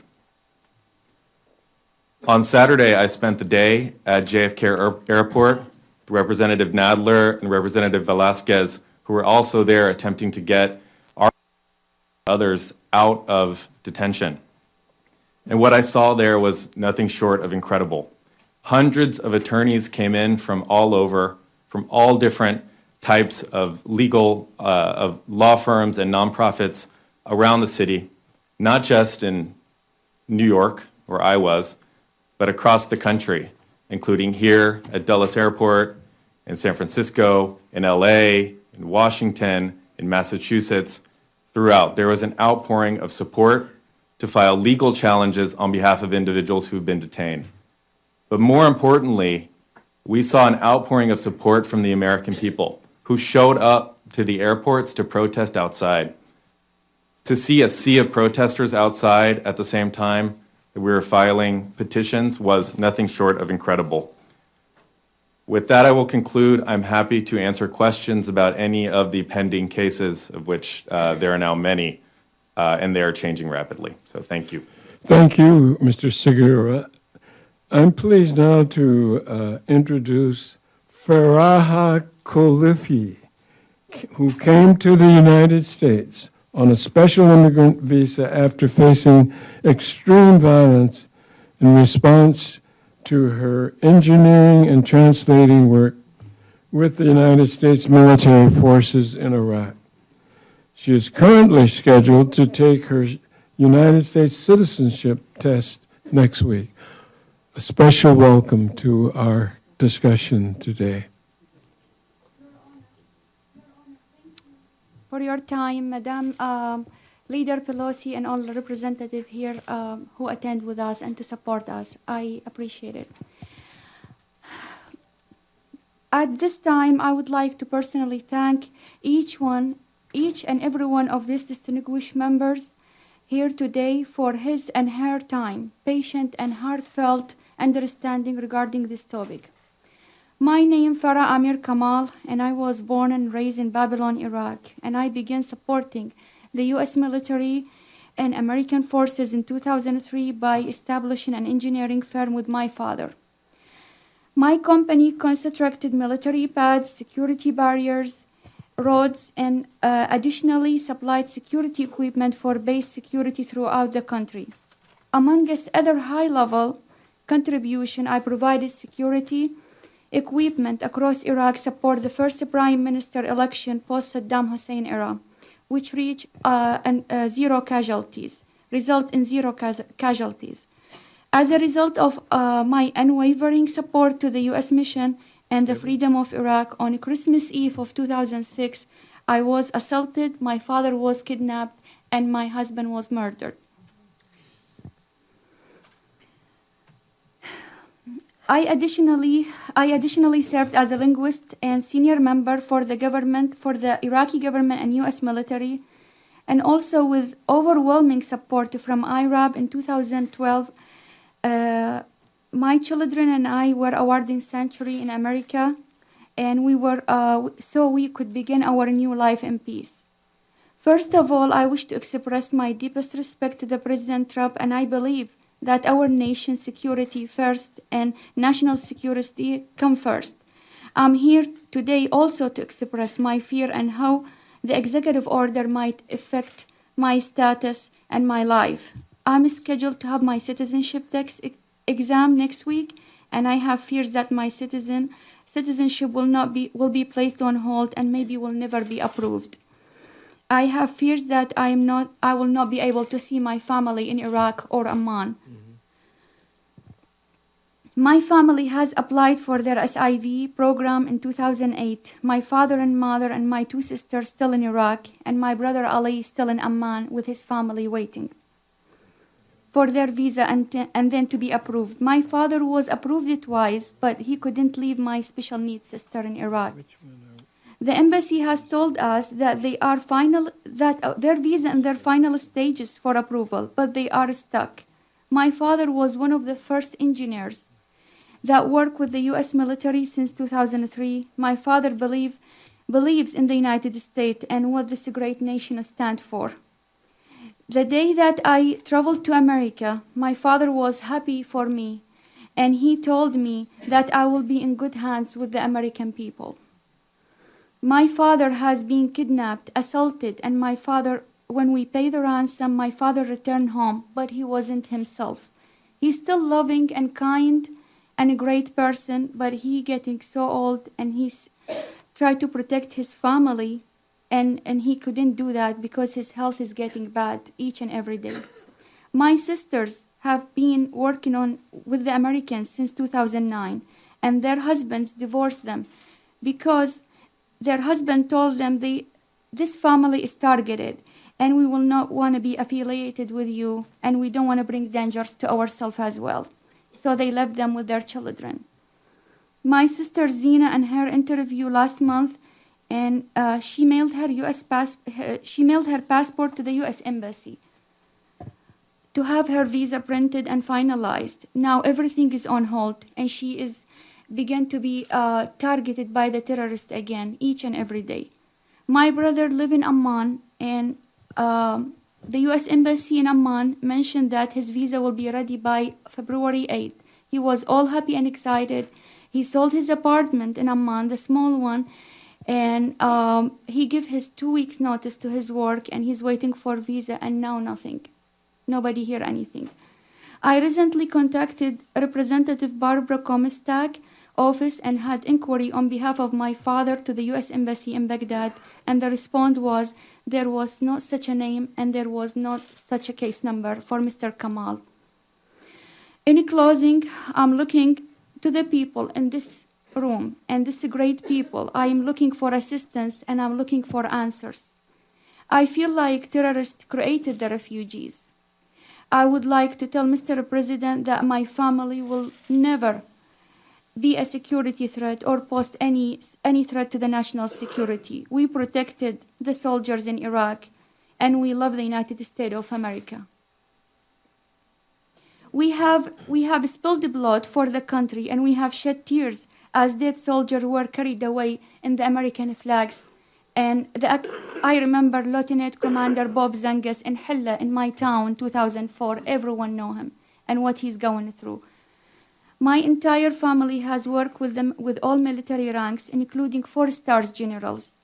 They always remembered my father as the good man and as the close friend to the United States of America.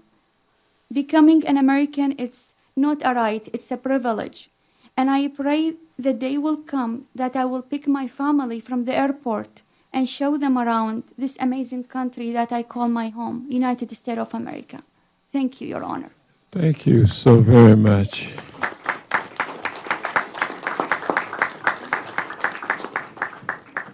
Our final panelist is Mr. Omar Al-Muqdad, a Syrian journalist and documentary filmmaker who studied political science and international relations at the University of Damascus. He was imprisoned for 2 years for speaking out critically against the Syrian Assad regime. Welcome, sir, to this hearing. Thank you, Mr. Chairman. Thank you for all our distinguished representatives. Thank you all. My name is Omar Al-Muqdad. I'm a Syrian journalist and filmmaker. I came to the United States in 2012 as a refugee from Syria. I was imprisoned by Syrian regime security forces a few times. The longest time was 3 years for practicing my journalism, for speaking the truth against the authority. Then I ended up in 2011 in Turkey came there as a refugee from Syria, and I have to apply in UNHCR. I went through a tough vetting process. It lasted for almost 1 year, until finally I got approved to come to the United States. First, I was resettled in northwest Arkansas, in a small town called Fayetteville. I was really back then touched and by the friendly atmosphere and by the welcoming and the warmth that I saw from the people firsthand. Unfortunately, refugees today, they've been the one who are sinned against rather than the sinners. They are the one who are getting the blame instead of blaming who make them refugees, which is the Syrian security forces and the Assad regime with his allies and the terrorists. Syrian refugees are not our enemy, and they never was. They were actually our natural ally. They are the people who are fleeing terrorism, and they are trying to run to a safe haven, to continue their life as a human being. I came to the United States fleeing persecution and fleeing terrorism. And I was hoping that I'm gonna start my new life here in the United States. Next month, I'm gonna apply for my citizenship. And I hope this decision is not gonna affect my situation. This decision has affected thousands of people. So far, as a journalist, I've been monitoring some of these stories. Most of the stories, parents can't get reunited with their kids. University students can't be back to their universities. Businessmen can't travel to continue their businesses and their work. Thousands of people's lives have been devastated by this ban. And just to conclude, refugees are not our enemy. Our enemy is the one who made them refugees. Thank you very much. So much. We have been so successful that we have more than 15 members, and we welcome Debbie Dingle of Michigan and Judy Chu of California. Thank you all for being here. We're now going to... Yvette Clark. Oh, Yvette Clark of New York has just come into the room. Oh, this is a very powerful coming together of a distinguished panel of witnesses and members of Congress on a subject matter that is so current, so important, so we've got to do something about it. And we're going to ask, though, because of the great number of members, that if you can reduce your questions or comments to 2 minutes, we would be deeply grateful to you. And we will start with our colleague from New Jersey, Mr. Payne. Oh, thank you, Mr. Conyers, and to Leader Pelosi and my colleagues. The fabric of this nation is being torn apart right before our eyes. The forefathers of this nation must be rolling over. in their graves. The reason this country was constituted, the reason people fled to this new world was because of religious persecution. And now what do we see? Give us your tired, your poor, your huddled masses, yearning to be free. Are we supposed to take that off of the Statue of Liberty now?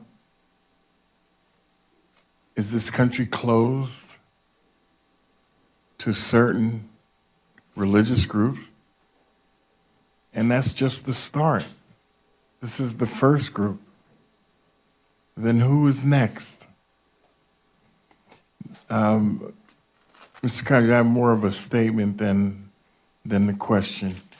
It's perfectly all right. We need to make sure and ensure that this band is disbanded, that we open our country back up and live out its creed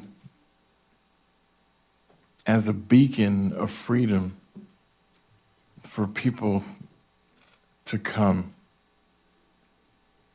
as it was in the past, as it needs to be in the future. And I yield back. Thank you, Congressman Payne. Our next member is Nydia Velasquez of New York. Thank you, Mr. Chairman and Leader Pelosi, for holding this important hearing. Mr. Cohn, thank you for being here. You represent the best that America has to offer, and to all of you for giving so great insight into where we found ourselves today. Mr. Segura, last night I held a telephone town hall meeting. Thousands of people were on the phone from New York. And what I was able to sense is how young people are so afraid and so in pain because they feel that our Constitution and our values are being undermined. And they want to know, what can they do? Mr. Cohn, you answered that question also. But in terms of the stay, we know that in many ports and airports, because of the confusion, we all agree that it's unconstitutional, that the rollout was a real disaster. But what can we say? What can we do? What advice and guidance can you give to organizations and grassroots organizers as they rally and formalize strategies going forward? Thank you. I would say that I would first want to tell them that they should look at the outpouring of support across the country from not only the leaders, many of whom are here, but also the mass public coming out to protest this weekend. In terms of what you can do, get involved. This is the first of many fights, many big fights to come. Get involved locally, push your local leaders and your city council to enact laws and ordinances that are welcoming to immigrants. That is another wave of support that we're seeing across the country, and we need more of that, and you should be pushing your local leaders to do that. Thank you. Thank you. Thank you. Ms. Shea Porter of New Hampshire. Thank you. Mr. Chairman, I think members should know it's in order of arrival. Yes. I'd like to thank all of you for the message that you brought to Congress and the passion and the love for this country that each one of you showed, and thank you for that. And I hope that the world realizes that we are more than a handful of people. We are, as you see us, standing out there in the streets and writing and calling. That's who we are. We have not lost our way, but we do have an issue that we have to fix because it's not who we are. As you've heard, we are a great country, a country of laws, a country that believes that we are richer when we bring people in. They enrich us with their knowledge and with their enthusiasm, their patriotism. And Mr. Khan, I've had the great privilege of meeting you, and I thank you for spreading the message in such a peaceful, beautiful way. So my question here is to Mr. Breen. Thank you for what you're talking about. I'm on the Armed Services Committee, so I have a special interest in what you were saying. Keep what works for America. Let's fix. Over 15,000 Iraqi soldiers and Peshmerga fighters.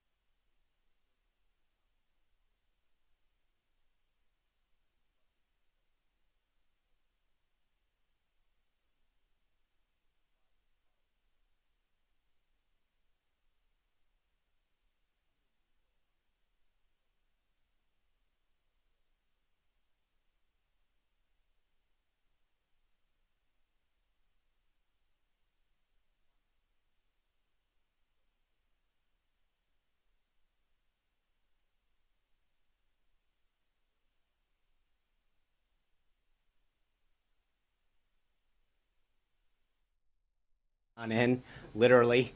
So I'm going to try to keep this a little quick. The president signed a proclamation yesterday ushering in Black History Month. He looks forward to engaging in an informative month of events honoring the enormous contributions that African Americans have made throughout our history. Last night, the president was honored to host the swearing in of the next Secretary of State, Rex Tillerson, in the Oval Office. As the president said last night, Secretary Tillerson is a man who's already respected all over the world for the tremendous life that he's led, and now will bring his years of experience to the critical task of making our nation more safer, more prosperous, and more secure. It's time to bring a clear-eyed focus to our foreign affairs, and now with Secretary Tillerson at the helm of the State Department, we'll do just that. We'll strengthen our alliances, form new ones, and enhance America's interests throughout the world. Speaking of the president's excellent nominees, praise is pouring in from around the country for his pick for Supreme Court. The Detroit News said Judge Gorsuch is a, quote, legal superstar, an outstanding choice, says the New Hampshire Union leader. The Richmond Dispatch says the initial reaction was to cheer. The South Florida Sun-Sentinel touted his, quote, excellent qualifications.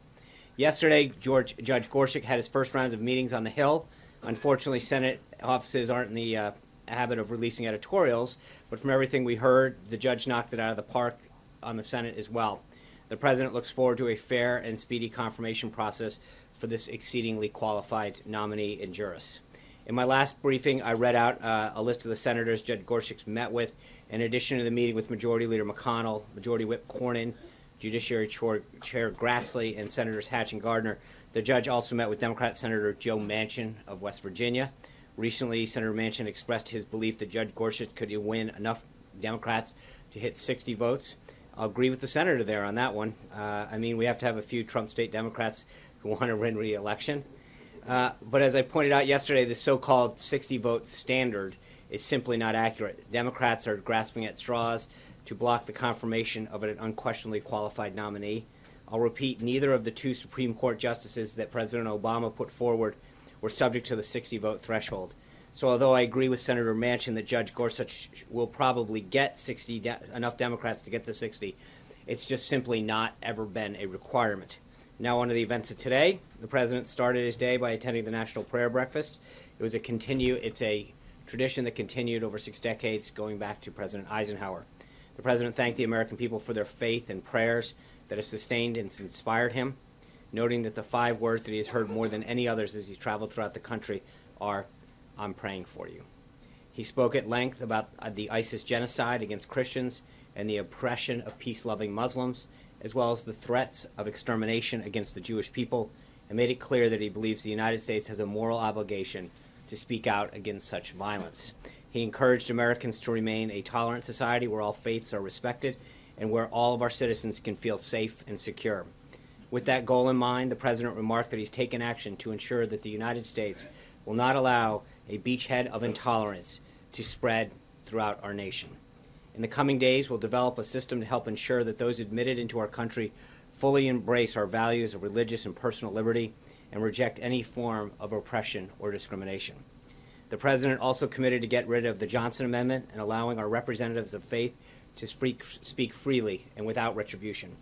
In a particularly poignant moment during his remarks, the President recalled yesterday his visit to Dover Air Force Base to join the family of Chief Ryan Owens as America's fallen hero was returned home. After honoring Chief Owens for giving his life in defense of the American people, the President quoted John 15:13, "Greater love hath no man than this, that a man lay down his life for his friends." After returning to the White House this morning, the President held a legislative affairs staff meeting in the Oval Office with his team. The team continues to work closely with Congress to enact the President's agenda.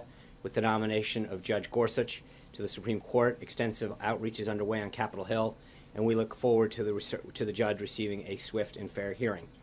Between his meetings, the President was pleased to see the EPA Administrator-designate Pruitt was voted out of the Senate Environment and Public Works Committee. As has unfortunately become the practice, the Democrats again boycotted the hearing, requiring a suspension of the rules in order to advance his nomination. Following the strategy session, the President met with Senators Hatch, Wyden, and Congressman Brady and Neal.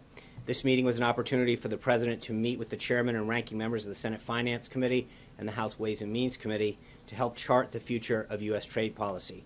The President has put together an all-star trade team that will work closely with the U.S. Trade Representative and the committees led by these members to craft new trade deals. The President has expressed his concern time and again with NAFTA, which he believes is an out-of-date agreement. The ultimate goal is to ensure that the best and fairest treatment of U.S. workers and businesses, and the President believes that those interests are best secured by bilateral rather than multilateral trade deals. He looks forward to working closely with the USTR and Congress when it comes to issues of trade. For those of you who weren't outside and just saw the Harleys roll up, it's no surprise that this afternoon the President will host a meeting and listening session with Harley-Davidson executives and union representatives. For a list of those individuals, please contact our office. Harley-Davidson's been an American success story since 1901, when William S. Harley, at age 21, completed the blueprint drawing of an engine designed to fit into a bicycle.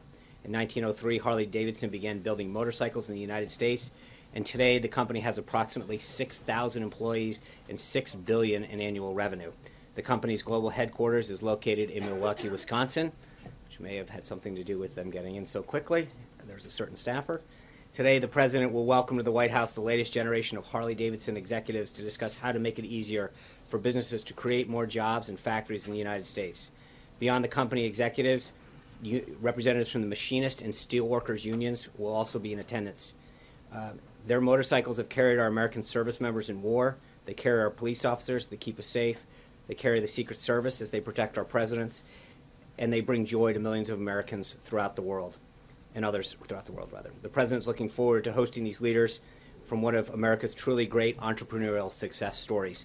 The American worker built this country, and the President is focused on restoring a government that puts their interests first.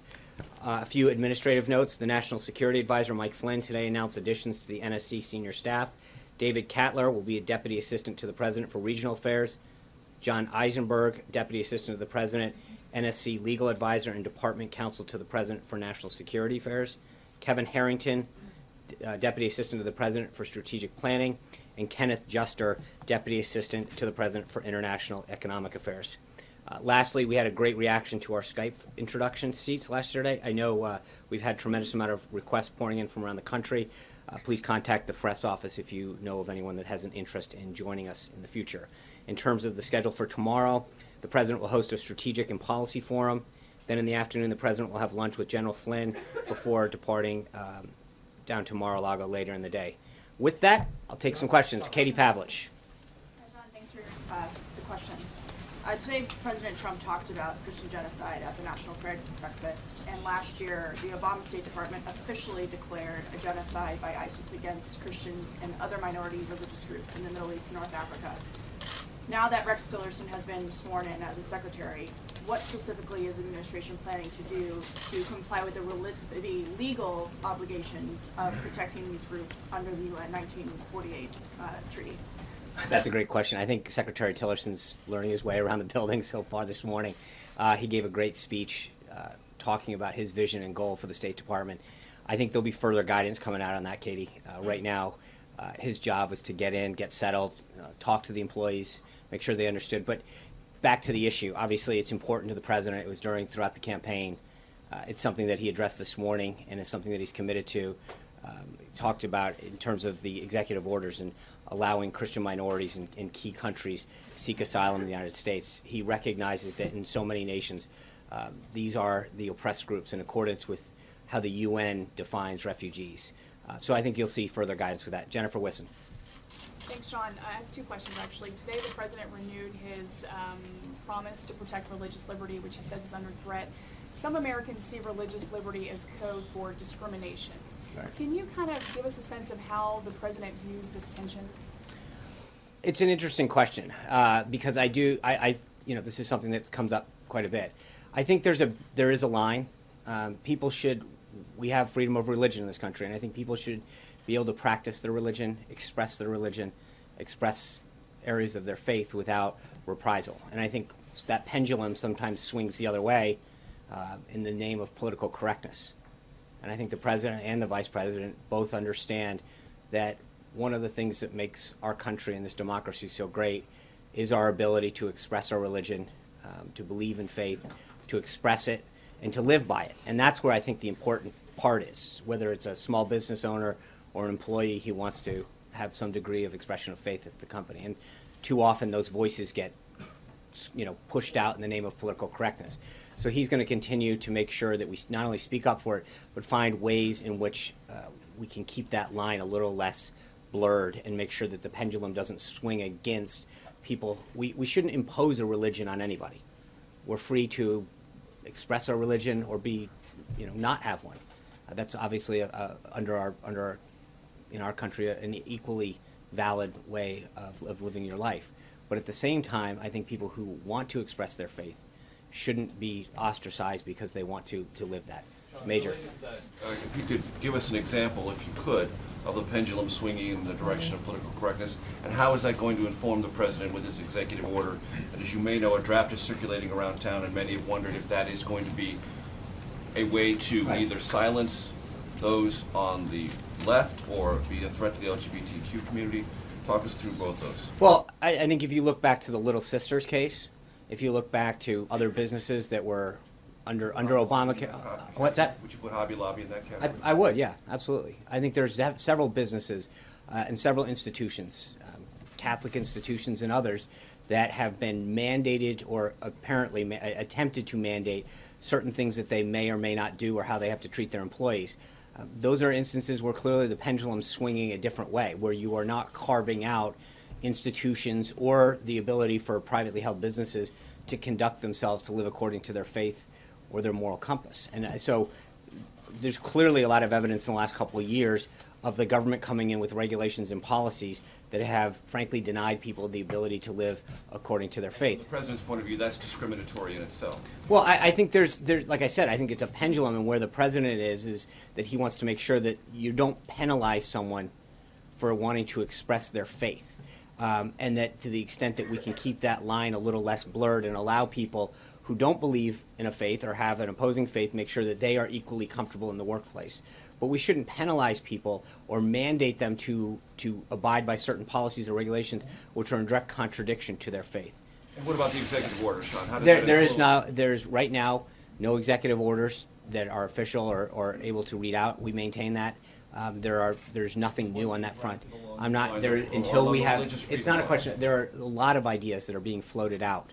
I mentioned this the last couple of days, but that doesn't mean part of it is as the president does all the time. He asks for input, he asks for ideas, and on a variety of subjects, there are staffing procedures that go on where people have a thought or an idea, and it goes through the process. But until the president makes up his mind and gives feedback back and decides that that's final, there's nothing to announce. Yeah. John, thank you.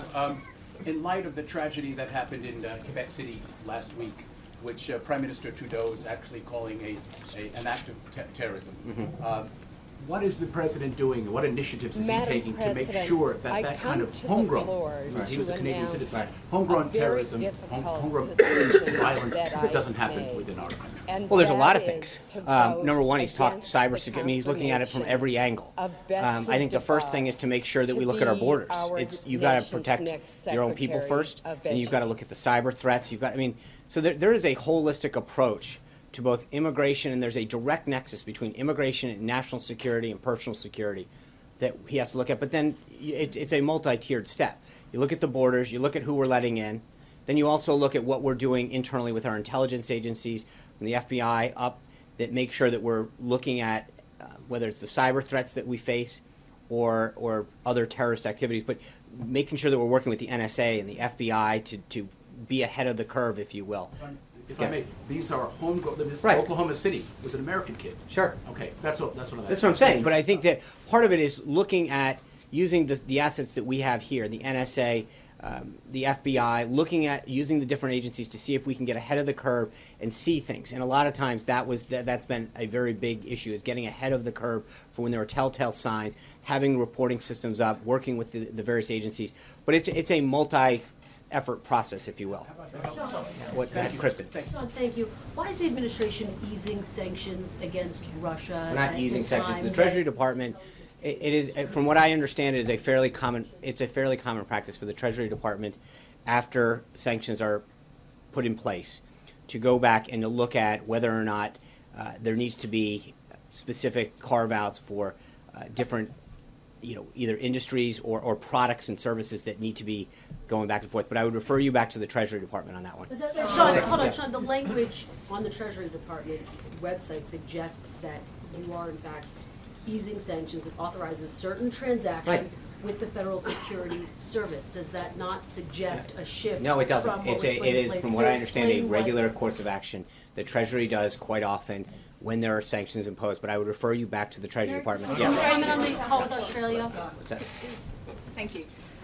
Could I ask you to describe the tone of the call on the weekend between the Australian Prime Minister and the President, and also outline the President's concerns about the refugee deal in question? And I asked you this earlier this week, but could you clarify whether the deal is on or not? Because the President tweeted last night, "I will study this dumb deal," implying that he's still considering it. Right. The President had a very cordial conversation with Prime Minister Trumbull, where they went through an extensive discussion of this deal.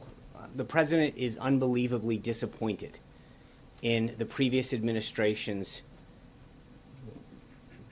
deal that was made and how poorly it was crafted and the threat to national security it put the United States on. He has tremendous respect for the Prime Minister and for the Australian people, and has agreed to continue to review that deal and to ensure that as part of the deal, which was always part of it, that we would go through a very, very extreme vetting process to ensure that every single person that is being offered up is coming here with peaceful intentions and poses no threat to the United States. So he has ensured that while he has respect for the Australian people, respect for Prime Minister Trumbull, that we do not pose a threat to the United States of America, that the deal that he was cut by the last administration is something that he is extremely, extremely upset with. He does not like it, but out of respect for him, he's going to allow that process, continue to study, and allow it to move forward under the conditions that have been set, that there will be extreme vetting on every single one of those individuals. Okay, but just for clarity, Yeah. the deal itself is still under review, so is not certain to proceed. No, Or it will part of proceed and those the people deal will be was allowed. that the deal allows for the United States to vet the individuals that are being offered up to be processed. The President's goal is to make sure that every single one of those people, in accordance with the deal, and as discussed in the telephone conversation with the Prime Minister, is subject to extreme vetting to ensure that no one puts it. But I cannot underscore how disappointed he was in the deal that was made and how he thought it was just a horrible deal that was offered up by the United States by this previous administration. Sarah. The President and his national security advisor have been clear that the administration wants to put Iran on notice, but Right. they haven't specified what that is. What options are on the table, and are there any options like military action that might be off the table at this point? So I think General Flynn was really clear yesterday that Iran has violated the joint resolution, that Iran's additional hostile actions that it took against our Navy vessel are ones that we are very clear are not going to sit by and take. I think that we will have further updates for you on those additional actions, but clearly we wanted to make sure that Iran understood that they are on notice. This is not going unresponded to. John. Thank you very much. I'm sorry. Yes. Sorry. Thank you. Sorry. Yes. They thought it was American, but it's a Saudi. Right. That's right. John. Sorry. Thank you, John. Sean. On January 27th at the Republican retreat in Philadelphia, Vice President Pence had a closed-door meeting with House Republicans where several of them brought up the case of IRS Commissioner John Koskinen. There was an attempt to impeach him last year, which some of the leadership in the House felt was unfair to the commissioner, and they urged him to tell the president that given his entire record, he should fire him or ask for his resignation soon. My sources said the vice president said, "I can hear you." Is there any pending action on the fate of Commissioner Koskinen? I have nothing to update you on. Hallie. It was initially described, the raid over the weekend, as a successful raid by the administration. There are now some questions that CENTCOM is raising about the possibility of additional civilian casualties. So I've got a couple of questions for you on this one. Yeah. Would you still stand by your characterization as the raid is successful? Was the president given multiple options about this raid or just one?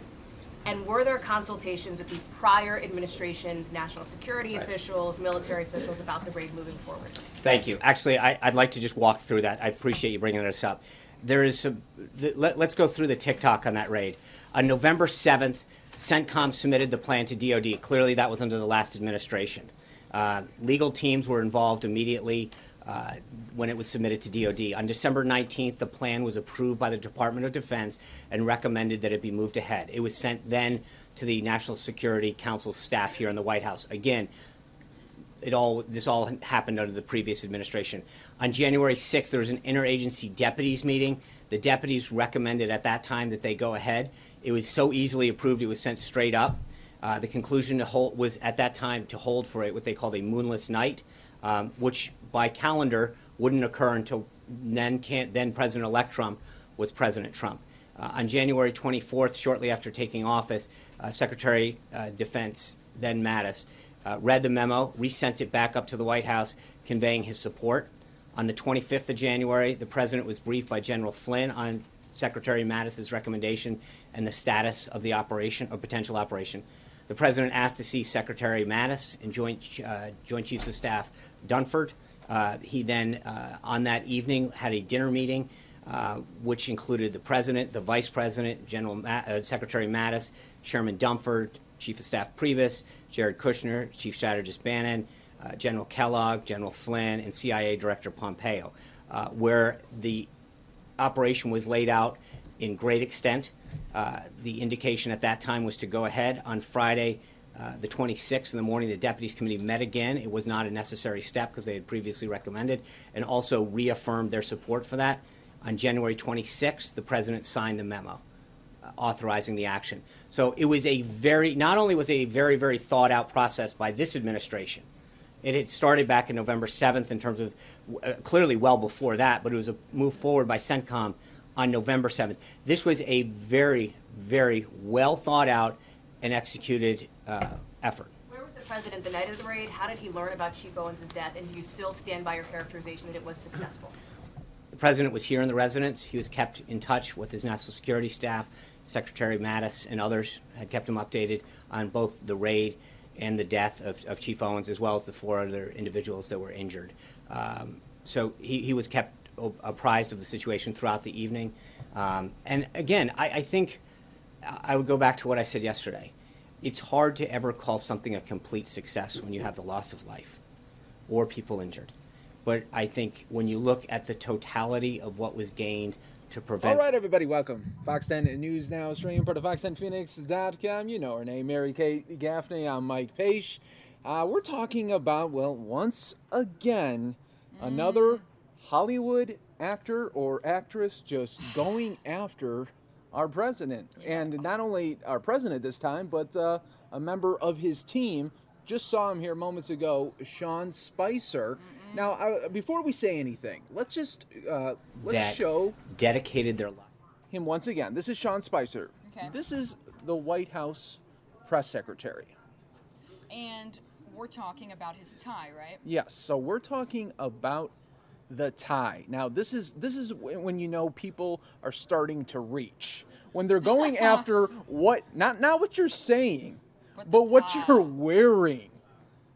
I wonder if Josh Earnest is sitting at home like, should have worn a different tie, bro. Now, at this moment, before we show the actual Charlie Sheen Twitter rant, that's what it was. Yeah. It was a Twitter rant. But, I mean, I don't see a problem with it. Is it just because it's more neon? Yeah, I want to get your opinion on your tie, on the tie here, and I want to share mine as well. I mean, I don't see any problem with it.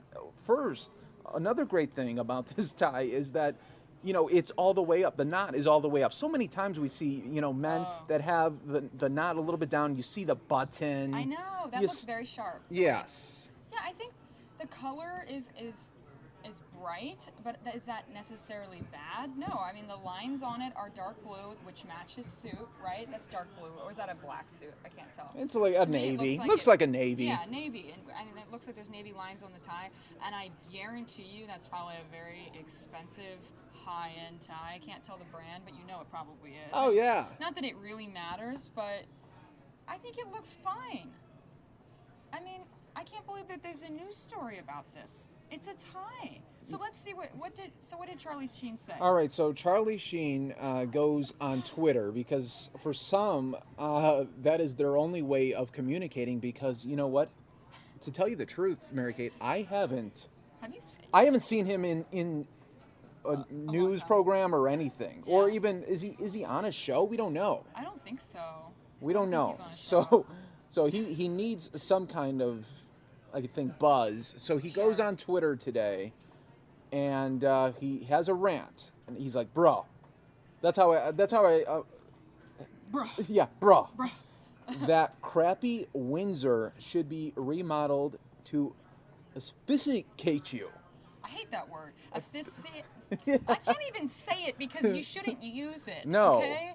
You can't tell someone they should choke Asphyxiate. themselves with asphyxiate. Yeah, to choke them. It's a fancy word, people, for choking. Yes. Right. Okay. And then let's keep going here. You are a shameful husk. Crawl back into your room, you baleful, noxious show. Crawl back into your mom. Yeah. Oh. Did you say room because we're live streaming here and it's kind of bad to say crawl back into your yeah, mom? I didn't want to. Sorry, I didn't want guys. to paint that. Sorry, everybody. But you like how I Mike went room? was trying to protect your ears, and I just said it anyway. Wait, can we first just go over the way he is insulting him? First of all, what is a husk? What is a shoat? I don't know what these words really mean. Yeah. So, well, I didn't know what a shoat was at all, and I looked it up. It's a young pig, especially one that is newly weaned. Wow.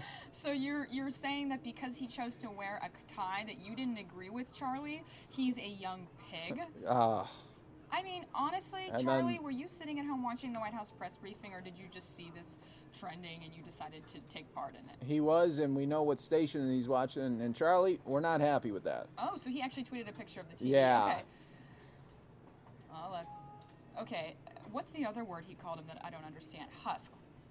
Husk is, what was that again? Let's look it up in our friendly dictionary here.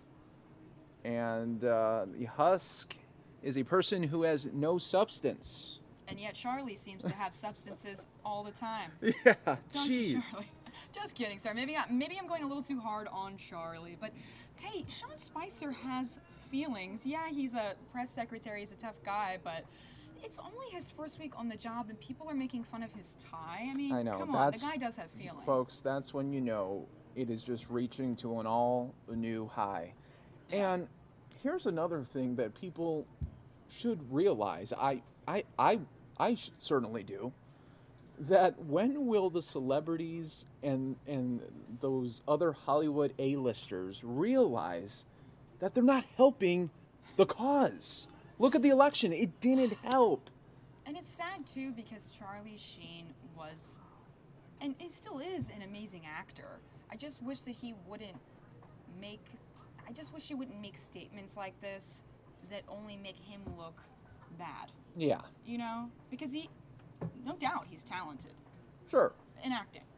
But why, and the way he chose to insult him is just, this whole tweet is strange to me, especially the way he's Yeah, let's go back to it. Let's go back to it, he everyone. writes tweets this way anyway. The way he spaced it out, I mean, it's just strange to me. Yeah, it's Way, very... Bro, that crappy Bruh. Windsor, is that the name of a tie? Yeah, the style of the tie with Should- his knot. Should be remodeled to a I can't even say the word. You know what? You got asphyxiate. you gotta. I learned that you just gotta pretend the S is in there and just go for asphyxiate. Asphyxiate. Okay. Yeah. I hope he never watches this and says, "You couldn't even say the word anyway, Mary Kate. You are a shameful husk. Crawl back into your, you baleful." No, I just don't understand I can't even read these words because they're so ridiculous. Maybe I just don't insult people enough that I don't know fancy words of insulting people, but. Am I just making myself look really bad? No, it's just... this is just ridiculous to me. But he's not the only one that insulted his tie. Everyone on Twitter was talking about it. Yeah, it's like, folks, we have a lot bigger issues here. We do in America. And why are we going after someone's tie? Now, could you imagine if it was a woman? And could a man say something about her wardrobe? And then, wouldn't that be backlash? Yeah. Oh, yeah. I think that people... I'm trying to think if Ivanka's gotten any backlash on anything she's worn or Melania. Look at what she just wore and posted on her Instagram over the weekend. She got a lot of backlash because they were going out for a night out of the town, and they were mad. They were mad because there's protesters there. You shouldn't do that. Like, you shouldn't ever have a dinner again? And you know what's so weird is that, they attack Ivanka for going out when all these protests are happening about Trump's new immigration order, but she's just his kid. She's not part of his administration. That would be like everyone attacking Sasha or Malia, which never became a big... They didn't attack them, so why should you attack Ivanka? I just don't understand that. But yeah, with the tie thing... Again, I feel bad for Sean Spicer because the dude still has feelings, you guys, and it's his first week on the job. Yeah. Imagine what's going through his mind. I know. And if he had worn that on St. Patrick's Day. Oh, it would have been killing it. It would have been killing it. Oh, yeah, it would have been a great hit. Maybe, you know what? I think you should bring it back. Yeah, Sean, wear the tie tomorrow and just show him you're not afraid to be spicy. Yes. Sean Spicer. Right? I like it. Well, when you dress loud like that means you're confident. Yeah, you are in command, you're confident, you're ready for the day, you're ready to make it a great day. Let's make it great, you guys. All right. Well, thanks for having me up here. Hey, no problem. I always enjoy having Mary Kate up here, and we'll do it again tomorrow. Who knows what the topic will be? We'll just wait for that news to happen. If you guys ever find a good topic you want us to discuss, tweet us. Let us know. Mary Kate Fox 10 or Mike Page Fox 10. Yeah, let us know. Thanks so much. And here's the beautiful Capitol.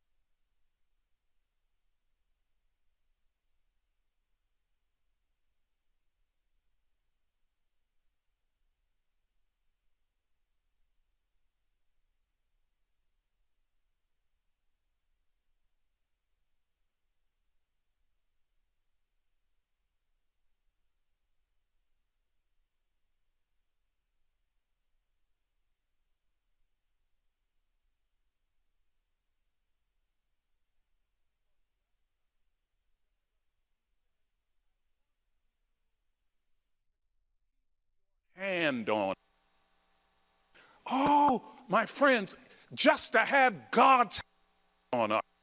I pray that God's hand will be on our president. I was talking with the vice president backstage, and I said, I'm praying that the hand of God will be on you.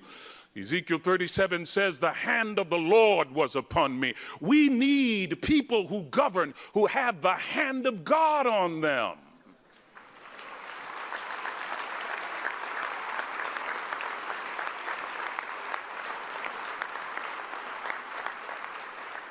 And then he said, I want you to keep me from evil, that it will not grieve me. My friends, God is no respecter of persons. Acts chapter 10, verse 34. If he did it for Jabez, he will do it for you, and he will do it for me. So pray out of a sense of need. Secondly, pray with intimacy. Jesus said to his disciples in John 15:16, I no longer call you servants, I call you my friends. God wants a relationship with us. Jesus said again in his wonderful intercessory prayer in John chapter 17, verse 1 says, he lifted his eyes to heaven and said, Father, the hour has come. Glorify your Son, that your Son also might glorify you, as you have given him power to give to as many as would receive him eternal life.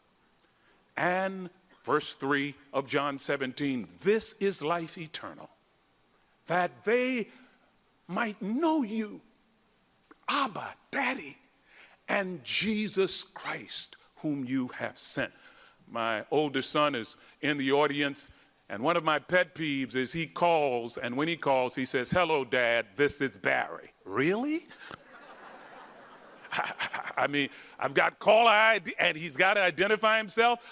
If I get a call that says, hello, darling, I should not respond. Who is this?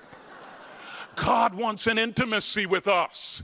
And so, in my tradition, we sing a hymn that I love. I come to the garden alone. Someone knows this hymn. While the dew is still on the roses, and the voice I hear falling on my ears, the Son of God discloses. And he walks with me, and he talks with me, and he tells me, Barry, you belong to me. And the joy we share as we tarry there, none other has ever known.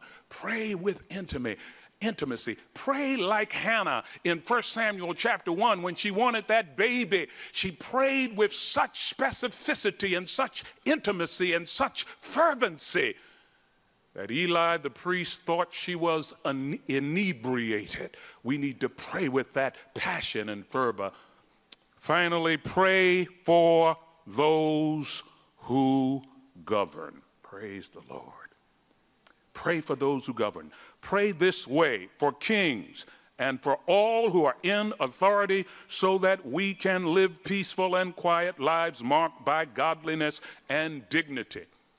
We fasted and prayed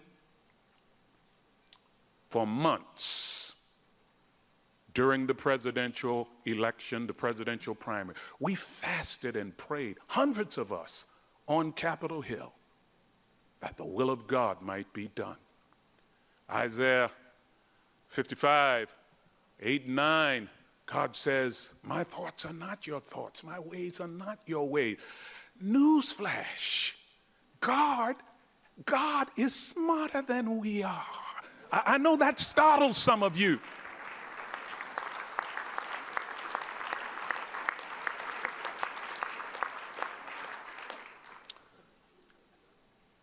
One of the most startling verses in the Bible for me is Daniel chapter 1, verse 1. It says, and God gave Jehoiakim, the king of Judah, good guy, delivered him into the hands of Nebuchadnezzar. Now you remember Brother Nebuchadnezzar was the guy who said to Shadrach, Meshach, and Abednego, heat the furnace 7 times hotter than it is right now. God delivered Jehoiakim into the hands of Nebuchadnezzar. Now, Nebuchadnezzar had a dream. He couldn't remember the dream. And he said, since you wise men can't remember the dream, I tell you what I'm going to do. I'm going to kill you and kill the members of your family and make your homes dunghills. And Daniel and his friends stepped forward. You remember Daniel, Shadrach, Meshach, and a bad Negro, okay? They got together. Okay? That's right. There are African Americans in the old. Yeah, no. Some of you will get that on the way home. But anyhow, right? Shadrach, Meshach, and Abednego. I just want to make sure you're still with me, okay? And they prayed for King Nebuchadnezzar, whom Jeremiah 27:6, God calls Nebuchadnezzar my servant Nebuchadnezzar. Proverbs 21:1 says, the heart of the king is in God's hand, and he turns it any way he desires. He gave Pharaoh a dream of fat cows and thin cows in order to make Egypt the breadbasket of the world. And Daniel walked out to Nebuchadnezzar and said, we've been praying for you. God has given us what you dreamed and the interpretation of the dream. We must pray for those who govern and make our voices heard in heaven. I grew up in Baltimore, Maryland. In fact, I grew up in Freddie Gray's neighborhood. Yeah, you remember that. Right? My mother had a fourth grade education, the daughter of a sharecropper, an activity that Martin King called a new form of slavery covered up with certain niceties of complexity. So I grew up about 30 miles from Washington, D.C. I did not shake hands with a white person until I was 16 years old. Okay? No white people in my church, no white people in my neighborhood, no white people in my school. My mother motivated my siblings and me to study the Word of God. She provided us with a monetary incentive, 5 cents for every verse you memorized. So if you would enter our domicile, you would find my siblings and me searching the Word of God for short Bible verses. I know every short Bible verse in the book, okay? My favorite Bible verse is not John 3:16, it is John 11:35. Jesus wept. Powerful verse, powerful verse. I love Luke 17:32, remember Lot's wife. Powerful verse, powerful verse. 1 Thessalonians 5 is a treasure trove. Quench not the spirit, rejoice evermore, in everything give thanks, despise not prophesying. In fact, I was doing my riff on 1 Thessalonians chapter 5, and my mother put me on a flat rate. She said, hold it, hold it, hold it. I don't care how much you memorize, you're only going to get a quarter, okay? All right. But my mother knew what she was doing. One day I memorized 1 Peter 1:18 and 19. I was only 10 years of age. It says, and we are redeemed not with corruptible things such as silver and gold, but with the precious blood of Jesus Christ. And even at 10, I had sufficient analytical skills to know that the value of an object is based upon the price someone is willing to pay. And when it dawned on me, little guy in the inner city, that God sent what John 3 calls in the Greek the monogenes, the only one of its kind, his only begotten son to die for me. No one was ever able to make me feel inferior again.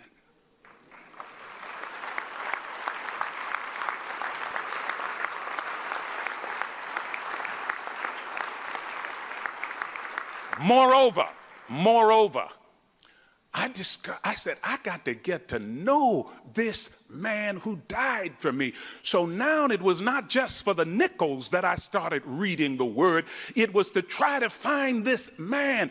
And as I searched the scriptures, it was like a Zeffirelli movie with the man with no name. I kept finding him. In Genesis, he's Shiloh. In Exodus, he's the I am. In Numbers, he's the star and scepter. In Deuteronomy, he's the rock. In 1 Samuel, he's the Lord of hosts. In Job, he is the Redeemer. In Psalms, he is the great shepherd. In Proverbs, he is the beloved. I kept running into that man. In Isaiah, he's wonderful counselor, the mighty God, the everlasting Father, the Prince of Peace. In Daniel, he's the fourth man in the fiery furnace. In Micah, he is the one whose going forth of old is from everlasting to everlasting. In Zechariah, he is the branch. In Malachi, he is the messenger of the covenant. Matthew calls him Savior. Mark calls him Son of Man. Luke calls him the great physician. John calls him the Word made flesh. Acts says he is the one who will mobilize us to witness. Philippians says God has exalted him so that at his name every knee shall bow and every tongue confess that he is Lord, to the glory of God the Father. 1 Thessalonians says he is the one who will descend from heaven with a shout, with the voice of the archangel and the trump of God. And Jude says he's able to keep me without stumbling or slipping and present me without fault, without blemish before the presence of his glory with unspeakable ecstatic delight in triumphant joy and exultation. And John said, I was in the Spirit on the Lord's day, on that Isle of Patmos in the Aegean Sea. I saw him high and lifted up. He is Alpha, he's Omega, he is... All right, everybody, you are taking a look from earlier today, the National Prayer Breakfast in Washington. The full video is on our Fox 10 Phoenix YouTube page. You can take a look at that. And coming up next, Mary Kate is going to be with you for the next 2 hours here on the Fox 10 and News Now stream. She'll be with you to provide any breaking news that may occur, as well as the very latest updates and news headlines from across the world. Have a good night, everybody. We'll see you again for a beautiful Friday edition of Fox 10 News Now. Mary Kate coming up for the next 2 hours.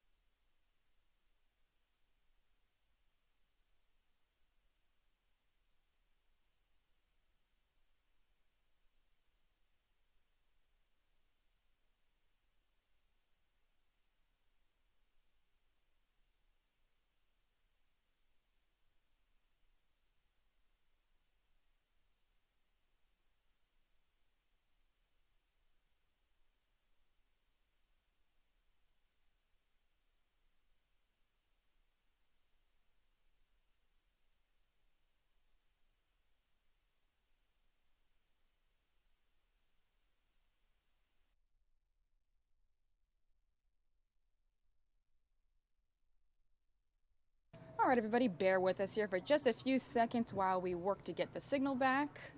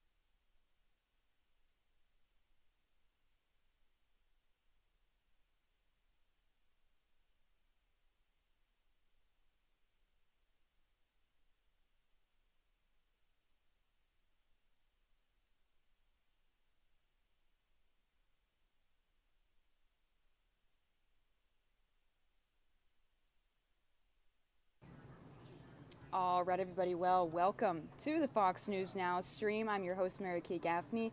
I appreciate you joining me here tonight. We have a lot of live events happening, breaking news always happening here. Thanks for joining me. I'm going to be hosting here with you for the next 2 hours. You guys, it's internet live streaming news. Anything could happen. Appreciate you watching with me tonight. Look, we have a whole live view. Let's pull this up. Let me make sure the sound's off.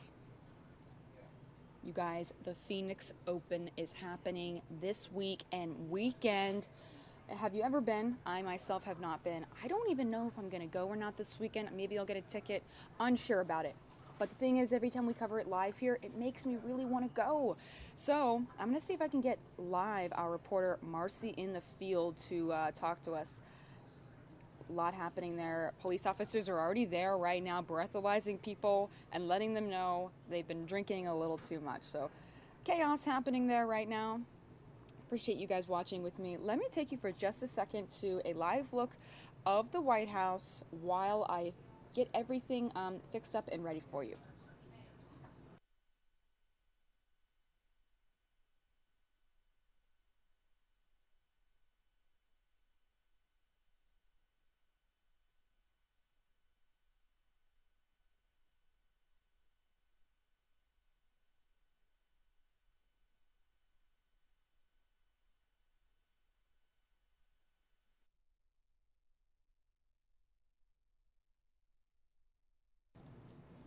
All right, you guys, seems like we keep losing the signal, so I will come on camera here and get everything fixed up. All right. Pulling up everything. You guys, we've got 1, 2, 3, 4, 5. I have 5 computer monitors in front of me right now. It's serious business here, live streaming. Let me get everything all ready for you. Just asked my producer if we can possibly get Marcy live at the Phoenix Open. I hope we can. She's one of our best reporters here at Fox 10. And she's live there. Phoenix Open is so cool. Have you guys been? Getting that ready. I apologize. I've been told many times I type very loud, that I'm angry at my keyboard. I just like to type with intensity. A lot of live stories I want to bring you guys to tonight. Let me take you to the first one here. And of course, I'm always checking the feeds behind me. You can see right now we've got couple of things going on. We've got the weather, we've got the Capitol building, Capitol building, White House. You see all those. Always checking them. There's also some more feeds over here that I'm always checking. So don't worry, if any breaking news happens, I will be sure to take you there. So let me pull up the next video I want to take you guys to and get you all caught up. And I want to have some open discussions tonight. If you guys have any opinions about a certain topic we're discussing, feel free to tweet me at MaryKateFox10. I'd love to pull your tweets up here during the show, or feel free to take a short selfie video and I can play yourself here on the show. We did that on Inauguration Day and it was pretty awesome. You guys sent in a lot of videos, just 5 or 10 seconds sharing your opinion, and then I can play it here on the show. But if you're shy, no worries. Feel free to just tweet me and I can show that as well here. Okay, so let me pull this up.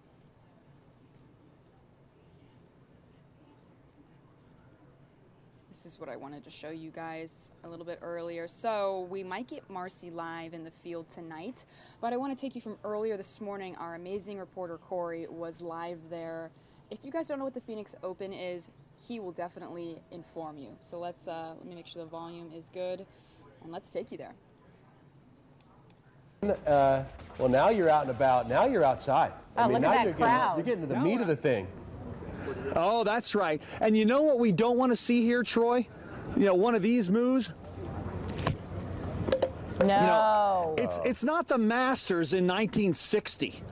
We don't just throw stuff on the ground like the old days. I know. Nobody does that. Now, there's a friend who's going to help us out. He's a veteran. Way to go, He knows how sir. things go. I think he's wearing isn't he wearing a vet's hat? He's wearing a vet's hat. So look at that. That's a vet. Put it in the correct box. You're a hero in more ways than one, my friend. Yes, he is. And speaking of heroes, look at this. Do we love the Thunderbirds? They are the organizers of this event. Look how much they've donated over the years. That's right. When you get 2 commas in the number, it's a big deal. 111, almost $112 million, and just last year, almost $10 million. And gosh, did they do a great job. And the good news, too, is we've got Sherry Knapp with us from Waste Management.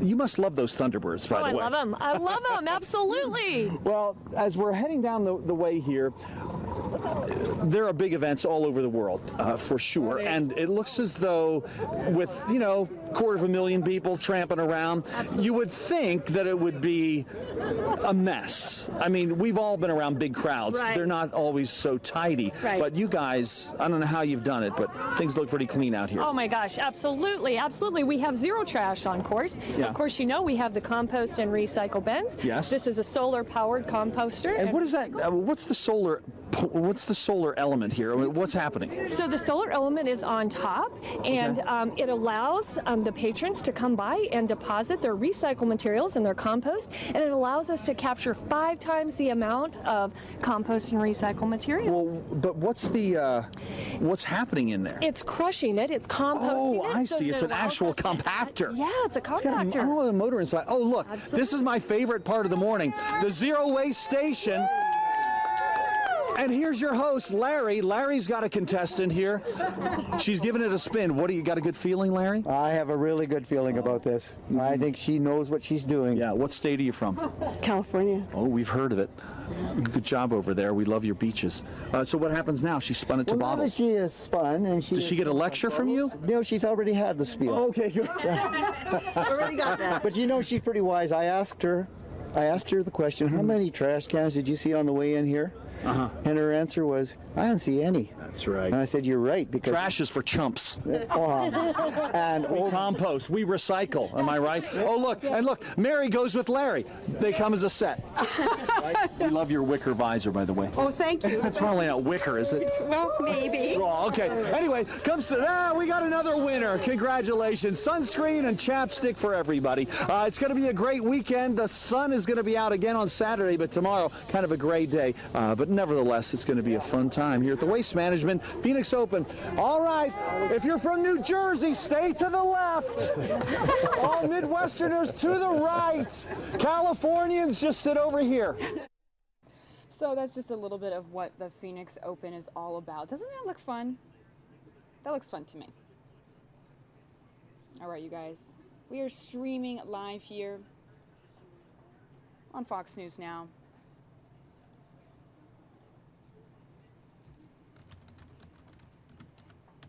I am writing to my producer right now to see if I can get Marcy live in the field for the Phoenix Open. That would be awesome. She's one of our best reporters here. She's so fun in the field, you guys. That could be a great live shot. So hopefully we'll be able to get that. Even if you're not a golf fan, it's kind of cool to go to an event like that. I still haven't gotten a ticket. I want to go. Appreciate you guys watching with me tonight. I want to take you to some more top stories, not all golf related, so don't worry if you're not a golf fan and you're like, get off this story. Don't worry, we have other stuff to discuss tonight, you guys. Let me pull this up. Did you guys see Lady Gaga earlier making her announcement about the Super Bowl halftime show? If you didn't, let me know in the chat or tweet at me, Mary Kate Fox 10. I will replay it for you guys. We did show it live earlier this morning, though, so if you already saw it, I won't replay it, but let me know if you want to see it again. Do want to take you, though, to this. Valentine's Day, you guys, it's coming up. Do you have plans? What are your plans for Valentine's Day? Maybe you don't want to share with me. That's okay. But I do want to take you to a story here, you guys. Valentine's Day spending. Let me know what you think. Do you think it's gone up this year or gone down? I'll just tell you, it's gone down. Spending on Valentine's Day. This is terrible. We've got to do something about it, you guys. Valentine's Day is still an important holiday. We should keep spending. No, I'm just kidding. It's okay to save money. Maybe people just don't like the holidays much anymore. What do you think? Do you guys like Valentine's Day? Do you like that holiday? Or do you feel like it's just a Hallmark holiday? I mean, it was after a real saint, Saint Valentine, right? I don't know. What do you guys think? Is it a stupid holiday? Let me know in the chat or tweet at me, Mary Kate Fox 10. Is it worth celebrating or not? If you have a girlfriend or a wife, does she still expect you to do something about it? Let me take you there. All right, guess what? You a big Valentine's Day person? Nope, not at all. Yeah, I figured that. We don't buy Valentine. I mean, we like go. a card? We'd like go Like a and have a Post-it nice note? dinner together and things, Yeah. but we don't do all the other stuff. National Retail Federation, average person spending $136 on Valentine's Day this year, down $10 from last year. Okay, most of that money goes towards jewelry or a night out. Okay. Beth, you've been married for a little bit. Valentine's still a big deal there?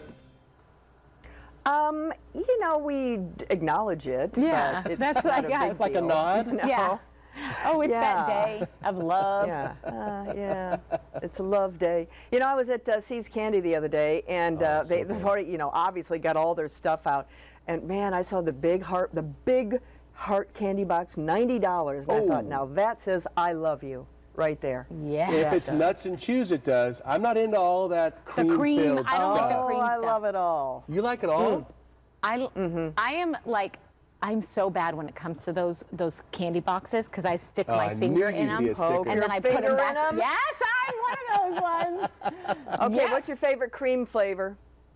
Okay, I'm not really a cream flavored one. Oh boy. What do you like then? Okay, I like the caramel filled ones. Yes, the nuts and chews. Or yeah. Or dark chocolate with almonds. Is I mine. will do there. Isn't there like a chocolate cream filled one where it's like chocolate? Yes. That I'll do There because is. I love anything. There's also one with walnuts. It's delicious. What's yours, I like Beth? the lemon and the orange. Lemon or orange. And I also, they have these really thin ones that are like molasses and they kind of snap when you Like bite a heat into bar. them. like a score I bar love or a those. heat score bar. bar, Yes. or whatever. Yeah, those are That's good. what. Yes, I love those ones.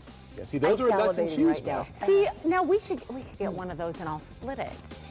What do you mean? And then enjoy it together because I don't want a whole box of $90 chocolate. Well, I Else bought I'll a be- 2-pound I'll be box the other day. 15 pounds overweight by the end of it. You just run longer. It doesn't work like that. It doesn't? No. Do a few more of those Pilates you do or whatever. Pilates? I haven't I don't ever know what done you do. Thank you, What Beth. is this Pilates? What is this Pilates? What Who is is this that you Pilates? speak of? I did take Pilates in college as an extracurricular thing, and I got credit for it. What is Pilates? Oh, it's like kind of a. We can't talk about it right now. All right, guess what? So, there you have it, you guys. Americans expected to spend less this year for Valentine's Day. What do you think? is it a dying holiday? Just thought I'd bring you to that because that is happening next week, Valentine's Day. You guys, do you have plans? You know, even if you don't have a significant other, I think that it's still fun to celebrate, right? You know, just send your mom some flowers or give your friends some chocolates. I don't know. I want to scroll up and read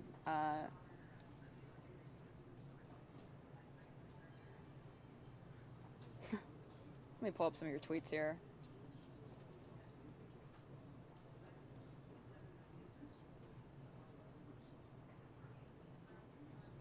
Kay Bowser in the chat saying, why do men give chocolate to women?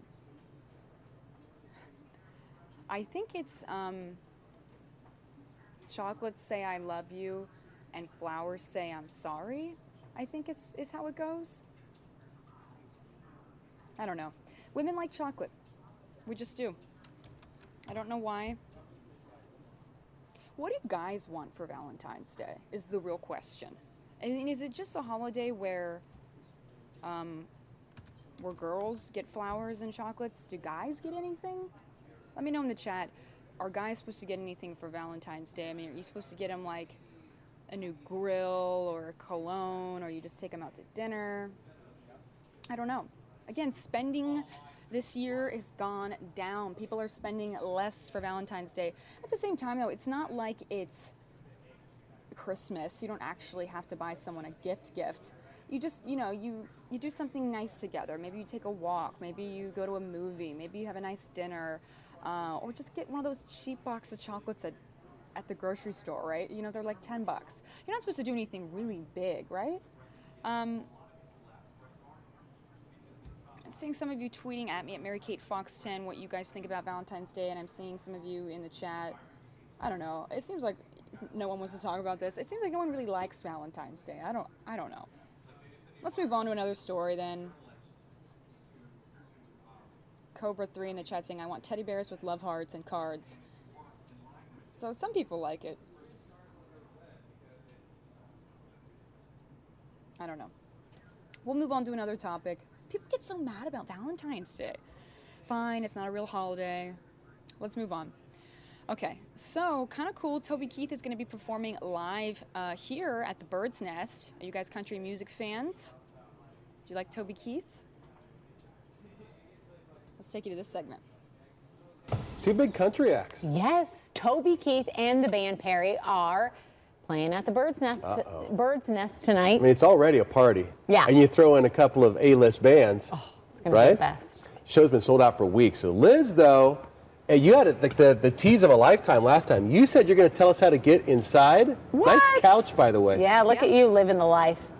Yeah, you like this? Yeah. You better believe it. So I'm in one of the cabanas, they call them. These are like, I don't know, thousands and thousands of dollars for people to buy out. This is the Earnhardt one. So sorry, guys, I've stolen your spot, but very comfortable. I'm not getting up. But take a look behind me. Look at the view that they have here, the good, rich people of Phoenix. They can get this beautiful view of the entire venue. This whole place filled last night. People seeing Jake Owen. Tonight it's Toby Keith and the band Perry. But if you go to the Waste Management Open website to get tickets, you'll see all sold out, and it has been for a while. But this is what I was teasing. There are other options for you. Secondary markets out there do still have tickets available. StubHub specifically has 41 tickets available, so you can just go onto my Twitter account. I posted that on there for you, a direct link to all of it, and most of them are general. I think all of them are general admission tickets. They start around $131, so not too bad. I think they go up to like $250, but you can get in. So there you go to show that apparently a ton of people want to see, and that's the same case for all of the other shows for the rest of the week too. You're going to have to go onto those secondary market websites, you're not going to be on the or Earnhardt Craigslist, but couch. you know, be careful with those. You got to be careful with those. But anyway, that's it. So there's your secret, your tip of the day, life hack. You're welcome. Back to you. Rock, sister. Look at her. Enjoy. Those would be good seats during that concert. Wouldn't it? Right? But, you know, $131, come on, it's a lot of money. But these days, for a concert, for two top acts, and in that kind of a venue where you could, like, touch their feet if you wanted to. So that looks pretty fun, right, guys?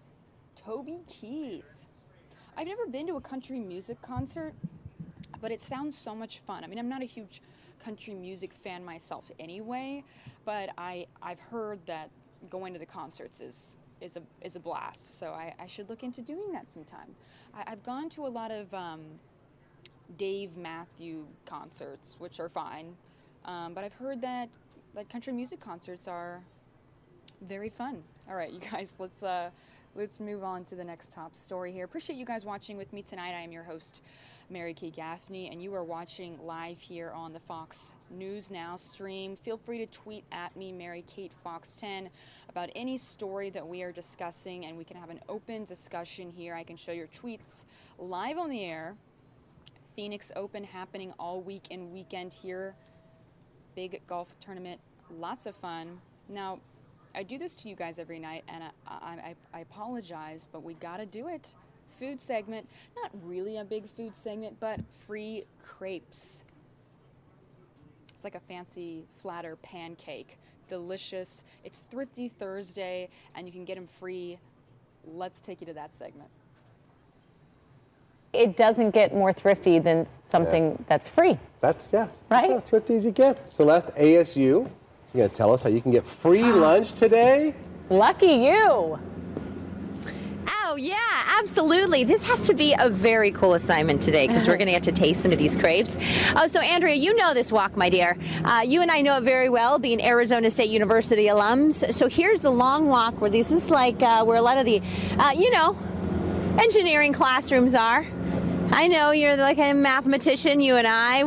We did pretty good in those algebra classes, right? So you walk up here and you see the Crepe Club.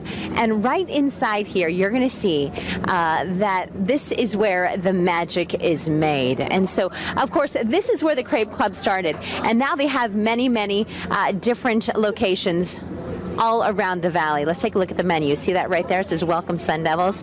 This is where the whole thing got started. Ferris, one of the guys who started this company, he actually is an Arizona State alum, and this is where you guys got started. Ferris, tell me about your love for the Sun Devils, my friend. I have so much pride to being a Sun Devil. I came here about 10 years ago. I got my education here. They gave me the tools that I needed to succeed, and then we finally started our business here. We're growing here. My bond with ASU grows stronger every day, and I couldn't be prouder to be part of this. Which is why today is so special for some of the students here, because these crepes are free. Yes, they are. Best four-letter word out there, my friend. Absolutely, especially on campus. We're expecting a lot. We're expecting to do about 1,000 crepes, and we're hoping for the best. What are we looking at right here? Is this just a simple crepe here with some powdered sugar? This is our Parisian. It's butter and sugar, and this is our Nutella. How did this whole thing come about? Because you said you're a political science major. Yes, I was. And then I was working in Dubai for a consulting firm. My brothers and I decided we wanted to do something together. We started off, cart was just a natural option because we grew up with crepes. We grew up with French cuisine. So we had that whole influence, and it was just a no-brainer. Sweet. What are the times? So we see some of the folks standing in line right now. Is it all day? Or? Yes, it's from 9 till 1 o'clock on campus, and it's from 11 to 5 at the Biltmore Fashion Park at Santan Valley Mall. Oh, wonderful. The other locations, too. What a sweet treat. Okay, hold on. You stay steady there for one quick second. So I got to ask some of these students, did you already get your order in? No, not yet. Not yet. Okay, so what are you thinking for today? I'm thinking Nutella. Yeah? Yeah. Do you come here often? This is my first time here. I just found out about it. Oh, you did? What's your name? Jasmine. Jasmine. Pretty name. Thank you. And what year are you and what are you studying? I'm a junior and I'm studying sign management. Oh, wonderful. Well, much success to you. Thank you. And you see some of the gals up here kind of putting their order in. This is a big deal, guys, right here on campus and the other two locations, Biltmore as well as the Santan as well, Santan Mall. Ferris, I got to ask you real quick. I said, any connection with the Bueller? Ferris Bueller. Yes, well, it was wonderful. When I first came here, I hadn't watched the movie, and I had to watch it. I love that movie. Yeah. I get that a lot. And now you're honored. Yes. Yeah, yes, you can Very call. much Yes. so. Yeah. I don't know if it's worth mentioning on campus, but yeah, I love it. Okay, so website for you guys if folks are looking for the exact location. TheCrepeClub.com. We're on Facebook and at the Crepe Club on Instagram as well. Okay, all right, sweet Ferris. Thank you so Thank you much. very much. I appreciate it. Some of these folks standing in line, guys, and they are hard at work inside. Look at that line, too. They're going to be serving up some good stuff. Dang. Thanks, Celeste. Look at that. Nutella. Yeah, banana. Well, I would. You guys, what do you think? Doesn't that remind you of the Will Ferrell movie when in Talladega Nights when he says, "Say, I love crepes"? Remember that scene? If you don't, then you're probably thinking, what am I talking about? Look it up on YouTube. It's a great scene when Will Ferrell is forced to say he loves crepes. Have you guys had crepes? They are amazing. I'm going to pull up a picture. We didn't get to see too many, but I want to show you guys just exactly what a crepe is. It's like a fancier pancake almost. Let's show you this, just in case you're wondering. Oh gosh, there it is. There it is, everybody. Oh my, look at that. Now that's a Valentine's Day gift to give, right? Powdered sugar, strawberries, chocolate. Yep, that's definitely worth getting for free, I think, don't you? That looks amazing. Where can you order crepes to get delivered to your house? That's what I want to know. That would be amazing. You know, who wants to get out of bed in the morning and have to go buy them? Just have them delivered to you, right? Who can do that? That sounds like a great service. A crepe delivering service.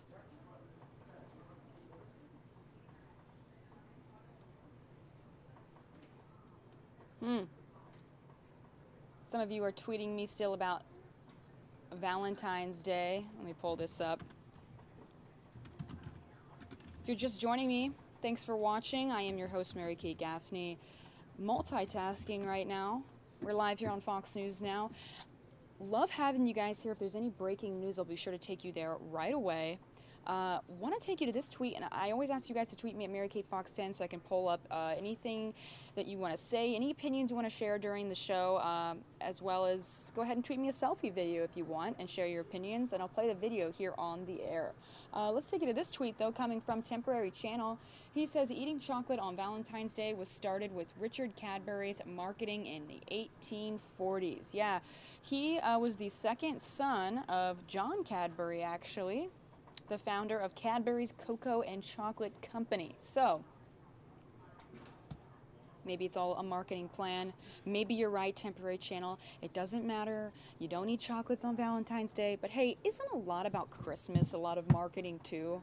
I mean, it's supposed to be the celebration of, you know, a family, and it's all about gifts and buying perfumes and ties, and, you know, that's all become marketing as well. And yet we still do it. People seem to be so against Valentine's Day.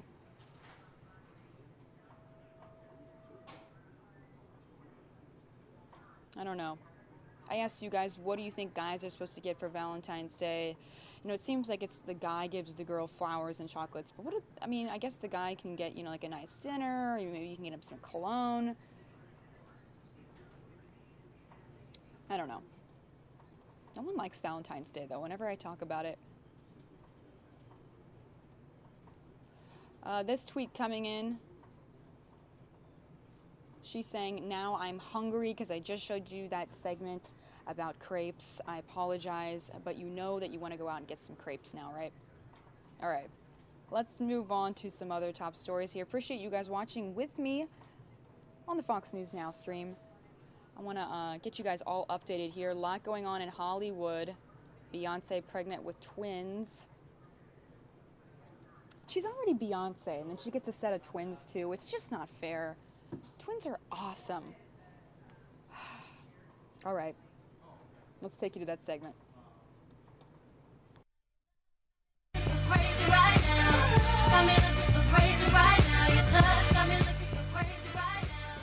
There it is. The picture that blew up IG. That's how Beyonce made her announcement. Oh, is IG how the hip people say Instagram? Yeah, you know, trying to stay with the youngsters here, well, trying to be young. She's pregnant with twins, if you don't know. That picture right there on your screen has more than 8 million likes in all of 24 hours. Bang. So when you're Queen Bee, that's how you roll.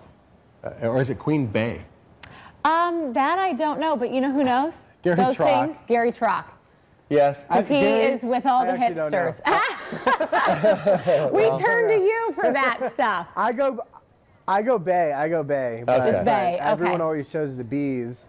Yeah, but who knows? So here's a question, Gary. As long as you're showing respect, I think you're okay. I mean, this isn't like it's a normal pregnancy either. So you're talking about twins here. So is she going to be able to perform and do all this stuff? Well, that's the question everybody wants to know. So obviously she announced yesterday that she's having the twins. Now earlier this month, they announced that she's going to be headlining Coachella, which is the big music festival out in California that happens in April. Here's the issue is our sources are telling us she's probably around 4 or 5 months right now. So she's going to be really pregnant in April, and it's going to be hard to perform. I mean, it's a big thing, especially carrying twins. So apparently Golden Voice Productions, which is the company that puts on Coachella, they're a subsidiary of AEG Live, they had no clue that she was pregnant, and they just found out yesterday with everybody else when she announced. So, you know, if you're an organizer or an executive at Golden Voice, you can't be too happy right now that one of your huge names may not be able to perform. Now, we're told that Beyonce, as of now, has every intention and plans to perform, but obviously things happen, and you know, you never know. It's obviously pregnancy is very unpredictable, so we'll see what happens. But you know, it definitely a huge announcement for a lot of people yesterday. We're showing her performing at one of her concerts, and I can't imagine her moving like that 9 months pregnant. With twins. With twins. No. No, it would be tough, but we're told maybe if she does perform, if you remember Dave Grohl, when he went on tour last year with a broken foot, he had that big throne that he sat in. Right. It's possible Beyonce could sit in a big throne. Or a stool set, an acoustic set. Just have people dance around her. And Yeah. what she wants, she'll get, and she'll make it work, and people will still go see her because she's Beyonce. She's amazing. Okay. Of course. Donald Trump, Arnold Schwarzenegger. What do you tell us about these two?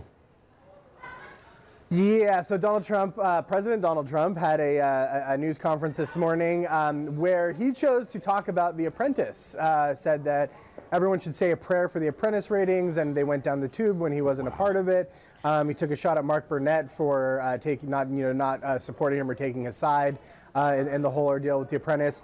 Arnold responded right away and basically said, listen, if you're that obsessed with The Apprentice, how about we switch jobs and you can deal with The Apprentice ratings, and wow. You know, I'll deal with with your failings, and basically said that I think you should work on your own approval rating before which was the lowest in history coming into as a president, according to Arnold, rather than try and talk about The Apprentice. So I think it's very troubling that The Apprentice is even brought up in all these, you know, big political briefings, and the fact that the President of the United States is very concerned about the ratings of The Apprentice, which, by the way, he gets a percentage of. I mean, he's still a co-creator of it. He's getting money from this show.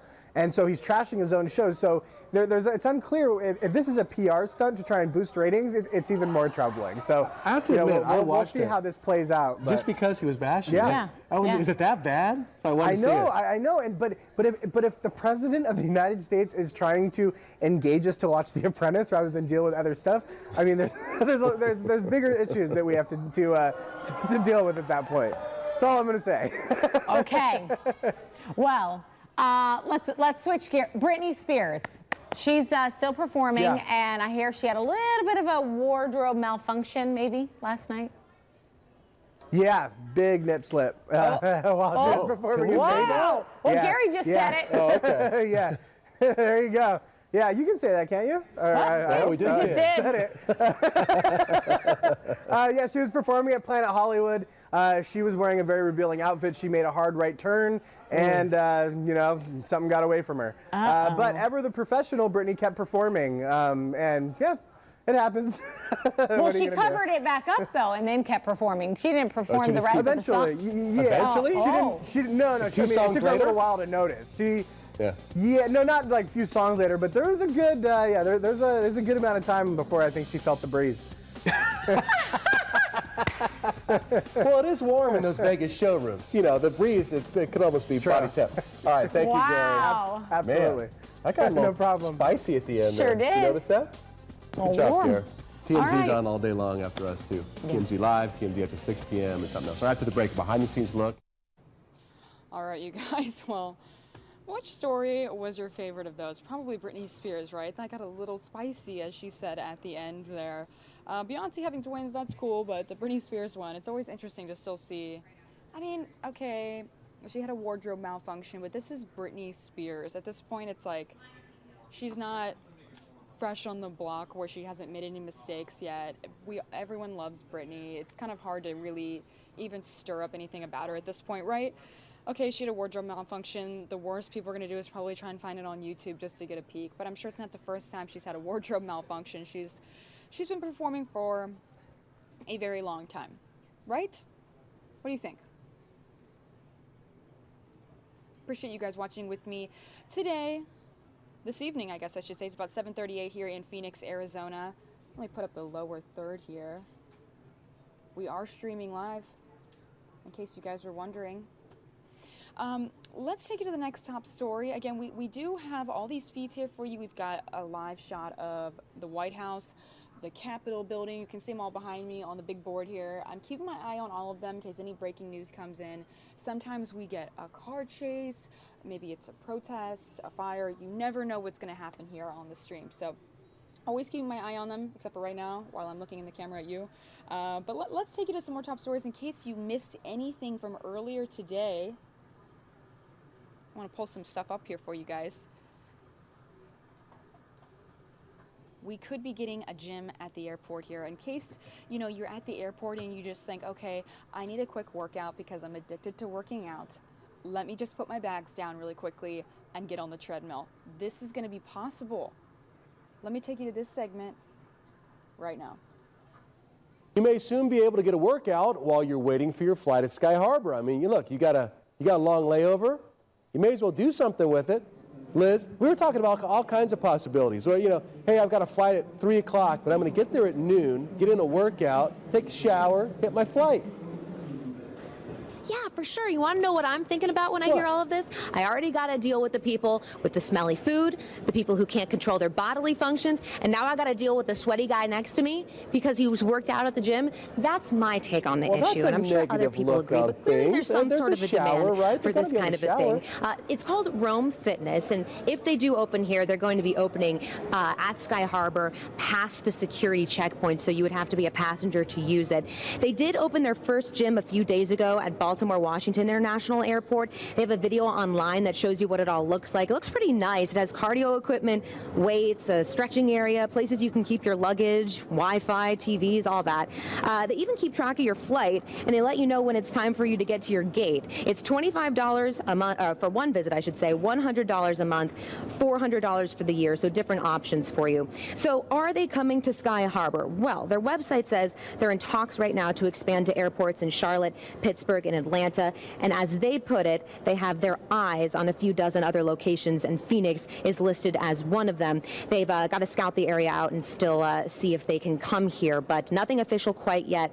We will stay on top of it for you. But back out here live, I must address the smelly thing again, because to be fair, the gym would have showers, but Troy, there's no requirement to use them, which I think is a serious flaw in this plan.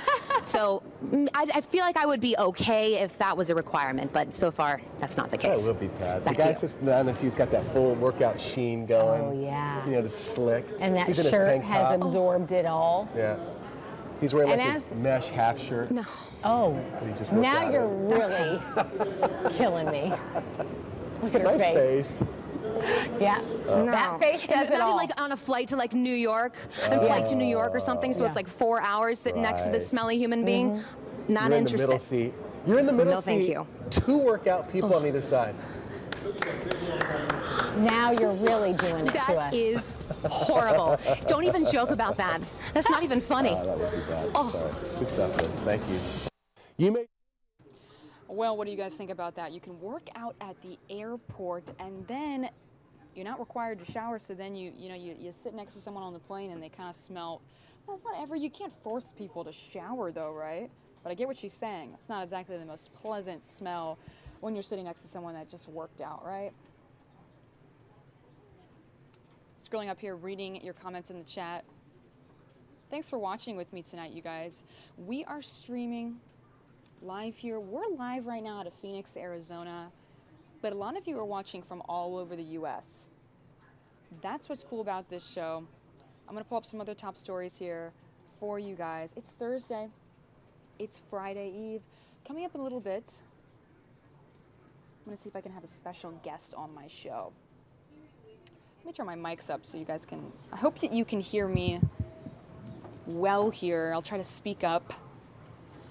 I want to take you, though, to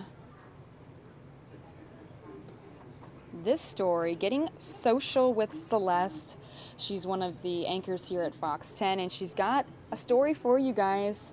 Tech story, Getting Social. Let's take you there. Good stuff. Celeste now, this one, what you're going to talk about with this Getting Social, kind of hit me in the gut a little bit. Me too. When I read this, I thought, this has been me on more than one occasion, just to be transparent. So in Texas, there is a daycare there, and let's show you the sign that they put up for parents. And what it says is, get off your phone. It's a daycare's message to parents, and one mom who happens to be on her phone as she walks in, Juliana, this gal, she posted it on Facebook, and it is trending everywhere. So she was the mom picking up her kids at the daycare outside Houston. It was on Friday afternoon, and she spotted this sign, of course. It says, your child is happy to see you. Are you not happy to see your child?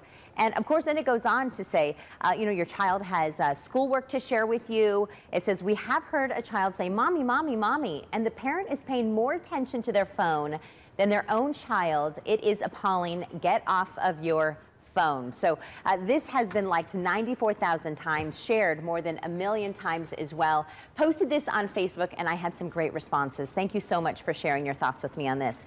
So Jennifer says, I normally don't get the chance to pick my kids up from school, so I find it a treat to pick them up and make it a point not to be on my phone when I'm there. They are only little ones. Rebecca Robertson says, it's sad that this even has to be posted. My daughter isn't in school yet, but I don't even bring my phone when I pick her up from daycare. I leave it in the car. That is a really good rule to keep. Christelle says, it's really annoying and a little heartbreaking to hear kids say over and over, mom, mom, mom. Well, answer your kids. And when you're in this, to be transparent, Troy, we were talking about this a moment ago, there are times where I'm on a work call, right? And I'm there to pick up my kids. And now Kiana and I, my 9-year-old, we have this pact. That I will never be on the phone when I pick her up, because it really does hurt her. Yeah, and they, and I, on the other side of things, I've got an 18-year-old, and so sometimes I'll be sitting there looking at my phone or on social media or reading news or whatever, and I'm thinking, Lexi is sitting in this next room, and here I am looking at this. I got the rest of my life to stare at this, and my kid's going to be gone in like 5 months. So I've been trying to make an effort to say, put this down, no TV, let's play. We play a lot of Yahtzee. There you go. Awesome. She's on like a 5-game winning streak too. How does that even happen with Yahtzee? Are you letting her win? No, I'm not. I'm you trying better my not hardest. All right, you guys, well, I just wanted to bring you to that segment. Celeste is one of the anchors here at Fox 10. She does a great job, and she has a segment called Getting Social, so I really wanted to show that to you guys. Appreciate you watching with me here on Fox News Now. Want to show you a live shot again. This is at the Phoenix Open. You can see beautiful there. Don't you love it? I know that most of you probably aren't in Phoenix, but you can appreciate it. Are you a golf fan? Even if you're not a golf fan, it's just cool to hear about the people that go to these events. Mark Wahlberg is supposed to be there. I think that's cool. All right, you guys. Let me pull out some other top stories for you here. Appreciate you watching. Feel free to tweet me at MaryKateFox10 or send me a video of yourself sharing your opinion.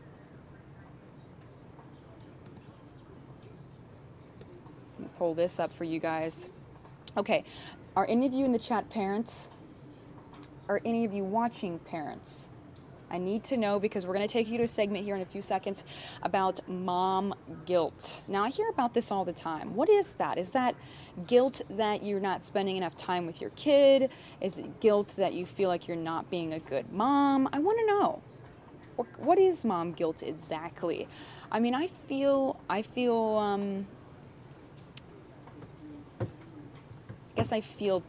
kid guilt, if I don't call my parents enough, or I feel guilt if I didn't get them a gift that they liked for their birthday or for Christmas. or guilt that I don't call my sister enough, which I do, but I still feel that guilt. So maybe that's what that's about. You know, you just don't feel like you're letting your kids know that you love them enough, maybe, or maybe it's that you feel like, I don't know. What do you guys think mom guilt is? Are you a mom? Do you have mom guilt? Are you a dad? Do you have dad guilt? I know that, you know, I feel like my mom definitely helps me with so much, and maybe that's her mom guilt in her. She's thinking, I gotta be the best mom, I gotta be the best mom. When we all know our moms are already the best moms, they don't need to feel that guilt. They already do so much for us, right? But maybe that's just something that comes with motherhood, is that you feel like it's terrifying to be a parent, and you really don't want to end up being one that your kid doesn't like one day, or you don't want to end up being a bad parent. So you constantly feel that guilt of, did I spend enough time with them today? Did I pack the right lunch? Did I pick them up on time? Am I doing this right? I don't know. What do you guys think? The bad elf in the chat saying, call your sister, Mary Kate. I do call my sister. I text her.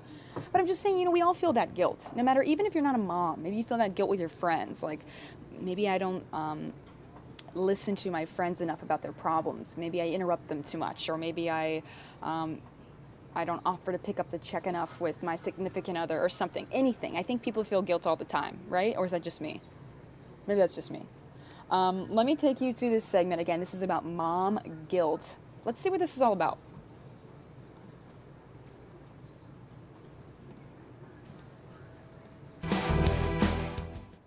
Well, trending this morning, one mom's video about mom guilt going viral. Melissa Radke posted this video on her Facebook page, and since then it's gotten nearly 500,000 views. Wow. In the video, she explains the mom guilt she's feeling while her kids are asleep in her bed. And we're going to leave this up going behind us here so you can watch, because you have to watch the whole thing. Yes. To get to the payoff, right? And Melissa joins us live on the phone. Good morning. Great video. Hey, guys. Thank you so much. You like it? I loved it. Being a mom myself, I identified with everything you put in this, and you had me crying by the end of it. Oh, crying good in a good way, I hope. Well, yes, in a good way. But I think it's, you know, it's so transparent of you to share the struggles that I think we all as moms share at one point in time, you know, raising kids and trying to journey through motherhood. Oh, absolutely. You know, it's like parenting is like the Peace Corps. It's the toughest job you'll ever love. I'm not a big proponent of the moms who have to drink wine throughout the whole day to get by. I actually really love parenting, but I'm also smart enough to know and in tune enough with myself to know sometimes I am really messing it up. But I'm trying, and that's what counts, I guess. You know, there's no manual really on how to be a parent, and it can be tough. And you know, and I'm a guy, but I know it. I see it with my wife. I see it with Andrea and a lot of working moms out there, where you are just pulled in so many different directions. And when your child's sick or whatever, you know, dad can only do so much. A lot of stuff falls down to mom. Mm-hmm. Right, exactly. And I'm willing to take the challenge. I really am. And they love me for it. And here's the deal. At the end of the day, I got to let all of it go away, all of it wash off. It all comes out in the wash, right? And I just got to focus on the things that matter. And you know, what kind of people am I raising here? Well, I think that's, yeah, the end of all end. It's hard, though, in a day with social media and so much judging going on, to really stay that course. Yeah, and if your viewers end up watching the video, they will understand why there were, I would say 98% of people that responded to this video loved it, identified with it, got it, you know, watched it over and over. But there was that 2%, you know. I talk about how I run out of toilet paper.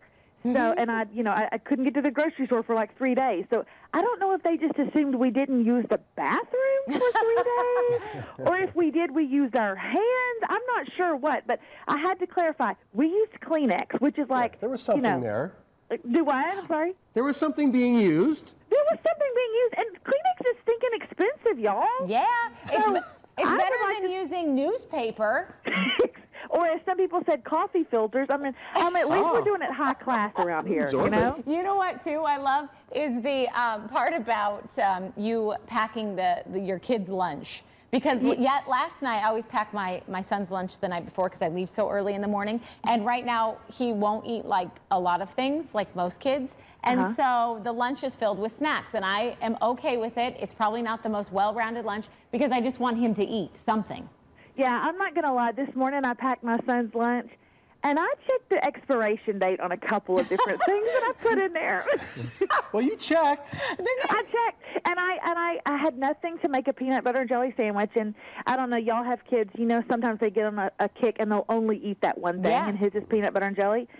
So I said, this is what I said before I opened the freezer to see if there was one of those little Uncrustable sandwiches. I said, God, if you've ever loved me, please love me this morning and let there be one left. And there was one left. Oh, so, see?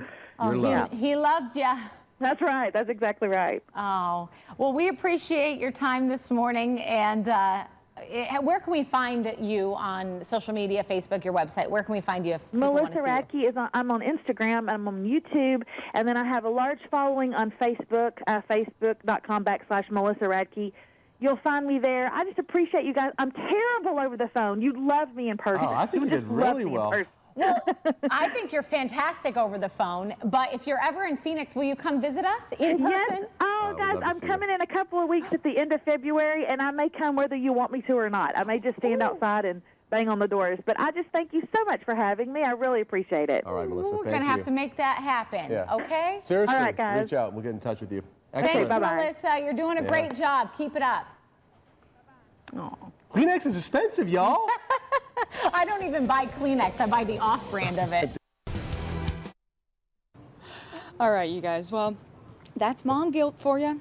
But I think that, again, we all feel that even if you're not a parent. You know, it's...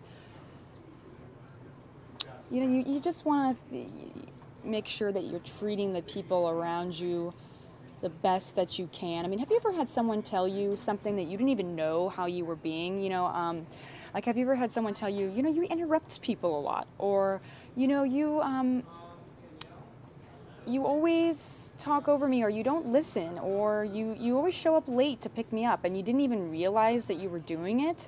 You know, I think that's when you start to feel that guilt of, oh my gosh, I'm not even realizing that I'm neglecting my best friend or my boyfriend or my mom or whoever it is. Maybe you guys have experienced that before. Maybe you haven't. I don't know. Mom guilt. It exists, you guys. Ask your moms. Text your mom right now or call her later when you talk to her and say, Mom, how guilty do you feel right now from a scale of 1 to 10? And just see what she says. See how she reacts. She'll be like, 10. Wow, how did you know? I feel so guilty. I think that's just parenthood too. You know, you want to be a good parent, and you probably, and when someone else's life is in your hands, you start to stress out and think, am I providing the best life that I can for them? Am I providing the life that my parents provided for me? I think that's where that guilt comes in. All right, you guys, well, I appreciate you watching with me live here on the Fox News Now stream. I'm going to take you to another top story here, get you guys all caught up. I want to take you to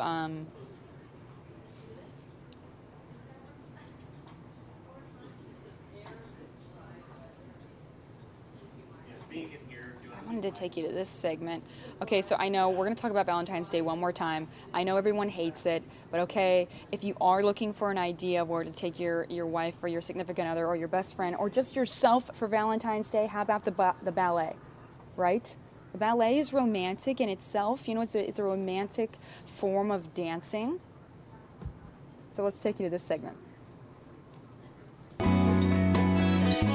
I would say ballet is just so amazing to watch. Is. So athletic, but graceful and beautiful at the same time. Yes, and we have two of the best performers and dancers here with Ballet Arizona. You guys are performing Romeo and Juliet starting next week. This is Mimi and Eric. Good morning. Good morning. Thanks for being here, you two. Thank you. We watched you warming up. It's just amazing. It's amazing. Does it hurt when you get up on your toes? It does. It does? But we have tactics to prevent injury or hurt, like pain. Right. We get used to it too. You get used to it. Yeah. You push through it. How long have you been dancing? I've been dancing since I was 3. Wow. Yeah. And you, Eric? I've been dancing since I was 8. Wow. And neither of you are from here, but you live here now because you work for the ballet. Mm-hmm. Yeah. Yes. And where are you from? I'm from Washington, D.C. And you? I'm from Seattle. And you guys have been with the company for how long? 3 years. Wow. And this is just my second season. Okay. So this is a very timely performance, right? Because this is like one of the most tragically romantic ballets out there. And actually, you know, written by William Shakespeare, Romeo and Juliet, right? Yes. And so what can you tell us about the show? It starts on the 9th, goes through the 12th, great date night, but does it follow exactly what the storyline follows? It's pretty true to the original story. Obviously, it's ballet and there's no talking, but it's just as heartfelt. You feel the passion and you feel everybody's character and what they have contributed to it. Okay. All right. All right, we're going to see a little piece of this, or you actually had this. Is this in the show that you're going to show us right here? Yes. And what is this scene here? It's the beginning of the balcony scene. Okay. So famous. it's like when I see her up. It's actually what we're dressed for. Oh, how nice. Okay. Okay. Well, let's get out of your way here Take and it watch you away. do this.